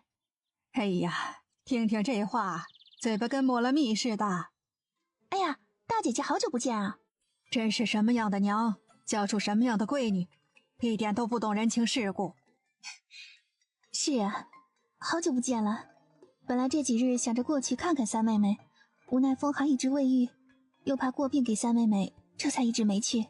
家庙的环境是差了些，玉儿出狱更是应该注重修养。这段时间奉皇后之命礼佛参禅，如今心灵得到净化，应该和念希一样，自应当更加纯净才是。是，言儿谨遵祖母教诲。你在萧州的时候，我和你大伯母曾经祈福保佑你平安，如今你如愿平安回来，你大姐姐又得了皇后恩典，咱们是应该去圣德寺还愿了。是，祖母，如今二姐不能陪着去，您身边看起来人就少了，要不喜儿陪您去吧？喜儿不怕路途遥远的。好，这是喜事，你就跟着来吧。谢谢祖母。哎呀，这不是乔小姐吗？没想到在这里见到季小姐。我是过来给我娘买头油，听说有几款新进的胭脂，就一起看看。唉，像乔小姐这般倾城国色之人，却只能简装素衣，真是可惜呀。多谢季小姐垂怜，皇后娘娘懿旨，初影自是严格恪守。我也是出来买东西经过这里，想着给我娘买一盒。皇姑母向来疼爱灵王殿下，希望给她的都是最好的。我是替乔小姐委屈，可也是真的说不上话，你可别怪我啊。怎么会？如今我一心侍奉佛祖，其他的也不会多想的。乔小姐这是要出来买什么东西啊？下月初一，祖母带我们去圣德寺还愿烧香，我准备一些应用之物。哎呀，你们要去圣德寺呀？圣德寺群山环绕，这个时候正是山贼出没的时候，你们可得千万多带一些兵丁呢。有山贼呀，似乎也是个不错的机会。多谢季小姐提醒。不客气，我还是希望能和乔小姐成为朋友的。贫僧明远见过老夫人。见过明远大师，此次前来多有叨扰。此次还愿定在明日清晨，届时还请各位提前做好准备。此次也要多谢镇国侯府布施，藏经阁才会如此快速地修缮完毕。这是我们应该做的，明远大师不必挂言。只是此次还愿多有叨扰，还请多多关照啊。阿弥陀佛。若是没有猜错，这位便是萧阳郡主吧？明远大师不必如此，您折煞弟子了。施主是敬佛之人，此礼自然受的。明远大师所说敬佛之意，莫不是因为念熙曾经在寒光寺的缘故？听着老夫人的话，明远大师轻轻摇头。难道明远大师是在说念熙萧州救百姓于苦难的事情？萧阳郡主乃我瑞朝之奇女子，只是没想到如此年纪，此次得郡主亲临，真是令我圣德寺蓬荜生辉呀。大师过奖了，念熙惶恐，不敢担您如此盛言。此女前途不可限量，乃贵府金光所献呐。是，明远大师所言甚是，这孩子确实是鸿福呢，还金光呢。自他回来镇国侯府，顶上的乌云就没散过。阿弥陀佛，施主本是富贵之命，今生福缘得之不易，保持本心，方可守住今生缘分。我佛慈悲。萧初影愣住了，本以为明远大师会说什么赞赏的话，正想着，就见明远大师扭头又转向了乔宏远。乔宏远一顿，心中莫名的多了几分紧张。然而就在乔宏远心里胡思乱想的时候，就见明远大师一扭头走了。次日清晨，正式还愿典礼一套流程下来，众人对着佛祖金像三叩拜。待礼典过后，便以解惑为由，向明远大师探讨佛法。人之所幸，欲念不可长存。所谓人之洒脱，知足为上。不知郡主作何想？世人皆欲，求之以其道，此为之幸；得之以备道，此为之歹。因果相承。听郡主一言，受益匪浅。如此情怀，实乃萧州百姓之福分呐。大师谬赞。说着话，已经到了该回去的时刻。众人收拾好东西，准备出发。刚出圣德寺的门槛，明远大师又拦下了乔念熙。临行之前，贫僧有几句话赠与郡主。多谢大师。郡主此行福祸相伴。倘若掌握性命堪忧，若处理得当，受益匪浅，其中分寸，还望郡主自行斟酌。多谢大师提点。阿弥陀佛。哎呀，这可如何是好啊？昨日过来的时候还好好的，怎么就倒了呢？祖母，菩提为佛家宝树，如今树横拦在道路正中，是不是寓意佛祖不让咱们从这里过呀？要不咱们还是绕道吧。通往圣德寺只有这一条官道可走，没有别的路啊。可有人知道附近还有通往山下的路吗？回侯爷，小人知道沿着山脚还有一条小路，方向与咱们现在的方向不同，但是能从城南进皇都。那边没有关防，万一遇到土匪，咱们这一大家子可不好跑啊。大夫人放心吧，土匪都是清早和傍晚开始活动，现在这大白天土匪不出来，更何况咱们人也不少呢。祖母，小路不比官道平坦，一路上颠簸之极，您年岁大了，这一路颠回去，身子可是受不住的。咱们带的人多，不如让他们将路上的树搬开，咱们再走吧。虽然耽误一些时间，却比走小路好得多。更何况咱们也没有直接从树上踏过，也不算是对佛祖的不敬。我觉得这是佛祖给咱们的指引呢。咱们家中最近发生了这么多事儿，刚刚平静下来，如今还愿被佛祖半路拦住，若是硬过，违背了佛祖的意思，再被降罪可怎么办啊？是，你说的是，咱们就走小路吧，这点颠簸的苦我能吃的。刘金铎，带路。是。站住！等会儿有什么情况，先带心雨离开。是。三姐姐，等会儿咱们要去前面，你怕不怕？有三姐姐在，心雨不怕。好孩子。此山是我开，此树是我栽，要想过此路，留下买路财。对，这是我的词儿，你都说了，我说啥？哎呀，大哥别生气啊，我是看您憋得难受，一时间着急就帮您说了，息怒。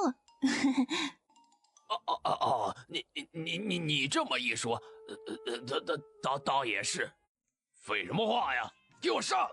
慢着，向来山贼土匪都有名号，既然此次咱们有缘在此相遇，大王怎么也应该让我们知道名号吧。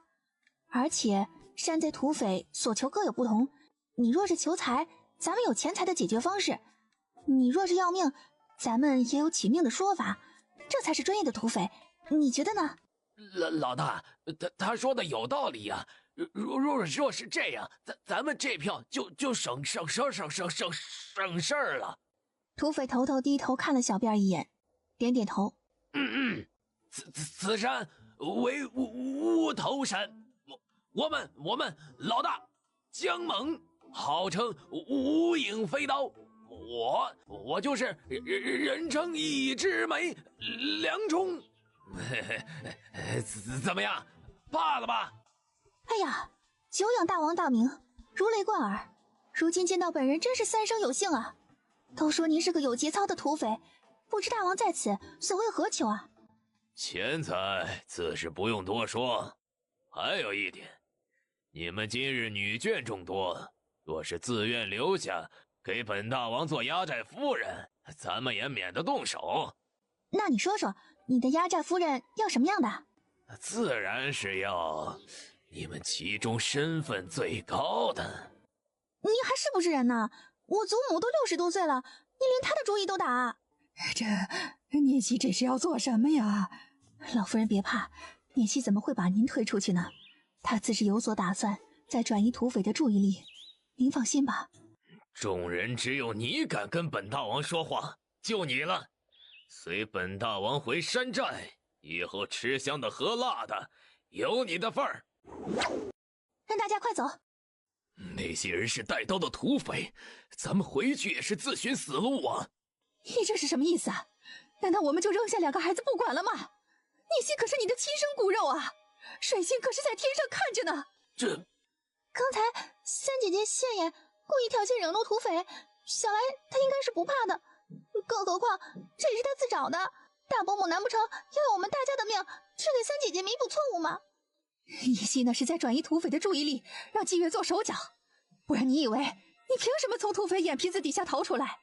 今日你给我一句话，2个孩子你是救还是不救？你若是带着人回去救他们，回去之后任何事情都好商量，可你今日若是走了，回去我就撞死在你的官印上。看着陆氏一脸说撞死就真不活了的模样，乔宏远直嘬牙花，想着这样说话，却见远处一个身影快速的朝着这边移了过来。心雨，一心呢？他怎么没有跟着一起回来呀？大夫人不要多问，快带着6小姐回去，我这就去接应小姐。三姐姐，好了，心雨不哭了，你三姐姐不会有事的。三姐姐为了让我走，自己冲出去了。行了，就别在这里浪费时间了。咱们这里没有人懂武功，过去也救不了他。咱们赶紧回去搬救兵才是正经啊！大嫂，娘说的对呀，不是我不救，而是咱们带的人的确不是对手。咱们还是先回去吧，我一定带着人再回来找聂西。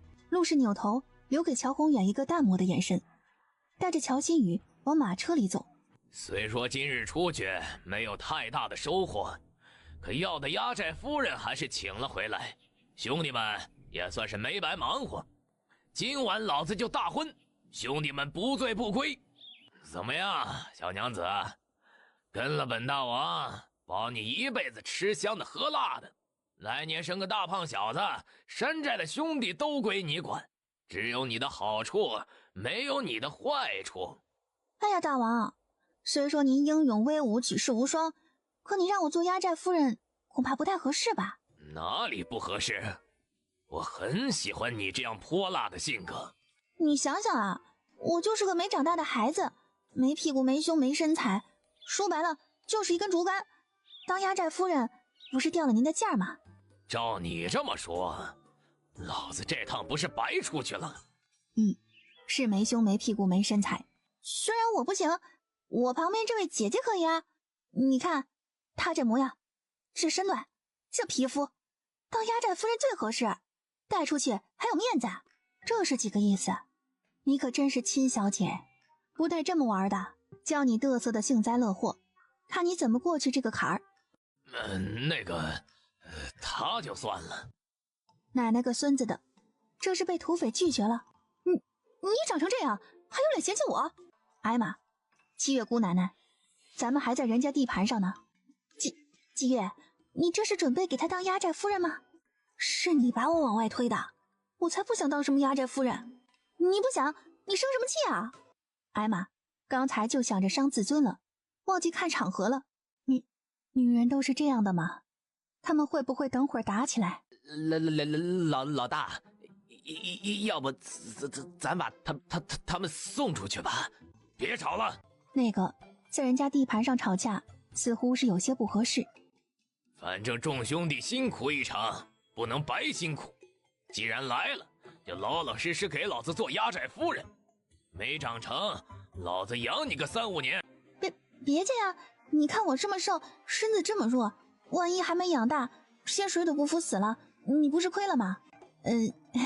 反正你们做土匪也是为了钱，不如咱们做个交易如何？看他们的身手和组织纪律，也不是印象中土匪的品性，很有可能这是一支从哪里断开的军队。什么交易？你可以派人给我爹送信，要我跟他敲一笔赎金呢。就你，我能要多少钱呢？刚才清清楚楚的看着乔宏远二话不说扭头就跑，明显是对乔聂西不管不顾啊。你还不知道吧，我可是镇国侯府的嫡出3小姐，还是皇上指婚未来的灵王妃。你若是派人出去要钱，你要100万两肯定能要出来。你疯了？100万两？你怎么不去抢呢？你不是一直在抢吗？你好好想想，我毕竟是皇上指的王妃，若是死在你这里还好说，若是活着，有灵王府这边的压力，我爹就算是咬碎了牙也得交钱呢。你真是镇国侯府的小姐，真是灵王府未来的王妃？那还有假？大哥，咱们应下的事情是将他带回来，可没说后面不能趁这个机会赚赎金呢。再说了，明显是那个女人不怀好意，这样的人，咱们还跟他讲什么道义呀？哎呀，你这个土匪能不能专业点啊？白花花的银子正在朝你招手，有什么可犹豫的？说起来，镇国侯府可是你亲爹，你这么坑自个儿亲爹，是不是不太好啊？亲爹？你见过哪个亲爹把自己孩子扔下自己跑的？哦，原来不是亲爹呀！不是亲爹，他能给我那么多钱？是亲爹，你只管要钱就行了。只要我还活着，灵王府就一定会压着他给你钱。你管他是不是我亲爹呢？既然你是以后的灵王妃，那你为什么不让我们管灵王要钱呢？说起来，镇国侯府可是跟灵王府没得比的，说不定管灵王府要的更多。别介啊，咱们说好了要管镇国侯府要钱的，你怎么又改人了？咱不带这么玩的。你这反应有些不对吧？宁愿让自己家里放血，也不让灵王府出钱。你可别跟老子耍什么花样啊！你这么说，我可真是伤心。我人都被你捆着，能耍什么花样啊？我是要保自己的命啊！镇国侯府的家产跟我也没有关系，灵王府就不一样了，那才是我以后的家产。且不说几百万两银子，就是一草一木也都是我的呀。更何况我让你管我爹要钱，可都是为了你好啊。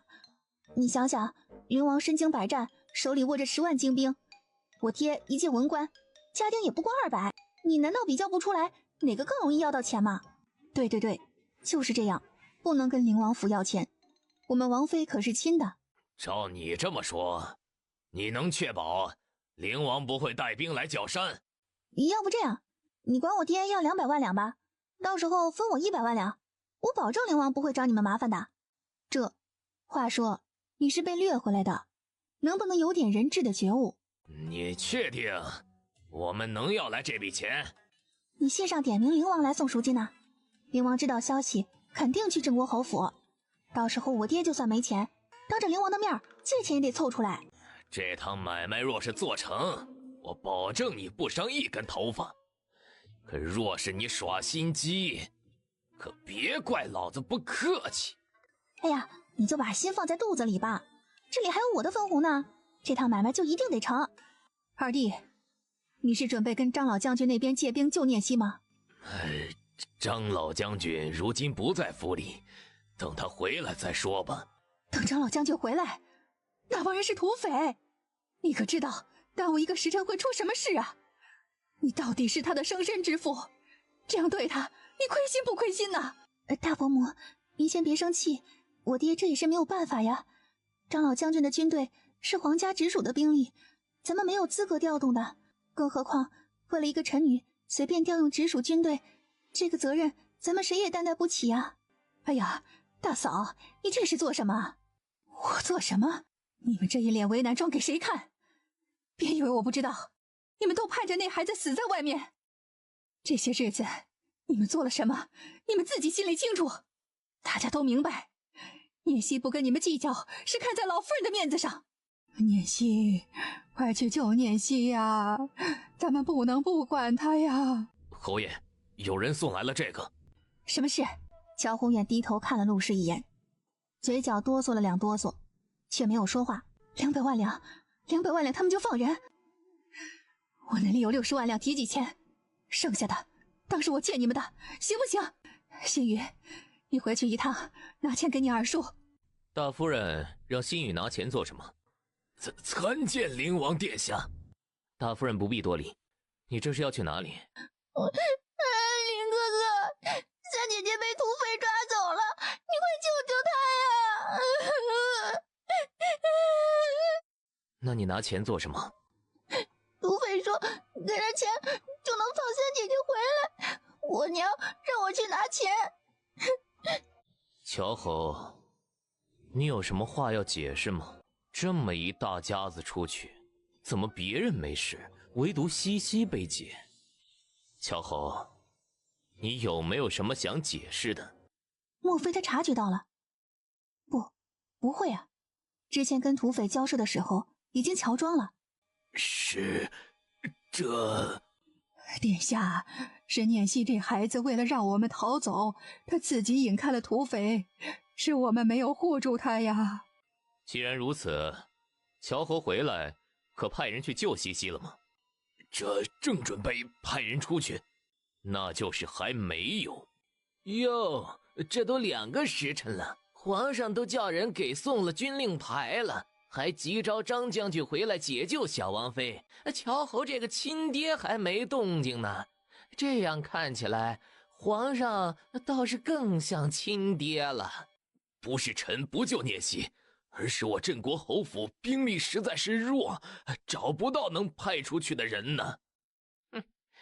既然乔侯这般心疼小王妃，那你打算怎么救她呢？你们不是有兵力吗？既然知道了，就去发兵围剿啊！土匪让人送了信来，说要200万两银子就放念希回来，不如先将他赎回来再说其他的事情吧。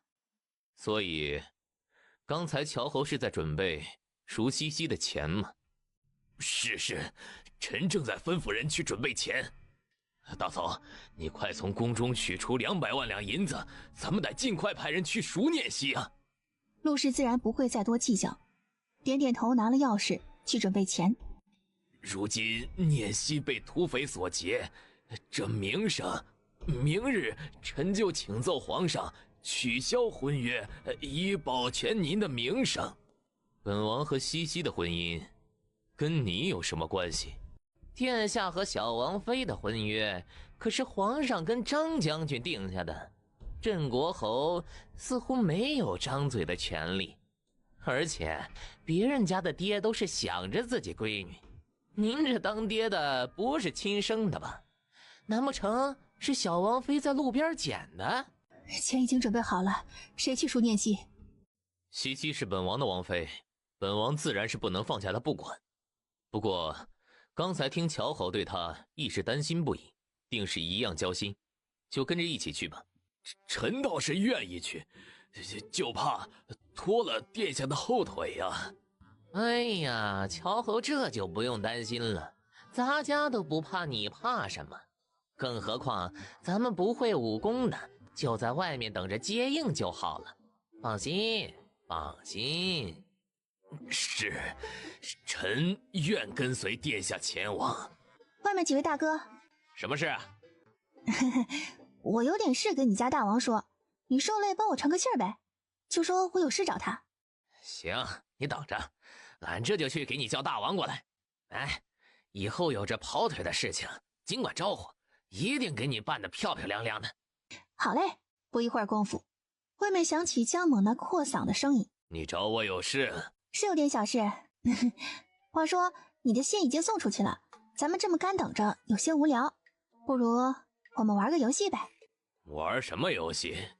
啊，这个你没玩过吧？乔聂西唇角一勾，将牌放在桌上，用最通俗易懂的话将斗地主的玩法说了一遍。这是3个人玩的游戏，要不你把那小辫喊来，咱们试试。姜猛没乔聂西想的那么多，点点头，让外面的小弟将梁冲喊过来。乔聂西再将规则讲了一遍，咱们开始玩，就不赌钱了，不如玩画王八吧。每一局输了的人都让赢了的人往自己脸上画一笔，最后王八画成了就躺在地上缩头转，怎么样？话说这种乱七八糟的游戏你是从哪里学来的啊？那个我是看别人这样玩过。随着外面的土匪将笔墨拿过来，这第一局斗地主算是开始了。对时，管不起！你妈了个巴子！你管不起，你举什么牌？刚才我看错了。你他娘的给老子滚！滚蛋！你把小辫儿轰走了，咱俩没办法玩啊！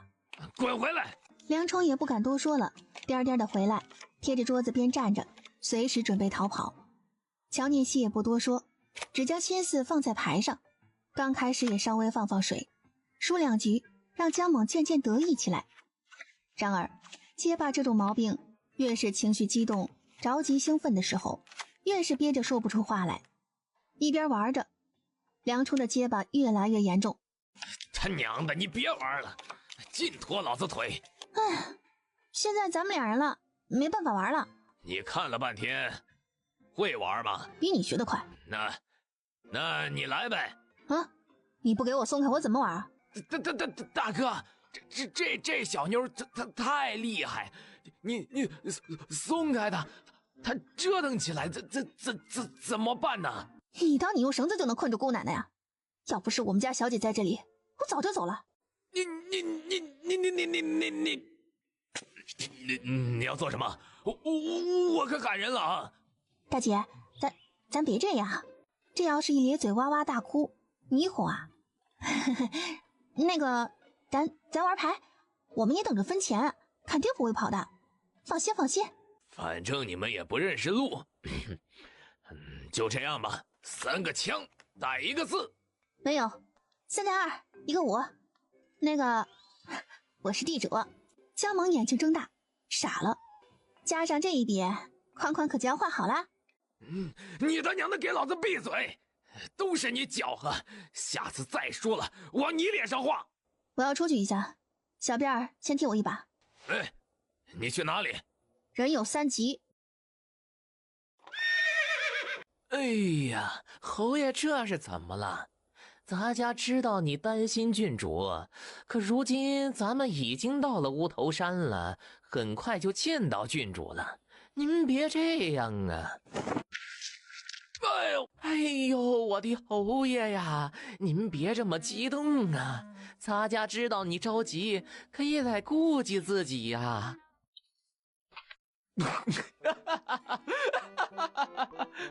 哎呦，我的天哪！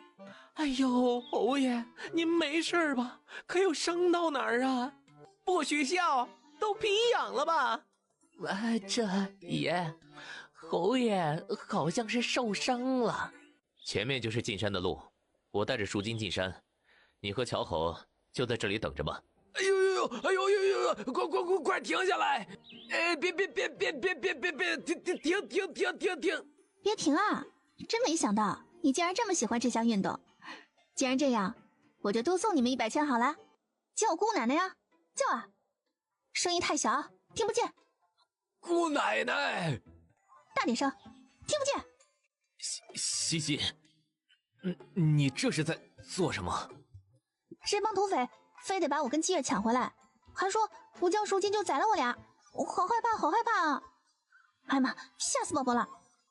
别装了，乔宏远没跟进来。那你不早说，害得我翻了半天眼皮都没翻出眼泪来。你把他们怎么了？他欺负人，说好了100圈，半道又加100，他骗人呐！看你把土匪欺负成什么样子了！你们是什么人？竟敢擅闯我乌头山寨，简直是找死！来人呐，给我抓住他们！不用喊了，你的兄弟们都趴下了。你说啥？我刚才出去的时候，在你们取水的井里撒了迷药。刚才吃饭的时候，你的兄弟全都倒在厨房里了。你给我起来，将众人弄醒，带到大厅去。是，说说看，你们都是什么人？从什么时候聚集到乌头山占山为寇的？灵王殿下问你们话呢，还不快交代！草民是真州人士，7年前带着兄弟们逃难到了这里，实在活不下去了，就做了土匪。这里大部分的兄弟都是一直跟着我的，还有几个是半路结交的，跟我一样活不下去的穷苦人。我们只是抢银钱、粮食和应用之物，并未伤及性命，还请王爷放过这帮兄弟。有什么事，我姜猛一人承担。不，我们跟大哥同生共死，一起担当。姜猛，你可认得这个令牌？你是什么人？你怎么会有中永侯府的令牌？重元11年，中永侯叶英豪带领的萧野大军被查出私带火药，随后又从中永侯府搜出密谋的信件，于此，中永侯全家灭门，萧野大军被赶至连云江边屠杀，8万大军血染连云江，一朝中永战神，标旗铁军，冤魂不散。你到底是谁？中永侯嫡长女叶可离含恨自刎，独留下一子。你是小皇孙，殿下，老侯爷是冤枉的，萧野大军是冤枉的呀！还请殿下还侯爷和我萧野大军一个公道。如今父皇已查清楚当年的真相，为中永侯府和萧野大军洗刷冤屈，你们依旧是我瑞朝的英雄。众将听令。是。众将因形势所迫，落地为寇，故即未伤性命，赦免其罪。若有心重回军队，为我大瑞朝效力，皆可收录归于本王麾下。若不愿归队，可自本王处领取100两纹银，自行谋生。众人面面相觑，谁都没有动。灵王没有给你们任何人压力，都是看你们自愿。要留下的往边上走，想自行营生的过来拿钱。做个决定都这么犹豫，是个什么男人啊？我梁冲自愿跟随殿下。好，星辰，记下梁冲。我曹广自愿跟随殿下。我赵武亮自愿跟随殿下。我原萧野大军右参将姜猛自愿跟随殿下，护我瑞朝河山。原萧野大军126将士，全部归队。是。侯爷，您看这都过去1个时辰了，殿下他们还没出来，咱家担心这事儿没那么容易办呢。你想怎么样？侯爷别怕，咱家不会弃你于不顾的。早就知道这帮土匪凶狠，所以在通知援兵之前，咱家给你想好了退路。你给我留了什么后路？为了保险起见，咱家给你挖了个坑，等会儿你进去，咱家给你埋上，就算是土匪出来也看不见你。我都让你活埋了，他们是看不见我，还不如让土匪一刀砍死我痛快呢。咱们把脑袋留在外边，咱家用树枝给您遮住。嘿嘿。不要埋你埋，我不埋。是，咱家埋，您就站着，不用自己动手。哎呀，侯爷，咱家也是没有办法了，您快别挣扎了。埋好了您，咱家还得去请援军呢。这要是晚了，咱俩谁都担待不起呀。您就从了咱家吧。哎呀，咱家说的从不是那个意思，你别误会。一炷香的功夫就把坑填满了，只留下乔宏远一个脑袋在外面露着。哎呦！哎妈，好萌啊！哎呦，侯爷，您不能出声啊！土匪要是过来，您这立马就露馅儿了。初四扭头朝四处看去，见远处柿子树上长着几个青柿子，唇角一挑，抬脚走了过去。来，侯爷，您张嘴。不，我不要这个，你拿走。让土匪宰了我吧，我不要吃又酸又苦又涩要命的青柿子。这样就行了。侯爷，您可千万别吃进去啊，就这一个了。您要想吃啊，回去咱家给你买一筐。您就在这儿乖乖的，咱家这就去领援军过来。奴才见过小王妃。四公公不必多礼。看来你玩得挺开心啊。四公公，您做了什么啊？初四就等着乔逆熙下马，咧着嘴往前迎出2步，一脸神秘的将刚才的事情说了一遍。你把乔宏远粥替上了？不光种上了，还给它添了肥料。那青柿子可有营养了，一般人都吃不着。真是辛苦您了，这么好玩的事情你都不带我，有一对小船说翻就翻呢。哎妈，这是什么情况？这女人是不是脑子没带够？那是你亲爹呀！哎呀，哪能啊！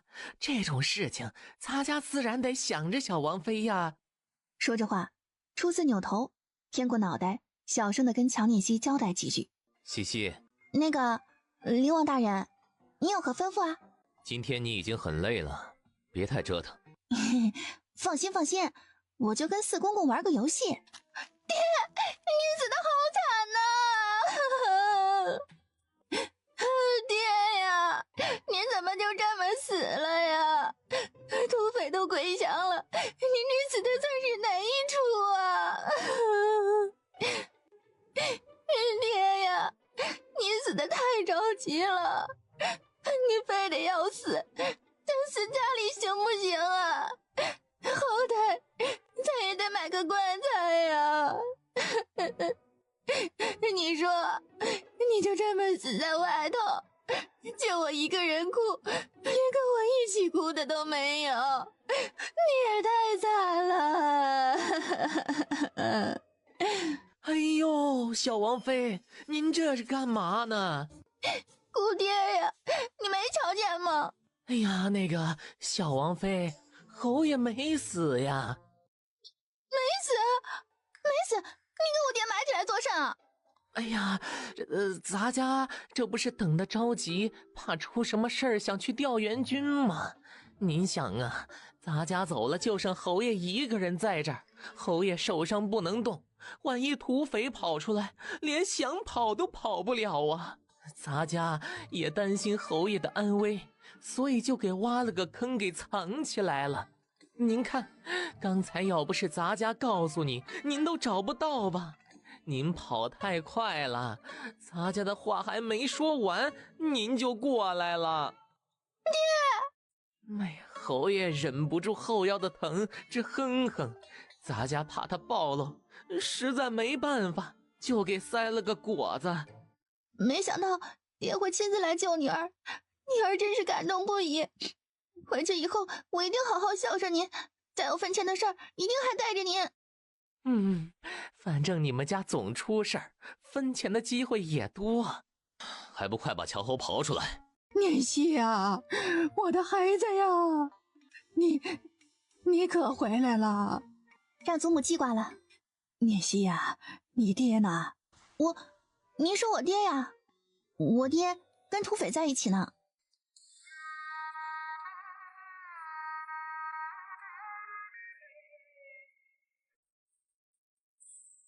娘啊，我的亲娘啊，你怎么不等儿回来呢？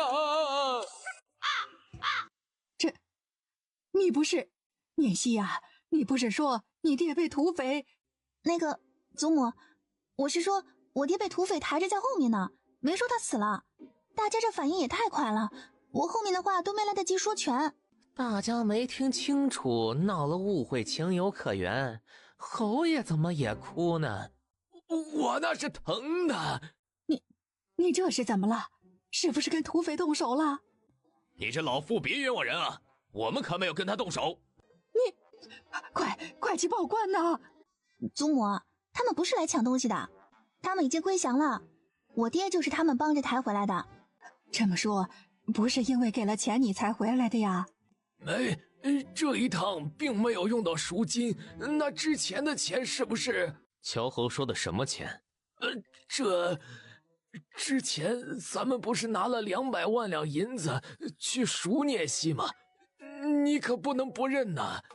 哦，乔侯说的是那个钱呢？那些钱不是要给姜猛他们吗？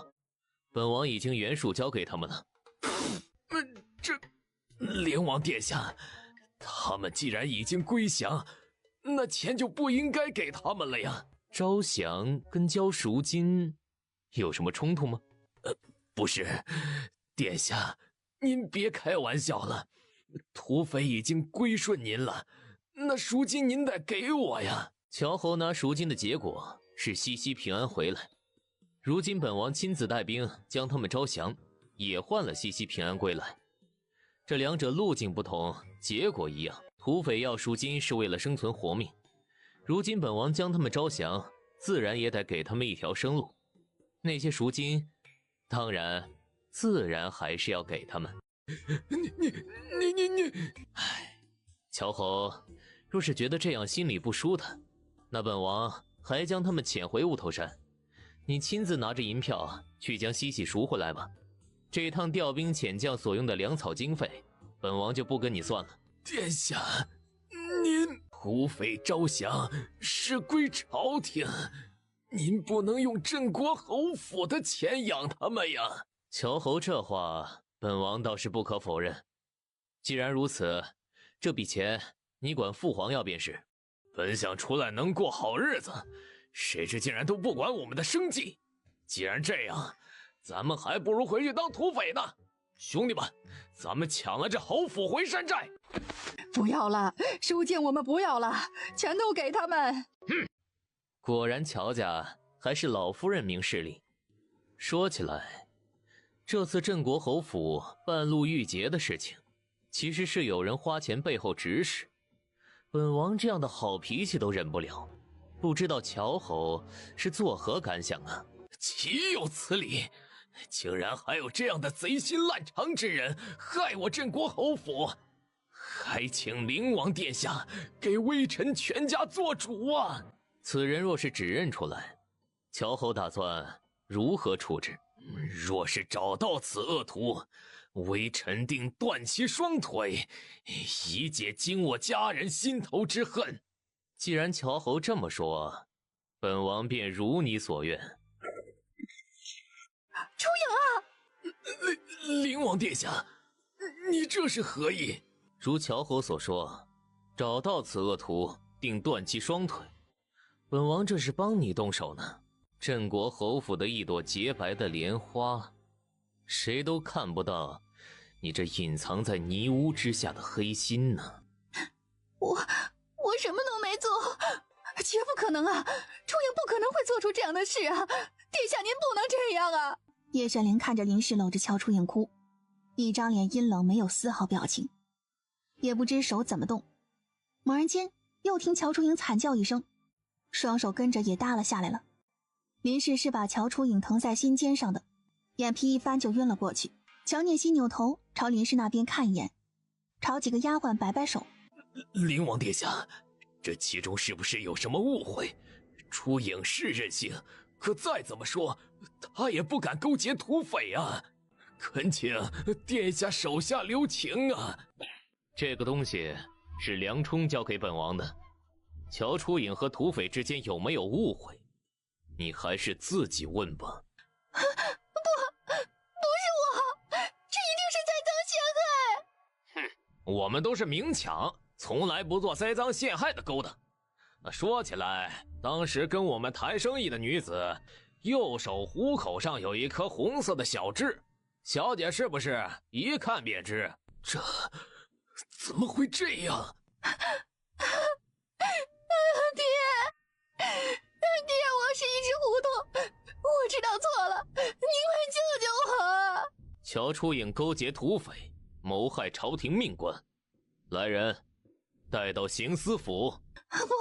我不去刑司府，我不要去。灵王殿下，初影年纪小不懂事，您已经断了他的双腿双手，他受此惩罚定会痛改前非的，还请您高抬贵手，饶过他这一回吧。微臣求您了。念熙，你帮你大姐姐说句话呀，进了刑司府，她这一辈子可就完了。若是今日犯事的是我，爹也会这样求情吗？我不用犹豫了，你不会的。除了置我于不顾，您对我还真的没有其他选择。哼！我被土匪围起来的时候，你扭头看了我一眼，毫不犹豫地拽紧了缰绳离开。如今你们在深渊之中，凭什么要我开口求情？我也是没办法呀，你也知道爹没有武功，根本无法救你啊。是爹的错，你恨爹怨爹都行，只求你帮你大姐姐说句话，真到了刑司府，她这辈子就全完了。乔楚影的目的是让我被土匪掳走，做压寨夫人。他找土匪的时候，想过我这辈子是不是完了吗？存了这样害人的心思，就应该想到同样的情况，报应到自己身上是什么后果。还是那句，我是有爹生没爹养的孩子，13年没有受过乔家一丝恩惠，跟乔家除了血缘，没有任何感情。回来是你们的意思，你们若是觉得我在这个家里碍眼，我也不会赖着，今日就办。哎呀，小王妃，您终于想明白了，奴才这就回灵王府准备准备。四公公，您快留步吧，宁熙这是气话，还没出嫁，怎么能去灵王府住呢？宁熙呀，这件事我们都有愧于你，也知道你心里不舒坦，祖母代表全家跟你道歉。老夫人这是什么意思？难不成是要以此强迫西西答应你们无理的要求吗？怎么会呢？你是乔家的孩子，这里就是你的家呀。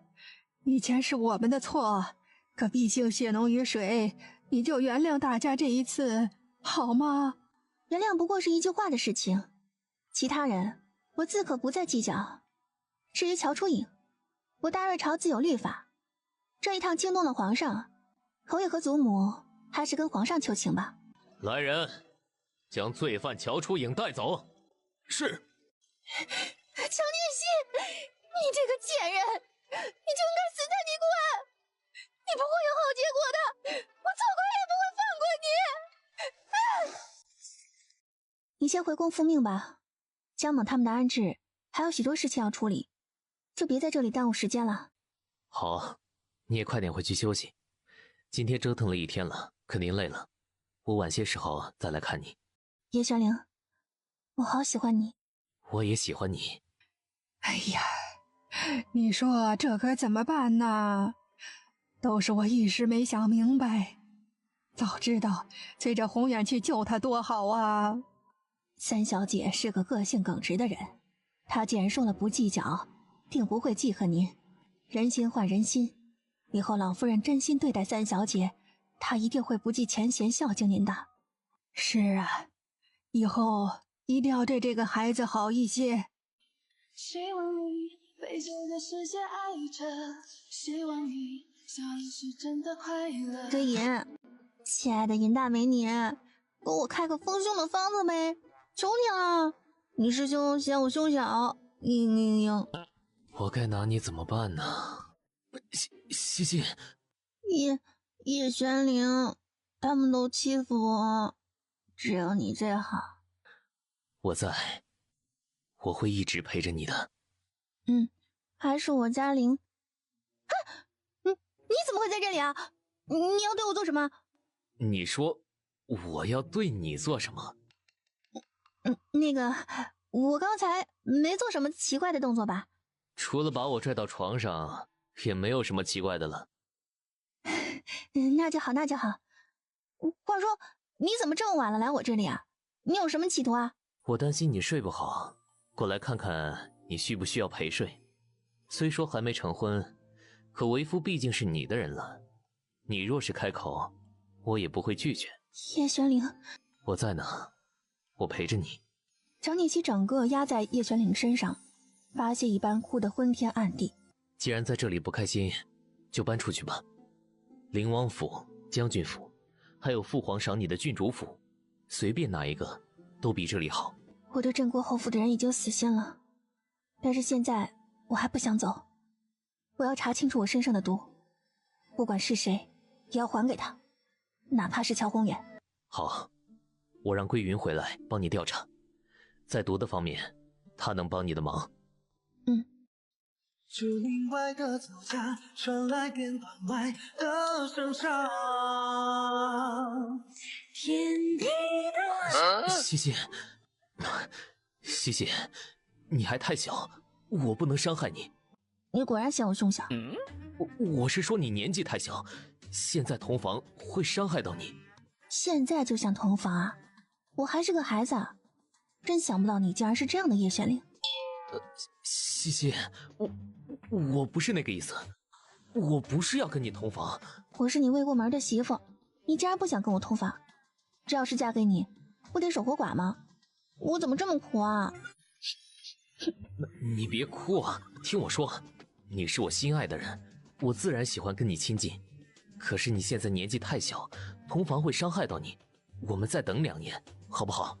叶玄灵，我好喜欢你。我也喜欢你。小的在此已经等候小姐多时了。有什么事吗？侯爷有事跟您商量，请您过去一趟。如今侯爷身体有伤，让他好好休息，等好了再说吧。哎呦，三小姐，哎呦，您救救奴才的命吧！侯爷说了，请不来您就要了奴才的脑袋，奴才求求您了。这算什么意思？请人哪有这样请的？你回去告诉你们侯爷，要杀就杀，别拿这个吓唬人。我若是救你一命，你打算怎么报答我？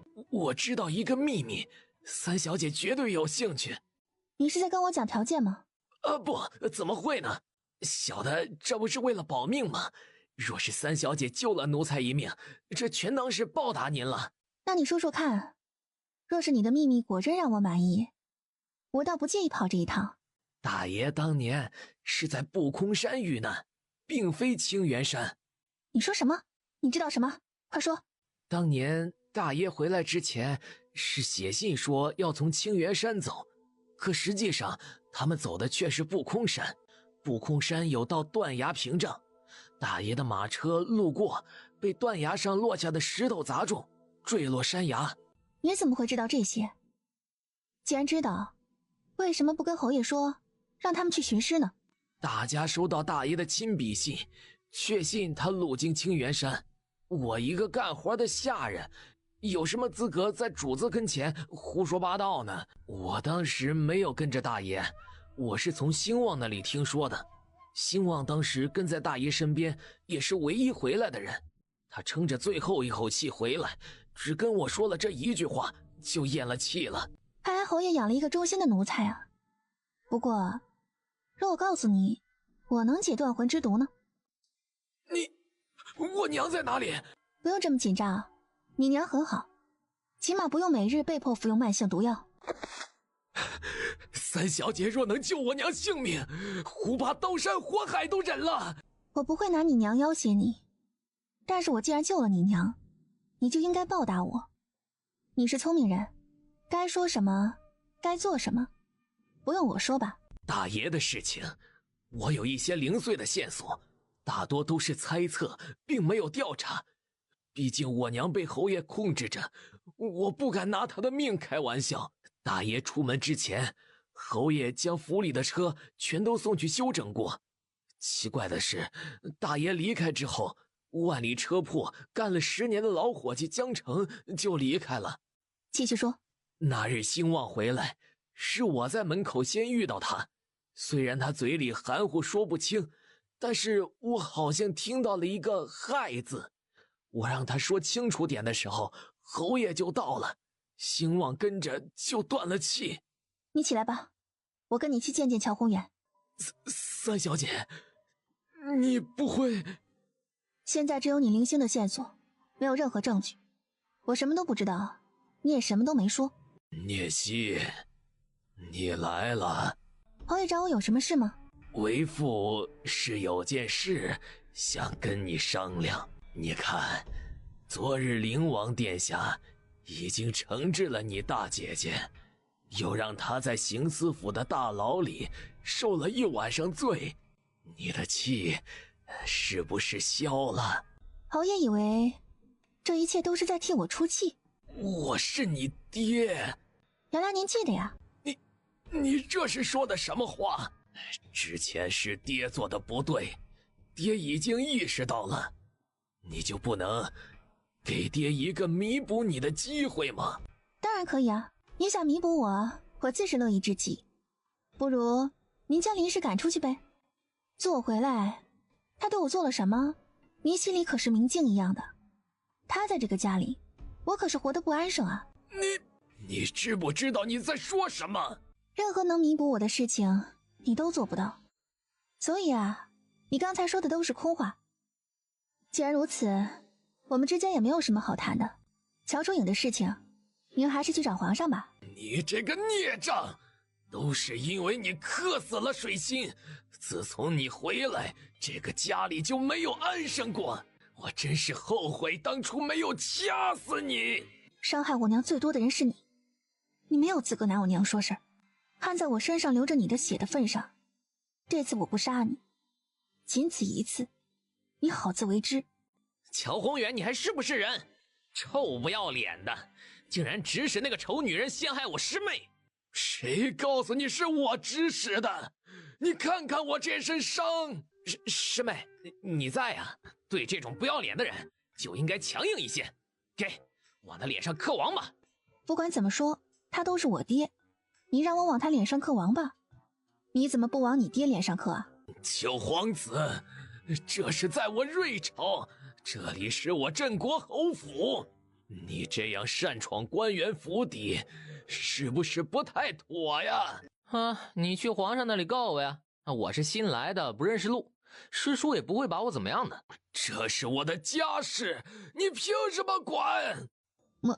莫里斯，你还是走吧。对了，你家祖坟在哪里啊？九皇子，事情的真相大家都知道了，楚影已经被带进了刑司府，你就别掺和了，行不行？你当你是什么好东西？要不是因为你是师妹的爹，我早就把你吊起来打了。你看，我工具都带出来了。我也姓乔。那我去挖永昌侯家的祖坟？我这么讲道理的一个人，怎么就认识了莫里斯这个奇葩？随便你，该说的话我已经说了，我也好自为之吧。你别挖坟了，我有重要的事情要你帮忙。你说，只要师兄能做到，一定帮你。你帮我查一个人。说着话，乔念希伸手在莫里斯手心上写了几个字。莫里斯一顿，随即认真的点点头。除了使用狐妹子手段迷惑人，一点用都没有。有这样的手段，还指望着登上凤位，简直是痴人说梦。皇姑母为一个乔楚影气坏了身子，不值当的。左右他不是咱们的人，不成就不成吧，咱们还有机会。虽然这次没有除掉乔念希，可乔楚影入狱，太子自是不会再要这样的女人。他招揽镇国侯府的事情也就到此为止了。如今想想，咱们也不算是没有收获。算了，事已至此，只能再想其他办法。说起来，若是乔楚影真的除掉了乔念希，那就说明他手段更甚。加上他背后还有永昌侯府，到时候入了东宫，事情更加棘手。如此不算是糟。对了，相府修葺的如何了？大部分已经修葺完成，听爹说再有个2-3日便能搬回去了。上次本宫让人给你送去的那些衣服可还合身呢？都很合身，也是杨宇喜欢的样子。多谢皇姑母。好了，本宫自己静静心神，你也累了，先退下吧。是。远远看到一抹倩影，原来是季小姐。季阳宇见过太子殿下。季小姐不必多礼。季小姐这是从母后那里出来吗？是，回殿下。是，太子殿下前来，定是有事找皇姑母商量。杨宇就不耽搁您的时间了，臣女告退。儿臣参见母后。起来吧，太子今日怎么有空想到本宫的凤翔宫来了？可真是稀奇啊。我们兄弟几人，母后独宠6弟，加上儿臣平常忙于帮父皇处理朝政，便少有空闲与母后相处，还请母后恕罪。倒是难为你了。也难怪母后对6弟宠爱。这孩子不管是文韬武略还是治国安邦，都深受父皇喜爱，特别是又找了一个能干的王妃，更是让人羡慕不已。你想说什么？儿臣想说，有乔念希这样一个强势的人物在6弟身边，杨宇小姐即便进了灵王府，以后的日子也不会好过，真是可惜了。所以你跟本宫说这些，是想表达什么意思？儿臣想说，母后是季家血脉，自是希望自家人掌权，杨宇这么好的姑娘，本应该有身居后位的完美人生。既然六弟要娶的是乔念希，母后不如考虑换个儿子。母后别急，你容儿臣说完，说不定您会觉得这是个很不错的建议。人生不尽完美，老天没有给您一个儿子，如此情况，您必须要亲手扶持一个没有后台的皇子登上皇位，保住自己以后唯一的太后之位，才可稳固丞相府的根基。当年恰逢忠永侯府谋逆，皇祖因为黎妃的关系才钦点我为储君。可您想得明白，我这个没有任何后台的太子是站不住的。凭借父皇对黎妃的情谊和六弟的宠爱，想要他登上皇位再简单不过。所以您权衡之下便选择了他为继子。如今您扶持六弟跟我争夺皇位，也是人之常情。只是如今看来，您花了10年心血培养的六弟，似乎并没有依照您的完美愿景成长。这么多年，您应该也能看出来，六弟本就无心王位，而且即便登上高位，如今张元回来，因着乔念希的关系，他所仰仗的必定不会是丞相府。如今情况您可是看在眼里的，六弟还没登上皇位，张元就已经给了你们下马威。由此可想，以后继丞相也只会活在张元的阴影之下。所以你说了这么多，就是想让本宫放弃灵儿扶持你？没错，最起码我有心皇位，这不是刚好迎合了您的期望吗？我扶持你有什么好处啊？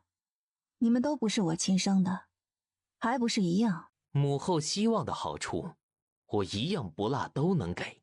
我外祖远在边州，自母妃离世便极少往来，日后把持朝政，自然需要仰仗迹相扶持。而且若我荣登高位，便立即娶杨宇姑娘为后，季家把持后宫，您还不放心吗？你的话本宫会考虑。看来在母后心里，儿臣再如何殷勤都不如六弟呀。看来不做点什么让母后开心的事情，您的目光是不会在我身上停留的。儿臣知道张元拆了丞相府的事情让您十分憋闷，若是能让母后出了这口恶气，您会不会高兴一点呢？你有什么办法？下月初1便是开猎节，乔念希自然在受邀之中。到时候森林深处猛兽出没，出现什么意外，可不是人能控制得了的。你要杀乔念希？事情是他挑起来的，杀了他，既给您和季相出一口气，也能让杨宇小姐的委屈不白受。就当是我跟母后表诚意吧。你能对杨宇这般，自是让人感动。只是不知道之前是不是对乔初影也是一样。之前我的确因着乔初影的奉命之说，刻意接近镇国侯府，不过双方也只是相互试探，并非喜欢而接近。相比之下，杨宇小姐对我来说还多了几分吸引。心之所向，自是要悦美人的心。随便你吧，你想表忠心，本宫不拦着。至于你我之间有没有母子之缘，还得看你的本事。多谢母后给儿臣这个机会。玄宝，咱们今日就到此为止吧。我们还没看够呢，怎么能到此为止呢？我说两位姑奶奶，你们饶了我吧！我发誓，以后绝对不会再把你们手里的好东西告诉叶玄飞那小子了。挨了半天走，你还是没有找到主要原因呢。我们是气你太不义气，在宁香楼这么长时间都不带喊我们一声的。你说你这种没有义气的朋友，该不该好好教训？就是，泡妞这种事情都不想着叫我们，咱们这友谊的小船非翻了不可。你说什么事要叫你？那个，你们怎么来了？你们刚才说要去哪里？那个，你听错了，我们是说凤清晨不应该总去青楼那种不正经的地方，我们正在教训他呢。我们这种正经人是不会再去了。对，就是这样。师兄，救命啊！女人太可怕了。老七，咱们好像来的不是时候，不如先回去吧。哎，别这样。哎呀，看凤清晨这样子，也是知道错了，我们就放过他，不打了。给他换一套干净的衣服。是。你们一起过来，是不是有什么事啊？你之前不是提过要培养侦察犬的事情吗？我们过来看看你的成果，一定会让你们大吃一惊。七月，把兔子带过来。起身朝着边上的空仓库走去。这间屋子里有600个抽屉，其中有10个抽屉里存放了装着火药的包，放在哪个格子是随机的，我们也不知道。突然，兔子停下脚步，朝着边上的一个抽屉狂叫，走过去，用鼻子顶了抽屉。这是特制的袋子，装着火药也不会爆炸，单独用来训练他们用。一盏茶的功夫，10包火药一个不落的全都被找了出来，整齐的放在桌上。怎么样？这样的能力在行军之中真的是难能可贵。我训练的不光是军犬，以后在军队中成立特种小队，进行侦察探测与潜伏工作也有必要。好啊，明日下朝之后，我便跟父皇商讨此事，同时也散出网，征集这样身负异能的神犬。怎么回事？你们往里搬的是什么？哎呀，是霁月姑娘呢。您跟三小姐这是刚回来吧？哎呀，那难怪你们不知道了。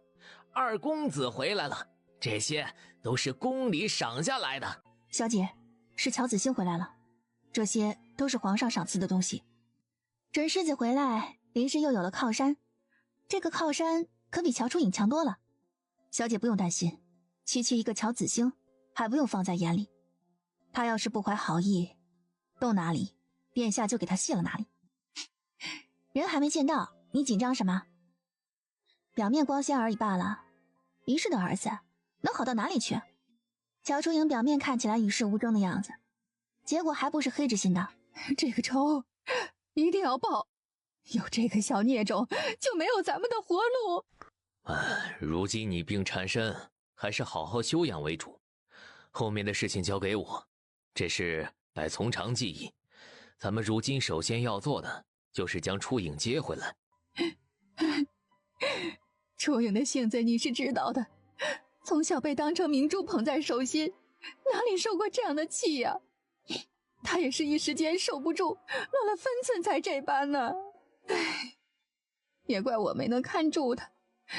你们都是我的命啊，他若是真的过不去这个坎儿，娘活着还有什么意思呀？哎呀，娘，事情总有解决的办法。如今我回来了，一定不会再让你们受委屈。是啊，你回来了，娘的心里就踏实了。二公子，你让准备的东西已经备齐了，你要去哪里呀？是给杨阁老带回来的礼物，我打算在天黑之前过去一趟。既然是去阁老府，那你就快去吧。难得杨阁老喜欢你，去了多顺着他说好话，看着高兴再提及咱们的事儿。好，那我去了，你好好休息，晚一些我再过来看你。你是三妹妹吧？你是二哥，念希见过二哥。如今我回来，大家就要一起生活了，希望能跟三妹妹相处融洽。是啊，生活在同一屋檐之下，相处融洽，大家都开心。以前有些事我就不多说了，三妹妹是聪明人，心里想得清楚。你在侯府踏实过日子，二哥一定会好好照顾你。同样的话，我也想跟二哥说，大家共勉吧。我还有事，就不跟三妹妹闲聊了。咱们兄妹有的是时间叙旧。二哥说的是，我这就不耽误你办事了。请便，你去问问打听一下，他们这是要去哪里？刚才听门口的小厮闲聊，说东西是要送去阁老府的，如今看他们拎着，应该没错了。你去找砚台，跟他要一套阁老用过的四宝，不管好坏，只要是阁老用过的就行。小姐是要用过的，咱们这里不是有一套杨阁老送的吗？就是要用过的，用的时间越长越好，我自有用处。是。日子一天天过去，安逸的日子让人犯懒。就在乔念希觉得无聊，准备想点什么新奇招数娱乐的时候，开猎节的请帖到了。大家谁还想去跟我说一声，明日我将人数报上去。我去，我要去。三姐姐，让我去吧。好，带心雨去。那我也去吧。大伯母跟着去，我求之不得呢。这样就有人照顾我们俩了。哎呦，看看你跟猴一样的，随时随刻都在打小算盘。开猎劫去的都是皇族，又是狩猎，我怕他们两个失了分寸都有不妥，跟着过去也放心一些。是啊，你跟着去，我也能放心。你们就去吧。我也想去，可以吗？三姐姐，当然可以啊，谢谢三姐姐。我妹妹不去吗？我不去了，你们都去了，家里没人陪着祖母，我还是在家陪祖母吧。哎呦，你这孩子，我也是没白疼你。那好吧，你就在家替我们陪着祖母吧。那这几个孩子就交给你了，你们外出要注意安全呐。是，老夫人放心。见过大夫人，六小姐，你准备开猎节的时候带她去。训练了这么长时间，我还没有测试他们捕猎的本事，这次刚好是个机会。哎，你这心怀可真是大呀！莫说你一个女孩子，就算是在外历练的男子，都不一定能赶上你这般。如此想来，你在外面这些年，倒也不是一点好处都没有啊。我可不去外面当尼姑。众人看着乔欣宇一脸紧张，怔了瞬间，不由得哈哈大笑，一边笑着正要说话，却听兔子猛然间一扭头，朝着旁边一处荒芜的院子叫。众人一愣，来不及多想，起身紧忙跟了过去。你是谁？七月，你是七月吗？七月，你怎么会在这里啊？猛然听到有人喊他的名字，缓缓抬头，看着泪流满面的陆氏，一双眼睛猛然瞪大，张张嘴，只有声音，却说不出话来。半晌，猛然起身，跪在陆氏跟前，咚咚咚的在地上磕头。大伯母，他是何人啊？他叫七月，是你娘的陪嫁丫鬟。当年你娘还没有生下你就断了气，是七月生生把你从你娘的肚子里拽出来给了我，之后他就消失了。大家都猜测那是悲痛玉洁跟着你娘去了，也没有尽心找，却不想他竟然在这里。你到底出了什么事啊？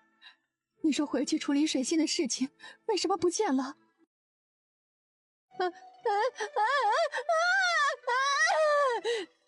你别怕，他不会伤害你的。她就是水星的女儿，那个被你从阎王手里抢回来的孩子。我回来了，以后不会再有人欺负你。大伯母，这里不是说话的地方，咱们先回去吧。小姐，七月姑姑的身子很弱，比您回来时候还要差。你出去一趟，请风清晨尽快过来。看来你是用不到我啊，这一趟跑的可真是冤枉了。不给我看家也就算了，3、5日的路程，你愣是磨蹭了1个月。我要是中毒，早就死了，还能不能愉快的做朋友了？你不是没事吗？师傅种的风铃果快熟了，我就多等了几天。别这么紧张嘛，看你生龙活虎，且活着呢。既然回来了，那就快给七月姑姑诊治诊治。你们师兄妹也真是绝了，一个个都不干正事。七月姑姑别怕，她是归云，会帮你医治好身体的不适。她中的毒跟你一样，不过要比你的轻，并不是什么大事。什么？你中了毒？到底发生了什么事啊？回来之前我是中了毒，不过归云已经给我解了，大伯母不必担心。你和七月都中了相同的毒，这么说是家里的人？太多的巧合凑在一起，必定是人为。这个问题我早就想过，只是不确定。如今七月姑姑找到了，我们也就多了一条线索。你将她安排在我院子旁边吧，方便治疗。好，那七月姑姑就交给你了，治病我管，其他的事情我可不管啊。真是想不明白，你身边怎么就那么多勾心斗角的事情？看谁不爽，直接一针就能解决，何必费心劳力啊？感情你独树高明，想让谁死都是分分钟的事情，我们可不会。七月姑姑以后还能说话吗？这么多年一个人躲在小屋里，长时间不说话，舌头自然会退化。解毒的这段时间，我会施针帮她疏通经络，但是这事儿急不来，得慢慢练习恢复。我相信你。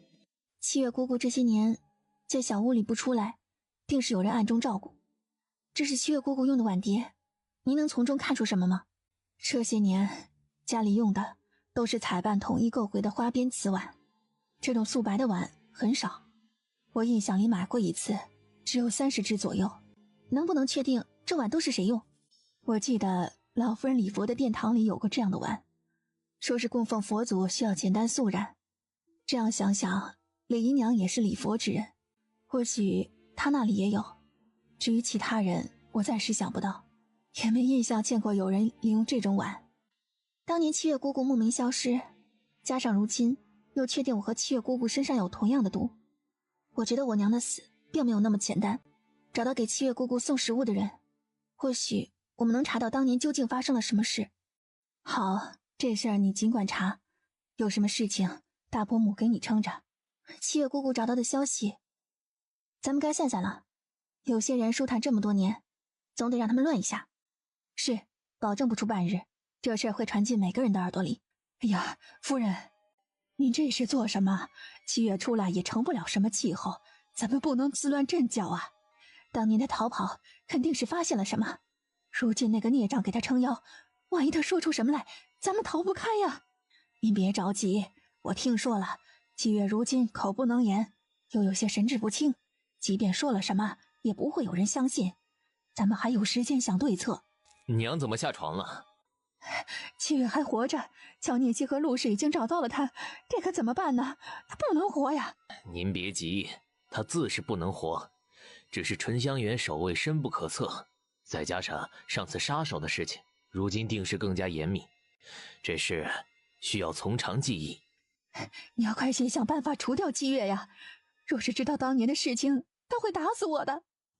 您放心便是，当年的事情咱们没有留下任何证据，即便七月能张嘴说了什么，他们也查不出来，而且还有舅舅这边撑着，我爹不敢对您怎么样的。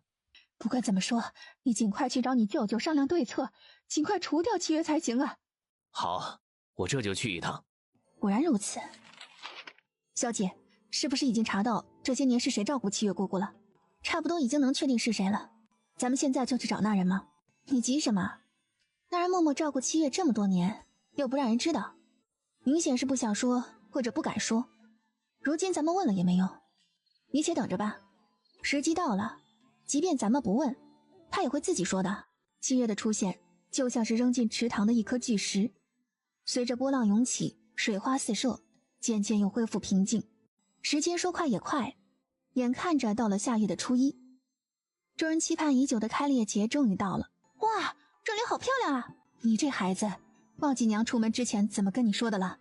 哦，我知道了，这是在野外，本就是为了放松精神，大伯母不必这样紧张，你就惯着他吧。院子还得收拾一会儿，你们两个难得出来，去四处逛逛吧，别走太远啊，也别去护栏外面，知道了吗？好，我保证不闯祸。是，平常都是听人说襄阳郡主，如今可算是见到活的了。哎呀，刚才我还跟宝宝说西溪边上的是四哥呢，原来真是啊。见过四哥。四哥，拜见晋王殿下。天资第一次见到襄阳郡主，想过来认识一下。见过宁王妃，见过玄宝郡主。哎呀，快别多礼，以后都是一家人。四丫头，见到襄阳郡主行礼了吗？说了你多少次，怎么还这么不懂规矩？郡主恕罪，是奴婢不懂规矩，一时间忘了跟您行礼，求您饶了奴婢这次吧。行了，也没那么大的罪过，以后出门在外注意一些便是。在我面前还好，说是在皇后太后跟前也这般无礼，可是要让人笑话你家王妃没有调教好呢。刚才这位小姐可是在跟我说话吗？我是邢天姿，将军府的嫡长女，久闻襄阳郡主文韬武略样样精通，如今恰逢又有这个机会，不如我们切磋切磋。唉，我今日只想看风景，不想活动。开猎节本就是以运动比试为主，如今看襄阳郡主这般，莫不是传闻有假？你害怕了吧？亦或者说，你是因为怕打不过我，给张将军丢脸？没什么怕不怕，你跟我挑战是你的事，接受不接受是我的事。现在我的心情只在美景，不想比试，仅此而已。玄宝，等会儿让小飞拿弹弓打几只鸟儿下来，咱们晚上烤了吃。好。乔聂西，你少给我装蒜！我再问你一次，到底比不比？不比。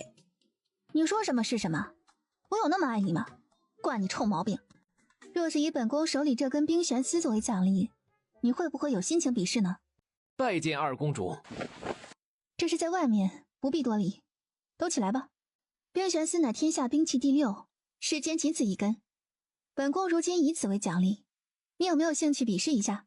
皇姑母真是偏心，兰儿央求了您多次，您连看都不给看，如今西西在，您竟然拿来当奖品。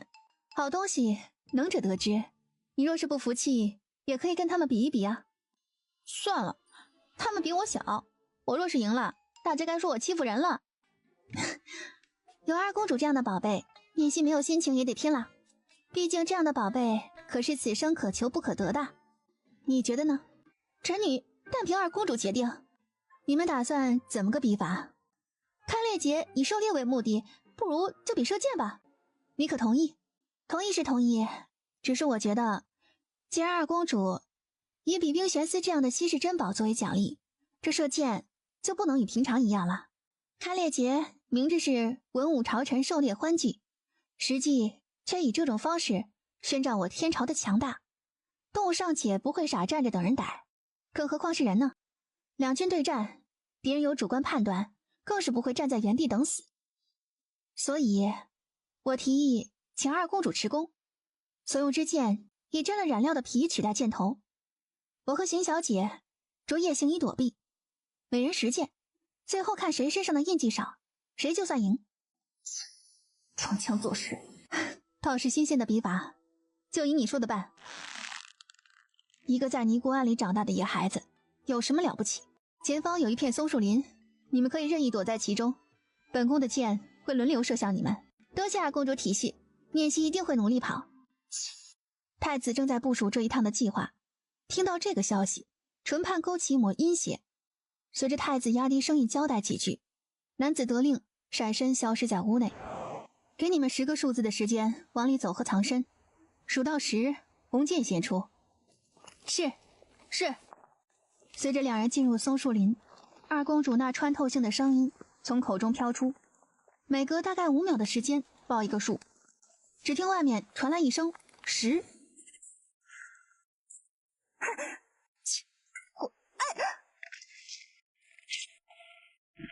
出手的箭，二公主心里都有分寸。随着弓弦反弹的感觉，知道这一箭射空，不由得愣住。叶玄灵站在外面，锐利深邃的眸子一直跟着乔念希移动。平常看他也没有什么正经的样子，没想到认真起来，还有几分像我娘的样子，让人对他不由得换一种态度。六哥，或许你可以考虑让他进部队。宁王妃不懂这些门道，只是看到乔念希躲过了二公主的箭，不由得瞪大眼睛，一脸难以置信。西西是太贪玩，进部队的事情看他喜欢吧。树林里的乔念希全身精力都在二公主的剑上，刚才一时大意，是因为不熟悉剑的各项能力，如今躲过二公主一剑，似乎找到了方向，之后几剑虽然惊险，却也躲了过去。眼看着二公主后背2只箭筒里都只剩下1支箭，这边二公主剑上弦，不远处的阴暗之处，一柄晃着寒光的箭头也对准了乔念希的方向，就等着他躲避二公主的时候射出。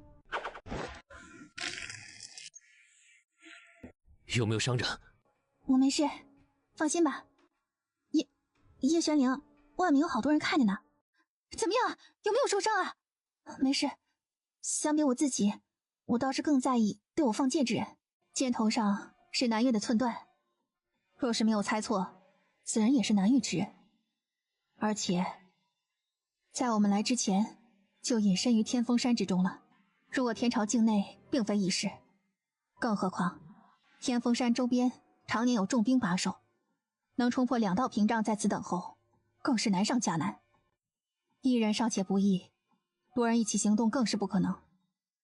看此人面色，应是在山林之中数日，身染湿气所致，其中必有蹊跷。老七，这事儿交给你彻查，一定要确保狩猎当日众人的安全。是。玄宝，派人给张将军传信，城中守卫加严，特别是进出的行人需细查，是。皇姑母，比赛还没结束呢，这样是谁赢谁输呢？刚才情况紧急，虽说灵王殿下出手也是正常，可正是因为这样，萧阳郡主才躲过了二公主的剑，这要怎么算呢？哟，邢小姐这是怀疑皇姑母的公正吗？你别忘了，皇姑母第一剑可是射向西西的，即便这最后一剑不作数，你也没吃亏吧？既然这样，就算9支吧。边上跟着的侍女上前2步，将乔念希和邢天姿身上的夜行衣脱下来，各自数清楚上面的点数。回二公主，邢小姐夜行衣上8点；回二公主，萧阳郡主夜行衣上3点。不可能，明明她的衣服比我的染料多，怎么可能只有3点啊？谁告诉你衣服脏就是被打中的次数多了？箭头包裹的是染料，运动的时候衣服只要蹭到就能沾上。咱们看的是中间那个被击中的点，看你衣服上除了那几个重要的点外，其他地方都没有。莫不是趁人不注意的时候自己抹了一个吧？染料落在衣服上散开区域的大小取决于本宫的用力，这场比试结果如此。多谢二公主，你的躲避技巧很特别啊。是有一些小技巧，不过也是二公主手下留情，您若是出全力，我一剑都躲不过。得了空，本宫倒是很想听听你的技巧。是。真是没想到萧阳郡主竟然有如此本事，六弟真是好眼光啊。四哥说笑了，西西只是贪玩一些罢了。叶玄灵，我有点累了。好，我带着你去休息。承让了，我真是喜欢惨了这冰雪丝。贱人，别得意的太早，总有你哭的时候。暂且让你得意一会儿。这场开猎节，我定要得到你身边这美丽的猎物。当着二公主的面就敢动手，你真是太心急了。如今事没成，你别连累本宫。母后何必如此紧张？杀手已经死了，除了查到他是南域人，再也没有任何线索。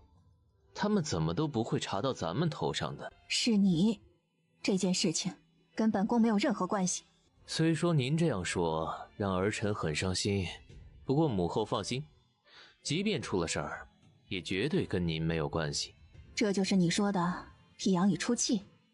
这种手段，亏你还好意思说出来。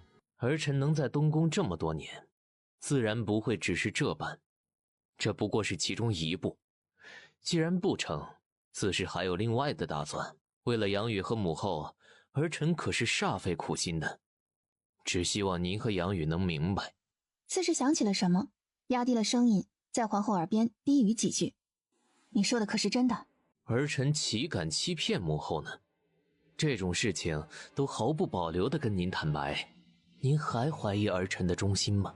只要这件事情成了，儿臣登基，您就顺理成章地坐上太后的宝座。之后守丧之期一过，我便迎娶杨宇为后。迎娶杨宇为后。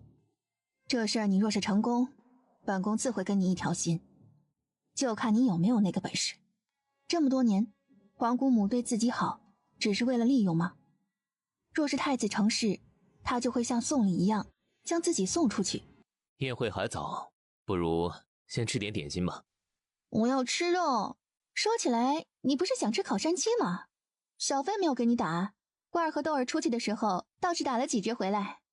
左右离宴会还有一段时间，不如咱们先解解馋呗。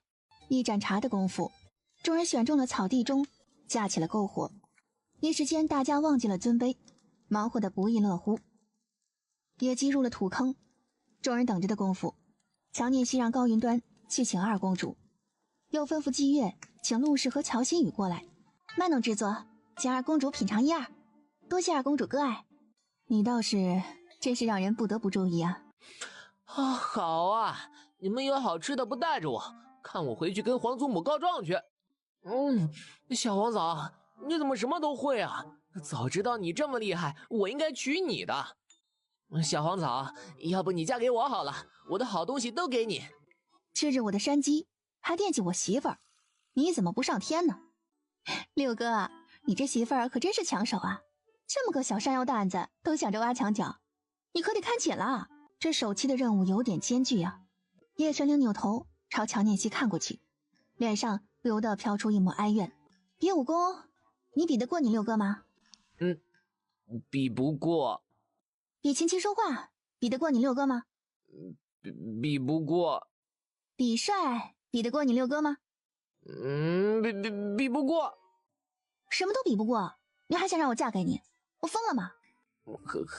还是让六哥娶你吧，太可怕了。还是咱家西西有眼光。听说小皇嫂今日从皇姑母那里得到了冰悬丝，能不能给我瞧瞧呀？你真的只是瞧瞧吗？就是看看，我保证，我从不骗人。哇，哎别，这就不让看了，太小气了吧？这可是我好不容易赢来的，难道这么容易就让你拿了？不过啊，我倒是有个小东西送给你。是什么？快拿出来！就是这个。切，你哄小孩呢？这有什么好的？乔聂西微微勾起唇角，从怀里取出3支钉子大小的袖珍剑上膛，转身瞄准身后的树干。你去瞧瞧。小皇嫂，这是什么宝贝啊？太厉害了！将你这兵器给本宫看看。针从这里放进去，手放在下面环扣的位置，上面这个圆环用来找准猎物。确定方向之后，手指拨动下面的开关，剑就会跟着放出去。果然是个好东西啊！这只是一个模型，借着狩猎的机会看看其威力。之后我们会将这飞行发射器放大，小针尚可猎鸟，加大之后更是威力无穷。若用于战场之中，定会有意想不到的效果。我准备在实战演练确保可行之后，加做一批。这东西是你做的？样式草图是我设计的，不过这其中的精细结构和整个外壳的打造，都是萧州冶铁的工匠做的。你的想法倒是新奇，之前看过小飞的弹弓，受其启发便画了一个草图，没想到父皇派去的能工巧匠还真做出了这飞行发射器，也算是一个意外惊喜吧。南北边境的沙狼国和陈玉善战好斗，近2年对我边境滋扰不断，边境防御人数不断增加，势必造成内部亏空，所以加强武器装备是我们势必要考虑的问题。这只是模型，以此为基础，在萧州铁矿开采锻造的阶段，我会视作中等和大型发射器。中等发射器可用作手中武器，大型发射器可用以放置护城墙或以战车运往各地。若此计可行，边境防守便是一夫当关万夫莫开的景象。战场之中并非平常的小打小闹，中等和大型的发射器你可有想法？我之前跟玄宝和宁王妃去军营，见过将士操练的场景。根据兵将善用长枪的习惯，我的想法是在此基础上延伸前边部位的同时加一个枪头，敌可避其一，却防不住其二。这种发射器可以放置城楼关口，也可随战车一同运往战场。只是其中并非利器，而是火药。张老将军的后代果然非同凡响，小小年纪就有如此造诣，难怪众人皆言灵王眼光独到啊！念希在二公主跟前卖弄了，这些不过是简单的想法而已，具体制作还是皇上派来的能工巧匠才能完成。新式武器完成，本宫定要亲自试验。是，那这个送给你了，你小心点啊，别伤了自己。小皇嫂真是大好人，小妃最喜欢小皇嫂了。那是我媳妇儿，别随便抱。你小皇嫂可是六哥的宝贝，岂容你随便抱的？切，小气的六哥。三姐姐，三姐姐，娘说很好吃。这个好看的妹妹是小皇嫂的妹妹吗？竟敢捏我脸，你是不是活腻了？小心我让季月姐姐剁了你的手。小姑奶奶，我不敢。小皇嫂，怎么跟你们在一起的女孩子都这么凶啊？你刚才说什么？没，我刚才什么都没说。那个，我刚想起来母妃找我有事，我先走了啊。正在众人开怀的时候，内司总管派人来通知各位主子，开猎节的晚宴开始了。你家殿下喝多了什么呀？会发酒疯吗？会不会抱着别人又哭又笑啊？或者拿着酒杯当话筒，扯着嗓子唱歌？他不会喝多了挨个给人分钱吧？分钱可不行啊！走，咱们赶紧给他弄醒酒汤去。哎呀，小姐，有4公公在，殿下不会喝多的。平常喝到量，四公公就挡住了。殿下还没有喝多过，既然没有醉过，不过殿下交代，以后也不能让小姐喝醉。是尽量少喝酒。凭什么？主要是上次您跟宁王妃在花香楼喝多了，就给人们分钱，拦都拦不住啊。殿下才啥？我喝多了给人分钱？分了多少啊？大概是10万两，还是100两100两的银票？那个前面好像是湖边了，咱们过去瞧瞧。深山之中，四处空旷无际，清凉的夜风吹得叶玄灵双目迷离，四处观望，却没有发现乔念熙和季月的踪影。见过灵王殿下。起吧，可见到萧阳郡主了吗？回殿下，奴婢刚才从前路过来的时候，确实见到萧阳郡主和季月姐姐在散步。你带本王过去。是。宫女一路领着叶玄灵往树林边上一处幽静的小院子里走。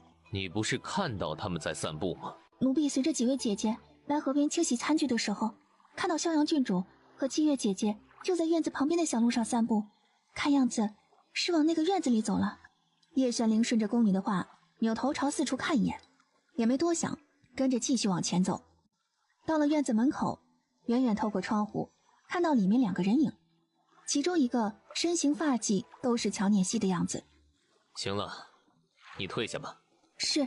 三姐姐，三妹妹怎么到这里来了？可是大伯母让你来找我。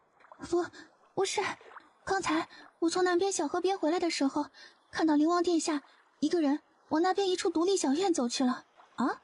殿下过去之前，我还看到季阳宇去了那小院，直到殿下进去，他都没有出来。而且什么？季阳宇进去之后，就着窗户的影子，我好像看到他换衣服了。他们在哪里？快带我去！妈了个巴子的叶玄灵，你要是敢做对不起我的事，老娘跟你做姐妹。西西，你的头还疼？怎么会是你？这里只有杨鱼，没有乔念熙。殿下过来不是要见我吗？殿下，你就这么讨厌我吗？放手！我不要你走，我喜欢你这么多年，你是知道的。我到底哪里不好？你为什么就不看看我呢？滚开！叶玄灵，你不准走，今晚你哪里都不准去。滚！别让我杀了你！你打死我吧，死在你手里，我也心甘情愿。叶玄灵猛然僵住了脸，他提不起内力。季阳宇，你做了什么？殿下不要紧张，不过是压制内力的喧嚣而已。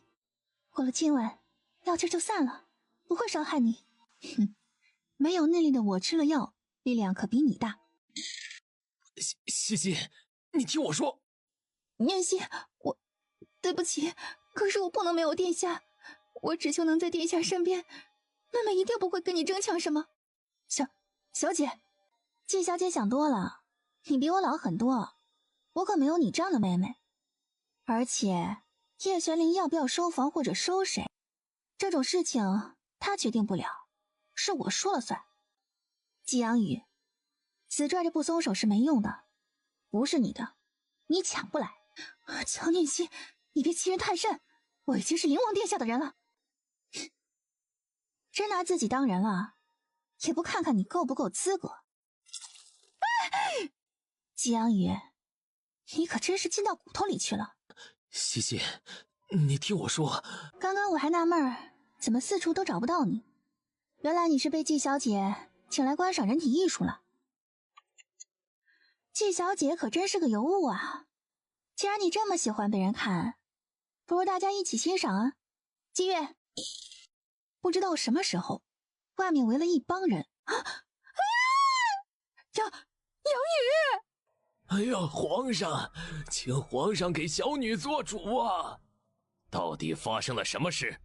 季丞相要父皇给你做什么主？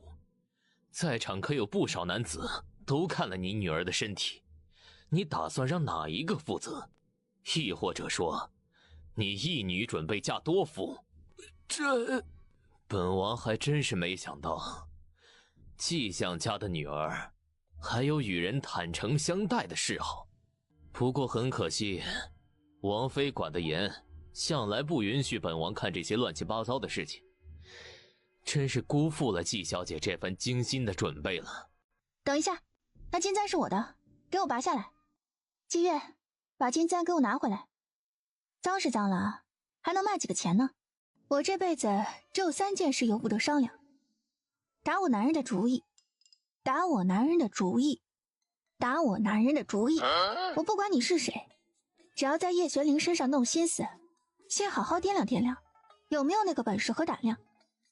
嫌自己命长的，尽管作死。回去之后记得去买一片坟地，给王妃埋人用。是啊，听说城西的坟地还赠野狗，奴才回去就办。玄宝，传我命令，围剿白木阁。是。人群之中，皇后身子猛然一僵，下意识有些站不住。叶玄灵和初次的回应，听得乔念熙心里舒坦几分，伸手撑起他的胳膊，拉着他往外走。你怎么样了？叶玄灵，你真好。我不好，你看了别的女人，我心里不爽。你不是知道事情的真相了吗？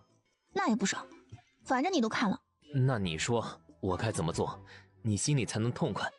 要不再让莫里斯把丞相府拆一遍？公平起见，你看了美女，我叫美男。不过看在你是皇都第1美男的份上，我也不找别人了，就你吧。西西，现在看会出事的，等我们成亲都听你的。是，这件事情有点不对劲。我总感觉除了季阳宇，似乎还有一双眼睛在背后看着众人的行动。若是没有猜错，季阳宇的安排只是让宫女故意将我引到小院内，你的出现和众人随后的到达都是一个意外。也就是说，有人利用了季阳宇，做了一个局中局。他要对付的是皇后和我们，世人都能看得出来，你跟皇后不是一条心。也就是说，这人想对付的是我们和皇后背后的势力。我总有种感觉，皇后所仰仗的似乎并非丞相府。后面的事情交给我就好。明日狩猎，你跟紧了季月，别去太远的地方。想要什么，我给你打回来。放心吧，我记得答应过你的话，不会忘记。此生唯你一人足矣。哎呦，你是不是亲师兄啊？又往我脑袋上打，这大晚上的失了水准怎么办？很可怕的。傅清晨，这刀簪很配你啊。没良心的，亏我还这么担心你们。你还好意思说？你师兄被人阉了，你不知道吗？这半天你死哪儿去了？切，我自然是做我该做的事情，虽然很不情愿，可不得不承认师兄中的毒我解不了。香这种东西是通过嗅觉进入血液的，没办法散出来，所以我才连夜去找归云拿了解药。这到底是什么毒？这就是传说中的无龟，香味烟雾和白木门的独门摄魂香无异，但是摄魂香只是麻痹，让人失去抵抗能力，无龟却是要人命的。说起来，师兄也算是命大，世上极少有人接触到无龟。我和归云也是在学习药理的时候，跟我爹去过一趟苗疆才知道有这么阴邪的东西。我是不怎么感兴趣，只认得了这东西便作罢。好在归云那丫头喜欢钻研毒，这些年竟然还让她配出了解药，世间仅此一颗。江宇这个贱人，姑奶奶要他的命。这件事的关键不在季阳宇身上。你进去之前，季阳宇曾说过，那药次日便会挥散，不会对人造成伤害，而且味道是从季阳宇身上散出来的。若是致命的毒药，他肯定不会砸在自己身上。也就是说，不好！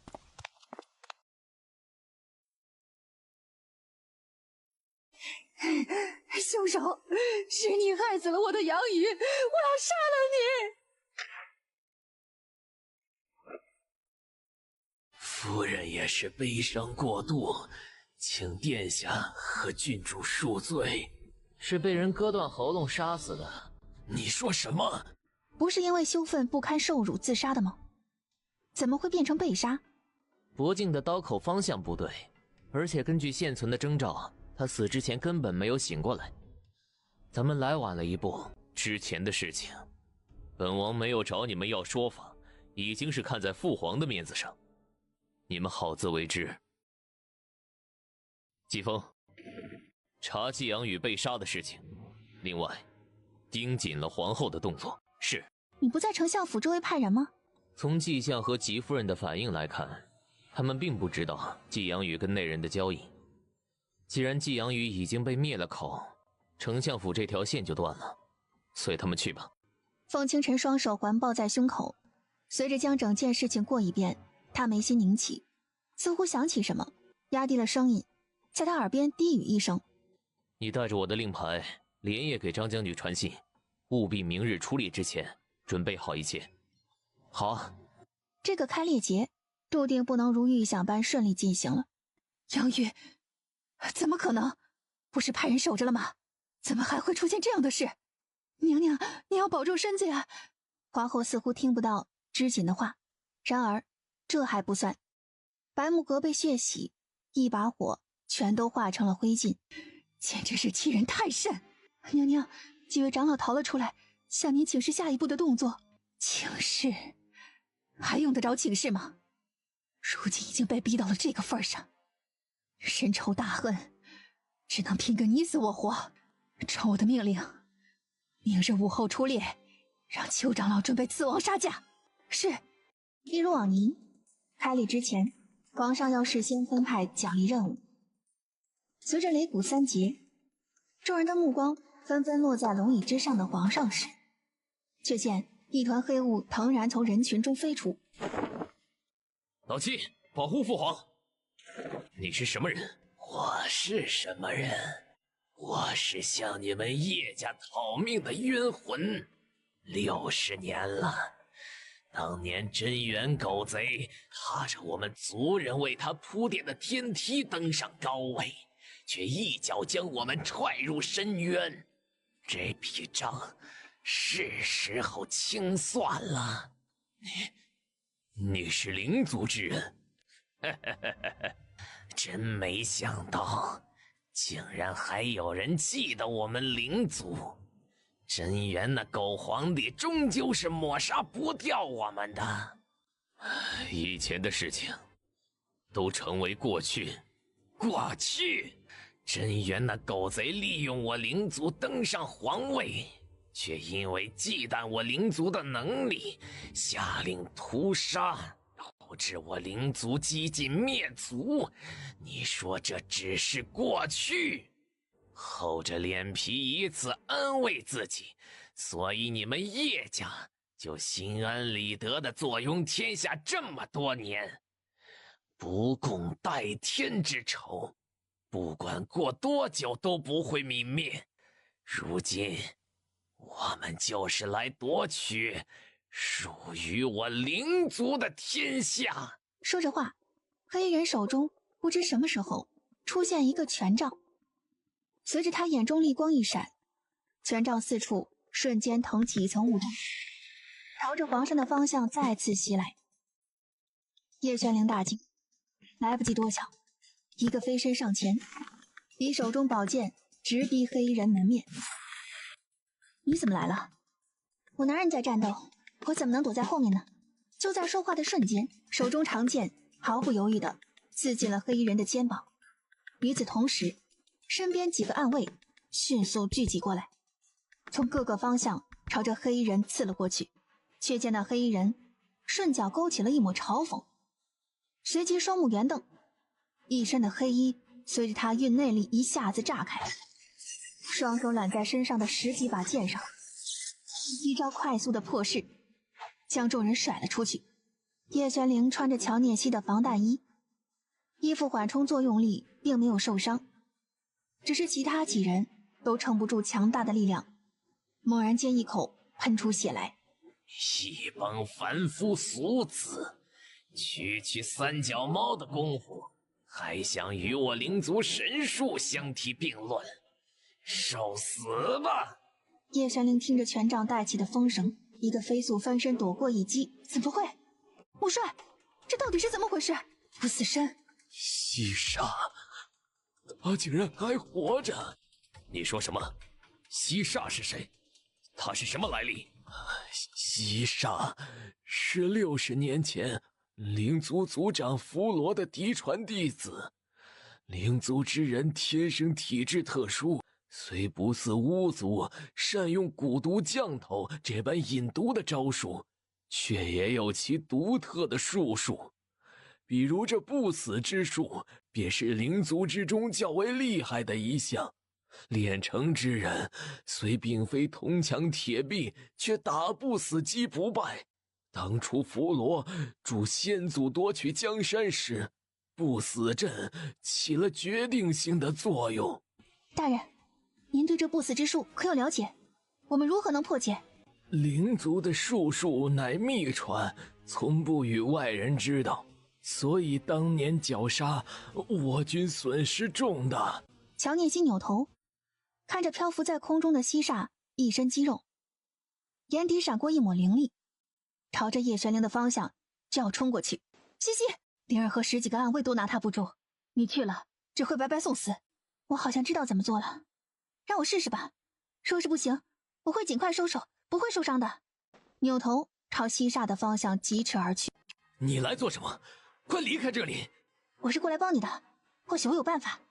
伸手从靴筒里拿出那把袖珍手枪，在西煞和暗卫交手没有注意的时候，瞬间瞄准，毫不犹豫地扣动了扳机。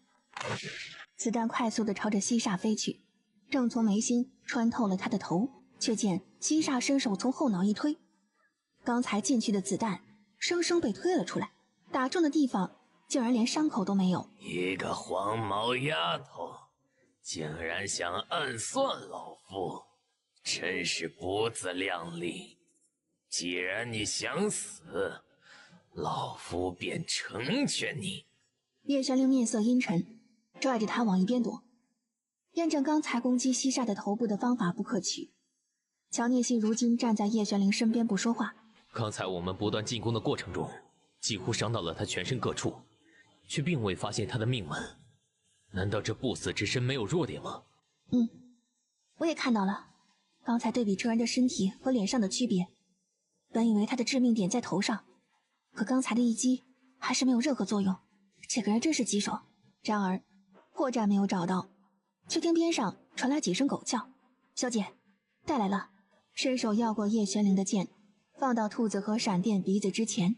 乔逆西朝兔子和闪电做一个手势，两条狗如发射的子弹一般，飞速朝着西煞的方向奔了过去。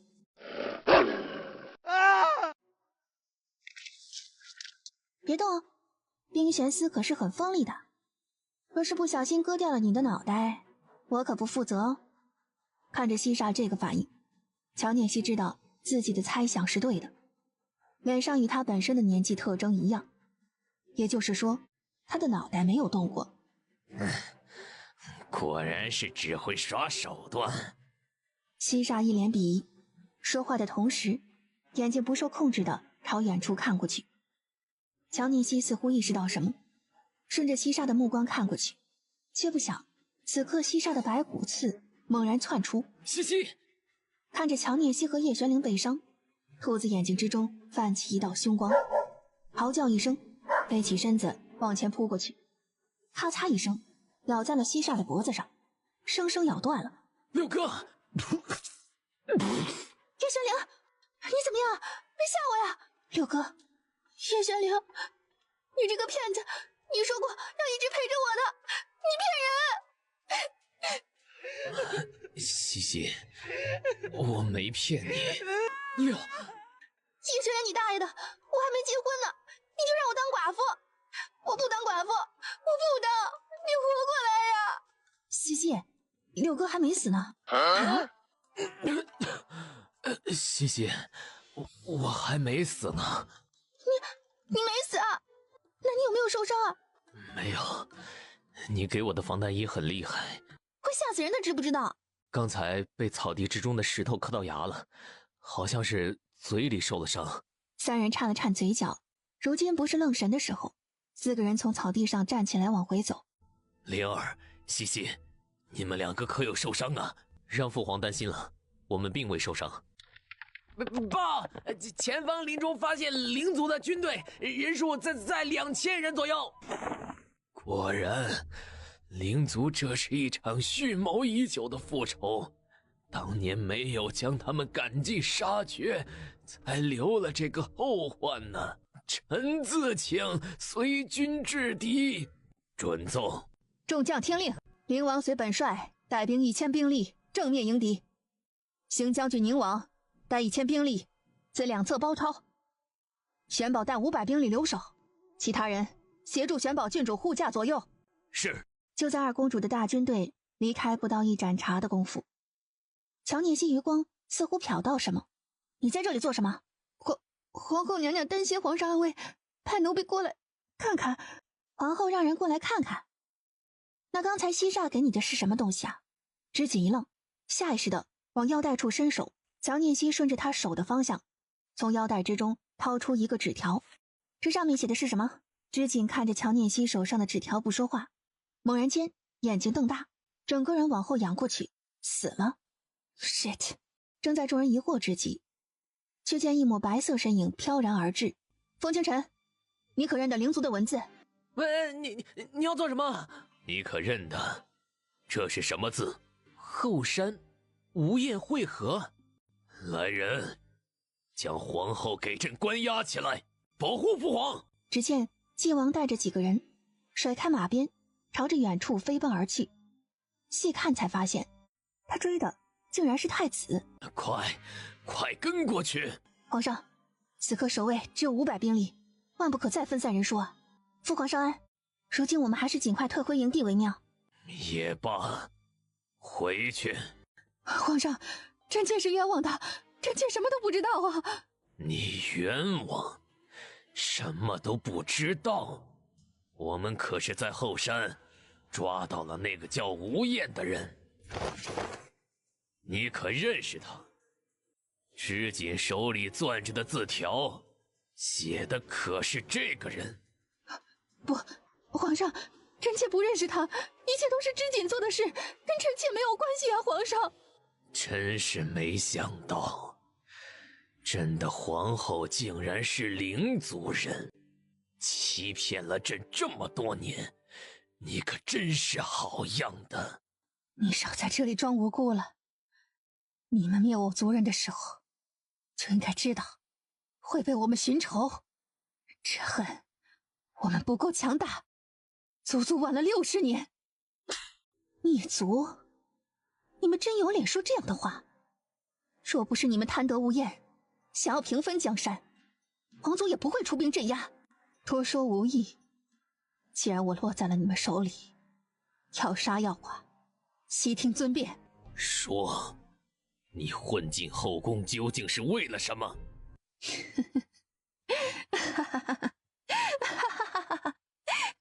为什么？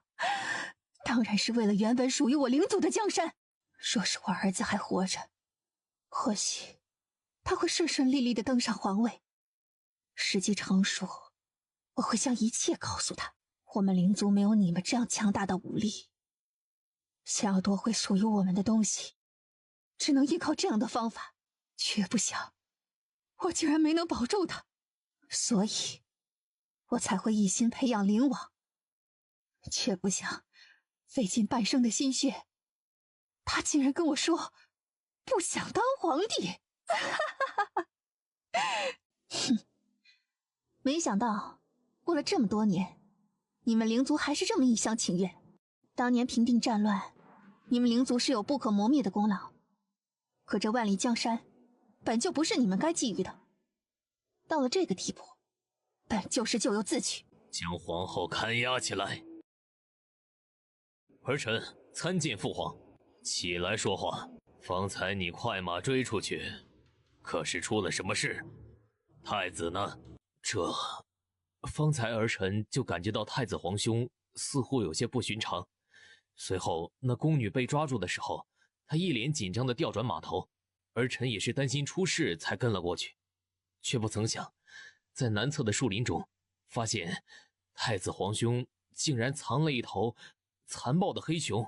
儿臣看到太子皇兄给那熊喂了一颗药丸之后，那熊就像是发狂了一般，对着这件衣服疯狂撕扯。太子现在何处？回父皇，儿臣带兵制服黑熊的时候，不得已将太子皇兄打晕，如今正在偏院之中。将太子给朕弄醒，带上来。父皇，太子，黑熊的事情，你作何解释？看来你是恨不得朕早死呀！父皇，儿臣绝无此意，您要相信儿臣呐！好大的胆子，竟然趁着狩猎想要谋害朕！谁给你的胆子？父皇，儿臣是冤枉的，这熊也是昨夜才捕获的，而且这种畜生本就是野性难驯，儿臣怎会用它谋害父皇呢？我也希望这只是个误会。可我的侍卫在熊洞外面的树林里抓到了驯养师，还有一小罐迷药。很不凑巧，这迷药在太子皇兄身上也发现了些许，的确是用来驯养黑熊的迷药，与太子身上的药是一样的。太子，你真是好大的胆子！哎呦，皇上，你要保重龙体呀！在此之前，儿臣曾见到皇后宫中的丫鬟给太子皇兄送过东西，莫不是这其中也有什么联系吧？你说什么？你又发现了什么？还不赶快给朕说清楚！奴婢梓潼参见皇上。把你知道的仔仔细细的讲来。这2日，太子经常出入皇后的凤翔宫，本来这并没有什么，可前几日，奴婢收拾皇后的寝榻时，发现了这个。好一个互利的合作！你可真是朕的好儿子！父皇，儿臣是冤枉的，这金牌一直在儿臣身上，不曾给过任何人，是纪王陷害儿臣，一定是他。今日之事，儿臣也是始料未及，只是碰巧发现了太子皇兄的不对劲，唯恐出了什么事才跟过去，还请父皇明鉴。你们，太医，快宣太医！儿臣的伤已经处理过，父皇不必担心，只是太子皇兄应该是被皇后的妖术迷惑了，还请父皇给他一次改过的机会。你是皇后身边的大宫女？是，奴婢是。既然是皇后身边的人，皇后又能让你看到兵符、金牌这样重要的东西，所以你在她身边的地位必定不低。难不成你也是灵族之人？来人，将这个反贼捆起来！皇上，奴婢是冤枉的呀！大胆的贱婢，快说，皇后还藏了什么秘密？你这样做到底存了什么目的？奴婢是冤枉的，这令牌是在不经意的情况下发现。今日奴婢听说皇后娘娘的事，奴婢自知连带之罪不会有好结果，所以才想着将东西交给皇上，以求宽大处理，请皇上明鉴呢。还真是忠心的奴才呀！父皇，儿臣刚刚将太子皇兄带回来的时候，确实发现梓潼站在殿外，正是因为看到他手里拿着金牌，这才让他在外等候。不是的，父皇，是他们陷害儿臣呐！将太子带下去，看守起来。不光是太子，纪王也一起收押看守起来吧。将纪王给我拿下！这，灵儿，你这是做什么？你不是前去退敌了吗？为什么这个时候回来？老七，你该不会和太子一样，存了谋朝篡位的心思吗？护驾，快保护皇上！谋朝篡位的帽子，四哥扣的可真是得心应手啊。不过，你给太子皇兄扣这顶帽子，或许还能说得过去，我可不合适。要说真正想要谋朝篡位的人，应该是你吧？灵儿，你这是什么意思？回父皇，根据儿臣的调查，太子皇兄在此次狩猎之中的确有准备，不过如今您所见并非全部事实，其中有真，也有纪王污蔑栽赃。父皇，你要相信儿臣呐，儿臣只是将事实呈现在您面前，并没有任何污蔑。纪王殿下为了给皇上除去忧患，可真是尽心尽力呀。只是有一点我不是很明白，跟你去的几个人都毫发无伤的回来，为什么独独你这做主子的受了伤呢？乔念希手中冰玄丝一甩，朝着晋王的肩膀冲了过去。随着利索的几下滑动，受伤的肩膀处，衣服被冰玄丝化成了利刃，里衣没有丝毫血迹。那就是说，他肩膀上的伤本来就是用作苦情戏装的。啊，晋王殿下还真是厉害啊，能隔空受伤啊。不过你这招还真是挺烂的。晋王，父皇，您听儿臣解释。还是我替四哥解释这所有的事情吧。太子和皇后有意联合部将，正是因为知道这一点，所以你才有了如今这看似天衣无缝的计划。太子准备利用黑熊在狩猎期间伏击父皇，这不假。但是他没有想到，自己想要联合的皇后竟然是灵族人。所以在看到那宫女被揪出来的时候，太子皇兄首先想到的是要取消这一次的计划。之前他飞奔过去，也是打算通知人将黑熊弄走。不过他没想到的是，你早已经盯上他了。不等他的人行动，你的人已经动手了，可以说得上是人赃并获。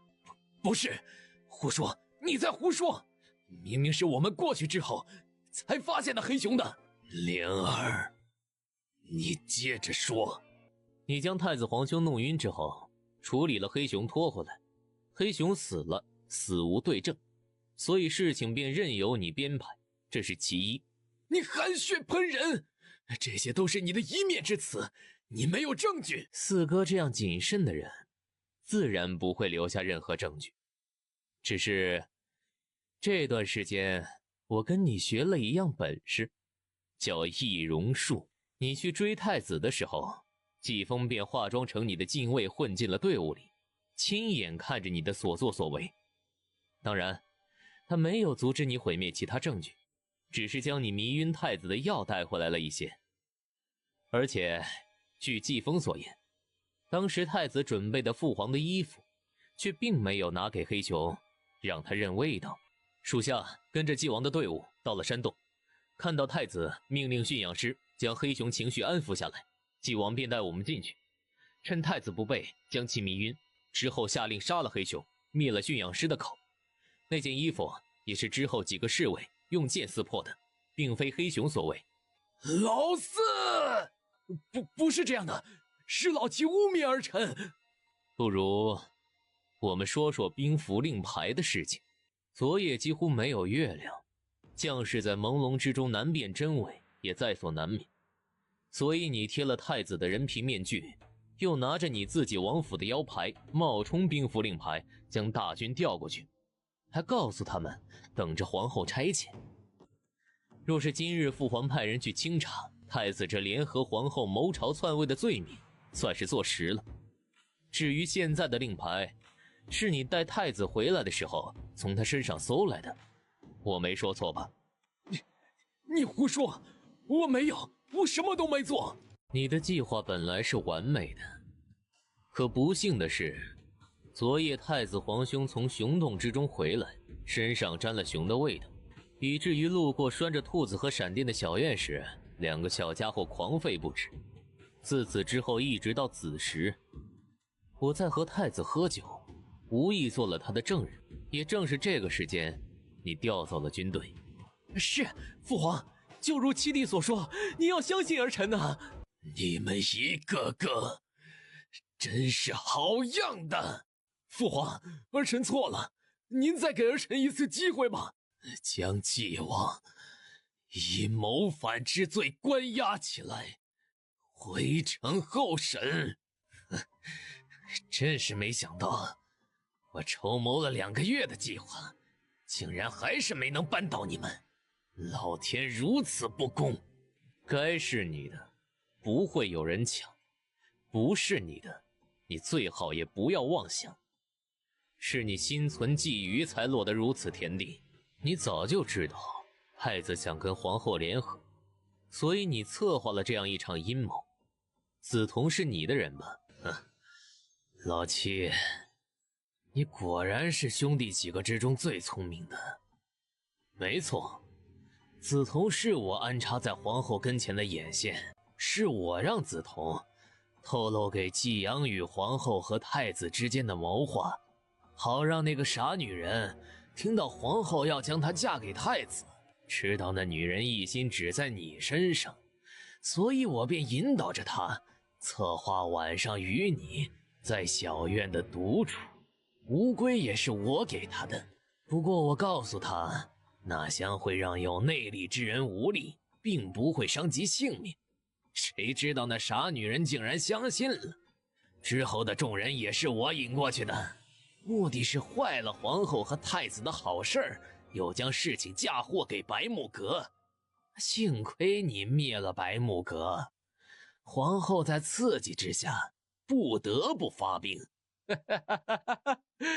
都是我做的。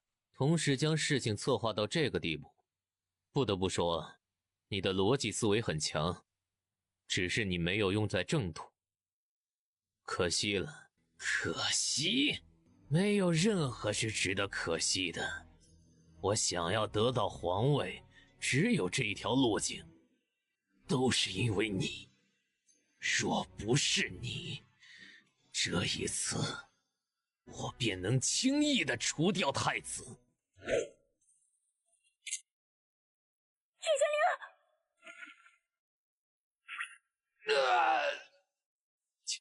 七弟，你傻吗你？我本来就该死，谁有你替我挡刀啊？凤清晨，你快救他，快救他呀！太子皇兄，你先别激动，咱们有话好好说。你闭嘴，别说话！凤清晨，你想什么呢？快救他呀！那个，太子殿下，我觉得你放开他会更好一些啊。太子一顿，扭头朝叶轩凌看过去，这才发现刀子是插在他的胸口，可并没有血流出来。你是叶轩凌的四哥，按理说我不应该对你动手，可是换个角度考虑，你先动了我男人，你就怪不得我了。西西，皇上会处理，现在不是动手的时候。他的伤怎么样了？没什么大碍，只是刀尖刺破了皮肤而已。我说，你下手也太狠了吧！保护皇上。然而，来人的目的似乎并不在刺杀。几人冲出来的瞬间，迅速甩出几颗弹丸，片刻功夫，黑烟散开。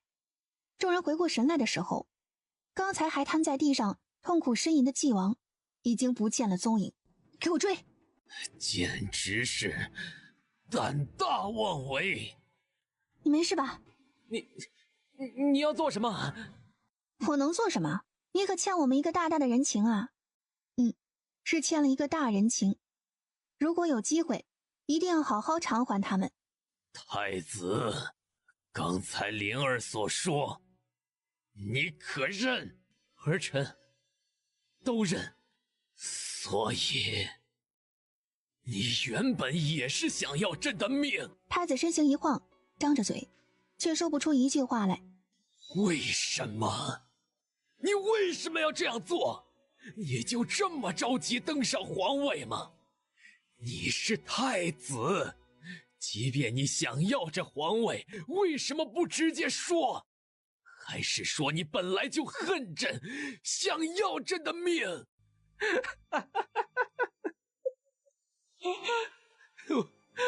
我是太子，我的储君之位是母妃用性命换来的。不要以为我不知道，当年你同意皇祖选我为太子的条件是赐死我母妃。现在你知道为什么从小我就针对你了吗？兄弟之中，父皇最宠爱的就是你。虽然迫于皇祖的压力立我为太子，但是这么多年在他心里，你才是他要传位的人。这些我都无所谓。可母妃究竟做错了什么？你们连一个女人都不放过，你们都是凶手！你闭嘴！你母妃的死是她自己要求的。你说什么？这不可能！当年你皇祖因为忠永侯府的事情对灵儿忌讳，但是他知道朕对黎妃的感情，担心以后将灵儿扶上皇位，所以才决定在退位之前给朕选好太子。当年除了灵儿，你们兄弟几个都是你皇族考虑的对象，权衡各自母妃娘家的势力和各方面，本来储君之位选定的不是你，是你母妃请命，以自允消除皇族的后顾之忧。皇族权衡之下，这才将这储君之位传给你。听到消息，朕便赶了过去，不想还是晚了一步。当朕去的时候，你母妃已经没有了气息。怎么可能？你骗我！你在骗我！你母妃当年给你留了诀别信，本来叮嘱朕在你登基的时候才给你看的，如今到了这个地步，朕也是存不住了。回皇都之后都给你，信不信都在你。太子颓然往后退了几步，呆愣愣的被进来的将士拖走，一句话都说不出来。臣妹参见皇上。儿臣参见父皇。快起来，前方战事如何？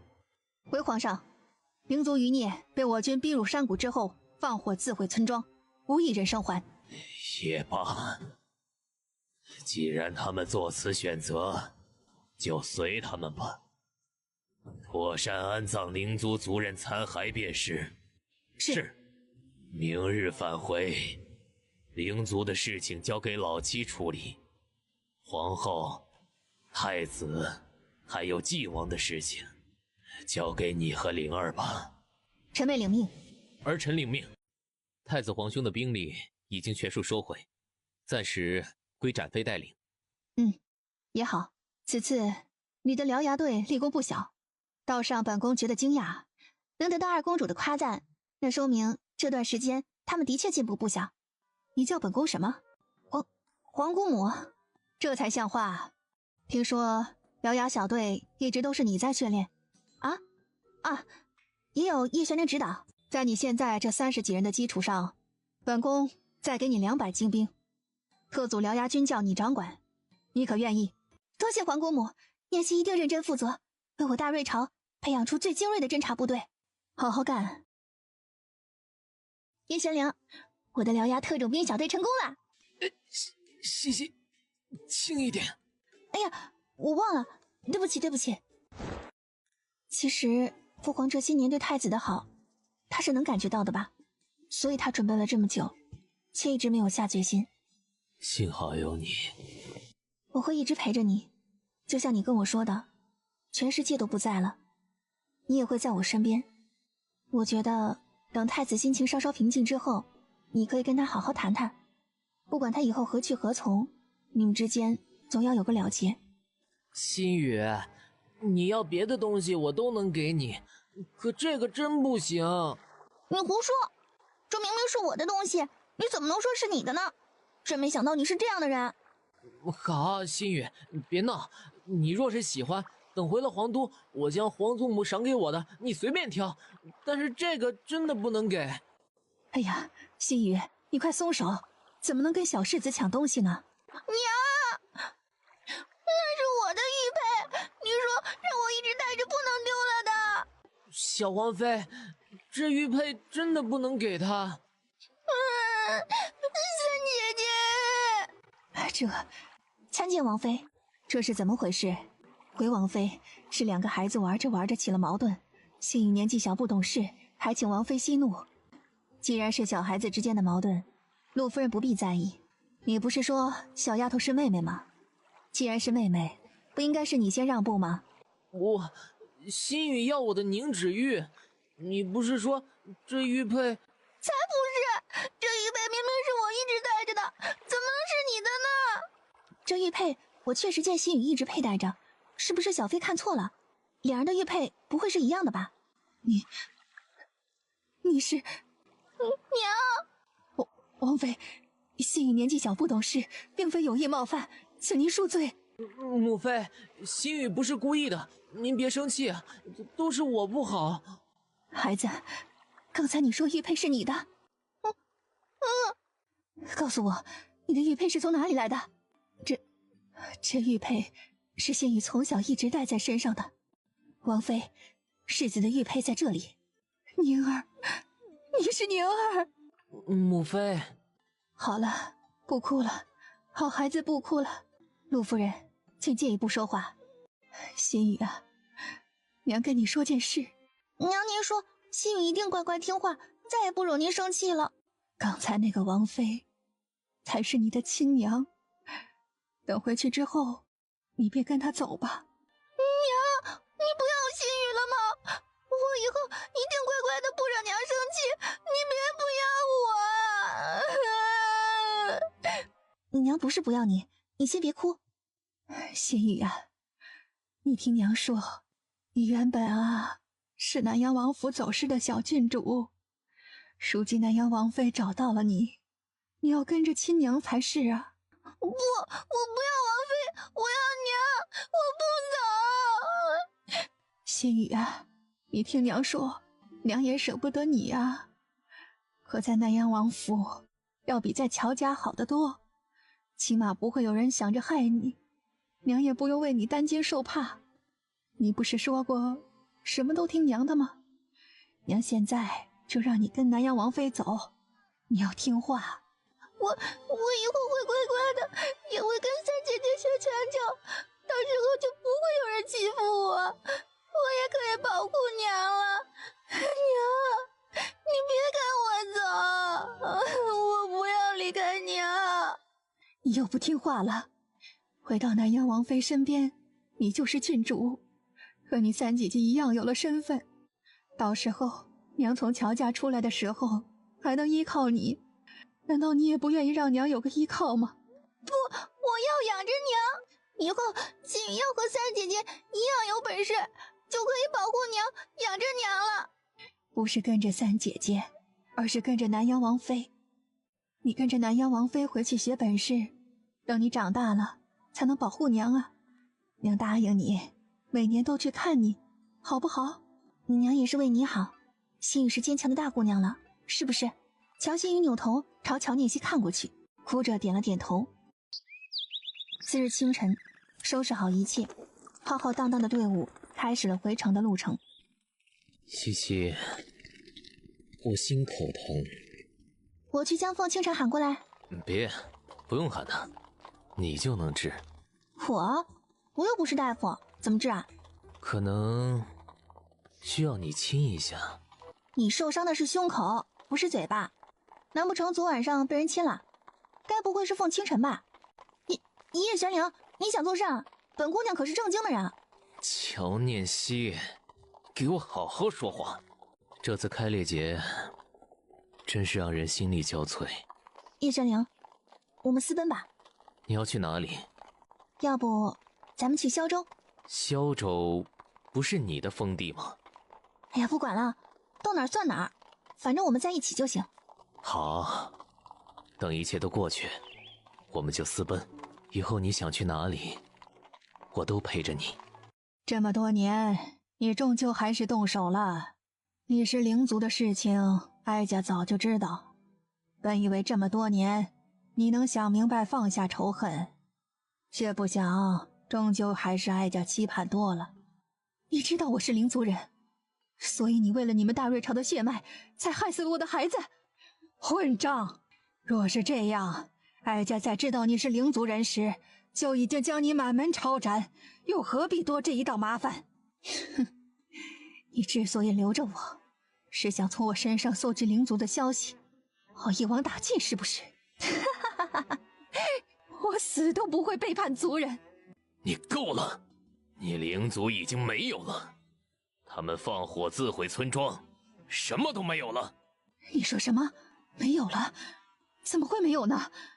准备了这么多年，西沙族长明明已经制定了完美的作战计划，这不可能。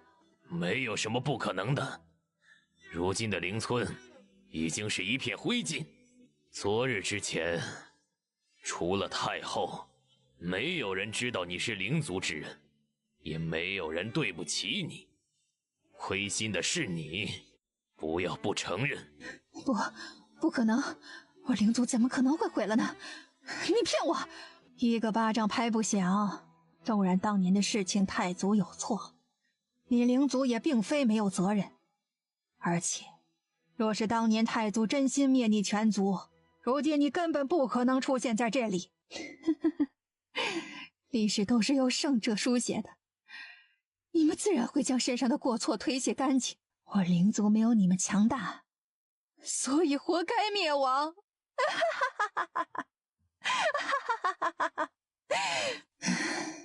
罢了，事已至此，再说什么都已经晚了。将他带下去吧。聂熙见过祖母。心雨这孩子，哎呀，老夫人，您快别伤心了。说起来，这也是好事呢。南阳王妃可是当今皇上唯一同脉的兄弟，虽然身在南疆，可地位却是不可撼动的。如今咱们心雨是郡主了，以后咱们家也能跟着硬气起来，这不是好事吗？弟妹这话我就不明白了。二弟世袭这么多年以来，咱们侯府已经到了要靠个孩子撑门面的地步了吗？说起来，庆王府如今只有庆王妃一个人当家做主，母亲不如把大姐姐过继给她，或许因为这个，她还能同意将大姐姐救出来。更重要的是，庆王妃手里还有2000兵力呢。过继就不用了，毕竟不是亲的。乔聂熙可不管林氏是什么表情，宽慰老夫人的同时，又提及送乔馨宇走的时候要给她准备行李。小姐可回来了，这次没有人来咱家闹事吧？如今林氏已经没有了掌家的权利，说话也没有了分量，自是不敢来。再说了，还有归云姑娘呢，他们若是敢来，归云姑娘一根银针扎过去，就让他们叫姥姥，谁敢再来欺负啊？这几日七月姑姑怎么样了？能说话了吗？归云姑娘说，七月姑姑恢复的速度还算是快的，体内的毒已经清除干净，其他的病痛调整的也差不多了，只剩下后期的静养。至于说话，现在还是不能完整的说话，不过简短的词语已经能说出来了。桂云姑娘说这是个好的开始，听起来还是不错的。既然这样，咱们先去看看七月姑姑吧。七月姑姑回来。好。你身子还疼吗？七月听着乔聂熙的话一愣，随即点点头，似乎想起了什么，张嘴要说了半天，终究是没能组成一句话。好了，咱们不着急，有什么话等你好一些再说。七月姑姑不必着急，你说不出来的话会有人帮你说的。西西啊，你这是什么意思啊？大伯母可还记得之前咱们调查那白瓷碗的事情？根据您给我的统计资料加上我的推断，这些年照顾七月姑姑的人就是李姨娘。即便你知道是她，又能如何呢？这么多年，她选择将七月藏起来不为人知，就说明她本身不想掺和在其中。这样的人，你问了她，也不会对你吐露一个字的。大伯母说的是，之前几日我一直没有找李姨娘，也正是因为知道您说的这些。只是如今不一样了，为了五妹妹，李姨娘即便再不愿意，该说的她还是会说。当晚季阳宇算计叶玄灵，是五妹妹通风报信，我才能及时赶到，没让季阳宇得逞。听起来好像是他帮了我，可当晚我跟季月散着步走出去，自己到了什么地方都不知道。可是五妹妹却是一路小跑给我报的信，这说明有人在背后指使她故意给我报信，而且门窗断开的时候，众人刚好赶到，这在我的意料之外。说是没有猜错，这个信儿也是五妹妹传的。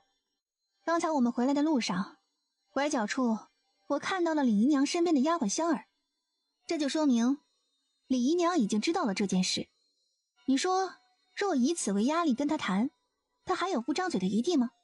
外面守门的丫鬟先进了院子通报，李姨娘在门外求见三小姐，将李姨娘请到前厅，我们马上过去。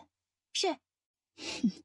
真是没有想到，楚然这孩子竟然是这样的心肠，真是枉费在佛祖身边这么多年。七月姑姑，等会儿咱们去见李姨娘，你不用说话，只听着李姨娘说，她说的对你就点点头，说的不对你就摇头告诉我们，好不好？好。见过三小姐。李姨娘和五妹妹起来说话。李姨娘常年在家庙之中，如今来我沉香园，可是有什么事吗？既然我们过来，就是准备跟三小姐坦白。知道三小姐是爽快之人，妾身就不跟您绕弯了，直接打开天窗说亮话吧。当日吉昂与设计灵王殿下，三小姐并早已察觉到楚然的不对劲，只是这一路上三小姐没有点破。如今回来，是想着让妾身做个选择吧。想不到李姨娘竟是这般爽快之人。既然你看得透彻，那就继续说吧。此事关乎重要，妾身希望能与三小姐单独说。乔念熙倒也不在意，挥挥手让知画众人退下。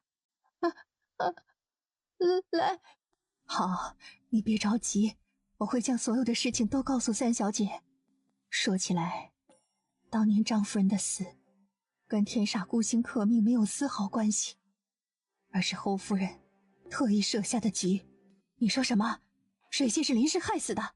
当年我在后花园看到七月的时候，她抱着刚刚出生的你躲在草丛里，全身的衣服都是血。出于以前张夫人对我很好的关系，我便将七月带到了偏院荒废的小屋子里，那里人少，轻易不会有人去。根据七月当时的话，她告诉我张夫人被临时陷害，高妈妈让人在原本吊着气生产的参汤之中加了一味活血极快的药，导致张夫人血崩而死。当时我吓坏了，在七月再三恳求之下，不得不答应她前去探查情况，之后再找准时机将你交给太妃。当时的我除了将你交给太妃，什么都做不了，害怕七月出去被临时害死，我没有选择，只能骗他张夫人并没有死，只是去了远处寻医救人，他这才没有自杀活了下来。既然知道是林氏换了药，姨娘这些年可有找到什么证据吗？证明林氏害人的证据？若说证据，若是当年我将张夫人所用的碗交给仵作，或许能查出什么。可时隔这么多年，所谓的证据已经不能证明什么了。事到如今，若是现在让你在侯爷跟前指认林氏，你可愿意？五妹妹的事情，我既然能一路上都不提，就能一辈子不提。若是五妹妹回归本心，我们依旧是好姐妹。好，我会依照三小姐的吩咐做，还请三小姐铭记承诺，饶过楚然这一次糊涂。自我回来，五妹妹是最平和的一个，也从没给我使过绊子，耍什么阴险的招数。自这一点，我是真拿你当妹妹看。你如今这般，又是为了什么？若是没有猜错，五妹妹是既往的人吧？真是想不明白，她究竟是怎么蛊惑了你，竟然让你这样替她办事。不是，我不是既往的人。哼，你若不是既往的人，为什么手里会有既往府的玉佩呢？说起来，皇后身边的那个紫瞳手上似乎也戴着一对相同质地的镯子，据说那可是既往要传给未来侧妃的东西啊。楚然，你竟然才多大，竟然就做这样的事，你可真是长大心就野了，宁氏管不了你了。那是我的东西，这样被人压在脚底下的日子，我受够了。我不要处处看人脸色，我不比他们差，我要的生活不是这样。你清心寡欲，什么都不在乎，可这不代表是我的意愿。你真是要气死我！你以为纪王真的会将你一个默默无闻的孩子放在心上？你也不想想，他为什么会偏偏选中你呀？我不管他是为什么，只要他能帮我摆脱现在憋屈的人生，我就是不甘心一辈子这样卑微的看别人的眼色活着。这样有错吗？在这里，你们都给不了我的，靖王全都答应我，这就够了。你说你想要的他都答应，你真以为靖王会信守承诺啊？你真是太天真了。话说到这里，我也不怕伤你的心。实话告诉你吧，在靖王手底下，像你这样抱着美梦靠他改变命运的女人数不胜数，从高门嫡女到宫女丫鬟，但凡对他有用的人，手里都有他所谓的信物。若是真如你所愿兑现承诺，他的靖王府恐怕都要被挤爆了。我不相信，你胡说！我有没有胡说无所谓，只要仔细想想他接近你之后要求你做了什么，你自然就能想明白。哦对了，听说靖王手下养了一个善于做人皮面具的能人，那些给靖王做事却失了手的人，全都成了那人手里的原料。像武妹妹这样面容精致的人，估计那人会很喜欢。随着乔聂西的话回想这段时间的种种，终于忍不住哇的一声哭出来。眼看着李姨娘和乔初然离开，乔聂西清透的双眸之间一片寒凉。接下来的几日平静无波，乔聂西已经着手准备，本以为这样的日子会持续到他动手，却不想没过几天，七月突然晕倒在了院子里。七月姑姑怎么样？不是中毒，脑部也没有任何问题，这样突然的晕厥有些诡异。我怀疑……你怀疑是被人下了什么秘术？是我叫师兄来的，晕针反应并没有中毒的迹象，可是病理反应却很明显。归云说的没错，是被人下了蛊，蛊毒不难解，只是得先找出下蛊之人。你可有目标是谁？派人在林氏母子处打探一番。七月点头，转身朝外面走去。若是找不到下蛊之人，七月姑姑的性命是不是会有危险？此蛊为火焰珠，毒性不算十分强烈，却很棘手。找出火焰珠并不难，可火焰珠是和巫蛊师的血长大的，受他操控，单单取出火焰珠并没有什么用处。说着话，凤清晨伸手从腰带中取出一个小瓷瓶，食指沾取瓷瓶之中的药膏，插擦在七月的脖颈处，瞬间一片赤红蔓延开来，仿佛一个燃烧着的蜘蛛。找到了火焰珠，凤清晨和归云便开始着手将那东西从七月体内引出来。乔聂西撑着陆氏，目光盯在七月身上一动不动，眼看着凤清晨将那火焰珠拽出来。这东西死了会如何？蜘蛛死了倒是没什么，关键还是在那巫蛊师身上。不过这东西腹部有毒液，对归云来说炼毒还是有用的。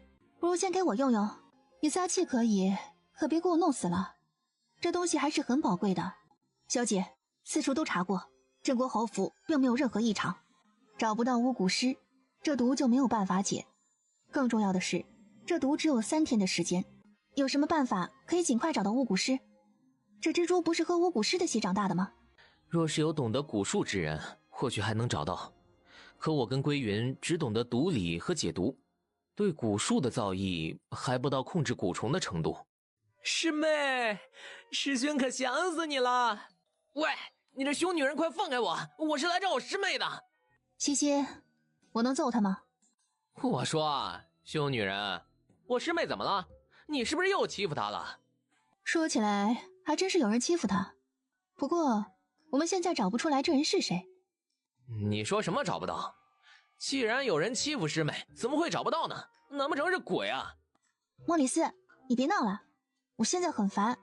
他这是中了火焰珠的蛊毒吧？你怎么知道这些的？你懂蛊？师妹，你别紧张啊，这蛊毒不是我下的，我保证。我知道不是你下的，莫里斯，你是不是会蛊术啊？快帮我救人！师妹，你先别着急啊，这到底是怎么回事啊？几年前我倒是跟苗疆的长老学过一些巫蛊之术，说不定真能帮上忙呢。只是你们先将情况跟我说一下。乔聂西将事情经过跟莫里斯详细的说了一遍。莫里斯，你真的有办法是不是？我尽力。你们2个不会巫蛊之术，竟然能将火焰珠引出来，不愧是凤老的弟子，果然让人钦佩啊。客气的话就不要多说了，如今还是想想办法，怎么才能救人吧。我们找不出下蛊之人，这就是从他身上引出来的火焰珠。你们竟然还知道这个？师妹，你将他扶起来。乔聂西一顿，随即伸手将七月扶起来。莫里斯往前一步，伸手按在七月的头顶上，轻轻晃了2圈，随着头发落下来，脖颈右侧出现了一个小黑点。这是什么？这是蛊毒的入口，我已经用血符引入他的体内，今晚子时将这个给他烧成灰服下，明日应该就能醒来了。你有办法找到谷主是不是？是，师妹吩咐的事情自然都有办法，即便没有办法也要拼了命找到办法。这样就对了嘛。趁着夜黑风高，就劳烦师兄陪我出去赏个月亮呗。好，师妹怎么都成。事不宜迟，咱们现在就出发吧。众人一路跟着火焰珠，一时到了永昌侯府的门口。他已经找到谷主了。莫里斯虚掩的声音落地，垫步拧腰，一个翻身跳过了院墙。众人来不及多想，随着莫里斯落地，一个个也跟着跳了进来。你是谁？要你命的人！这里是永昌侯府，你别乱来啊！乱来？啊！我的腿！我的腿！哼，侯爷这几日看来似乎并不是很忙啊，竟然还有时间盯着我院子里的人。既然这样的话，不如今晚我陪侯爷好好相处一下。你究竟要怎么样？我这么好说话的人，还能怎么样呢？只是看侯爷这段时间的手伸得有些长，我手里这龙尾鞭似乎很不爽。你这个恶毒的女人！你说的对，我就是这样恶毒的女人。今日我便让你瞧瞧我究竟有多恶毒。啊！我的手！我的手啊！郡主饶命！郡主饶命啊！你想着害七月的时候，想没想过会遇到这种境地？都说以牙还牙，既然你让七月去了鬼门关，那你也走一遭呗。魔鬼，你这魔鬼，你会遭报应的。你也有脸提报应啊？说到报应，不知道这些年永昌侯有没有做什么噩梦啊？乔聂西，不要以为有灵王给你撑腰，你就可以为所欲为了。不管怎么说，本侯都是朝臣要员，你以为皇上护着你，官员们也是吓的吗？看来侯爷这是迫不及待的想与阎王相会了。终于找到你了。灵王殿下请。嘘，夜深人静的，吵了别人休息就不好了。吵了别人休息他不关心，可如今自己都快给乔聂西弄死了呀。咱们去晚了一步，给他逃了。巫蛊师去了哪里？哪里有什么巫蛊师？郡主难不成是因为这莫须有的人对我下此毒手？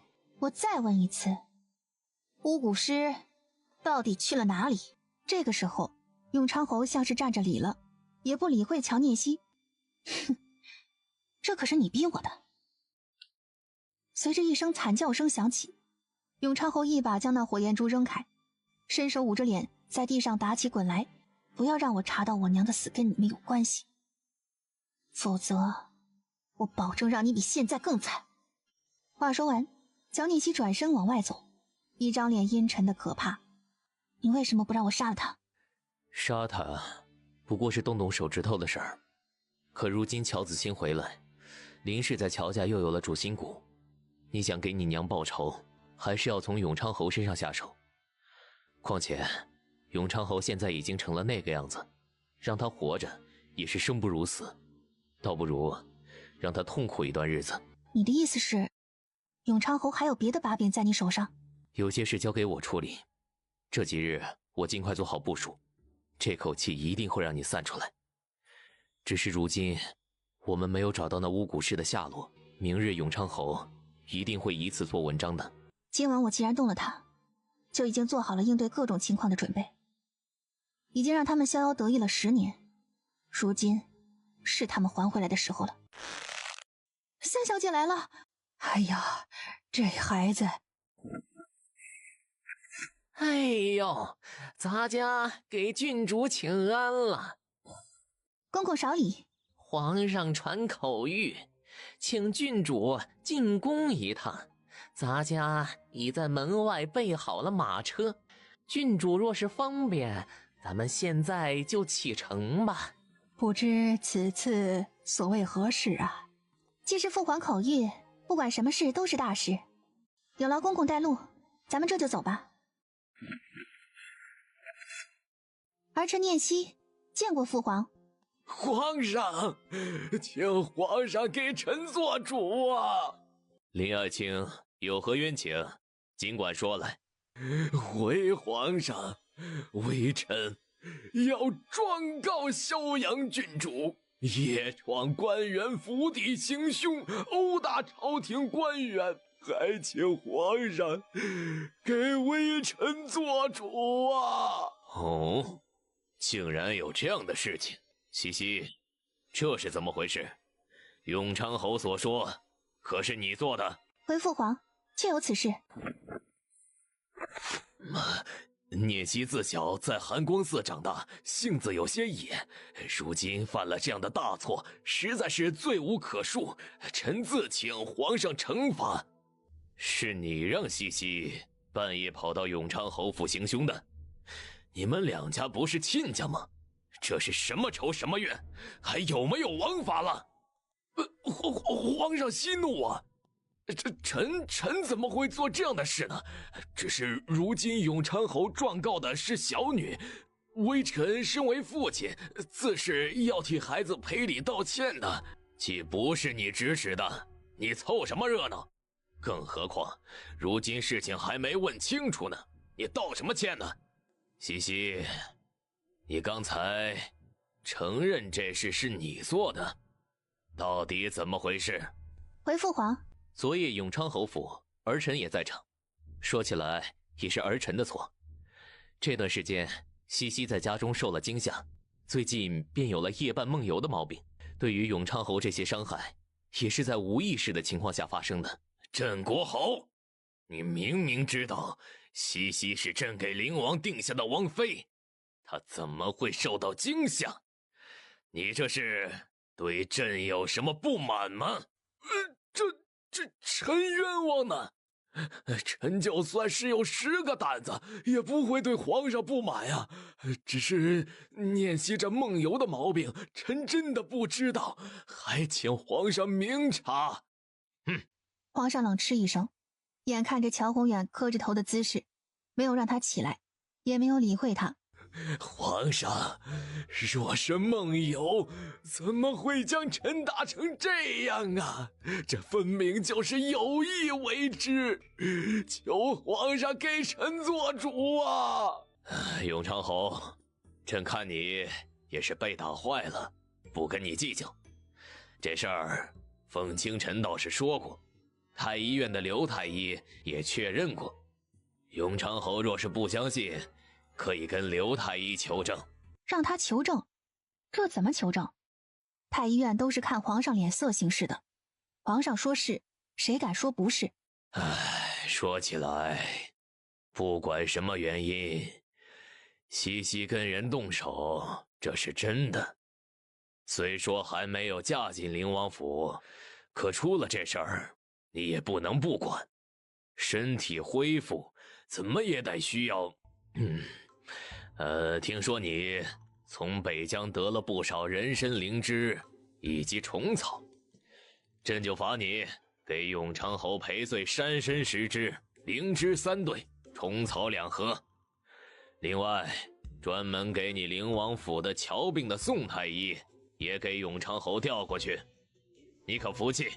抠搜的小王八犊子！西西是儿臣未进门的王妃，她出了事情，儿臣自当赔罪，但凭父皇决定。身为朕的儿子，这般有情有义，朕心甚悦。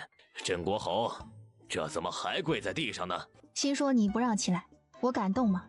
说起来，西西是你镇国侯府的女儿，这赔偿自然也是要你出才是。看着永昌侯现在这个伤势，就判你赔偿永昌侯5万两白银，灵儿赔医药费用，你赔银子安抚永昌侯。这样看起来还不错。乔宏远一直贴着地面，低垂着脑袋，冷不丁听到皇上让他赔钱，身子一颤。哎呦，皇上，镇国侯这症状怎么像是羊癫疯发作了？哎呀，镇国侯，你怎么不早说你有这病啊？难怪西西会梦游。快让清晨过来一趟。哎呀，原来镇国侯就有这种精神不受控制的毛病啊！哎呀，可真是可怜萧阳郡主了。哎呦，家里有这样的病，能怪得了萧阳郡主吗？说起来，永昌侯跟镇国侯还是亲戚，明明知道是怎么回事，还来皇上跟前告状。哎呦，真是太没人性了。行了，都别说了。清晨怎么还不过来？镇国侯这样也不成，先把他扶去偏殿休息。眼看着乔宏远像一滩烂泥一样被抬出去，众人面上神情变化。药费和赔偿都有了，你还有什么不满意的？皇上，这些赔偿并不重要，微臣宁可不要。可如今萧阳郡主擅闯我永昌侯府，将臣殴打至此，有一次就保不齐会有下一次，臣恳请皇上主持公道啊！都说了，西西那是梦游，并非有意为之，你耳朵也坏了吗？赔钱赔药都不行，难不成你要朕的儿媳妇也毁了容你才满意吗？怎么会？臣只是担心萧阳郡主再发作，若是到时候去了别人家，又会像微臣一般深受其害，还望皇上想出一个万全之策呀。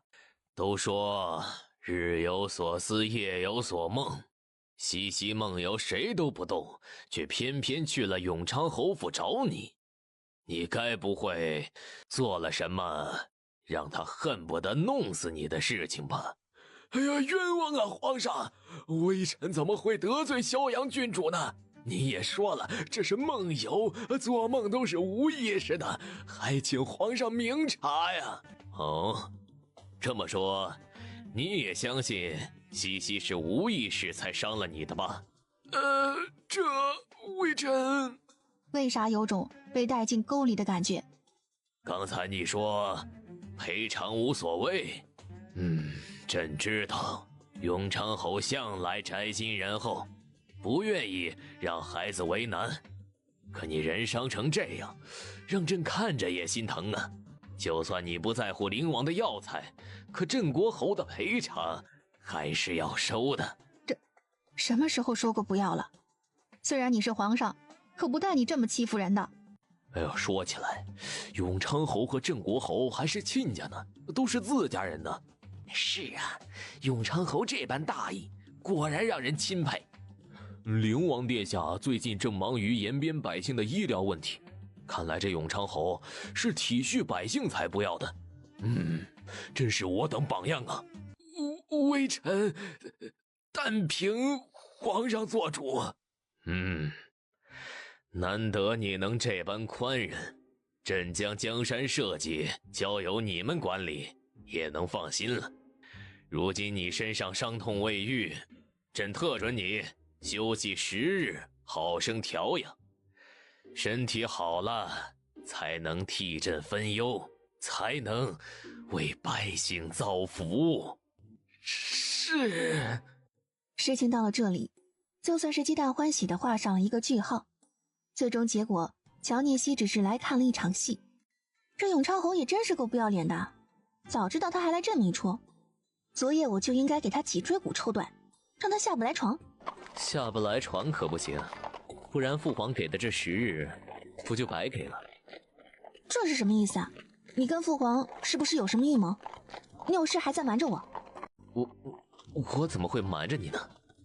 最近收到线报，5日之后会有一批货运船只从南通口进入皇都，其中2艘船就是永昌侯的。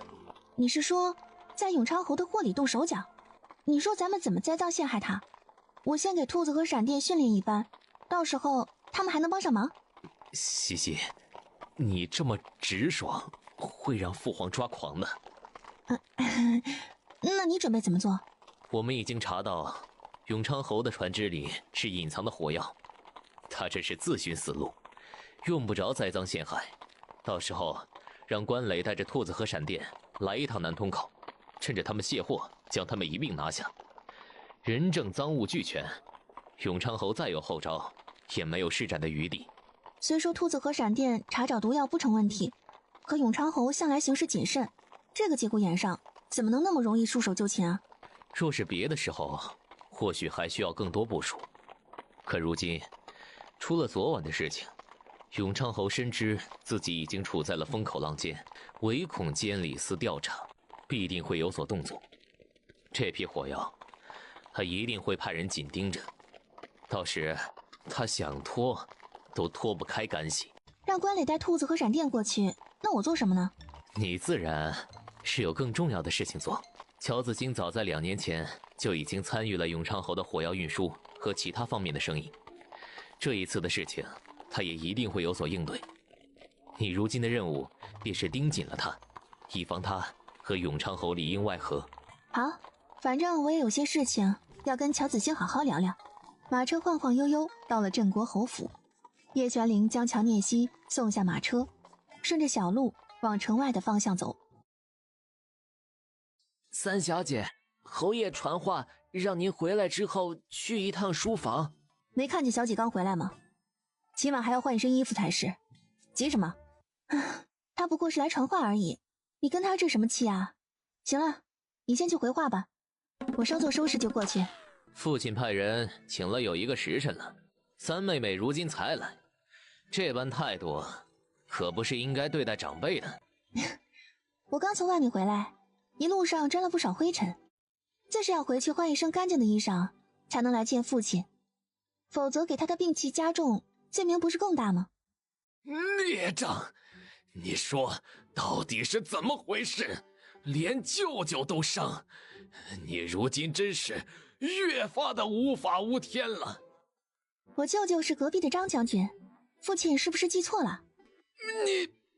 聂熙，你怎么能对父亲这样说话呢？就算是父亲与张姨娘不再是夫妻了，可你毕竟是乔家的孩子，永昌侯这个舅舅你就得认。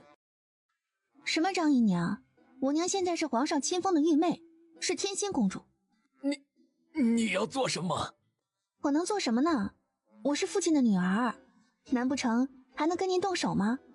好，你娘是天心公主，可你身上毕竟流着父亲的血，不管怎么说，身为镇国侯府的女儿，你也该称永昌侯一声舅舅。更何况就算你受了委屈，也应该先跟父亲说，怎么能直接动手呢？跟父亲说，父亲会给我撑腰吗？父亲似乎从来都不记得我说的话，也从来都不觉得我会受委屈。不管这镇国侯府的当家主母是谁，我娘只有一个，舅舅也只是张元。看在你我同根生的份上，我叫你一声二哥。可有句话，我还是要提醒你一声，我不会无缘无故给家里任何人带来不好。可若是有人在我背后动手，我一样不会手下留情。不信的话，就试试。你做人别太狂妄，断了自己的后路，可不是明智之举。三妹妹是聪明人，应该能明白我的意思。聂熙多谢二哥提醒，现在还有几句话想跟父亲单独说，不知二哥是否方便回避一下呢？爹，你先出去吧，你说的事情之后再决定。听着乔宏远都同意了，乔子兴眼底一沉，迟疑片刻，甩袖往外走。有什么话，你就直接说吧。如今我已经成了这个样子，也经不起你折腾。父亲这话说的好像是我将您弄成了这样。念希可不知道自己做了什么。要说您是因为给我交赎金才伤了身子，倒回去你应该责怪大姐姐跟土匪勾结才是。而且昨日之事本来也无关您的事，可最后为什么会成了这个结局，好像也找不到我身上吧。你到底有什么话说？我现在可没有心思猜。我为什么要去找永昌侯，想必你也知道了其中的缘由。可你有没有想过，他为什么费这么大的力气要杀七月一个不足为道的丫鬟呢？你想说什么？这段时间你不让我见七月，到底发生了什么事情？如果我说当年我娘是被林氏害死的，您会替她报仇吗？你说什么？你娘本就胎位不稳，我特意请了2个太医候着，没有任何异常，怎么会是林氏？哼！如果林氏是干净的，为什么七月出现，他们会乱了阵脚，这么急迫的动手呢？先不说会不会是林氏，如果我手里拿着证据，你打算怎么给我娘一个交代？能怎么交代？如今乔家一半的生意都是跟永昌侯合作的，加上以后镇国侯府又要仰仗乔子兴，他能怎么做？既然这样，那我也只能自己动手了。到时割了您的肉，你可别怪我。大哥，回来啦。家里发生了这么多事，我原本要更早回来，只是二叔交代的事情又不能拖着。或许他本来就不想让你回来。子兴身边有个精通机关术的能人，不如我跟你去吧。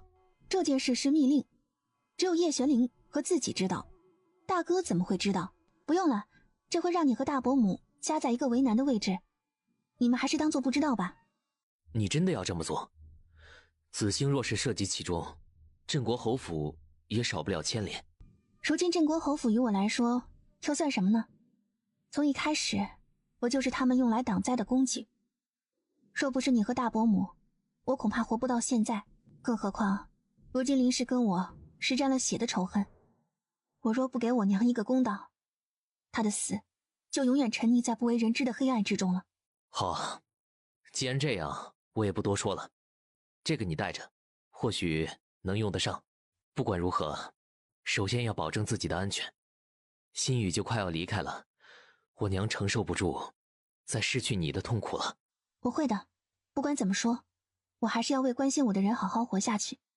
太阳起落之间又是一天，院落正西方向的暗道之中，乔子兴带着几个夜行衣的侍卫迅速撤离。这么晚了，二哥准备去哪里呀？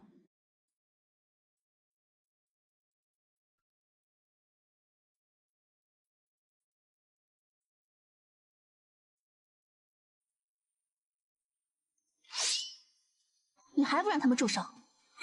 住手！三妹妹，你这是做什么？夜黑风高，二哥带人从小路离开，莫不是在做什么见不得光的勾当吧？三妹妹，这是什么话？你先把匕首放开。作坊是我的，我在自己的地盘做什么，别人没有指手画脚的权利。倒是三妹妹，深夜来我这作坊做什么？既然有人查到南郊囤放一批火药，我带人过来查探，没想到竟然在这里遇到了二哥。说来可真是巧啊，看二哥这般行径，作坊里该不会就藏了药查的那批吧？火药可是律法明令禁止流放在皇都的，三妹妹可不要乱说。我这作坊已经运营多年，从未听说有什么火药。是不是空口白话说了不算？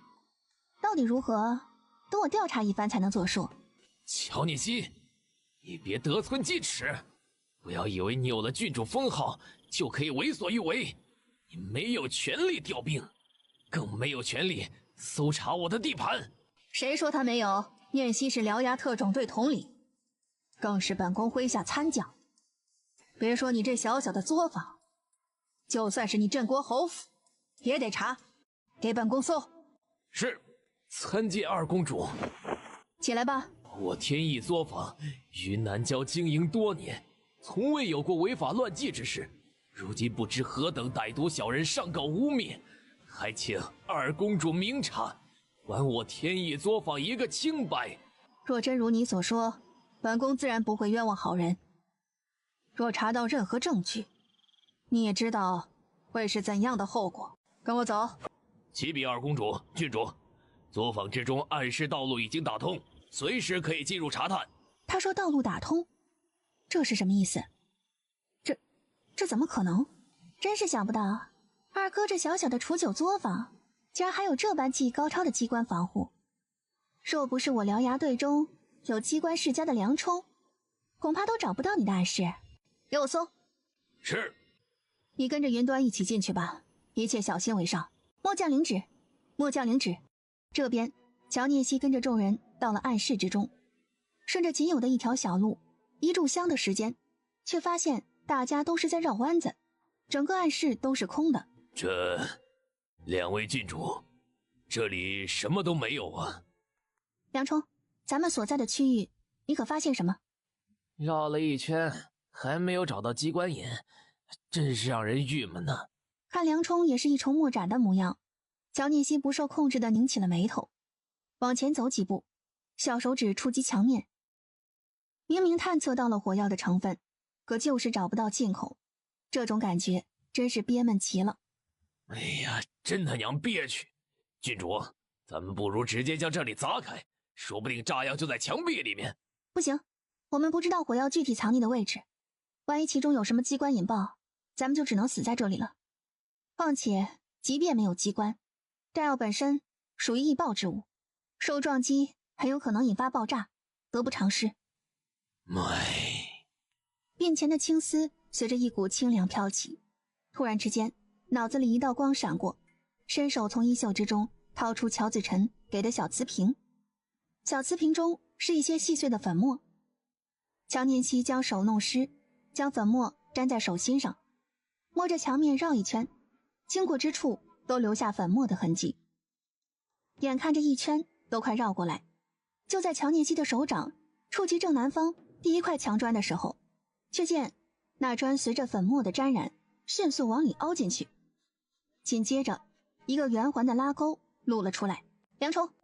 梁冲一顿，扭头往乔念希的方向看过去，来不及多想，急忙走过去，也不知道他手上是怎么动的。片刻，只听得咔嗒一声，郡主，就是这个。众人顺着江某的声音看过去，一个个脸色跟着变了颜色。裂开的墙面之中是一个小型的仓库，许是仗着隐蔽，并没有装饰，全都是包装好的火药。这样的数量，若是有个什么明火，别说南郊，整个皇都估计都会付之一炬。江某听令，尔等用最安全的手段将这批火药隔离处理，一定不能出现任何意外。是。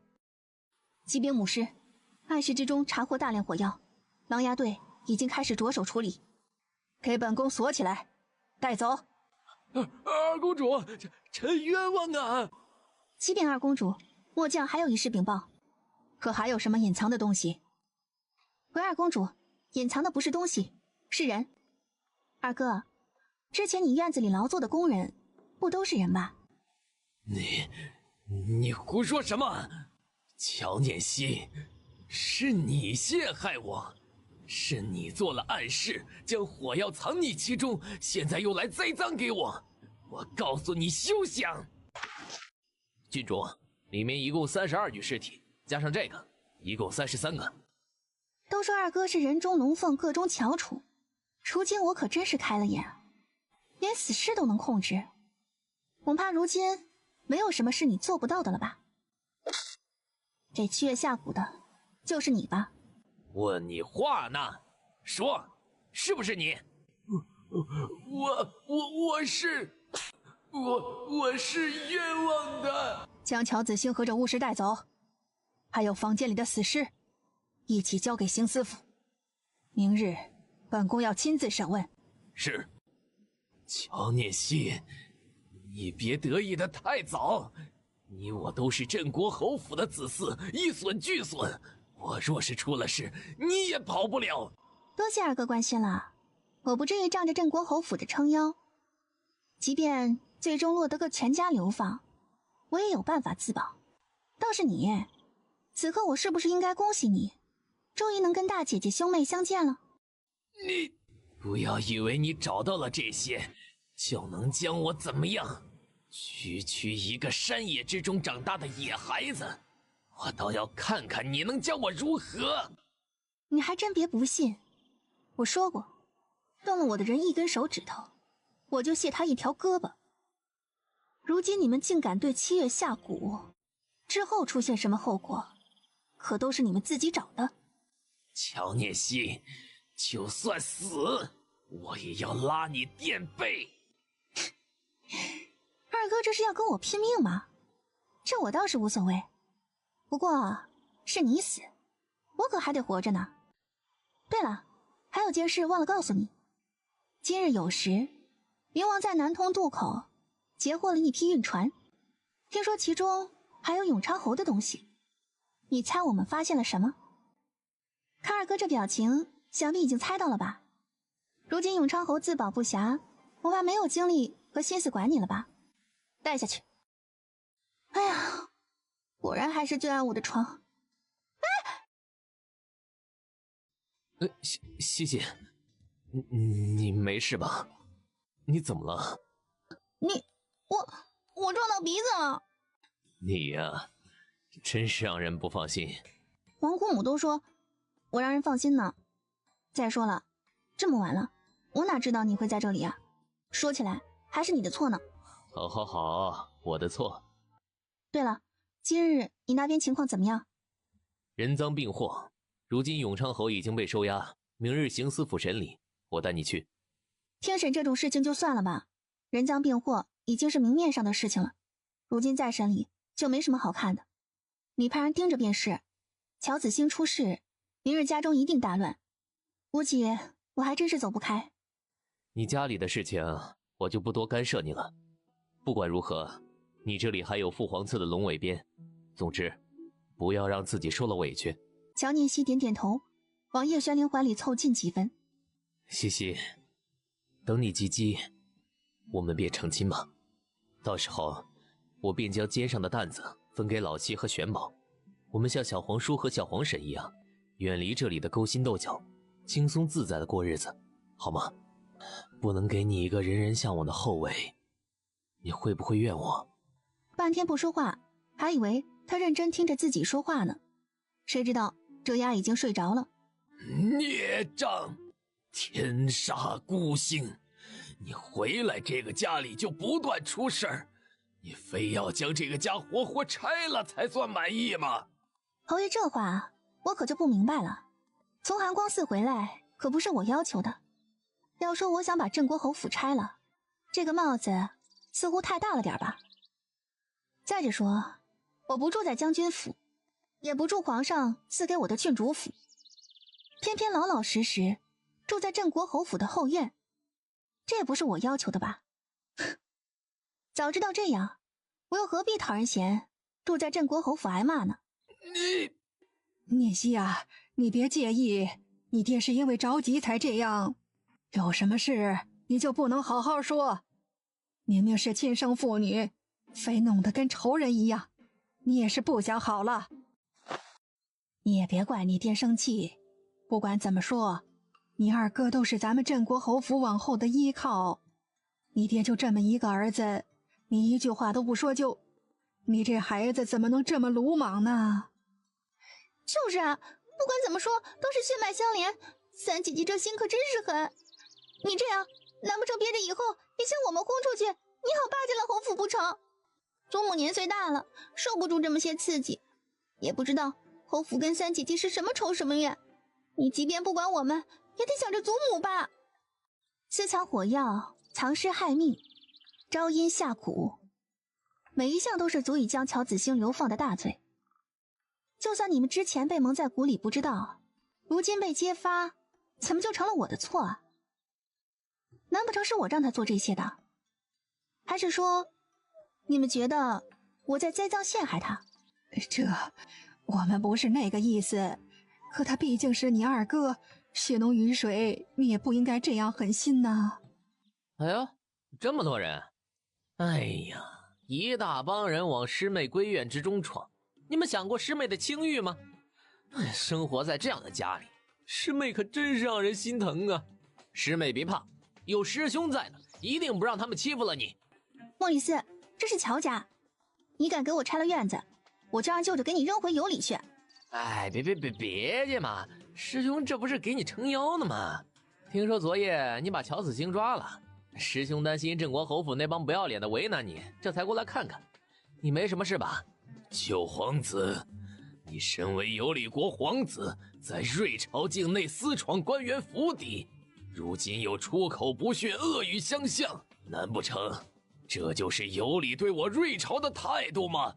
我们有里国对瑞朝是什么态度我管不着，我只是实事求是。你敢说如今你们这一大帮人不是来跟师妹兴师问罪的吗？这是我们的家事，九皇子没有权利过问。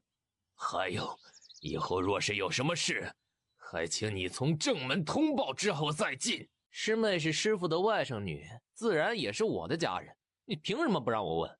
更何况墙院上的小门是师父让开的，镇国侯若是有意见，你自己去跟师父说呀。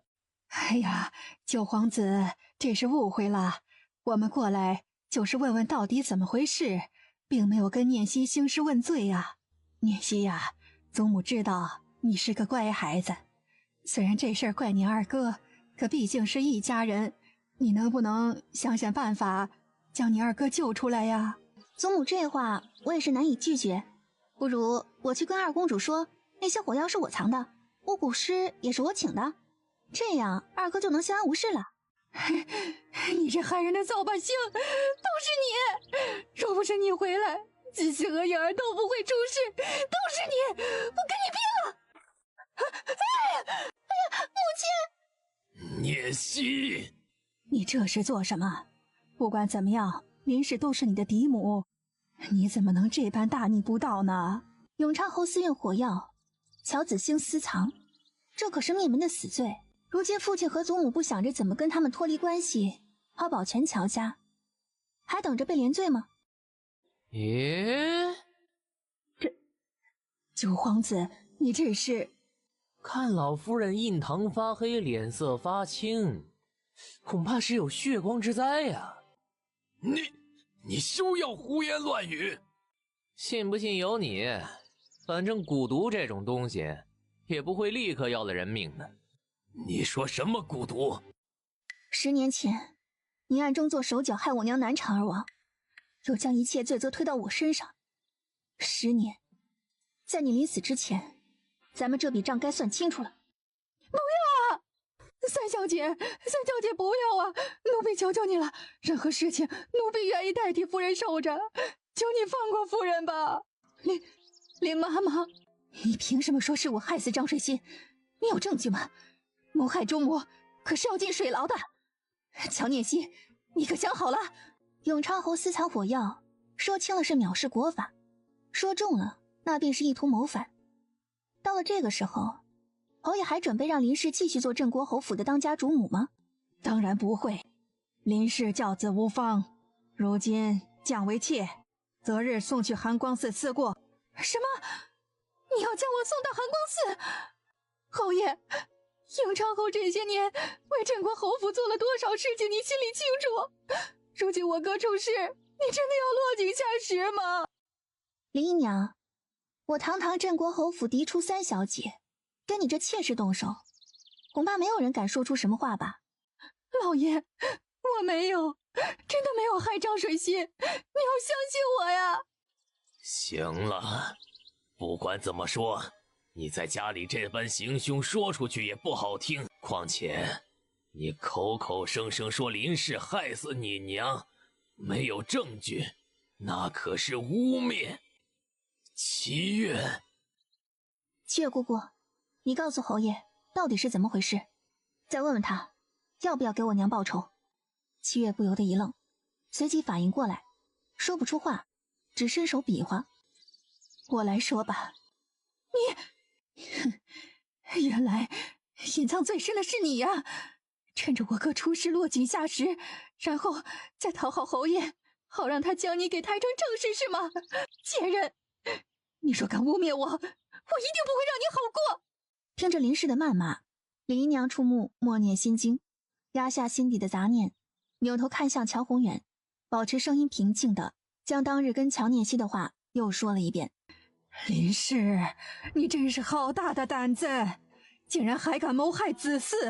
不是，你们胡说，你们没有证据，这是污蔑！乔念熙收买他们污蔑我的。当年的事情是没有办法追溯，可如今你们将巫蛊之术都用在了祖母身上，相比这件事是不是严重？事情到了祖母身上，您还打算沉默不语吗？我看你眼里就没有我这个娘。哎呀，念熙啊，你快救救祖母啊！如今祖母可就指望你了，你可得救救祖母啊！莫里斯，祖母的蛊毒你可能解，不过是控制心神的蛊毒，并没有什么难的。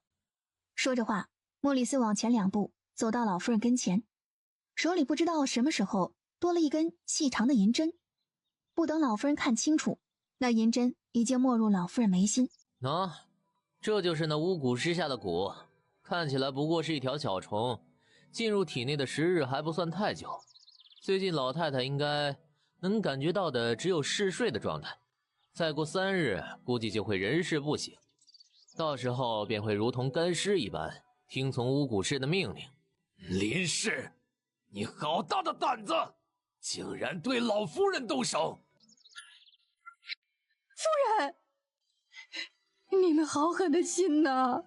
这么多年，夫人没有功劳也有苦劳，如今看着永昌侯府出事，你们就落井下石，侯爷，你于心何忍呐？夫人没有谋害老夫人，也不知道什么蛊虫，没有证据的空口白话就是污蔑。大小姐和二公子可看着呢。林妈妈要证据，但凡不瞎都能看得出来是怎么回事。显而易见的事情，你要什么证据？巫蛊师都已经关进了牢里，难不成你觉得这里还有别人会对祖母动手？想要证据也不是没有，这蛊虫需要近身才能进入体内，所以一定要有人将它放在老太太身上才行。而且不巧的是，他认得下蛊之人的气息，是谁下蛊，一试便知。眼看着蛊虫落地，飞一般的冲出去，落在林氏身上。哼，自作孽！不要！蛊虫换了环境，开始暴躁，没有人控制的情况下，似乎在拿林氏的身体发泄，随即一个白眼翻起来就晕了过去。夫人，哼，这样的儿媳妇，没有让她进猪笼，是便宜她了。你们有什么资格指责她？到你们镇国侯府，小姐是下嫁，上花轿之前，她都抱着一家和睦开心的愿望。可是进门才知道，侯爷心里装着的并不是她这个正室夫人。换做你们又当如何？这么多年，即便她累得晕倒，有谁心疼过？是你们亏欠的。小姐这辈子做的最错的事，就是没有对你赶尽杀绝。如今什么都完了，完了！将死尸处理掉。侯夫人只是中了蛊毒昏厥过去，还没死呢。不过你们若是想当死尸一起处理，我也没意见。将夫人带去家庙。若是没有别的事情，还请祖母和侯爷回去吧。祖母需要休息。念熙，你二哥的事儿，乔子兴私藏火药，乃是朝廷重犯，我没有权利，也不想管。与其跟我浪费时间，侯爷不如去找二公主。师妹，等等我。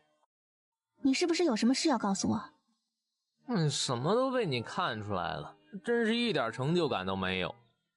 前段时间我和师父去了一趟不空山，照你说的位置，在山下找到了一些东西。在哪里？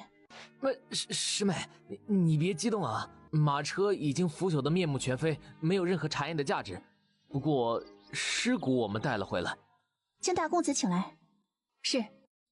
到了将军府，乔子晨也跟了过来。正院当中，张元背手而立，似乎正等着乔聂西。舅舅，见过张将军。在这里没有那么多规矩。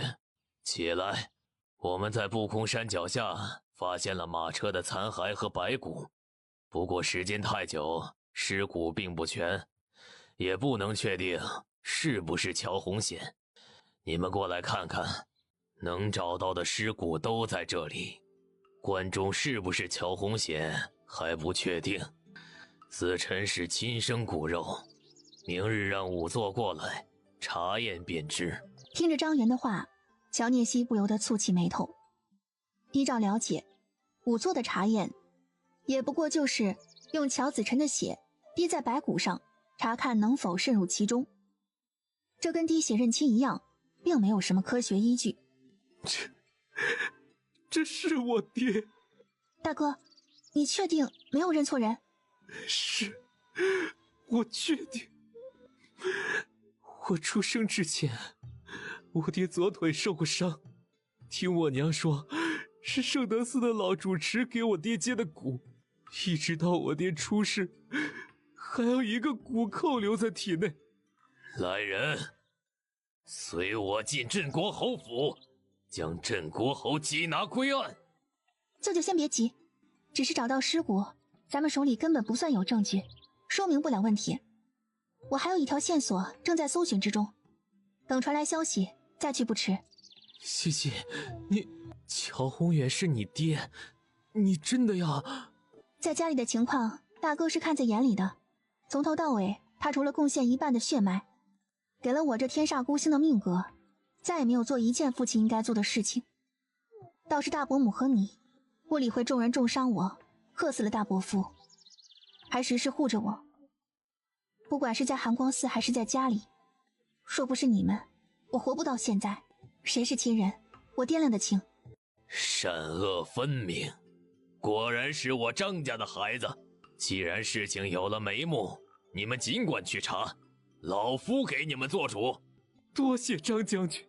你爹的为人和做官的才能，老夫都知道。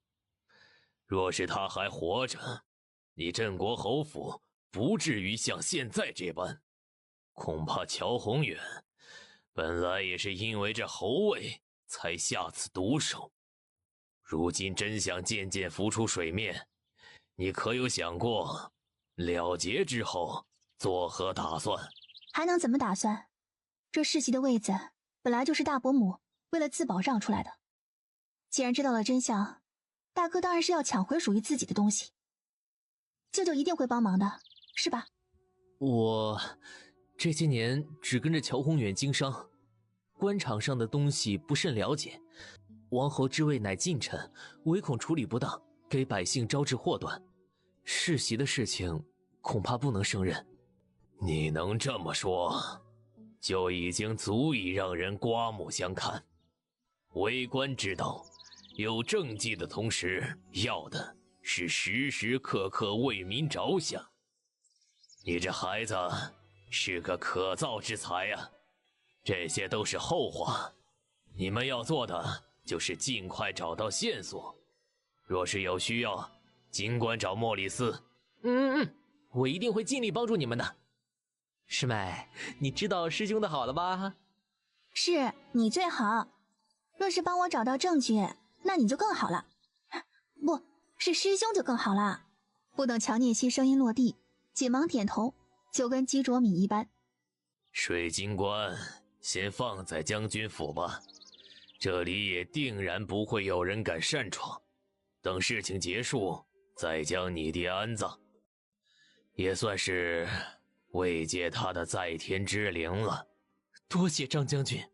闲聊一阵，乔聂西和乔子晨从将军府出来。这件事咱们还是先不要跟大伯母说了。这几日南阳王要启程回南疆，西域跟他们离开本来就是很大的打击了，我怕他承受不住。这段时间三妹妹就在娘身边多宽慰吧。你的话娘听得进去的。大伯母向来拿我当亲生的看待，我自然会照顾她。等心雨离开，我会和七月姑姑常常过去陪她的。这段时间发生了太多的事情，一时间街头巷尾众人茶余饭后的话题多了起来。隔日，永昌侯和乔子兴的私藏火药的案子审批下来，永昌侯涉嫌造反，关押入死牢，亲眷流放荒州。在乔红眼的洗白之下，乔子兴虽然没有死罪，可这牢狱之日没有个期限，也许是3年，也许是5年，也许这辈子就交代在牢里了。至于乔初颖，在崔大人一顿严酷的审问之下，禁不住刑罚，什么都招了。而林氏被扔进家庙，虽然没死，却也只是苟延残喘。没有了永昌侯的后台，一双儿女齐齐入狱，人生最绝望不过如此。平静的日子没过几天，随着南阳王启程的日子临近，又在众人心里漾起了层层波浪。马车自玄德门出来，知道陆氏来送行，南阳王妃特意让马车停下来，拉着乔馨雨下车。娘，陆氏也难过，搂着乔馨雨哭，也不出声，只是紧紧地搂着，无声哭泣。好了，只是暂时离开，南阳王妃答应以后每年都来皇都小住，你们就别伤心了。三姐姐，我不想走，我不想离开娘，不想离开大哥和你。馨雨，你听三姐姐说，你娘是娘，南阳王妃也是娘，他们2个都是最疼你爱你的人。你是大姑娘了，要学会爱那些爱你的人，而不是让他们伤心，知道吗？你是懂事的好姑娘。现在先跟南阳王妃回南疆住一段时间，等年关的时候你们还会回来，到时候再跟你娘住，好不好？娘，哥，我不想走。陆氏心疼的直流眼泪，本想伸手抱住她，却被乔子晨拦住。你三姐姐说的没错，馨雨要听话，不管馨雨的身份有了怎样的变化，也都是大哥最疼爱的小妹，是娘最宠的女儿，有我和娘的地方始终都是你的家，让你走也是为了你好。南阳王妃是你亲娘，一定也会像娘一样疼你爱你。大哥答应你，就算你们不回来，我们也会随时去看你的，好不好？这些道理他都懂，之前谈话也答应了，只是如今到了临行之前，一想到要分开，却怎么都接受不了。馨雨啊，娘答应你的一定会办到，你答应娘的事情也要做到。现在已经不早了，快走吧。眼看着出发的时间到了，陆氏即便再不舍也不能拖着，毕竟南阳王妃也退了一步，这已经是奢求了。看着陆氏脸色，乔馨雨咧了咧嘴角又哭了，就是不想走。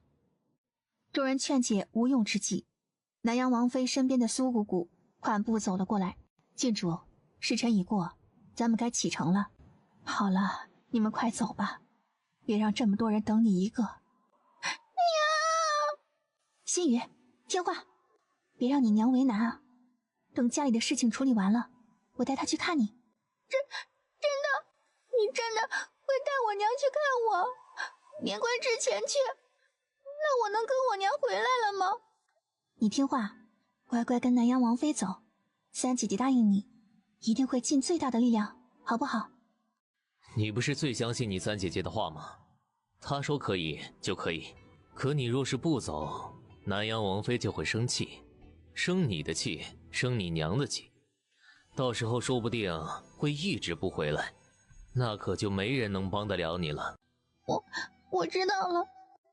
眼看着乔馨雨乘坐的马车消失在眼前，乔念希扶着陆氏的手往马车上走。上了马车，车帘落下的刹那，抑制不住的嚎啕大哭。也不知道多久，陆氏哭累了，加上身子不知睡着了。乔念希给他盖好被子，小心翼翼出去。你也累了，怎么不睡一会儿？我睡不着，眼看着这些日子，大伯母精神一天不如一天，有时候我真的忍不住想去求南阳王妃，口又开不了口。有些事情做不到的时候，就不要往自己身上揽。你做的已经够了，放心吧。心雨是个懂事的孩子，只是一时接受不了。等他跟小皇婶他们有了感情，慢慢就好了。大伯的事情解决后，我们带他去南疆住一段时间，多一家人疼他总是好事的。西西，那是不是心雨？停车！娘，我不走，我不要去南疆。心雨，三姐姐，我不走，我不要离开你们，我不走。三姐姐，你们别赶我走。你这个傻孩子，怎么自己回来了？万一走丢了，你让我们怎么办呢？心雨，心雨呀，我的孩子。娘，我不走，我不要去南疆，你们别赶我走，我听话。陆氏哭得喘不过气，明明想一口答应，可答应了南阳王妃又不能失信。正哭着，远处一辆马车疾驰而来，后面似乎还跟着一队人马，看清楚是南阳王妃的马车。乔念希扶着陆氏和乔心雨站起身来，眼底神情变化了几番，还没想好怎么应对，却见马车已经到了跟前。不走了，我不走了，我要跟女儿留在皇都，我不走了。好好好，我们不走了，留在皇都。我的孩子，不用走了，不走了。陆氏哭，乔心雨也跟着哭。我们不走了，就在皇都住下，你和心雨也不用分开。多谢王妃成全。我不会伤害你，也不会伤害你娘，你别恨我，好吗？我不是故意惹你生气的，我只是不想离开我娘。我们和好吧，母妃。若是父皇知道小皇叔留下来，一定会很高兴的。哼，我是为了自己女儿才留下来的。南阳府的府邸你给置办，位置不好不行，院落分配不好不行，装潢不好不行。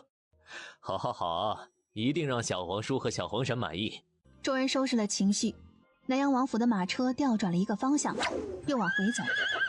南阳王妃对乔心雨的亲近兴奋不已，连带着陆氏一起拽上了自己的马车。这样的结果真是让人始料不及啊！没想到平常高冷的南阳王妃竟然会妥协。小皇婶虽然平时性子直爽了些，可她毕竟是一个母亲，看着自己的孩子伤心，没有一个母亲能忍受的。更何况当年他们离开皇都，甚至连府邸都不留，就是因为回来弄丢了心雨。既然心雨回到他身边，也就没那么坚持了。也是。说着话，叶玄灵低头看向乔念希，怎么了？你让我调查车铺的那个伙计已经死了，死的没留下一点线索。乔宏远做事向来谨慎，杀人灭口也是正常。线索断了，并不代表就到了死胡同，诈唬也是一种手段。什么叫诈唬？乔念希挑挑眉梢，凑近耳边低语几句。说起来，乔宏远也是报应啊，能有你这样一个女儿，坑爹可真是用心呢。反正他也没把我当成是女儿，你见过哪个亲爹费尽心思的想要害死自己的女儿的？是，我们家西西说什么就是什么。还没嫁呢，怎么成你家的了？我是张家的。圣旨下了，聘礼都备好了，就差个过门的仪式，怎么就不是了？难不成非得爷叶玄灵，你要做什么？这可是在马车上。都回来这么久了，你怎么还是这么瘦？看来该让季月给你准备快速长身子的药膳了。药膳只能调理身子，日子不还得一天一天过？2年都等不了，还是不是真爱了？爱，真爱，爷这辈子就被你拿住了，不等也得等。心里满足，乔念希伸手揽着他的腰，也是真困了。随着马车晃动，渐渐闭上了眼睛，眼看着生活向着好的方向发展，却不知道怎么，乔宏远谋害乔宏显的消息传到了陆氏的耳朵里。正当乔念希去军营，眼看獠牙小队的心连情况，乔子晨也在南阳王府给叶玄飞上课。陆氏跟中了邪一样，手里拿着匕首就直接冲进了乔宏远的院子。乔新宇担心出事，不得不跟过去。眼看这一场狂风就要掀起了镇国侯府的天了。三小姐，沈小姐直接找到军营来，可是出了什么事？大夫人说侯爷害死了大爷，冲进书房理论，却被侯爷绑起来带走了。你说什么？带走了？带去了哪里啊？我在花园碰巧看到大夫人和六小姐进去，随后被人绑着从后门带出去，送上了马车，沿路跟着过去，看到马车从东南口出去，一路向西。我已经通知了大公子，是他让我过来告诉你的。乔聂西一脸阴冷地看着沈寒云，从他的眼神判断不是说谎，全身的血都凉了，将他们二人交给宁王妃，上马就往回跑。却不想半路遇上同样是得到了消息往这边赶过来的叶玄灵。不光是叶玄灵，还有南阳王和一脸阴沉要吃人的南阳王妃。参见，都这个时候了，还参什么见呢？你快把你那个无敌小队叫出来！乔宏远这个老东西，他敢动心宇和姐姐一根毫毛，老娘活拆了他！我们追到关西口，只发现一辆空的马车，想是他们有所察觉换了车。如今只有让兔子和闪电出马了。好，我知道了。西西，乔聂西站住，转过身才看清楚，后面还跟着江猛他们，甚至连兔子和闪电都带上了。你们怎么会来？刚才接到六哥传信，我们跟着江猛他们便追了过来，幸好赶上你们了。獠牙小队整队待命。獠牙小队听令，随我一同追击反逆之徒，救回人质。是。我们一队人马就够了，王爷和王妃还是留在皇都等我们的消息吧，万一出现变故，还能在第一时间调遣。我是信宇的母妃，怎么能不去？你要疯啊！竟然也来拦着我，你是不是亲爹啊？老六家这丫头说的对，乔宏远敢绑了人，这其中一定有什么阴谋。如今獠牙小队跟着，咱们跟去，非但帮不上忙，还会让目标变大。倒不如在家准备好一切，万一真的有变故，咱们好及时应对。小黄婶还是回去吧，我跟您保证，一定会将心宇安全的带回来。丫头，别让我失望，他们是我的家人。话音落地，转身上马。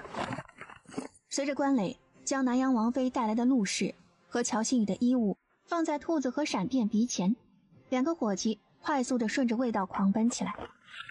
众人翻身上马，跟着兔子和闪电奔跑的方向追去。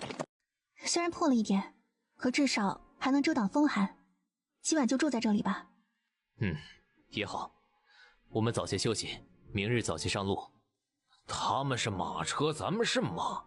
虽说之前耽搁了一段时间，可按理说半日光景应该能追上，可咱们到现在连个影子都没瞧见，这事儿真是有些奇怪。我也觉得奇怪，而且一路过来也没有看到大哥的踪迹。依照大哥的行事风格，找不到马车，他会等着与我们会合，找到了他也会留下踪迹信号。可一路过来，我们没有看到人，也没有看到任何信号。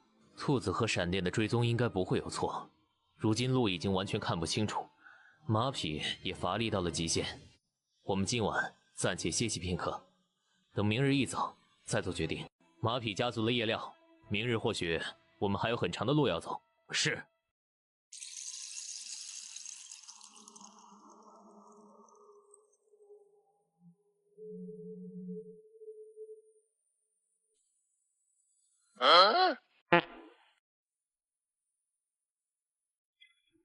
这真是林子大了，什么250都有啊！给我起来！哎呦，我去！我都死了，你还有这么大劲儿，有没有人性啊？说好的杀人不眨眼呢？说好的高冷呢？节操呢？还能不能好好当杀手了？我不杀你，也不打你，但是你要告诉我，乔宏远在哪里？乔宏远是谁？你叫什么名字？谁让你们来杀我们的？我叫莫礼言，我没想杀你们，是你们要来抢我们的粮食，还要将我们抓起来做奴隶，还会打我们，你们才是坏人。莫礼言，你可认识莫里斯？不认识。你们真是奇怪，总问一些奇怪的话。你们是不是要去抢我们的粮食了？我是不会让你们伤害小花的。小花是谁啊？莫里言一愣，似乎意识到自己说漏了什么，紧忙咬住嘴唇，不再说话。人人都知道莫里斯是尤里国皇室最小的儿子，却不知还有个心智不全的皇十子一直养在丞相府。若我没有猜错，教你这身武艺的人叫傅元野吧？这是怎么回事啊？他到底是什么人啊？你认识我？你怎么知道是傅叔叔教我武功的？你叫他傅叔叔，他可是你舅舅。13年前，尤里丞相同胞妹妹花妃产下次子皇十子，取名莫里言，本应该是皇室十全十美之喜，可皇后当道，自然不会让花妃因此得势，设下计谋要摔死那孩子。却不想那孩子命大，被丞相傅元野身边的能人救了回来。花妃将孩子托付给傅元野，借力打力，谎称那孩子已死，反戳皇后一刀。证据面前，皇上只能相信花妃的话，又碍于傅元野的势力，将皇后置于宫庙侍奉佛祖赎罪。同时，花妃尚未贵妃，而那个孩子因脑部受损，判定痴傻，被傅元野以恢复为由，扔进了他的杀手窝子，从小训练。本以为心智迟缓便是无用的废人，却不想那孩子竟然是个练武的奇才，严苛训练之下成了一个杀人的利器。每次见到小花的时候，你傅叔叔都会让你告诉小花，你每天都在读书学习是吗？莫里言一愣，虽然还是有些迷糊，却下意识地点点头。你们真的不会抢我们的粮食，也不会伤害小花？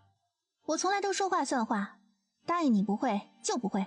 可是我们的亲人被坏人绑走了，你能不能告诉我们他们去了哪里？你说的坏人是不是一脸勾勾，总是拧着眉头，胡子长得像是2条虫子趴在嘴上？对，他身边应该还带着一个姑姑和一个小妹妹。你知道他们去哪里了吗？天色暗下来的时候，他们已经从南边的路走了。傅叔叔让刀疤脸拿着一件衣服，带着我们在这里等着。这个时候，我也不知道他们到了哪里。他见识过兔子和闪电追踪的本领，所以才同样利用气味混淆，引得众人追错了方向，一路朝着他们的陷阱走来。不过我知道他们一定会去黑崖山，还有一个人也在那里。另外的一个人可是左脸有一道刀疤。你怎么知道？那个人也是坏人吗？可是看他不像坏人。你能帮我们救回被绑走的姑姑和妹妹吗？莫里言不由得迟疑了，低下头不说话。若是你不帮我们，我们就会抢你们的粮食，还会将小花带走。若是小花也被我们绑走，你是不是也会很担心？我们也一样，只要救出我们的亲人，我们就会离开，不会伤害你，也不会伤害小花，好吗？那好吧，我帮你们救出那个姑姑和妹妹。如果觉得为难，等会儿让季风带你和心雨他们直接回去就好。毕竟乔宏远是你父亲。没有什么为难，我承认他是我的父亲，却不承认他是亲人。他口口声声对我娘的一往情深，只不过是自欺欺人的给他的自私找借口罢了。更何况，就算他不知道我娘的死是林氏所为，可他却借着这个机会杀害大伯，将所有罪责推在一个什么都不懂的我身上。什么天煞孤星，都是这些所谓的亲人强加在我身上的。我知道有时候我会迷迷糊糊，不过谁对我好我心里有数，会珍惜，更会加倍回报。而且我也承认自己很小气，甚至可以说是睚眦必报。对待伤害我的人不会手软，更何况是打着亲人的名号。你能想明白就好。刚刚星痕收到莫里斯的消息，他已经在路上，傍晚之前就能跟我们会合了。尤里与我大瑞朝100年来交好，近年来因为傅元野的强政，开始有了让人在意的动作。只因尤里太子的牵制，才勉强保持现有的平静。上次我们能顺利从镇边王手里拿到粮食，也是有这方面的原因。就算不为莫里斯，如今牵扯到纪王，这趟浑水咱们也跳不过去。不管如何，我都在你身边。娘，这是哪里啊？心雨别怕，娘在这里。娘，二叔会不会杀了我们啊？他敢动你，娘就跟他拼了。放心吧，你大哥会来救我们的，还有你父王母妃，你三姐姐也一定会来。咱们现在要做的就是保护好自己，等到他们来，知道吗？你们都醒了，一整天没吃东西了吧？都饿了吧？乔宏远，事情到了这个地步，你就不用装了。都是一家人，大嫂又何必这样说话？这么多年，我可没有亏待你们母子。说话之间，为了表示诚意，乔宏远伸手将陆氏和乔金宇手上的绳子挑开。你们这样也没用，这里是尤里境内，地处偏僻，又是地下密室，叶玄灵就算带着重兵过来，也找不到你们。你怎么知道是灵王？你到底想做什么？其他事情你们就不用管了，安安静静在这里待着，到了时机，我自然会放你们走。乔宏远，对你大哥动手也就算了，现在你这是叛国！大嫂何必说的那么难听？大哥的病情你也知道，即便我什么都不做，他也撑不过几年了。与其活着受苦，不如早日解脱。更何况，叛国这种事可不是随便说的。纪王是正经血统的皇子，我帮他夺下江山，大瑞朝还是大瑞朝，到时候我们乔家就是一等功臣。我也会给子辰求一个王侯之位，这是好事啊！你还是不是人？滚！哼，现在你们人已经在这里了，最好想想清楚，怎么才能对你们最有利。畜生啊！娘，您吃点东西吧。别动，大夫人，六小姐，那些食物里掺了让人心智迷乱的药物，你们千万别动啊！这是我从晚饭里省下来的馒头，这水也是干净的，没有菜，你们先凑合补充一下体力吧。你怎么也跟着来了？我是清晨在花园水池里喂鱼的时候，瞧见你和六小姐先后进了侯爷的书房，等我喂完了鱼，准备回去的时候，看到你们被带上了马车。原本我是想让品路去通知大公子，却不想侯爷身边的琥珀发现了我们。当时侯爷问的时候，我们咬住了牙，坚持什么都没看见。他本来是要杀了我们，可也不知道为何又改变了主意。不知道从哪里来的两个和我们长得一模一样的人出现，侯爷让他们去通知众人你们被掳走，然后带上我和品路也上了路。你是说有人假扮成了你的样子传信，会让大家来救我们？如今想来应该是这样。大夫人，这段日子你对我万般照顾，就算是拼了这条命，我也不会害你和六小姐的，你相信我吧。其实在到这里之前，你有机会逃跑的吧？可是你没有逃跑，反而一路跟到了这里。到了这个时候，你跟我说实话，为什么？因为你们是大公子最在乎的人。真是个傻姑娘，你平常找我说话的时候，总是有意无意地问及子辰的事情。我是过来人，什么都明白，你也别怪我刚才防备。毕竟这个时候平白无故的好，必定有所目的。你说了，我反而更相信你。说实话，这段时间相处，我倒是很喜欢你这个孩子。不过你们的事情我不多做干涉，看你们两人的缘分。你能不嫌弃我已经很开心了。傻孩子，唉，如今咱们能不能活着出去还不一定，希望他们不要入了乔宏远的圈套啊。大夫人放心，我知道这次来的是三小姐的獠牙小队，三小姐曾经跟我说过兔子的喜好，他们说是过来，我有办法传递信息出去。那就辛苦你了，万事要小心。有人来了，我得赶紧离开，明儿我再来看你们。你快去吧，小心啊，这么晚了，侯爷来我这里可是有什么事吗？这么晚了，你去哪里了？换了地方睡不着，出去吹吹风散散心。侯爷若是不放心，可以派人跟着监视，省得您这样防备。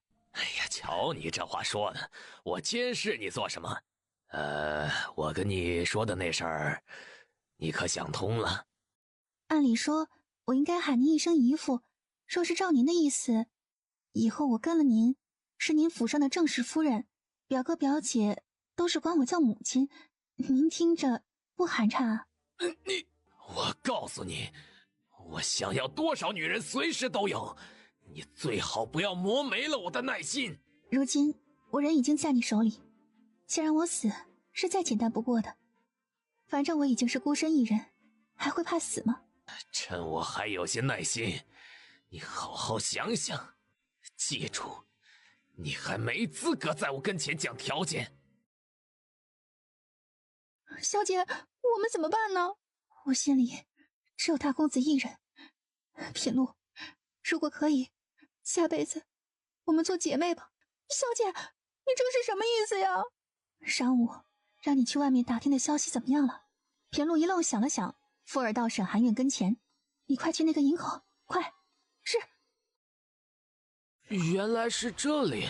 说着话，往前几步，跑到岩壁跟前，不知道从哪里摸到的机关，随着他的触动，你不是说进去的路只有这一条吗？从外面进来的路是只有一条，可咱们现在已经进来了呀。从这里穿过去就会到我练功的后院，我经常从这里偷着跑出去玩的。你说我们已经进来了，我们刚刚不是在外面吗？我也不知道怎么回事，反正这里已经是山里了。这里距离我们刚才出去的大门不远，我从小就在这里练功，错不了的。这条路上面的石头都是整块的，不会掉下来，放心吧。他们将人带到这里设下陷阱，明显是想着引咱们进去。我跟师妹进去救人，灵王，你带兵在这里守着，万一有什么情况，好接应我们。不行，里面太危险，我跟你进去，西西在外面等着。我们不了解里面的情况，最好不要分开行动，毕竟我们过来的人并不多。更何况莫里言也说过，这里距离之前的山门并不远，有人在这里反而会暴露行迹。两人凝眉思量片刻，最终点点头。众人分配各自行动，叶玄灵和星痕去寻找四皇子的行踪，莫里斯和关磊带着闪电勘察周边的情况，乔聂西则带着兔子和莫里言去找陆氏和乔新宇的行踪。谁？出来！三小姐，是我。三小姐，是我，是小姐让我在这里等着您的。品露，你不是在皇都吗？怎么会在这里啊？你说沈含韵也在这里？那之前跟我们报信的是谁啊？三小姐，我真的是品露，你看我手上的伤疤。乔聂西低头看到伤处，自然就信了。毕竟品露这个伤知道的人也不多。你家小姐为什么让你在这里等我？小姐知道你们一定会来这里救人，让人等着。我知道大夫人和六小姐在哪里，你知道，可你怎么知道我们是今天到呢？这到底是怎么回事？侯爷威胁小姐续弦，小姐跟侯爷打着太极，才能打听出你们的行踪。三小姐快别问了，小姐给大夫人偷着送吃的过去，没有人放风，务必担心出事啊！带我们过去。贱人，不开眼的东西，给你好日子你不要，竟然敢坏我的事！你够了！这么多年都没看出来，你竟然是这样禽兽不如的东西！你别忘了，老夫人还活着呢。娘最在乎的就是乔家的威望。林氏已经是将死之人，我收了沈含韵，他也不会说什么。至于大哥的事儿，只要知道实情的人都闭嘴。娘怎么会知道是我做的呢？不要！你放过他们吧！我求求你放过他们！我什么都答应你！你当你是什么东西？敬酒不吃罚酒，如今罚酒都没有。乔宏远，你不得好死！大嫂，这你可怨不得我。平常我对你们那么好，你还不知足，非得调查大哥那个死鬼的事儿。我也只能对不住你们了。现在送你跟大哥相逢，你应该谢谢我的。你放开我娘！你这个坏你找死！你说谁找死？没想到侯爷喜欢对自己的人下手。下一次，要不要我带着老夫人到你跟前来，也给你杀一杀呀？你们怎么会？三姐姐，我娘，我俩被他害死了。莫里言，我用不着你动手，你快过来帮忙。聂西，哎呦，这都是误会呀，我也是被逼无奈的。你可有受伤？我没有，三姐姐，沈姐姐刚才吐血了，你快救救她！乔念希一顿，伸手将沈含韵扶起来。这边，莫里言正用气功给陆氏顺气，乔念希给沈含韵喂了一颗药丸做急救。乔宏元往回走2步，看依旧没有人搭理他这茬儿，眼珠子转了一圈，手里不知道什么时候多了2颗药丸一样的弹珠。然而，旁边一直不动声色的兔子噌的一下子，吓得他小心肝都快跳出来了。抬头的功夫，眼前已经是烟雾缭绕。他是在自杀吗？救命啊！明明是紧张严肃的场景，却生生让人忍不住想笑。你笑什么？我是你爹。你是谁爹？我当然是你爹。不管怎么说，我都是你的生身之父，你怎么能这么对我？侯爷觉得我应该怎么对你呢？不如用你刚才对大伯母的那一套。你别忘了，我才是你亲爹。就算大院对你好，难不成你还能指着跟他们一起过吗？这样想想，倒也是个不错的提议。反正说起来，我从小没爹没娘，管大伯母叫娘也不是不行。倒是侯爷，口口声声说你是我爹，我请问你，你对我做过一件父亲应该做的事吗？若是我没猜错，你刚才是想从我背后下手吧？你个畜生！自从你大哥死后，我主动将本该属于子辰的爵位让给你，就是为了图一份安安稳稳的生活。但凡没有触及到底线的事情，我都可以忍。可忍到最后，却发现杀人凶手竟然是你，你还有没有人性？哎呦，大嫂，我错了，你原谅我这一次吧。我将爵位还给子辰，我给大哥建陵墓，我守灵跟他赔罪呀。你原谅我吧。道歉？我现在杀了你，再跟你道歉行不行？我要杀了你！大伯母，此地不宜久留，咱们先带着心雨出去，这件事情总会给你和大哥一个交代的。心雨，对，快走，我们快走。正在乔聂西转身往乔宏远身边走过去的时候，却听外面传来嘈杂的声音，众人面上一凛，紧忙停住了脚步，躲在暗处。大哥，你怎么会在这里啊？娘，孩儿来晚了，你们没事吧？我们没事。你快杀了他，是他害死你爹，你快杀了他，给你爹报仇。你不能杀我！子辰，你还等什么？是他杀了你爹，你快给你爹报仇啊！聂西，你救救爹啊！我保证以后会对你好的，我保证，你救救爹好不好？孽障！这是欠大伯母和大哥的，我没有阻拦的理由，也不想阻拦。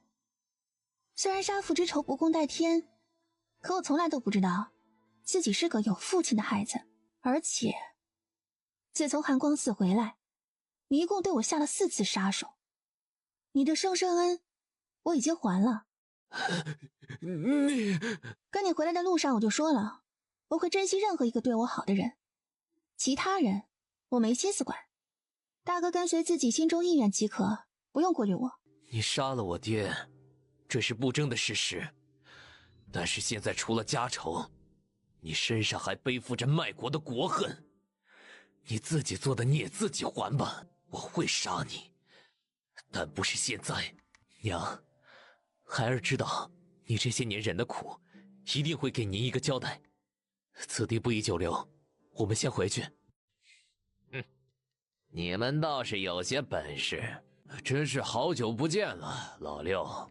你不知道这段时间我有多想你，我有多想将你碎尸万段。原以为四哥为了皇位残害手足已经够扭曲了，却不想还是高估了你的底线，投敌卖国。即便你做了皇帝，不怕晚上在梦里被人杀了吗？你闭嘴！我做了皇帝，整个大瑞朝都是我的，我看谁敢说一个不字。你高兴就好。真没想到，小小一个乔宏远，竟然连九皇子都引来了。如今大事在即，九皇子若是愿意配合老夫，这其中定能省下不少麻烦。到时候事情得到圆满解决也说不定啊。丞相做事向来谨慎，不给自己留祸患。即便我真的那么天真听了你的话，你果真会如承诺一般吗？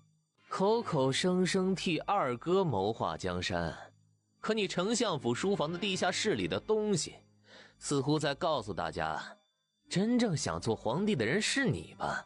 对待亲人都能遮掩，我是傻疯了才会听信你。真是没想到，你这浪荡不上进的模样，竟然是装的。没错，老夫就是要做皇帝。华妃和二皇子都是我的棋子，不光是他们，就连当年传言被皇后摔死的那个孩子，也是我动的手。以我的能力，只会让尤里更加强大，而不是附庸在瑞朝脚下的附属国。你说什么？你怎么会来？我若不来，或许还不知道自己的亲哥哥是这样的阴毒，竟然想要踩着我们母子的血肉踏上皇位。你的心到底是什么颜色？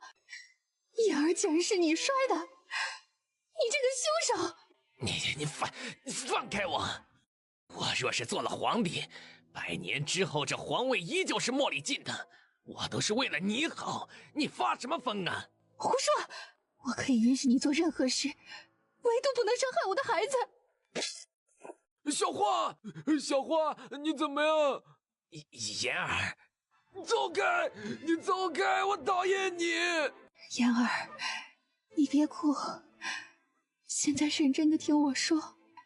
如果我死了，你亲哥哥就是你最亲的人。不管如何，你们两个都要相互扶持活下去。娘不能保护你们，希望下辈子能有机会偿还。娘，你是我娘。娘最对不起的就是你了，可是已经没有弥补的机会了。离开傅元野，一定要离开他。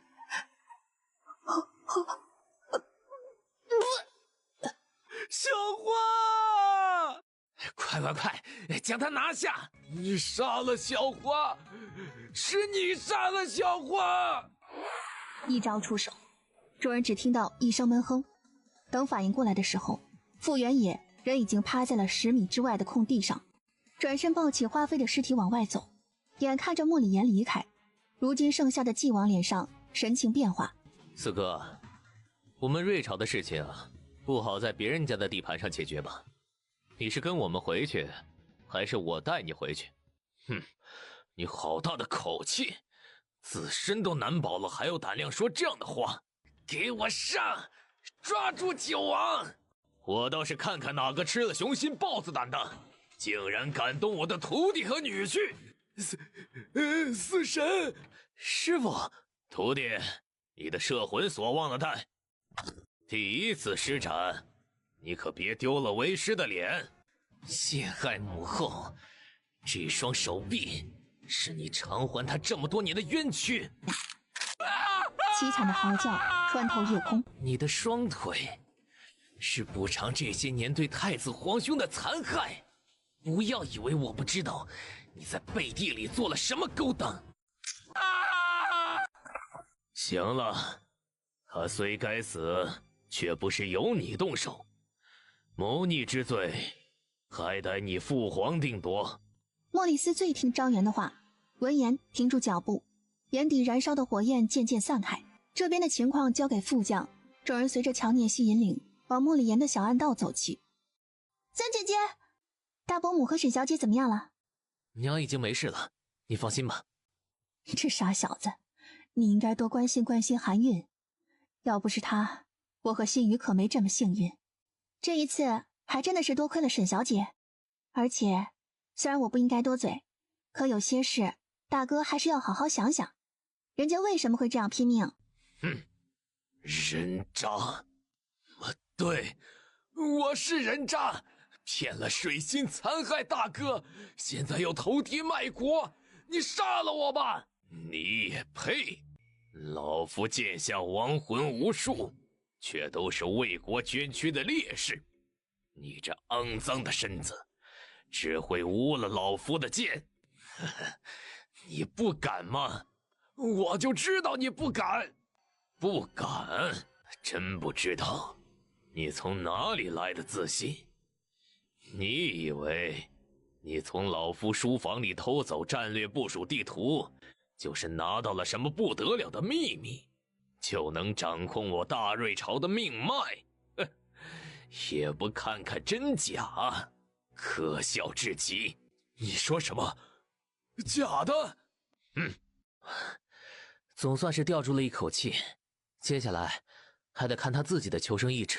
小花，你别死，我不让你死。好了，小子，轮到你了。我？对，你不是经常头疼吗？让这个神医大哥哥帮你扎一针，以后就不会疼了。也不知道为什么，向来让人头疼的莫里岩竟然会听莫里斯的话，想都没想就点了头。凤清晨目光落在莫里岩头上，众人只看着他捻着针微动。莫里岩从一开始捏着眉头忍痛，到渐渐放松下来。这针已经将淤血打散，之后排出和散血的事情，相信你们有礼的御医就能做好了。多谢了。你们的人到哪里了？太子皇兄和二皇兄已经在上山的路上了。师父可带纪王和乔宏远先行回瑞朝，后面的事情交给徒儿便可。为师留下来处理完再走。灵王带众人回去复命。好，你们保重。舅舅万事小心。师兄再回将军府，我做你喜欢吃的水果烤鸭。好，等我将这边的事情处理好，一定会回去。因着有着伤员和俘虏的原因，慢了很多，足足3日才回到皇都，安置了众人。乔聂西跟叶玄灵往皇宫走。有的时候我真不愿意你卷进这些事情里来。这个年纪的女子应该是最恬淡平静的时候。我要是跟所有这个年纪的女孩子一样，怎么能显出我的特别呢？说不定你看我的目光也跟看别人没什么两样。更何况你没有生活在后宅，怎么知道这个年纪的女孩子心里是怎么想的呢？以后我们的家不会有多余的人，有你，有我们的孩子就足够了。哎呀，西西回来了。叶西见过皇祖母。快过来，你这孩子，这些事情让他们去做就好，你何必辛苦跟着跑一趟呢？这小身板的，万一磕着碰着可怎么好啊？我会照顾好我自己的，让皇祖母挂念了。傻孩子，你呀，跟云端一样，就是太要强了。听说你大伯母受了伤啊，现在如何了？回太后，小皇婶已经将大伯母安置在了南阳王府，凤清晨一直跟着呢，您就放心吧。啊，那就好，那就好，可苦了我们心雨了，让你们受罪。你黄伯伯一定会给你们撑腰。谢皇祖母。说起来，你跟老六的时间也不短了，是不是也该给哀家生个重孙啦。老七家的那个脸皮太厚，哀家也就不说了，你可千万不能学他呀。老祖宗，您不能这样啊！他们都忙着的时候，可是人家一直过来哄您开心的。您这一张嘴就脸皮厚，人家的心呢，都给您伤成沫沫了。您看这风一吹来，您看，都飞走了。你看看你个猴儿，还委屈起来了。哀家说的有错吗？这都多少年了，你也不给哀家添一个，还想哀家藏着好东西不给你呀？你要是真一咬牙一跺脚生一个，你要什么哀家就给你。宁王妃看着太后，嘴角抽抽，没敢再搭茬儿。你自求多福，我可帮不了你了。西西呀，你可千万别跟他学呀！趁着哀家还能抱得动，赶紧生个一儿半女的。哎呀，母后啊，老六和西西还没成婚呢，您这是有些着急了啊？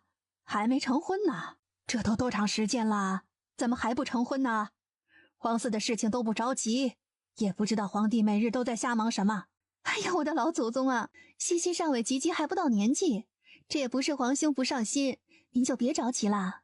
哦，还没及笄呢，看看你在乔家就是吃不好。不如这样，哀家给你们做主，先成婚，让老六多养你几年，也省得乔家那帮人不开眼。皇祖母，虽然过2日太后也不一定能记得现在的话，可她是真的将自己疼在心里的。现在他人呢？回禀父皇，纪王已经关进了天牢候审，刑部已经开始准备审理了。你们还有什么话说？臣等违吾皇之命。算了，滚回去吧，都给这滚回去！微臣告退。一帮不说事儿的玩意儿。说起来，不管是太子还是老四，折腾了这么久，目的都是为了皇位。如今朕也已经老了，不如早早让位，自己也能得个清闲，你们也省得争来争去了。边上众人除了太子耷拉着脑袋，一脸做错事的沮丧模样，剩下几个人要么侧目看远处，要么抬头盯房顶，一脸我什么也没听见的模样。你们这是什么意思？我这皇位有那么烫屁股吗？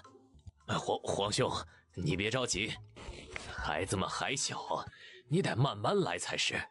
更何况，如今发生了这么多事情，传位的事还是等一切处理妥当再说吧。你说他们没有长大，倒也是那么个理。可现在，皇兄的身子也是真的一日不如一日了。要不这样，皇帝待我，皇兄这话可不能随便说，皇位都是传直系子嗣，哪有让兄弟代劳的？更何况我这么多年分别刚找到新宇，还答应带他们出去走走呢。皇兄该不会这么残忍的，是吧？老六，这些年你的功绩，众臣有目共睹，满朝文官武将无一不称赞，朕心甚悦。若是你，朕也能放下心了。父皇谬赞了，保家护国是儿臣本分，不过这继承皇位的重担恐怕不合适。为什么不合适？怎么就不合适了？文韬武略，如今满朝上下还有哪个能强得过你？你就是不孝啊，不想替朕分担重任。儿臣自是愿意帮父皇分担重任的，只是国君之位不能儿戏，儿臣自以为没有在这个位置上应有的沉稳，父皇在位这么多年，应该最有体会才是。宁王，调兵打仗，儿臣绝不会眨一下眼睛，可持政这种事情，儿臣实在是无能为力啊，这您也是知道的。小王八犊子，一个个都往远处躲，你们都不当，难道要朕累死不成？没良心的，有你们这么对待亲爹的吗？你们两个小瘪犊子，这点事情都不能帮朕分担，要你们做甚？让你帮朕你不帮，你还看戏？我说皇兄，你这么多儿子呢，想传位不就是伸伸手的事吗？更何况杨阁老还在，武将张将军也回来了，有1、2年的光景历练，你还愁着皇位让不出去吗？说的轻松，你倒是给我举荐一个。你这么多年不就一直在培养着储君吗？还找什么？太子，你果真觉得太子可行？父皇，儿臣谢过父皇的宽宏和小皇叔的信任，可经过之前的事情之后，我已没有多余的想法。日后不管哪位皇帝登基，只要信任，我一定会拼尽全力。你看，一个这样，2个这样，个个都这样，你说这是造的什么孽呀？真不知道从小培养他们是干什么吃的。感情你培养儿子，就是为了让人给你干活的。你这爹可真是亲的。哎呀，你这突然就来这么一出，大家都没做好心理准备，总要慢慢来的嘛。论治国，论从政，兄弟几个没有一个能跟参政多年的太子皇兄相提并论的。最主要的是，太子皇兄心系天下，从政多年，已经将我朝百姓的生活提上了一个台阶。人非圣贤，孰能无过？皇兄回头，相信不管满朝文武还是百姓，都会不计前嫌的。你们，我们是兄弟，这事儿还要3朝5会之后才能决定。当即还是想想怎么处置纪王和乔宏远的事情吧。以臣弟之意，不如交给太子主审，而皇兄旁听，这也是个转折。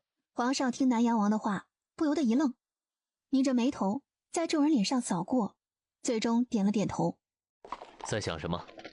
今日见皇祖母，有不高兴的事情吗？没什么，就是随便说说话。真的？说谎可是要被惩罚的。真没我。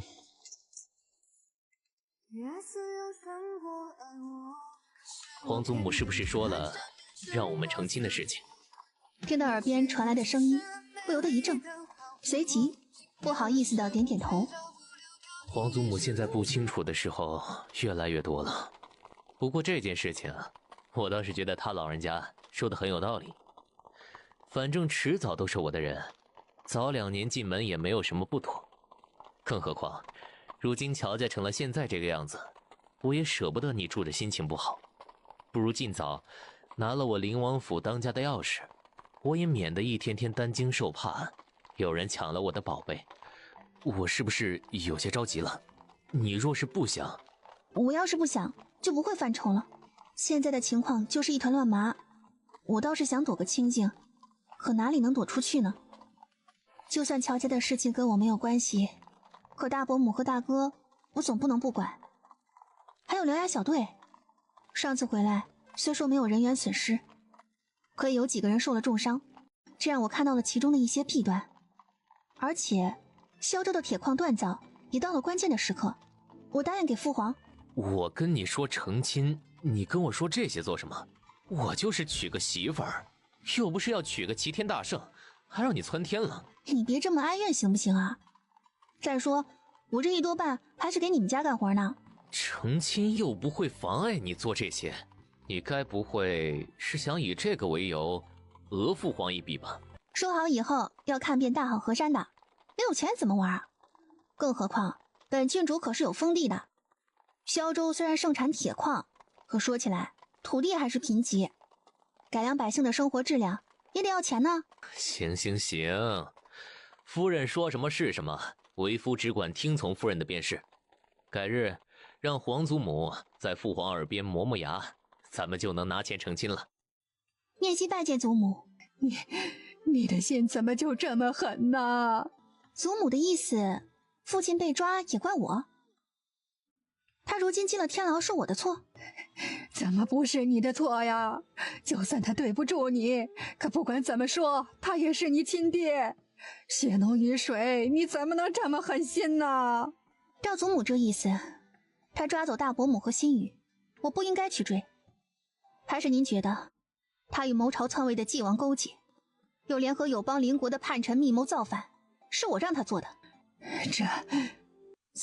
三姐姐，祖母也是担心爹呀。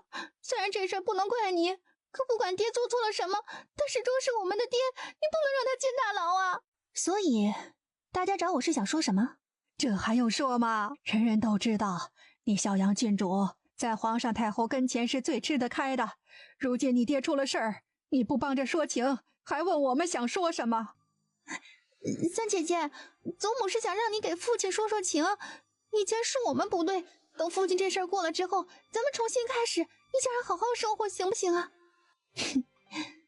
五妹妹可知道谋朝篡位是什么罪名啊？是，这好像是株连九族。对，五妹妹既然知道，你觉得我能凭着2拌嘴就将律法视为空文？还是你们觉得刑部是我开的？你这是什么意思？你要眼睁睁看着你爹死吗？你的心怎么会这么狠呢？心狠？祖母这话倒是说得对。我若是不心狠，能活到现在吗？没有谁喜欢心狠的自己，都是被逼出来的。难道你还在为将你送进寒光寺的事情怨恨？以前的事情过去也就过去了，我不想记起，也不想提起。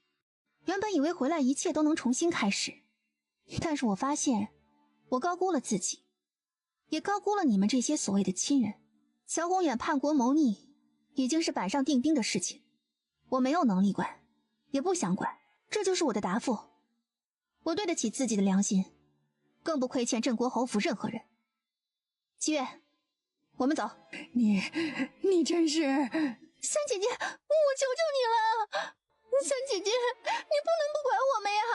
你是郡主，是未来的灵王妃，又是皇上和太后跟前的红人，可我们什么都不是。若是灭九族，我们全都活不了。求求你救救我们吧！我给你磕头，以前都是我不好，你打我也行，只求你救命吧！我这个人没有那么宽广的心胸，也没有以德报怨的觉悟，我只是个普通人。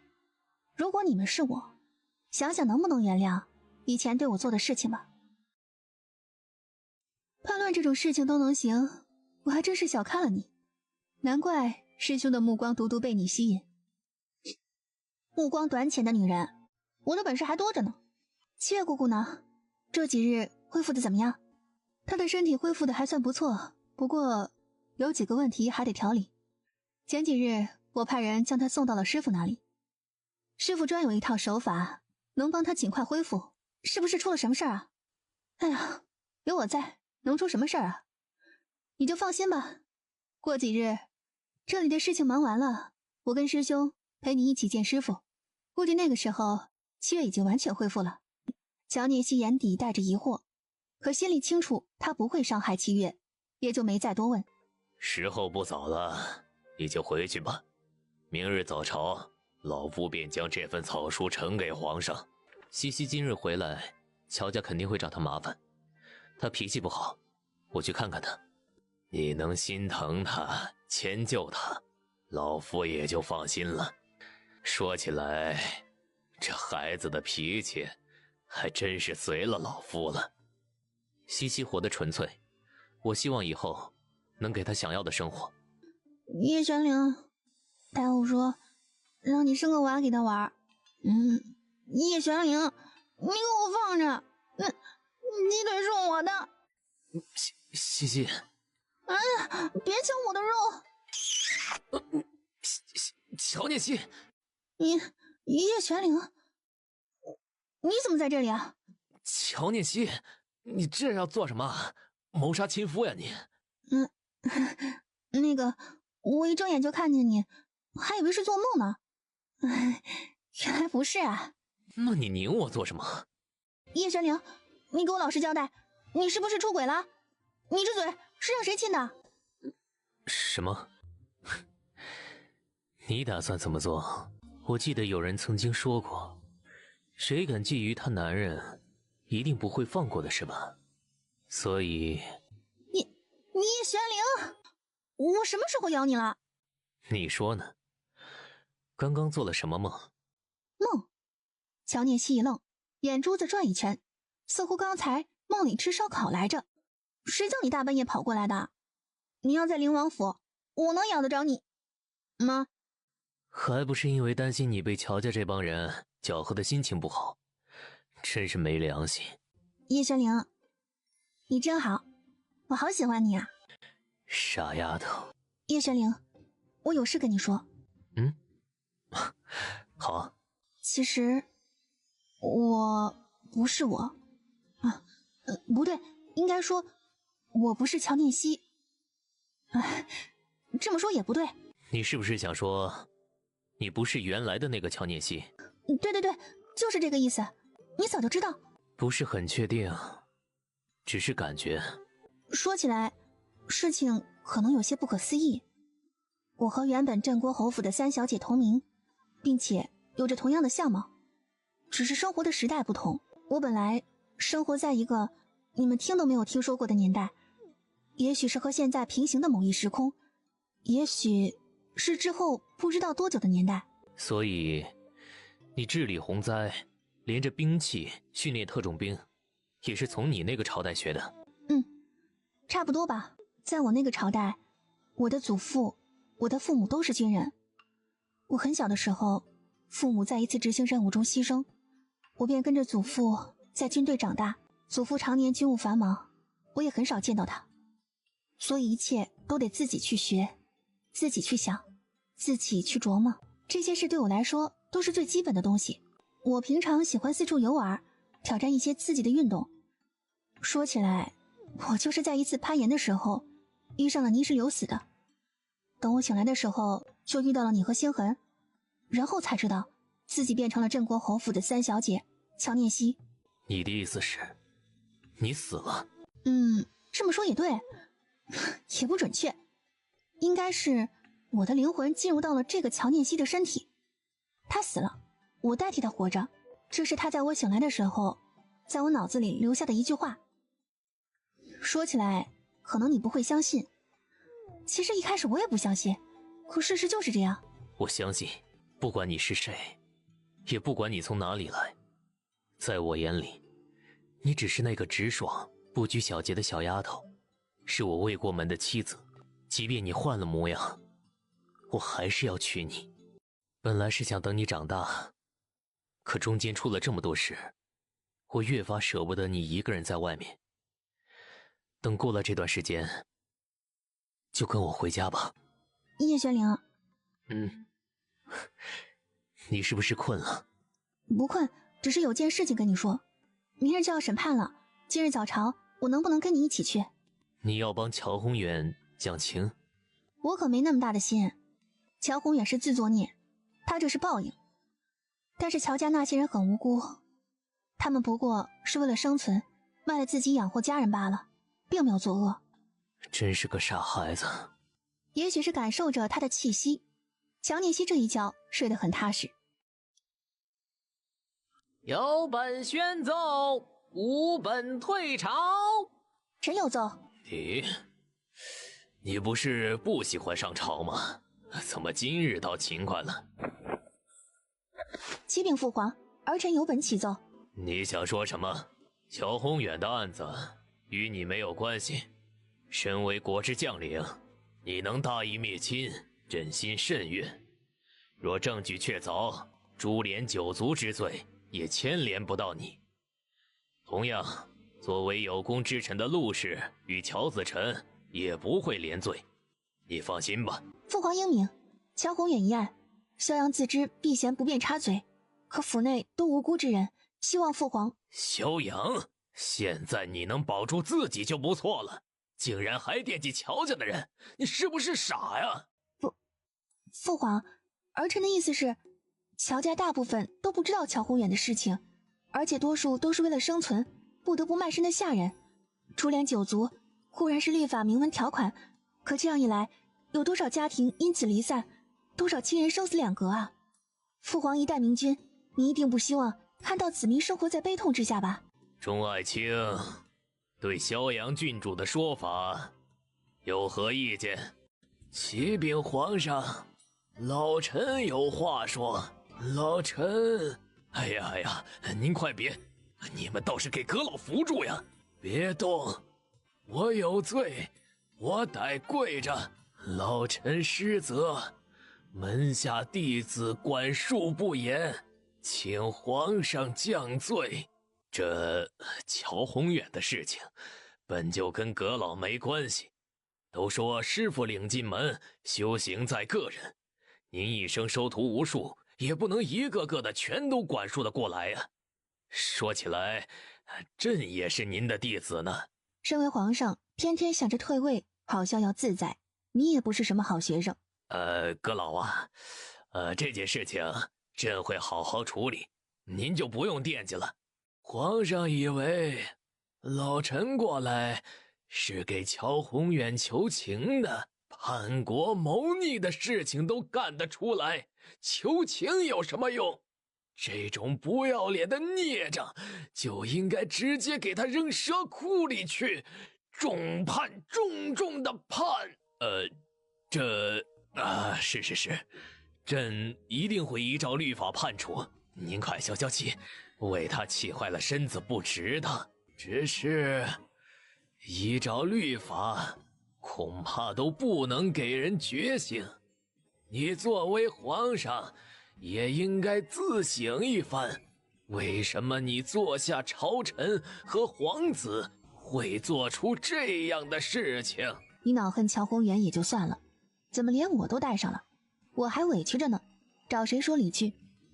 阁老说的是，乔宏远一案一定会重重的判。请父皇思量儿臣请奏之事。你怎么会在这里？这个时候了，你还在这里做什么？你爹那是诛九族的大案，你还不赶紧从乔家搬出来？走，跟我回去，就说你是我捡来的孙女儿。什么叫就说你是我捡来的孙女？你这是打算骗谁啊？朕还在这里眼睁睁的看着呢。阁老，咱们现在就在朝堂上呢，大家都认识我啊！请父皇明察，给无辜之人一条生路。哎呀，你这孩子可真是会给朕出难题呀！给生路？你要给谁生路？你该不会是给乔家求情吧？他们就是罪有应得。你现在能保住自己就是好的了，还管别人？你是不是傻呀？阁老，我不是给乔宏远求情，我只是觉得株连无辜的人不应该给他陪葬。你这还不是求情？一朝的稳固，若是像你这般，还不乱了套了？该有的惩处他自己知道，他既然敢触犯，就应该有承受的准备。你求什么情啊？要不是你在这件事情里的功勋，你自己都逃不了。您刚才不也想着背律法而行吗？我刚才那是开玩笑的，你当真以为老夫会做出违法之事吗？我不管，乔宏远自作孽，该怎么惩处，你们随便。可别人什么都不知道，为什么要跟着殉葬啊？你不是号称三朝元老，辅佐三代明君吗？那些人不是大瑞朝的子民，这样算不算滥杀无辜啊？荒谬！你简直是胡搅蛮缠呐！若都是像你这样，朝纲还不乱了？造反没有强有力的制约和后果，但凡有点野心的都敢动手，到时候受苦的是全国百姓啊！这边两人越吵声音越大，满朝的文武看着脸上表情变化，那叫一个精彩啊！你来评理，我们两人谁对？治国的道理都讲不通，老夫这辈子算是白活了。依照律法，乔宏远忤逆叛国，意图谋反，理应承受极刑，并株连九族。你们有什么意见？臣以为治国之本不可动摇，一切应以律法处办。臣附议。臣附议。你看看，就说你傻。好了，既然大家意见如此，还是依照律法判处。小杨，你也尽力了。父皇，父什么皇啊？其中道理你自己不清楚吗？你护着这丫头，老夫管不着。可当前形势如何？你参政年限也不少了，你不懂啊。也许我的想法在众人看来是妇人之仁，可我还是那句话，犯错之人承受代价，实属应当。可无辜之人也是人，也是大瑞朝的子民，萧阳是无法以理服人。可话说回来，儿臣自诩也不是什么讲理之人，即便争辩不过，那也只能耍赖了。请父皇下旨赦免无辜之人。你这是何苦啊？圣旨3道：其一，为乔宏远9族株连者无辜之人求命；其二，为兄长乔子辰请去被乔宏远骗取的侯爵之位；其三还没想好，能不能留着下次说啊？罢了，都随你。多谢父皇。算你赢了，明晚可别忘了答应我的事儿啊！你看着办吧，老臣告退。丫头，你们明晚要做什么呀？也没什么，就是约了我和舅舅斗地主来着。今日早朝似乎没有见到玄宝。玄宝啊，可能还在香满楼吧。香满楼？他去香满楼做什么？若是没猜错，清晨应该也在香满楼。到现在还没有人过来跟我拿钱，看样子他们还没走。玄宝那脾气不会给人家花香楼拆了吧？反正离这里也不远，不如咱们去劝劝。怎么说你也是师兄嘛。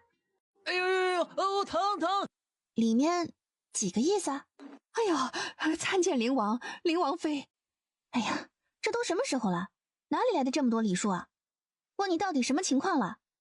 玄宝生气的时候还是别往前靠了，免得被伤及。龙家求救灵王妃了，里面还有我们飞雪姑娘，您快救救她吧！啥？飞雪也在里面啊？你怎么不早说啊？是啊，飞雪一直在里面哭，我们不敢进去，如今只能靠王妃了，您快救救她吧！花魁是你这里的摇钱树，我们若是给你保住了这摇钱树，花娘准备怎么谢我们？奴家将3楼的毒监给殿下，另外以后您府上任何人来，一切费用都免。哎呀，灵王府上所有的人，那就是说也包括自己。这次玄宝郡主打碎的东西还不用赔。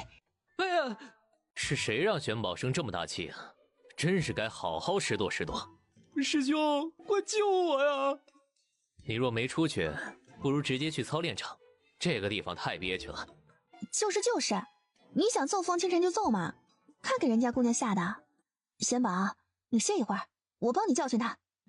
你们到底是来救我的还是害我的？乔念七，你有没有良心？你别拿信息打岔，你不是说有急事要离开吗？都到这里算什么？自从回来我就没闲着，好不容易偷闲歇一歇，你至于吗？你们又不给我工钱。谁不让你休息了？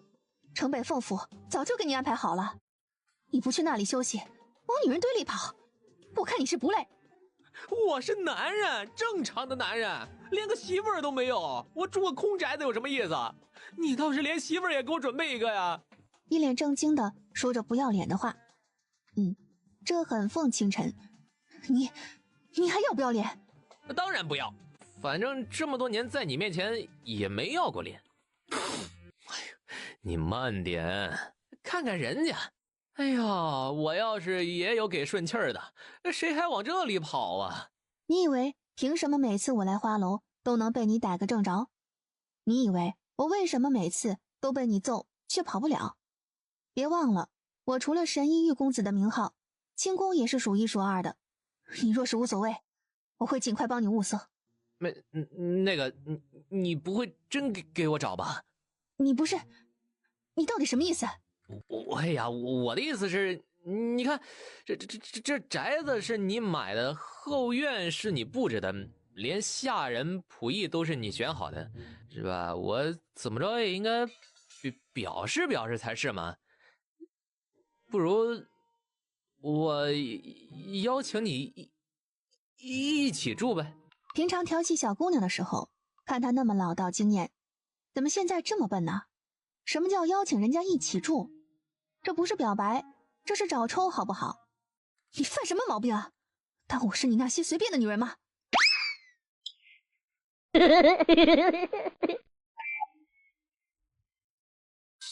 玄宝，没想到你刚才只是意外，你别多想。我不管，反正亲都亲了，我初吻被你抢走了，你得负责。这只是个误会，就当没有发生过。松手！不松，都被你强吻了，要么你嫁给我，不行的话我也不在乎入赘，反正你得负责。哎呀，真是看不下去了。这么跟你说吧，你又没派人跟在凤清晨身边，为什么他一来花楼就有人跟你报信呢？就花娘这么精明的人，知道你来，为什么没有提前报信让凤清晨离开，非得让你撞上？这不是你动作快，而是凤清晨故意做戏给你看的，就是想让你喝醋，确定你是在乎他的。这傻子从小就喜欢你，只是不敢跟你说，所以才总是挑衅你。浪荡公子的作风也只是为了让你吃醋而已，多大点事儿啊，说出来不就好了吗？你怎么这么松啊？我只能帮你们到这里啦，之后怎么决定在你们自己。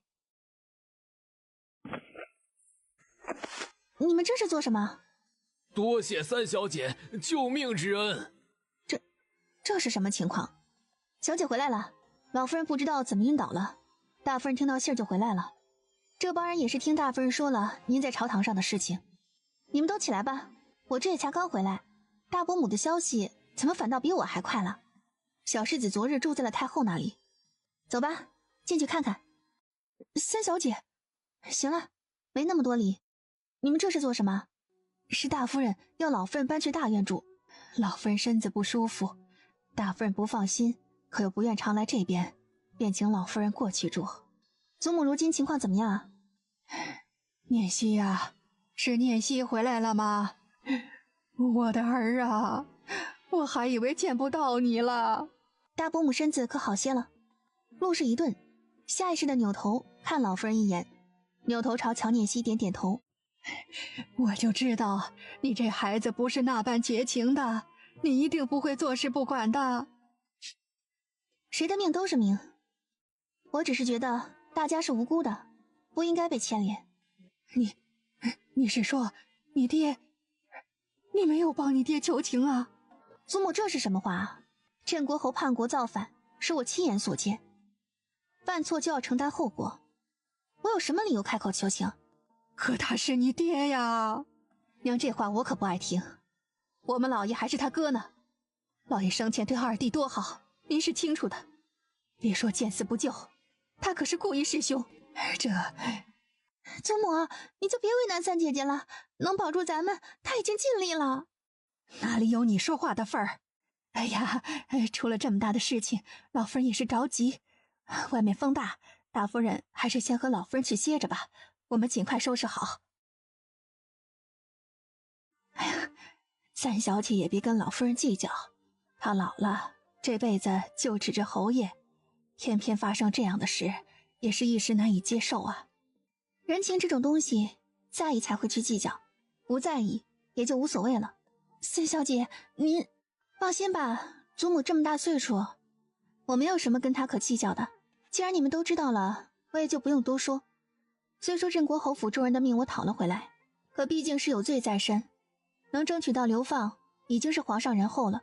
你们今后有什么打算？如今得三小姐求情，能留得一条命已经是天大的恩赐了，能怎么办呢？听大夫人的意思，我们最终的命运估计就是流放了。小姐，东西拿来了。自我回来，承蒙崔妈妈和两位姐姐在祖母身边说话，我都记在心里，别的无能为力。前几日我跟大伯母要了你们的卖身契，从此开始新的生活吧。三小姐，好了，你们快起来吧。你们还有什么家人吗？或许我可以帮你们安排回乡。以前是有，可是听说镇国侯府出事后，害怕被牵连，就搬走了，不知道去了哪里。如果你们还没有想到，我倒是有个建议，不知你们愿不愿意？我们的命都是三小姐给的，如今又得了自由，还说什么愿意不愿意呢？只要三小姐说的，都是为我们好。你们知道萧州是我的封地，虽说以前遭了水灾，可一切都在恢复之中。你们在祖母身边识文断字，也懂得管理。到时我给你们写一封举荐信，交给高大人，过去后能发挥出你们的才能，也能自食其力养活自己。这奴婢给三小姐磕头，多谢三小姐的再造之恩。你们过去说不定能帮上大忙，到时候说不定我得谢谢你们。钱袋子里各有200两银子，给你们做花销。明日刚好有复职的官员返回萧州，你们收拾收拾东西，就跟着一起上路吧，还能安全一些。谢小姐。行了，这是好事，去了之后好好做事。老夫人正在气头上，你们就别去了，我跟她说。时候不早了，快去收拾东西吧。两人向来听崔妈妈的话，稍稍平复了情绪，给崔妈妈磕头告别，转身去收拾行李。崔妈妈呢？你以后有什么打算？我就不劳烦小姐费心了。这么多年一直都跟在老夫人身边，到现在也离不开了。更何况我这条命是老夫人给的，不管有没有这卖身契，我都准备跟她一路走下去。既然这样，我也不强求。那崔妈妈还是依旧在祖母身边伺候吧。大伯母为人温和，你也不至于太过费心。小姐的意思是，老夫人不用跟着上路。祖母年岁大了，经不起这一路。而且父皇答应了留众人性命，也是考虑到了这一点。加上她终究是大伯的亲娘，父皇便特赦老夫人在家终老。不过之前的1品诰命就没了。是，能活着就好，能不受罪就好。老夫人是有偏有向，这些年也做过不少错事，可如今她也一把年纪，希望三小姐不要跟她计较那些了吧。回来这么长时间，您看我像跟自己过不去的人吗？乔聂西又交代几句，转身离开老夫人的院子。从永礼国回来就急着处理各种事情，总感觉有什么事情落下。眼看着4、5日都快过去了，林氏如何了？林氏在您回来之前2日就咽了气。本来崔妈妈还建议老夫人给办个丧事，可老夫人愣是没同意，只让几个小厮拿席子一卷就给扔出去了，说是要给水星公主报仇。其实谁都看得出来，他这是打算讨好您和张将军。不光林氏，乔楚颖听说乔宏远出事之后，也撞死在牢狱的铁栏杆上了。乔聂西勾起唇角一致，抬头看看霁月，嗯了一声，抬脚往醇香园的方向走。叶玄灵，你这是要带我去哪里啊？带你去见一个人。见一个人？见谁啊？谁这么神秘？白天见不行吗？非得大晚上去见？等你去了就知道了。搞得这么神秘又不说清楚，故弄玄虚。好了，到了你就知道了。现在困不困？还有一段路，你可以先睡一会儿。你看我的眼睛，像是现在能睡得着的吗？那我陪你说话。你的故事都是我教的，剧情结局都知道了，有什么意思啊？要不你唱歌听听？你不让我唱，那你唱给我听，不然就辜负了这样的夜晚了。唱歌？这么静谧的夜晚，唱歌不合适吧？你不唱，那我可唱啦。唱，我唱。至于反应这么大吗？开始吧，我对我们家林大爷的嗓音可是很期待的。清风吹拂，拂过伊人脸庞，花蕊飘香，香入烟罗，撩起万千惆怅。此生静好，相看南山斜阳，只求一人心，白首不相离。哇，竟然还有这样的地方啊！叶玄灵，你不会打算带我来修仙的吧？难不成你带我见的是神仙？会不会看到师尊那么帅的？这里是飞天崖，我师父修炼的地方，你喜欢这里？啊？嗯，我好喜欢这个味道啊，好清香啊！那是当然，我的无忧花可是3年才开一次，你这是运气好，刚刚赶上了它们开花。你姐姐好漂亮啊！姐姐？你是在叫我？是啊，我还从来没有见过姐姐这么漂亮的人。乔聂西，你给我站过来！叶玄灵，我跟你说，你再拽我后梁，我跟你没完。真没想到，你小子找的这媳妇儿还真有几分意思啊！丫头，我可不是姐姐，你得管我叫娘才是。啊？虽然你是很漂亮，虽然我是很喜欢你，可你也不能这么占便宜吧？再说了，我娘已经死了。谁说是你亲娘了？我是说，我是叶玄灵的娘，你不应该叫我娘吗？没错，这美女正是叶玄灵的生母叶可离。啥？叶玄灵的娘？明明看起来是一样的年纪，怎么会是她娘？而且不是说她娘死了吗？您真的是她娘啊？您是活的还是？我发誓我没有欺负过她，您别咬我啊！哈哈哈哈哈！你说我是活的还是鬼啊？别冲动啊！我真的没有欺负过叶玄灵啊！哎呀，母妃还活着。当年师父及时赶到，移花接木将母妃带出来救治，这才保住了一条性命。啊，原来是活着的，不是鬼呀！我不是那个意思。灵儿啊，这丫头你是从哪里找的？竟然如此有趣！行了，您快别吓唬她了，她胆儿小。哎妈，见过了太后，见过了皇上，现在才知道，面对婆婆的时候才是最紧张的。叶玄灵，你给老娘走开！让你上来又不是为了要见你。丫头，到我这里来。既然来了，不进去，还在外面磨蹭什么劲儿啊？知道了，知道了。您这脾气越来越急了。走吧，我们先进去。师傅，娘，她就是西西，这位是师傅，这是我娘，你刚才见过的。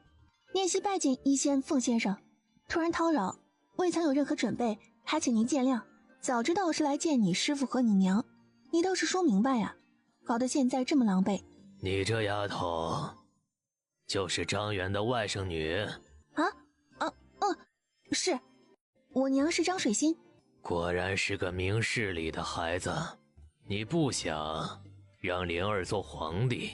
不是我想不想，决定权在他。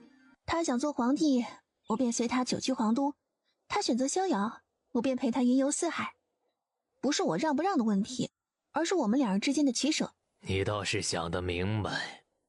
如此看来，出自你手的那些事情，倒也没有什么奇怪了。看吧，我早就说了，女人什么都能做。好了，你立药的时间到了，快去捣鼓你那些药丸子去吧。我儿媳妇得好好跟我说话。真是没良心，娘儿俩都没良心。丫头，跟我来。哟，没想到你们来的还挺快的。哎呀，小姐，你可来了。七月姑姑，你都跟你说了，天底下没有师傅不能医好的病。看在七月姑姑恢复的这么快的份上，我就原谅你这拐带之罪。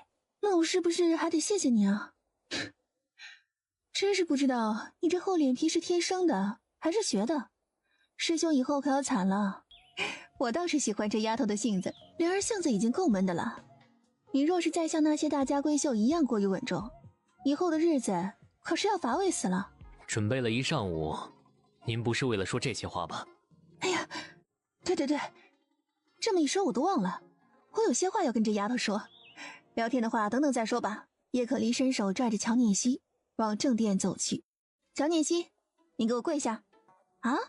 乔念希彻底懵了，明明看着这未来的婆婆不是那么刻薄的样子。哎呀，让你跪下你就跪下，快跪下！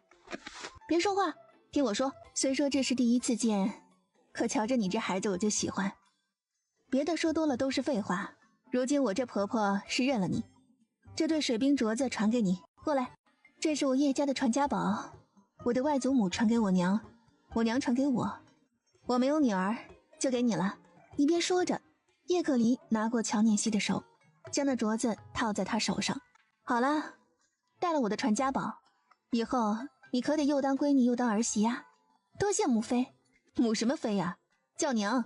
是，谢谢娘，以后念希一定好好孝顺您，听您的话，真的，以后真的会听我的话，什么都听。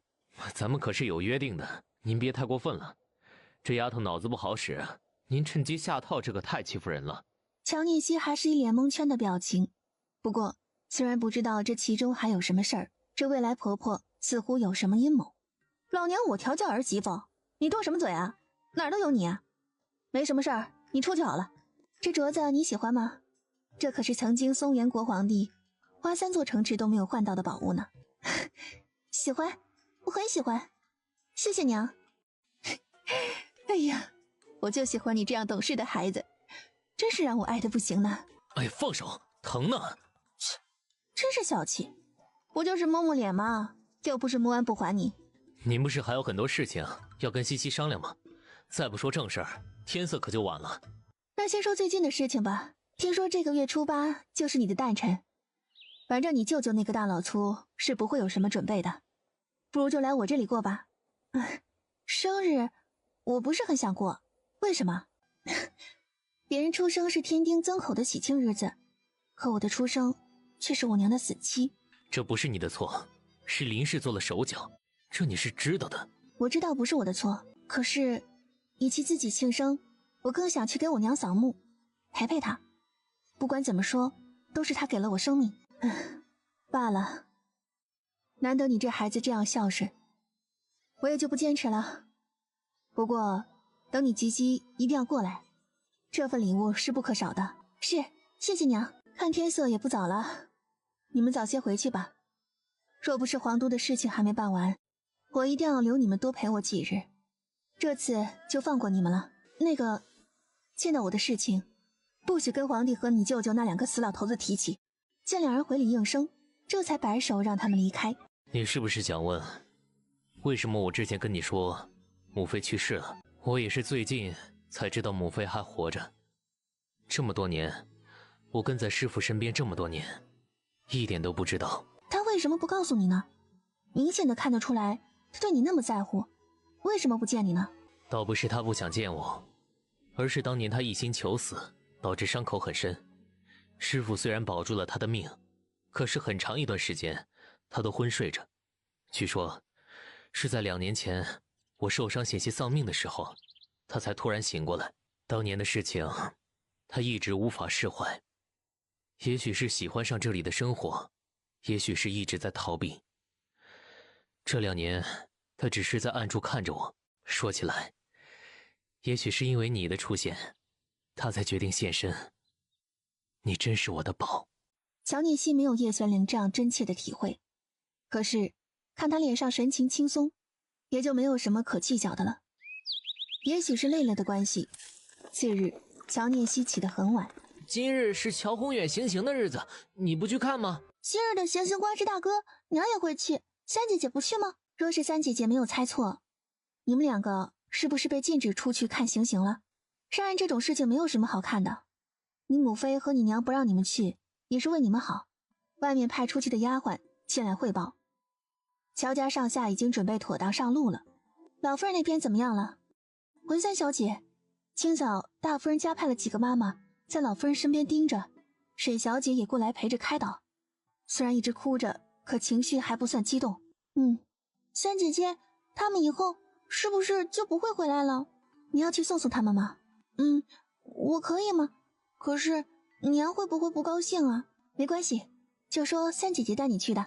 乔念希的圣旨将大院和3院摘了出来，同时乔弘扬得到消息，回来之后就毫不犹豫地表明跟镇国侯府以后没有任何关系，也不管老夫人了，直接带着高氏和乔初莲去了外地。说起来，如今流放的队伍里就只有镇国侯府一家上下了。三姨娘和乔初然已经皈依佛门，并不在此行众人当中。你是来看我笑话的吗？以前是姐妹吵嘴，吵过了也就算了，现在都这个时候了，我看什么笑话？我只是来送送你，没有看你热闹的意思。现在你是高高在上的郡主，我是被刻了字的囚奴，天上地下的差别没什么好看的。你还是回去吧，你这个脾气什么时候能改改？三姐姐都做不到的事情，我更没本事办成，你何必说这样的话酸？枉我担心你吃苦，将自己攒的钱全都给你带过来了。你说什么？这是我这些日子攒的， 700两银子不算多，也够支撑你一些日子。我没……你不用说，我都知道。毕竟姐妹一场，这个时候没有冤仇，今日一别，也许以后就见不到了。你好好保重，这里是三姐姐给你的1000两银票，以后到了地方，万一遇到不好，还能用得上。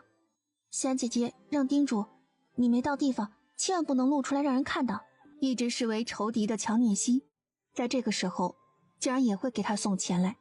三姐姐已经在那里做了安排，当地的官员不会为难你们，放心吧。谢谢你们。到了这个时候才知道以前我是在犯浑呢。三姐姐说的对，人生不是争抢来的，而是自己努力赚的。别的话说了也没什么意义，帮我跟三姐姐说一声谢谢吧。我能做的也只有这些了，以后好好照顾自己和李姨娘吧。此刻乔楚喜平静了很多，看乔馨宇转身走向跟随的官吏，虽然听不清楚说什么，大概也能猜出是交代他们多加照顾之类的话。你看，沈含韵都搬进安定侯府了，你要不要考虑也搬进灵王府？现在搬去灵王府啊？我猜舅舅可能会拆了灵王府。那正好，拆了灵王府，我就住在你这里。将军府有的是地方，随便你住，干嘛非得赖在西西这儿？我是他相公，怎么就不能在这里了？还没成亲呢。小姐，怎么了？是皇帝传小姐进宫。一句话，3个人表情全都僵住。您别看我，我也不知道。再说了，这些日子父皇身边除了曹德就是您了，我该问您才是。我怎么会知道？我又不是他肚子里的蛔虫。你们先吵着，我先出发了。我跟你去。哎，你们，我也去。朕传的是西西，你们怎么也来了？皇上的令牌，难道不是可随意出入皇宫的？儿臣也有令牌。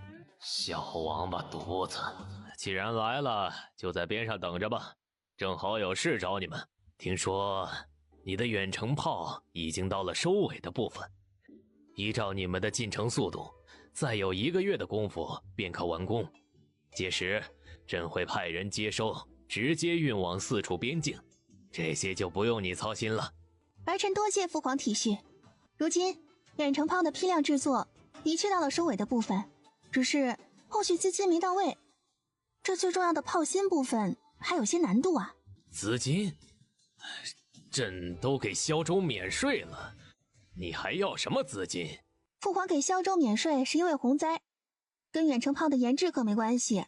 咱们一码归一码，这资金若是不到位啊，这炮可打不出来。你少拿灾区跟朕装蒜，别以为你不报朕就不知道啊！如今萧州的产能已经超往年3倍，加上洪涝带出来的鱼跟有理交易，如今是附近州县里最富有的，栽什么区呀？萧州这半年的账目还没有交上来，您怎么知道？皇上乐了，侧目朝边上瞟一眼，高进，你怎么会在这里啊？高进的账目朕已经看过了，既然有这样的收成，想必那10几台远程炮也不会有问题。我不是让你先压着，等我看过之后再上报吗？你还把底账拿出来，你是不是傻啊？郡主息怒，是皇上宣臣入皇宫的。这萧州能在这么短的时间内发展起来，西西果然能干呐。这样，税收照免，用来抵用远程炮的资金吧。父皇，若是没有记错，我大瑞朝的封地应该隶属受封之人，年年纳税便可。父皇的免税令还在，这抵用只说可不成立。混账！身为朝廷1品郡主，做几架远程炮又如何？身为皇上，哪有坑灾区百姓的？反正资金不到，炮金就不装。你混！皇上脸都憋红了，正要炸毛，却看到乔念熙手腕上那对翠绿的镯子。你这镯子是哪里来的？啊，我在崔玉轩定做的，有什么问题吗？定做的？这样式，你是从哪里来的？我是在灵王府书房的画册里看到的，咱们今天讨论的可是资金的问题，你别岔开话题啊。你天天就知道钱钱钱，你眼里还有别的吗？伸手拿起龙印，啪的一声盖在奏章上。父皇放心，儿臣一定尽快完成远程炮的工序。皇上肉疼的扔给乔聂西一个白眼，也没再问镯子的事，只让众人退下，唯独留下张元商量事宜。来了就来了吧，皇上的旨意不可违背，我不怪你。对了，吉祥如意去萧州也有一段时间了，现在怎么样？回郡主，两位姑娘心明聪慧，可是帮了大忙了。他们两个这么优秀，不如争取一个做夫人呢？近水楼台先得月嘛。更何况内外都是贤助，你可得抓紧机会啊。这下官愚钝，就怕唐突了姑娘。有些事情你不试试怎么会知道呢？更何况这种事你一个男子汉不主动，难不成让姑娘主动吗？多谢郡主提点。不过姑娘虽好，可不要贪心哦。怎么会？一夫一妻乃郡主所定地方律法，下官作为执掌者，定严格律己，认真执行。就知道我选的人能干。乔聂西满意的点点头，又交代几件事。事情交代妥当，众人这才分道扬镳。西西，这个年过了，就离乔子晨和沈含韵的婚期不远了，不如我们跟他们一起吧。明年我还没有及笄啊，更何况我们不是定了后年吗？不管了，我们成亲，我们自己说了算。你若是同意，明日我就找皇祖母去。我倒是没有什么意见，反正有意见也没用啊，别叫着我一起去就行。好好好，一切都交给……哎，停车！哎呀，我不活了！大白天的，你抽什么风啊？都是你撺掇我跟玄宝坦白，现在好了，他天天练我，还说赢不了他就不成亲。我这玉树临风、潇洒倜傥的身躯都快被他给掰折了。你该不会是又去青楼被逮了吧？逮什么逮？该说的话都说了，我还去什么青楼啊？这段时间我在哪里，师兄最清楚。那个玄宝的性子是火爆了一些，我不管，这事儿是你撺掇我的，你得给我解决。哎呀，你说你平常挺聪明的一个人，怎么到了关键时刻犯傻呢？既然哄着不行，你可以先上车后补票啊，找机会把他灌醉，还不是你说了算？你净给我出馊主意，你动嘴说的轻松，估计到时候我还没怎么着呢，先让玄宝打个半死。真怂，那你就自求多福吧。你现在连我都打不过，我要是玄宝也天天练你。哎，你这女人，师兄，你还管不管他了？越来越像个男人了，粗鲁。在别人面前凶，在我身边温柔如水，西西这一点是最好。你们，切！刚刚你叫清晨那个我就是随便说说。这样的好办法我怎么没想到呢？反正你别冲动啊！叶玄灵，你大爷的，我还是个孩子呀！你这个孩子让我忍得好苦啊！这个身体的年纪是有些太小了。好了，别多想，还有1年，我等你。说起来，玄宝的脾气也是真大，要打败他，那不是为难死凤清晨了？他们俩还真是纠结。他们俩是从小别扭到大，明明什么都明白，却又都不会表达，所以就用打的。你们皇家真是个个都奇葩。其实以前他们也不过是比划比划，没想过那么多。可如今不一样。如今不一样？怎么不一样？皇姑母和玄宝都是武将，边境有战事，他们是要上战场的。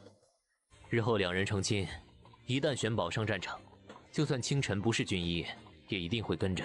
玄宝年幼时亲眼看着他父亲死在跟前，这么多年了，他依旧迈不过去这个坎儿。如今他这样，也是害怕再在清晨身上看到那一幕。这样的话，我反而不好劝了。这对冤家可真是让人操心呐。他们的事情就让他们自己解决吧，有时间关心别人，不如好好想想自己的事。我的事？我有什么事需要操心呢？你要操心的是怎么对付母妃。母妃喜欢你，就会将你当成自己人。可他对这个自己人可是不会客气的，以后他说不定会拉着你做一些不可思议的事情，我都说不准。我能怎么样啊？我也很无奈啊，谁叫我偏偏选了你呢？放心吧，母妃终究是对你极为满意的。过几日手头的事情处理完，我们再去看望母妃和师父吧。听说7月的病已经好利索了。你师父这医仙的名声真不是盖的，你再等我几日，我给娘准备了好玩的小玩意儿，估计要等等才能好。你们速度可真是慢，老夫晚半个时辰都比你回来的快。半个时辰？您这么快，该不会是追我们了吧？我追你们做什么？本来就没多远的路程，慢慢悠悠的，还不够着急的呢。是，舅舅向来做事雷厉风行。你手上这只镯子，以前没见你戴过呀。今日在朝堂上不是说了吗？这是新定做的，刚戴了没几日呢。舅舅什么时候对女人的事物感兴趣了？那倒不是，只是看你这镯子样式别致罢了。拜见郡主。郡主，念希，是我的念希来看我了吗？是，祖母，我和心雨来看您了。你终于来看我这老婆子了，我真是害怕，那天突然就走了，看不见你呀。切，真会装蒜。您这是怎么了？我这也是快死的人了，就是放心不下你呀。到底怎么回事啊？你们就把老太太伺候成这样？郡主说对，是太夫人不吃饭，崔妈妈劝她也不听，还把东西都打碎了。这太夫人是不愿意吃，老太太都说了不吃，就不要送过来了。你们是听不懂话吗？啊？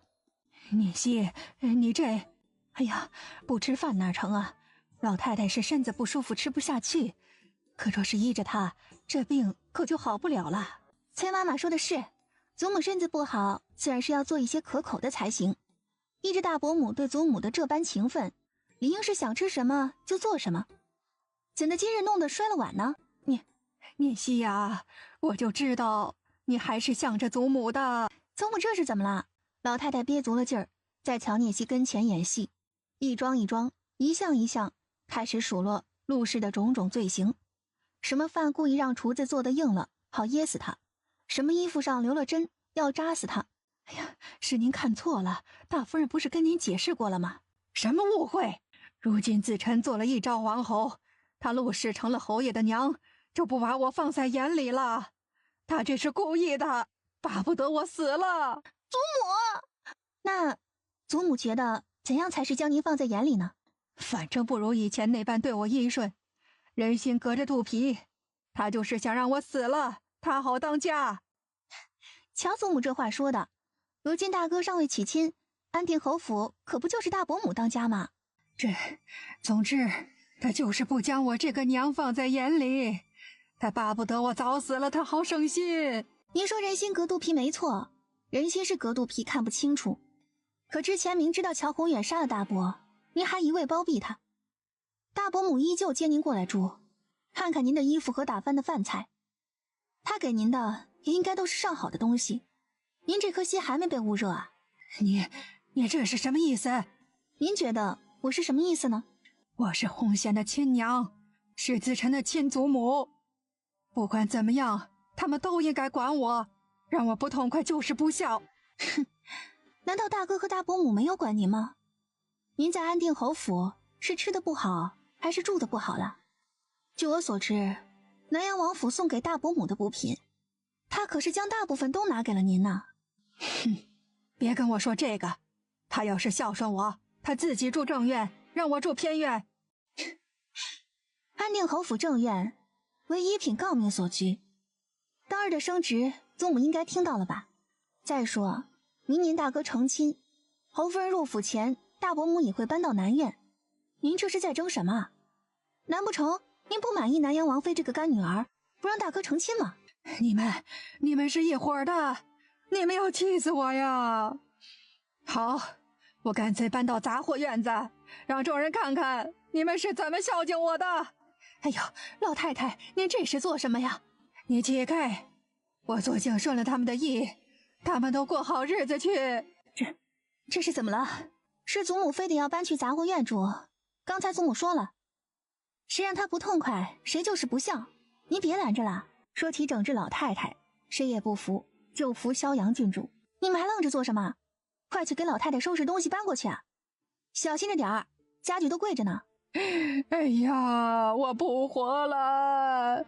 你们这是要看着我死啊！我死给你们看！您就这么见不得大伯母家里好吗？你还有什么不满足的？除了这个家不像以前一样让你做主，大伯母能给你的都给你最好的。你说不孝就是不孝啊！安定侯府上下都不是瞎的，大伯母怎么对待你，大家都看得清清楚楚。您尽管跟外面说他虐待你，我倒是看哪个傻缺会信。哎呀，把刚才的饭菜再做一份送过来，让你们在老夫人跟前伺候。那你们定是安定侯府最机灵的丫头，上心着点儿。是，如今已经是安定侯府自立门户，与以往在镇国侯府寄人篱下不同了。大伯母不必事事都惯着。哎，我只是怕出什么意外。你祖母这都一把年纪了，万一真的出了什么事，我这……她若是知道自己这一把年纪了，就不该这般在你面前作妖，好好过完她的余生才是。哎，她也是当家做主惯了，如今也就只有你才能镇得住她。不是我镇住她，是她自己亏心。若她平时就真心待人，现在也不会这般闹腾，更不会看你当家就心里不平衡。她呀，这一辈子都没活明白。你就这么恨镇国侯府里的人吗？毕竟他们可是……我没有恨谁，我只是分得清楚是非分明。更何况他们怎么对我，您是知道的。如今已经是老死不相见，这些人与我再无瓜葛，我的生活还有这么多人需要珍惜，没空再去理会他们。您说呢？也是，还是你明白。扭头看着跟在后面的乔新宇，一手一个拉着两姐妹进了院子。这一日说闲也不闲，从安定侯府回来已经是日落西山，看来事情很顺利啊，竟然这样早就回来了。那是自然，父皇已经批准了婚期的请旨，顺带我又将一部分工作分给了太子，早一些回来陪你才是正经。你竟然真的跟皇上提前了婚期啊？我舅舅没说什么？一开始倒是瞪眼了，不过父皇自然有制住你舅舅的办法。婚期提前，有些事情差不多也该着手准备了。母妃那边我们还要去一趟。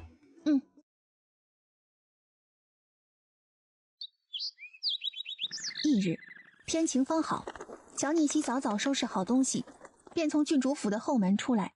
出大门还得偷偷摸摸，这日子真是过得憋闷。母妃不想再与之前有瓜葛，我们自然是要避人耳目。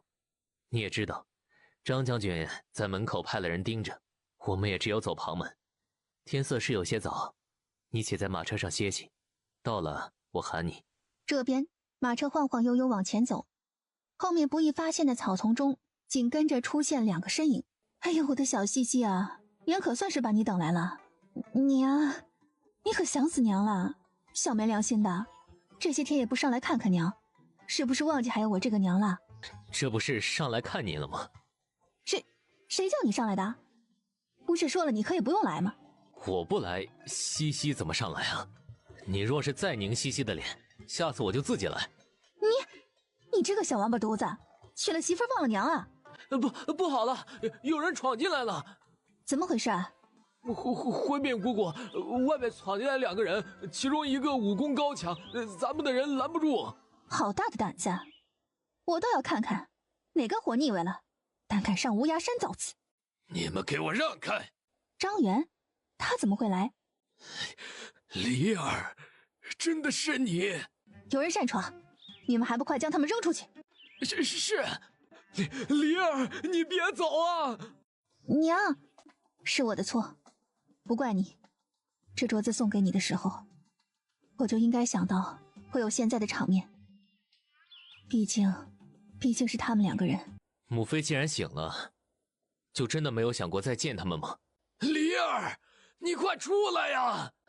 离儿，朕错了，你别躲着我们，你要怎样朕都依你，你快出来吧。灵儿，让他们走。不，我们不走，今日见不到你，我们是不会走的。灵儿，你快出来呀！灵儿，他们竟然冲破了机关。灵儿，你为什么不肯见我？灵儿，你可知道这些年……放手！灵儿是我的，你还活着，我就知道你还活着，我就知道。你们别碰我，我本是已死之人，如今与你们再无瓜葛，你们走吧。灵儿，不，你是我的灵儿，我不准你跟我撇清关系。放开我！不放！我放手一次已经后悔了10几年，我再也不让你离开我。叶重元，就他们的事让他们自己解决吧，不要担心。叶玄灵拉着乔念熙的手往外走，任由里面叮当的声响传进来。不知道他们就这样见到，到底是好事还是坏事啊？是好事还是坏事，只有他们自己说得清楚。你有时间替他们操心，不如多想想我。想你？不是天天见到你吗？见到是见到，可我不想你的心里总是想着别人的事，我会伤心的。为什么要伤心啊？别人是有事才会担心，你可是一直在心里住着的。1个时辰后，乔念熙和叶玄灵再次就回来。你放手！凭什么灵儿跟你走？她可是我的爱妃！爱妃个屁！就是因为灵儿跟了你，才遭遇这样的事情。亏你还有脸说！你凭什么将她带进宫？你们放手！哎，灵儿，你别走嘛！我说过了，我在这里住着很习惯，谁都不跟你们走。别呀，这里环境虽然不错，可吃穿总是比不上皇都的。你身子弱，还是跟我回去吧。是啊，灵儿，你还是跟我们下山吧。不去就是不去，你们走吧，以后不要再来了。别呀！叶重元，你拿开你的臭手，不许再去碰灵儿。张元，你给我滚！灵儿是我的，有你什么事儿啊？你还有脸说你的？要不是因为你，灵儿也不至于成现在这个样子。你给老子松手！你们都给我滚！吓跑了我的红狐狸，你们赔得起吗？灵儿，你别生气，你跟我回去，你要多少红狐狸我都给你，好不好？你倒是自己打一个我看看。擅闯我乌鸦山，还敢动我的人，你们胆子不小啊！师傅，什么是你的人？你说话小心点儿，风无涯，别以为你是灵儿的兄长就可以胡说。你们怎么上来的？乌鸦山的凌云绝顶也不过如此，单凭老夫的轻功，想要上来并不是什么难事。机关术是我破的。你们还挺厉害，知道厉害就行。今日我们要带灵儿走，我可以不跟你们算擅闯的事情，但带走人想都别想。来人，将他们给我扔出去。是。前辈，死不了的，顶多就是3、5个月动弹不了罢了。可是不用担心，他们不会有事的。你这儿子倒是懂得疼媳妇儿，若是我那不孝的儿子也能跟灵儿一样，老夫就不用这般担心了。儿孙自有儿孙福，我倒是觉得清晨这孩子很有福相。你们2个随我来。夕阳西斜，繁忙凌乱的一天，终于在红艳的余晖下渐渐拉下帷幕。郡主醒了。叶玄灵什么时候走的？殿下将您送回来之后便离开了，说2公主有事商议。清晨初4送东西过来，听说殿下1晚上都没回去。对了，清晨初4来的时候，皇上身边的曹公公也在，让我给郡主传个话，请您收拾好之后进宫商议萧州之事。萧州之事，儿臣参见父皇。起来吧，远程炮的最后一步快准备好了。回父皇，早就准备好了，就等您批银子了。萧州的经济农业恢复是你的功劳，父皇给你记一功，年终定会好好赏赐。那这远程炮的经费……萧阳多谢父皇，萧州经济尚在恢复之中，保不齐还会有什么突发的状况，储备粮食资金自是必不可少。儿臣知道父亲乃一代明君，定是提前考虑到的。儿臣替萧州百姓谢过父皇。这萧州自产的粮食还不够你储备啊？朕什么时候答应给你拨粮了？朕说的是远程炮的事儿。哦，远程炮啊，儿臣已经交代下去，拨款一到，立马就安装。乔念熙，你少跟朕来这套，你到底装不装？哎呦，皇上，您别动气呀。许是萧阳郡主有什么难处，您别着急呀。他有什么难处？占着矿山，拥着肥土，竟然还敢跟朕敲竹杠，这小王八犊子简直跟灵王一个德行。父皇说这话，念熙可着实委屈得很。当初您将萧州给儿臣的时候，那里可是重灾区，如今百姓合力重建家园，您不能因为有所成果就拆桥是吧？哼！铁矿的发现和开采，以至于后面远程炮的制造，儿臣可是受了父皇的意，赶日赶夜的让兄弟们锻造。如今您连资金都不给，儿臣可是要委屈哭了。行了行了，你也别委屈了。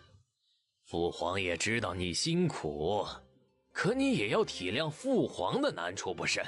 不如这样，你帮父皇一件事，父皇便将这款项拨给萧州，如何？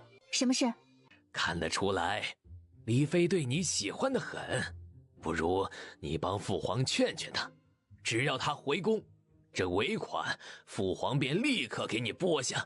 就算西西劝不了母妃回宫，这远程炮的尾款，您也本来就该拨的。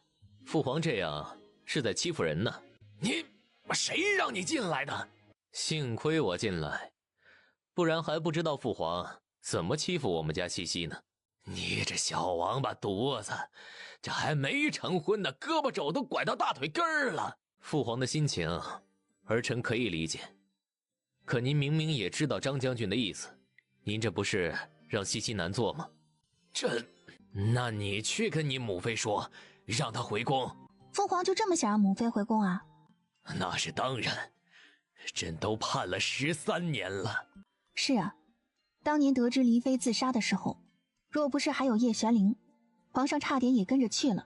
您既然让儿臣劝说，虽然是不愿强迫母妃的，可是父皇有没有想过母妃愿意不愿意呢？当年在您身边的时候，母妃遭遇了那些伤心的事情，如今您又如何确定她再回宫就不会有任何事故发生呢？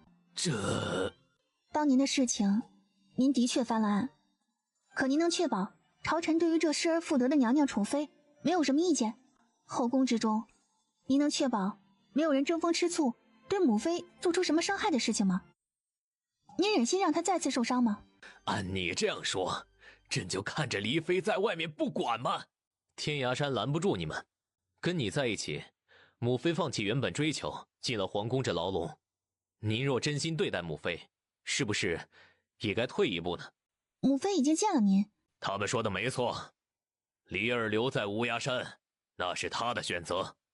以前没有照顾好他，如今你我都没有资格再做要求。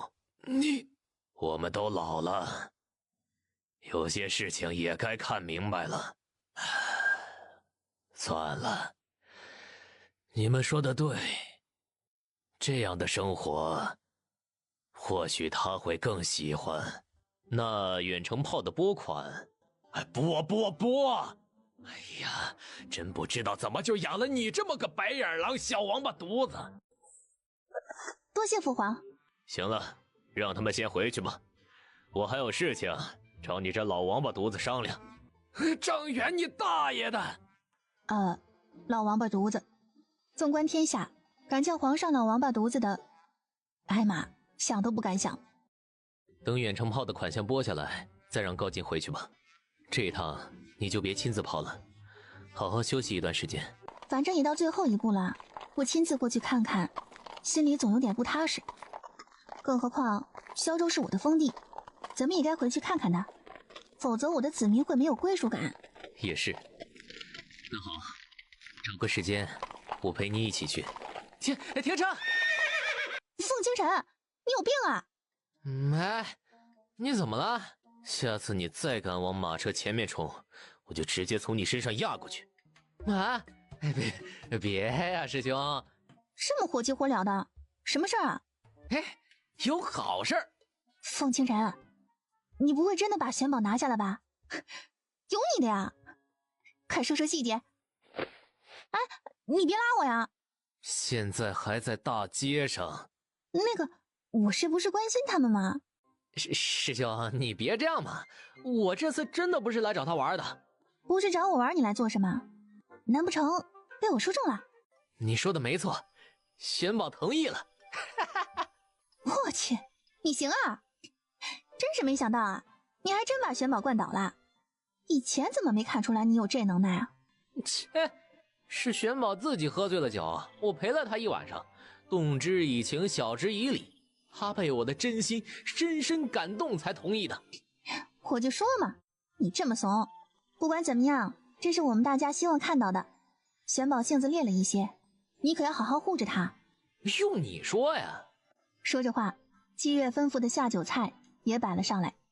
3个人一坛酒，几个小菜，喝得痛快。平静下来的日子，时间过得尤为飞快。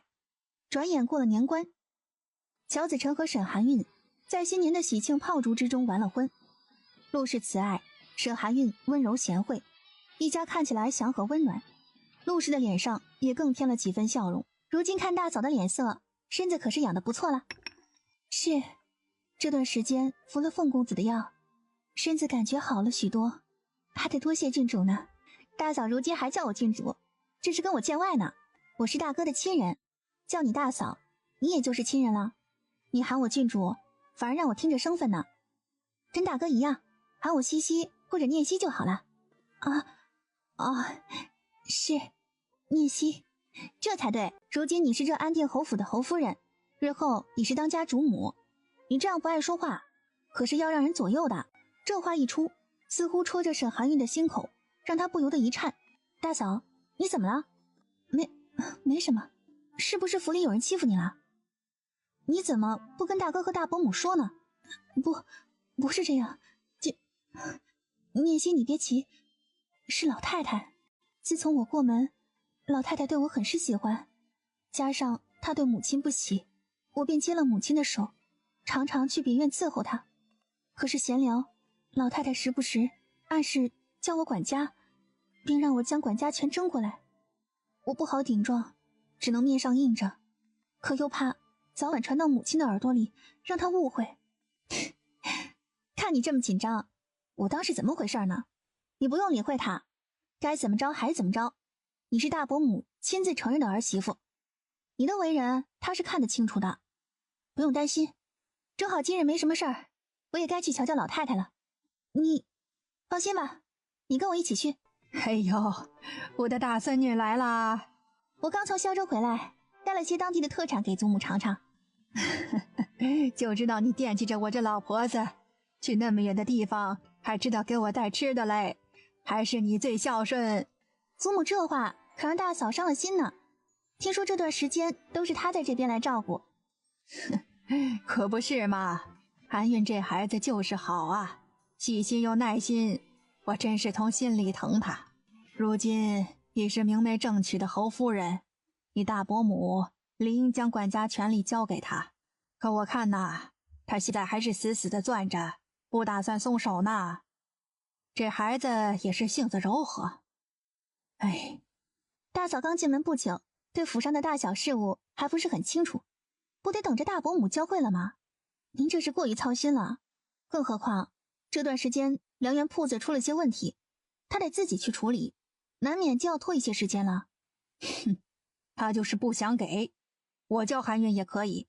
不，这管家的药是在谁手里，是大伯母和大嫂商量着来，祖母这心事操多了。您是长家的一把好手，这谁都不能否认。只是您常年在后院，府里的情况应该也不是很清楚吧？更何况这里是安定侯府，不是镇国侯府。你已经这么大岁数，现在正是您享福的时候，要什么大伯母都会想办法给您。什么都不用管，只管自己吃喝玩高兴了，你又何必多操心呢？您说是吧？哎，是啊，你这么说也对。哎，老了，不管，什么都不管了。说起来呀，眼看也到了你成亲的日子，你大伯母也在做准备。到时候你从安定侯府出门，娘就别管那么多了。西西有自己的郡主府呢，出门自是从郡主府出。更何况张将军和杨阁老也一直在争论这事儿，咱们就别掺和了。啊，他们俩还争上了？看着到了老太太休息的时间，众人退了出去。你这孩子呀，大嫂这不是心疼你吗？老太太这是闲了不自在，你们也别总是惯着她，惯着就惯出毛病来了。有点刺激，反而让她自己明白，她自己明白了也就安静了。就你知道，前几日我和韩韵给你做好了成亲的喜被，都是你选的料子和样式，韩韵绣的花，回头我让人给你送过去。果然还是大伯母和大嫂对我最好了，我也帮三姐姐绣了花鞋呢。啊，我家心雨什么时候会绣鞋啦？真是厉害的不得了了呢。我之前做了一双，只是没绣好，现在再重新做，三姐姐大婚的时候一定能做好的。好，那三姐姐就等着穿心雨的花鞋上轿。3个月后，云王和襄阳郡主凤青城和玄感去，2对新人同日大婚。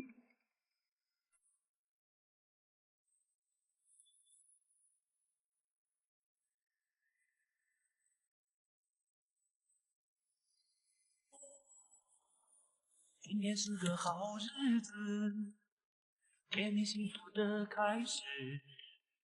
你走来，我走来，带着祝福乐起来。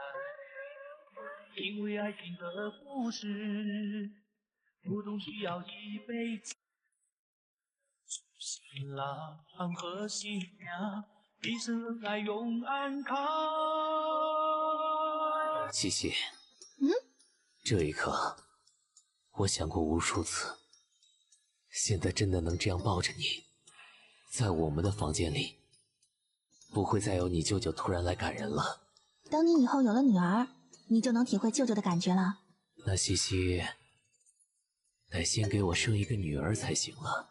以后有了女儿，你会不会把心思都放在她身上？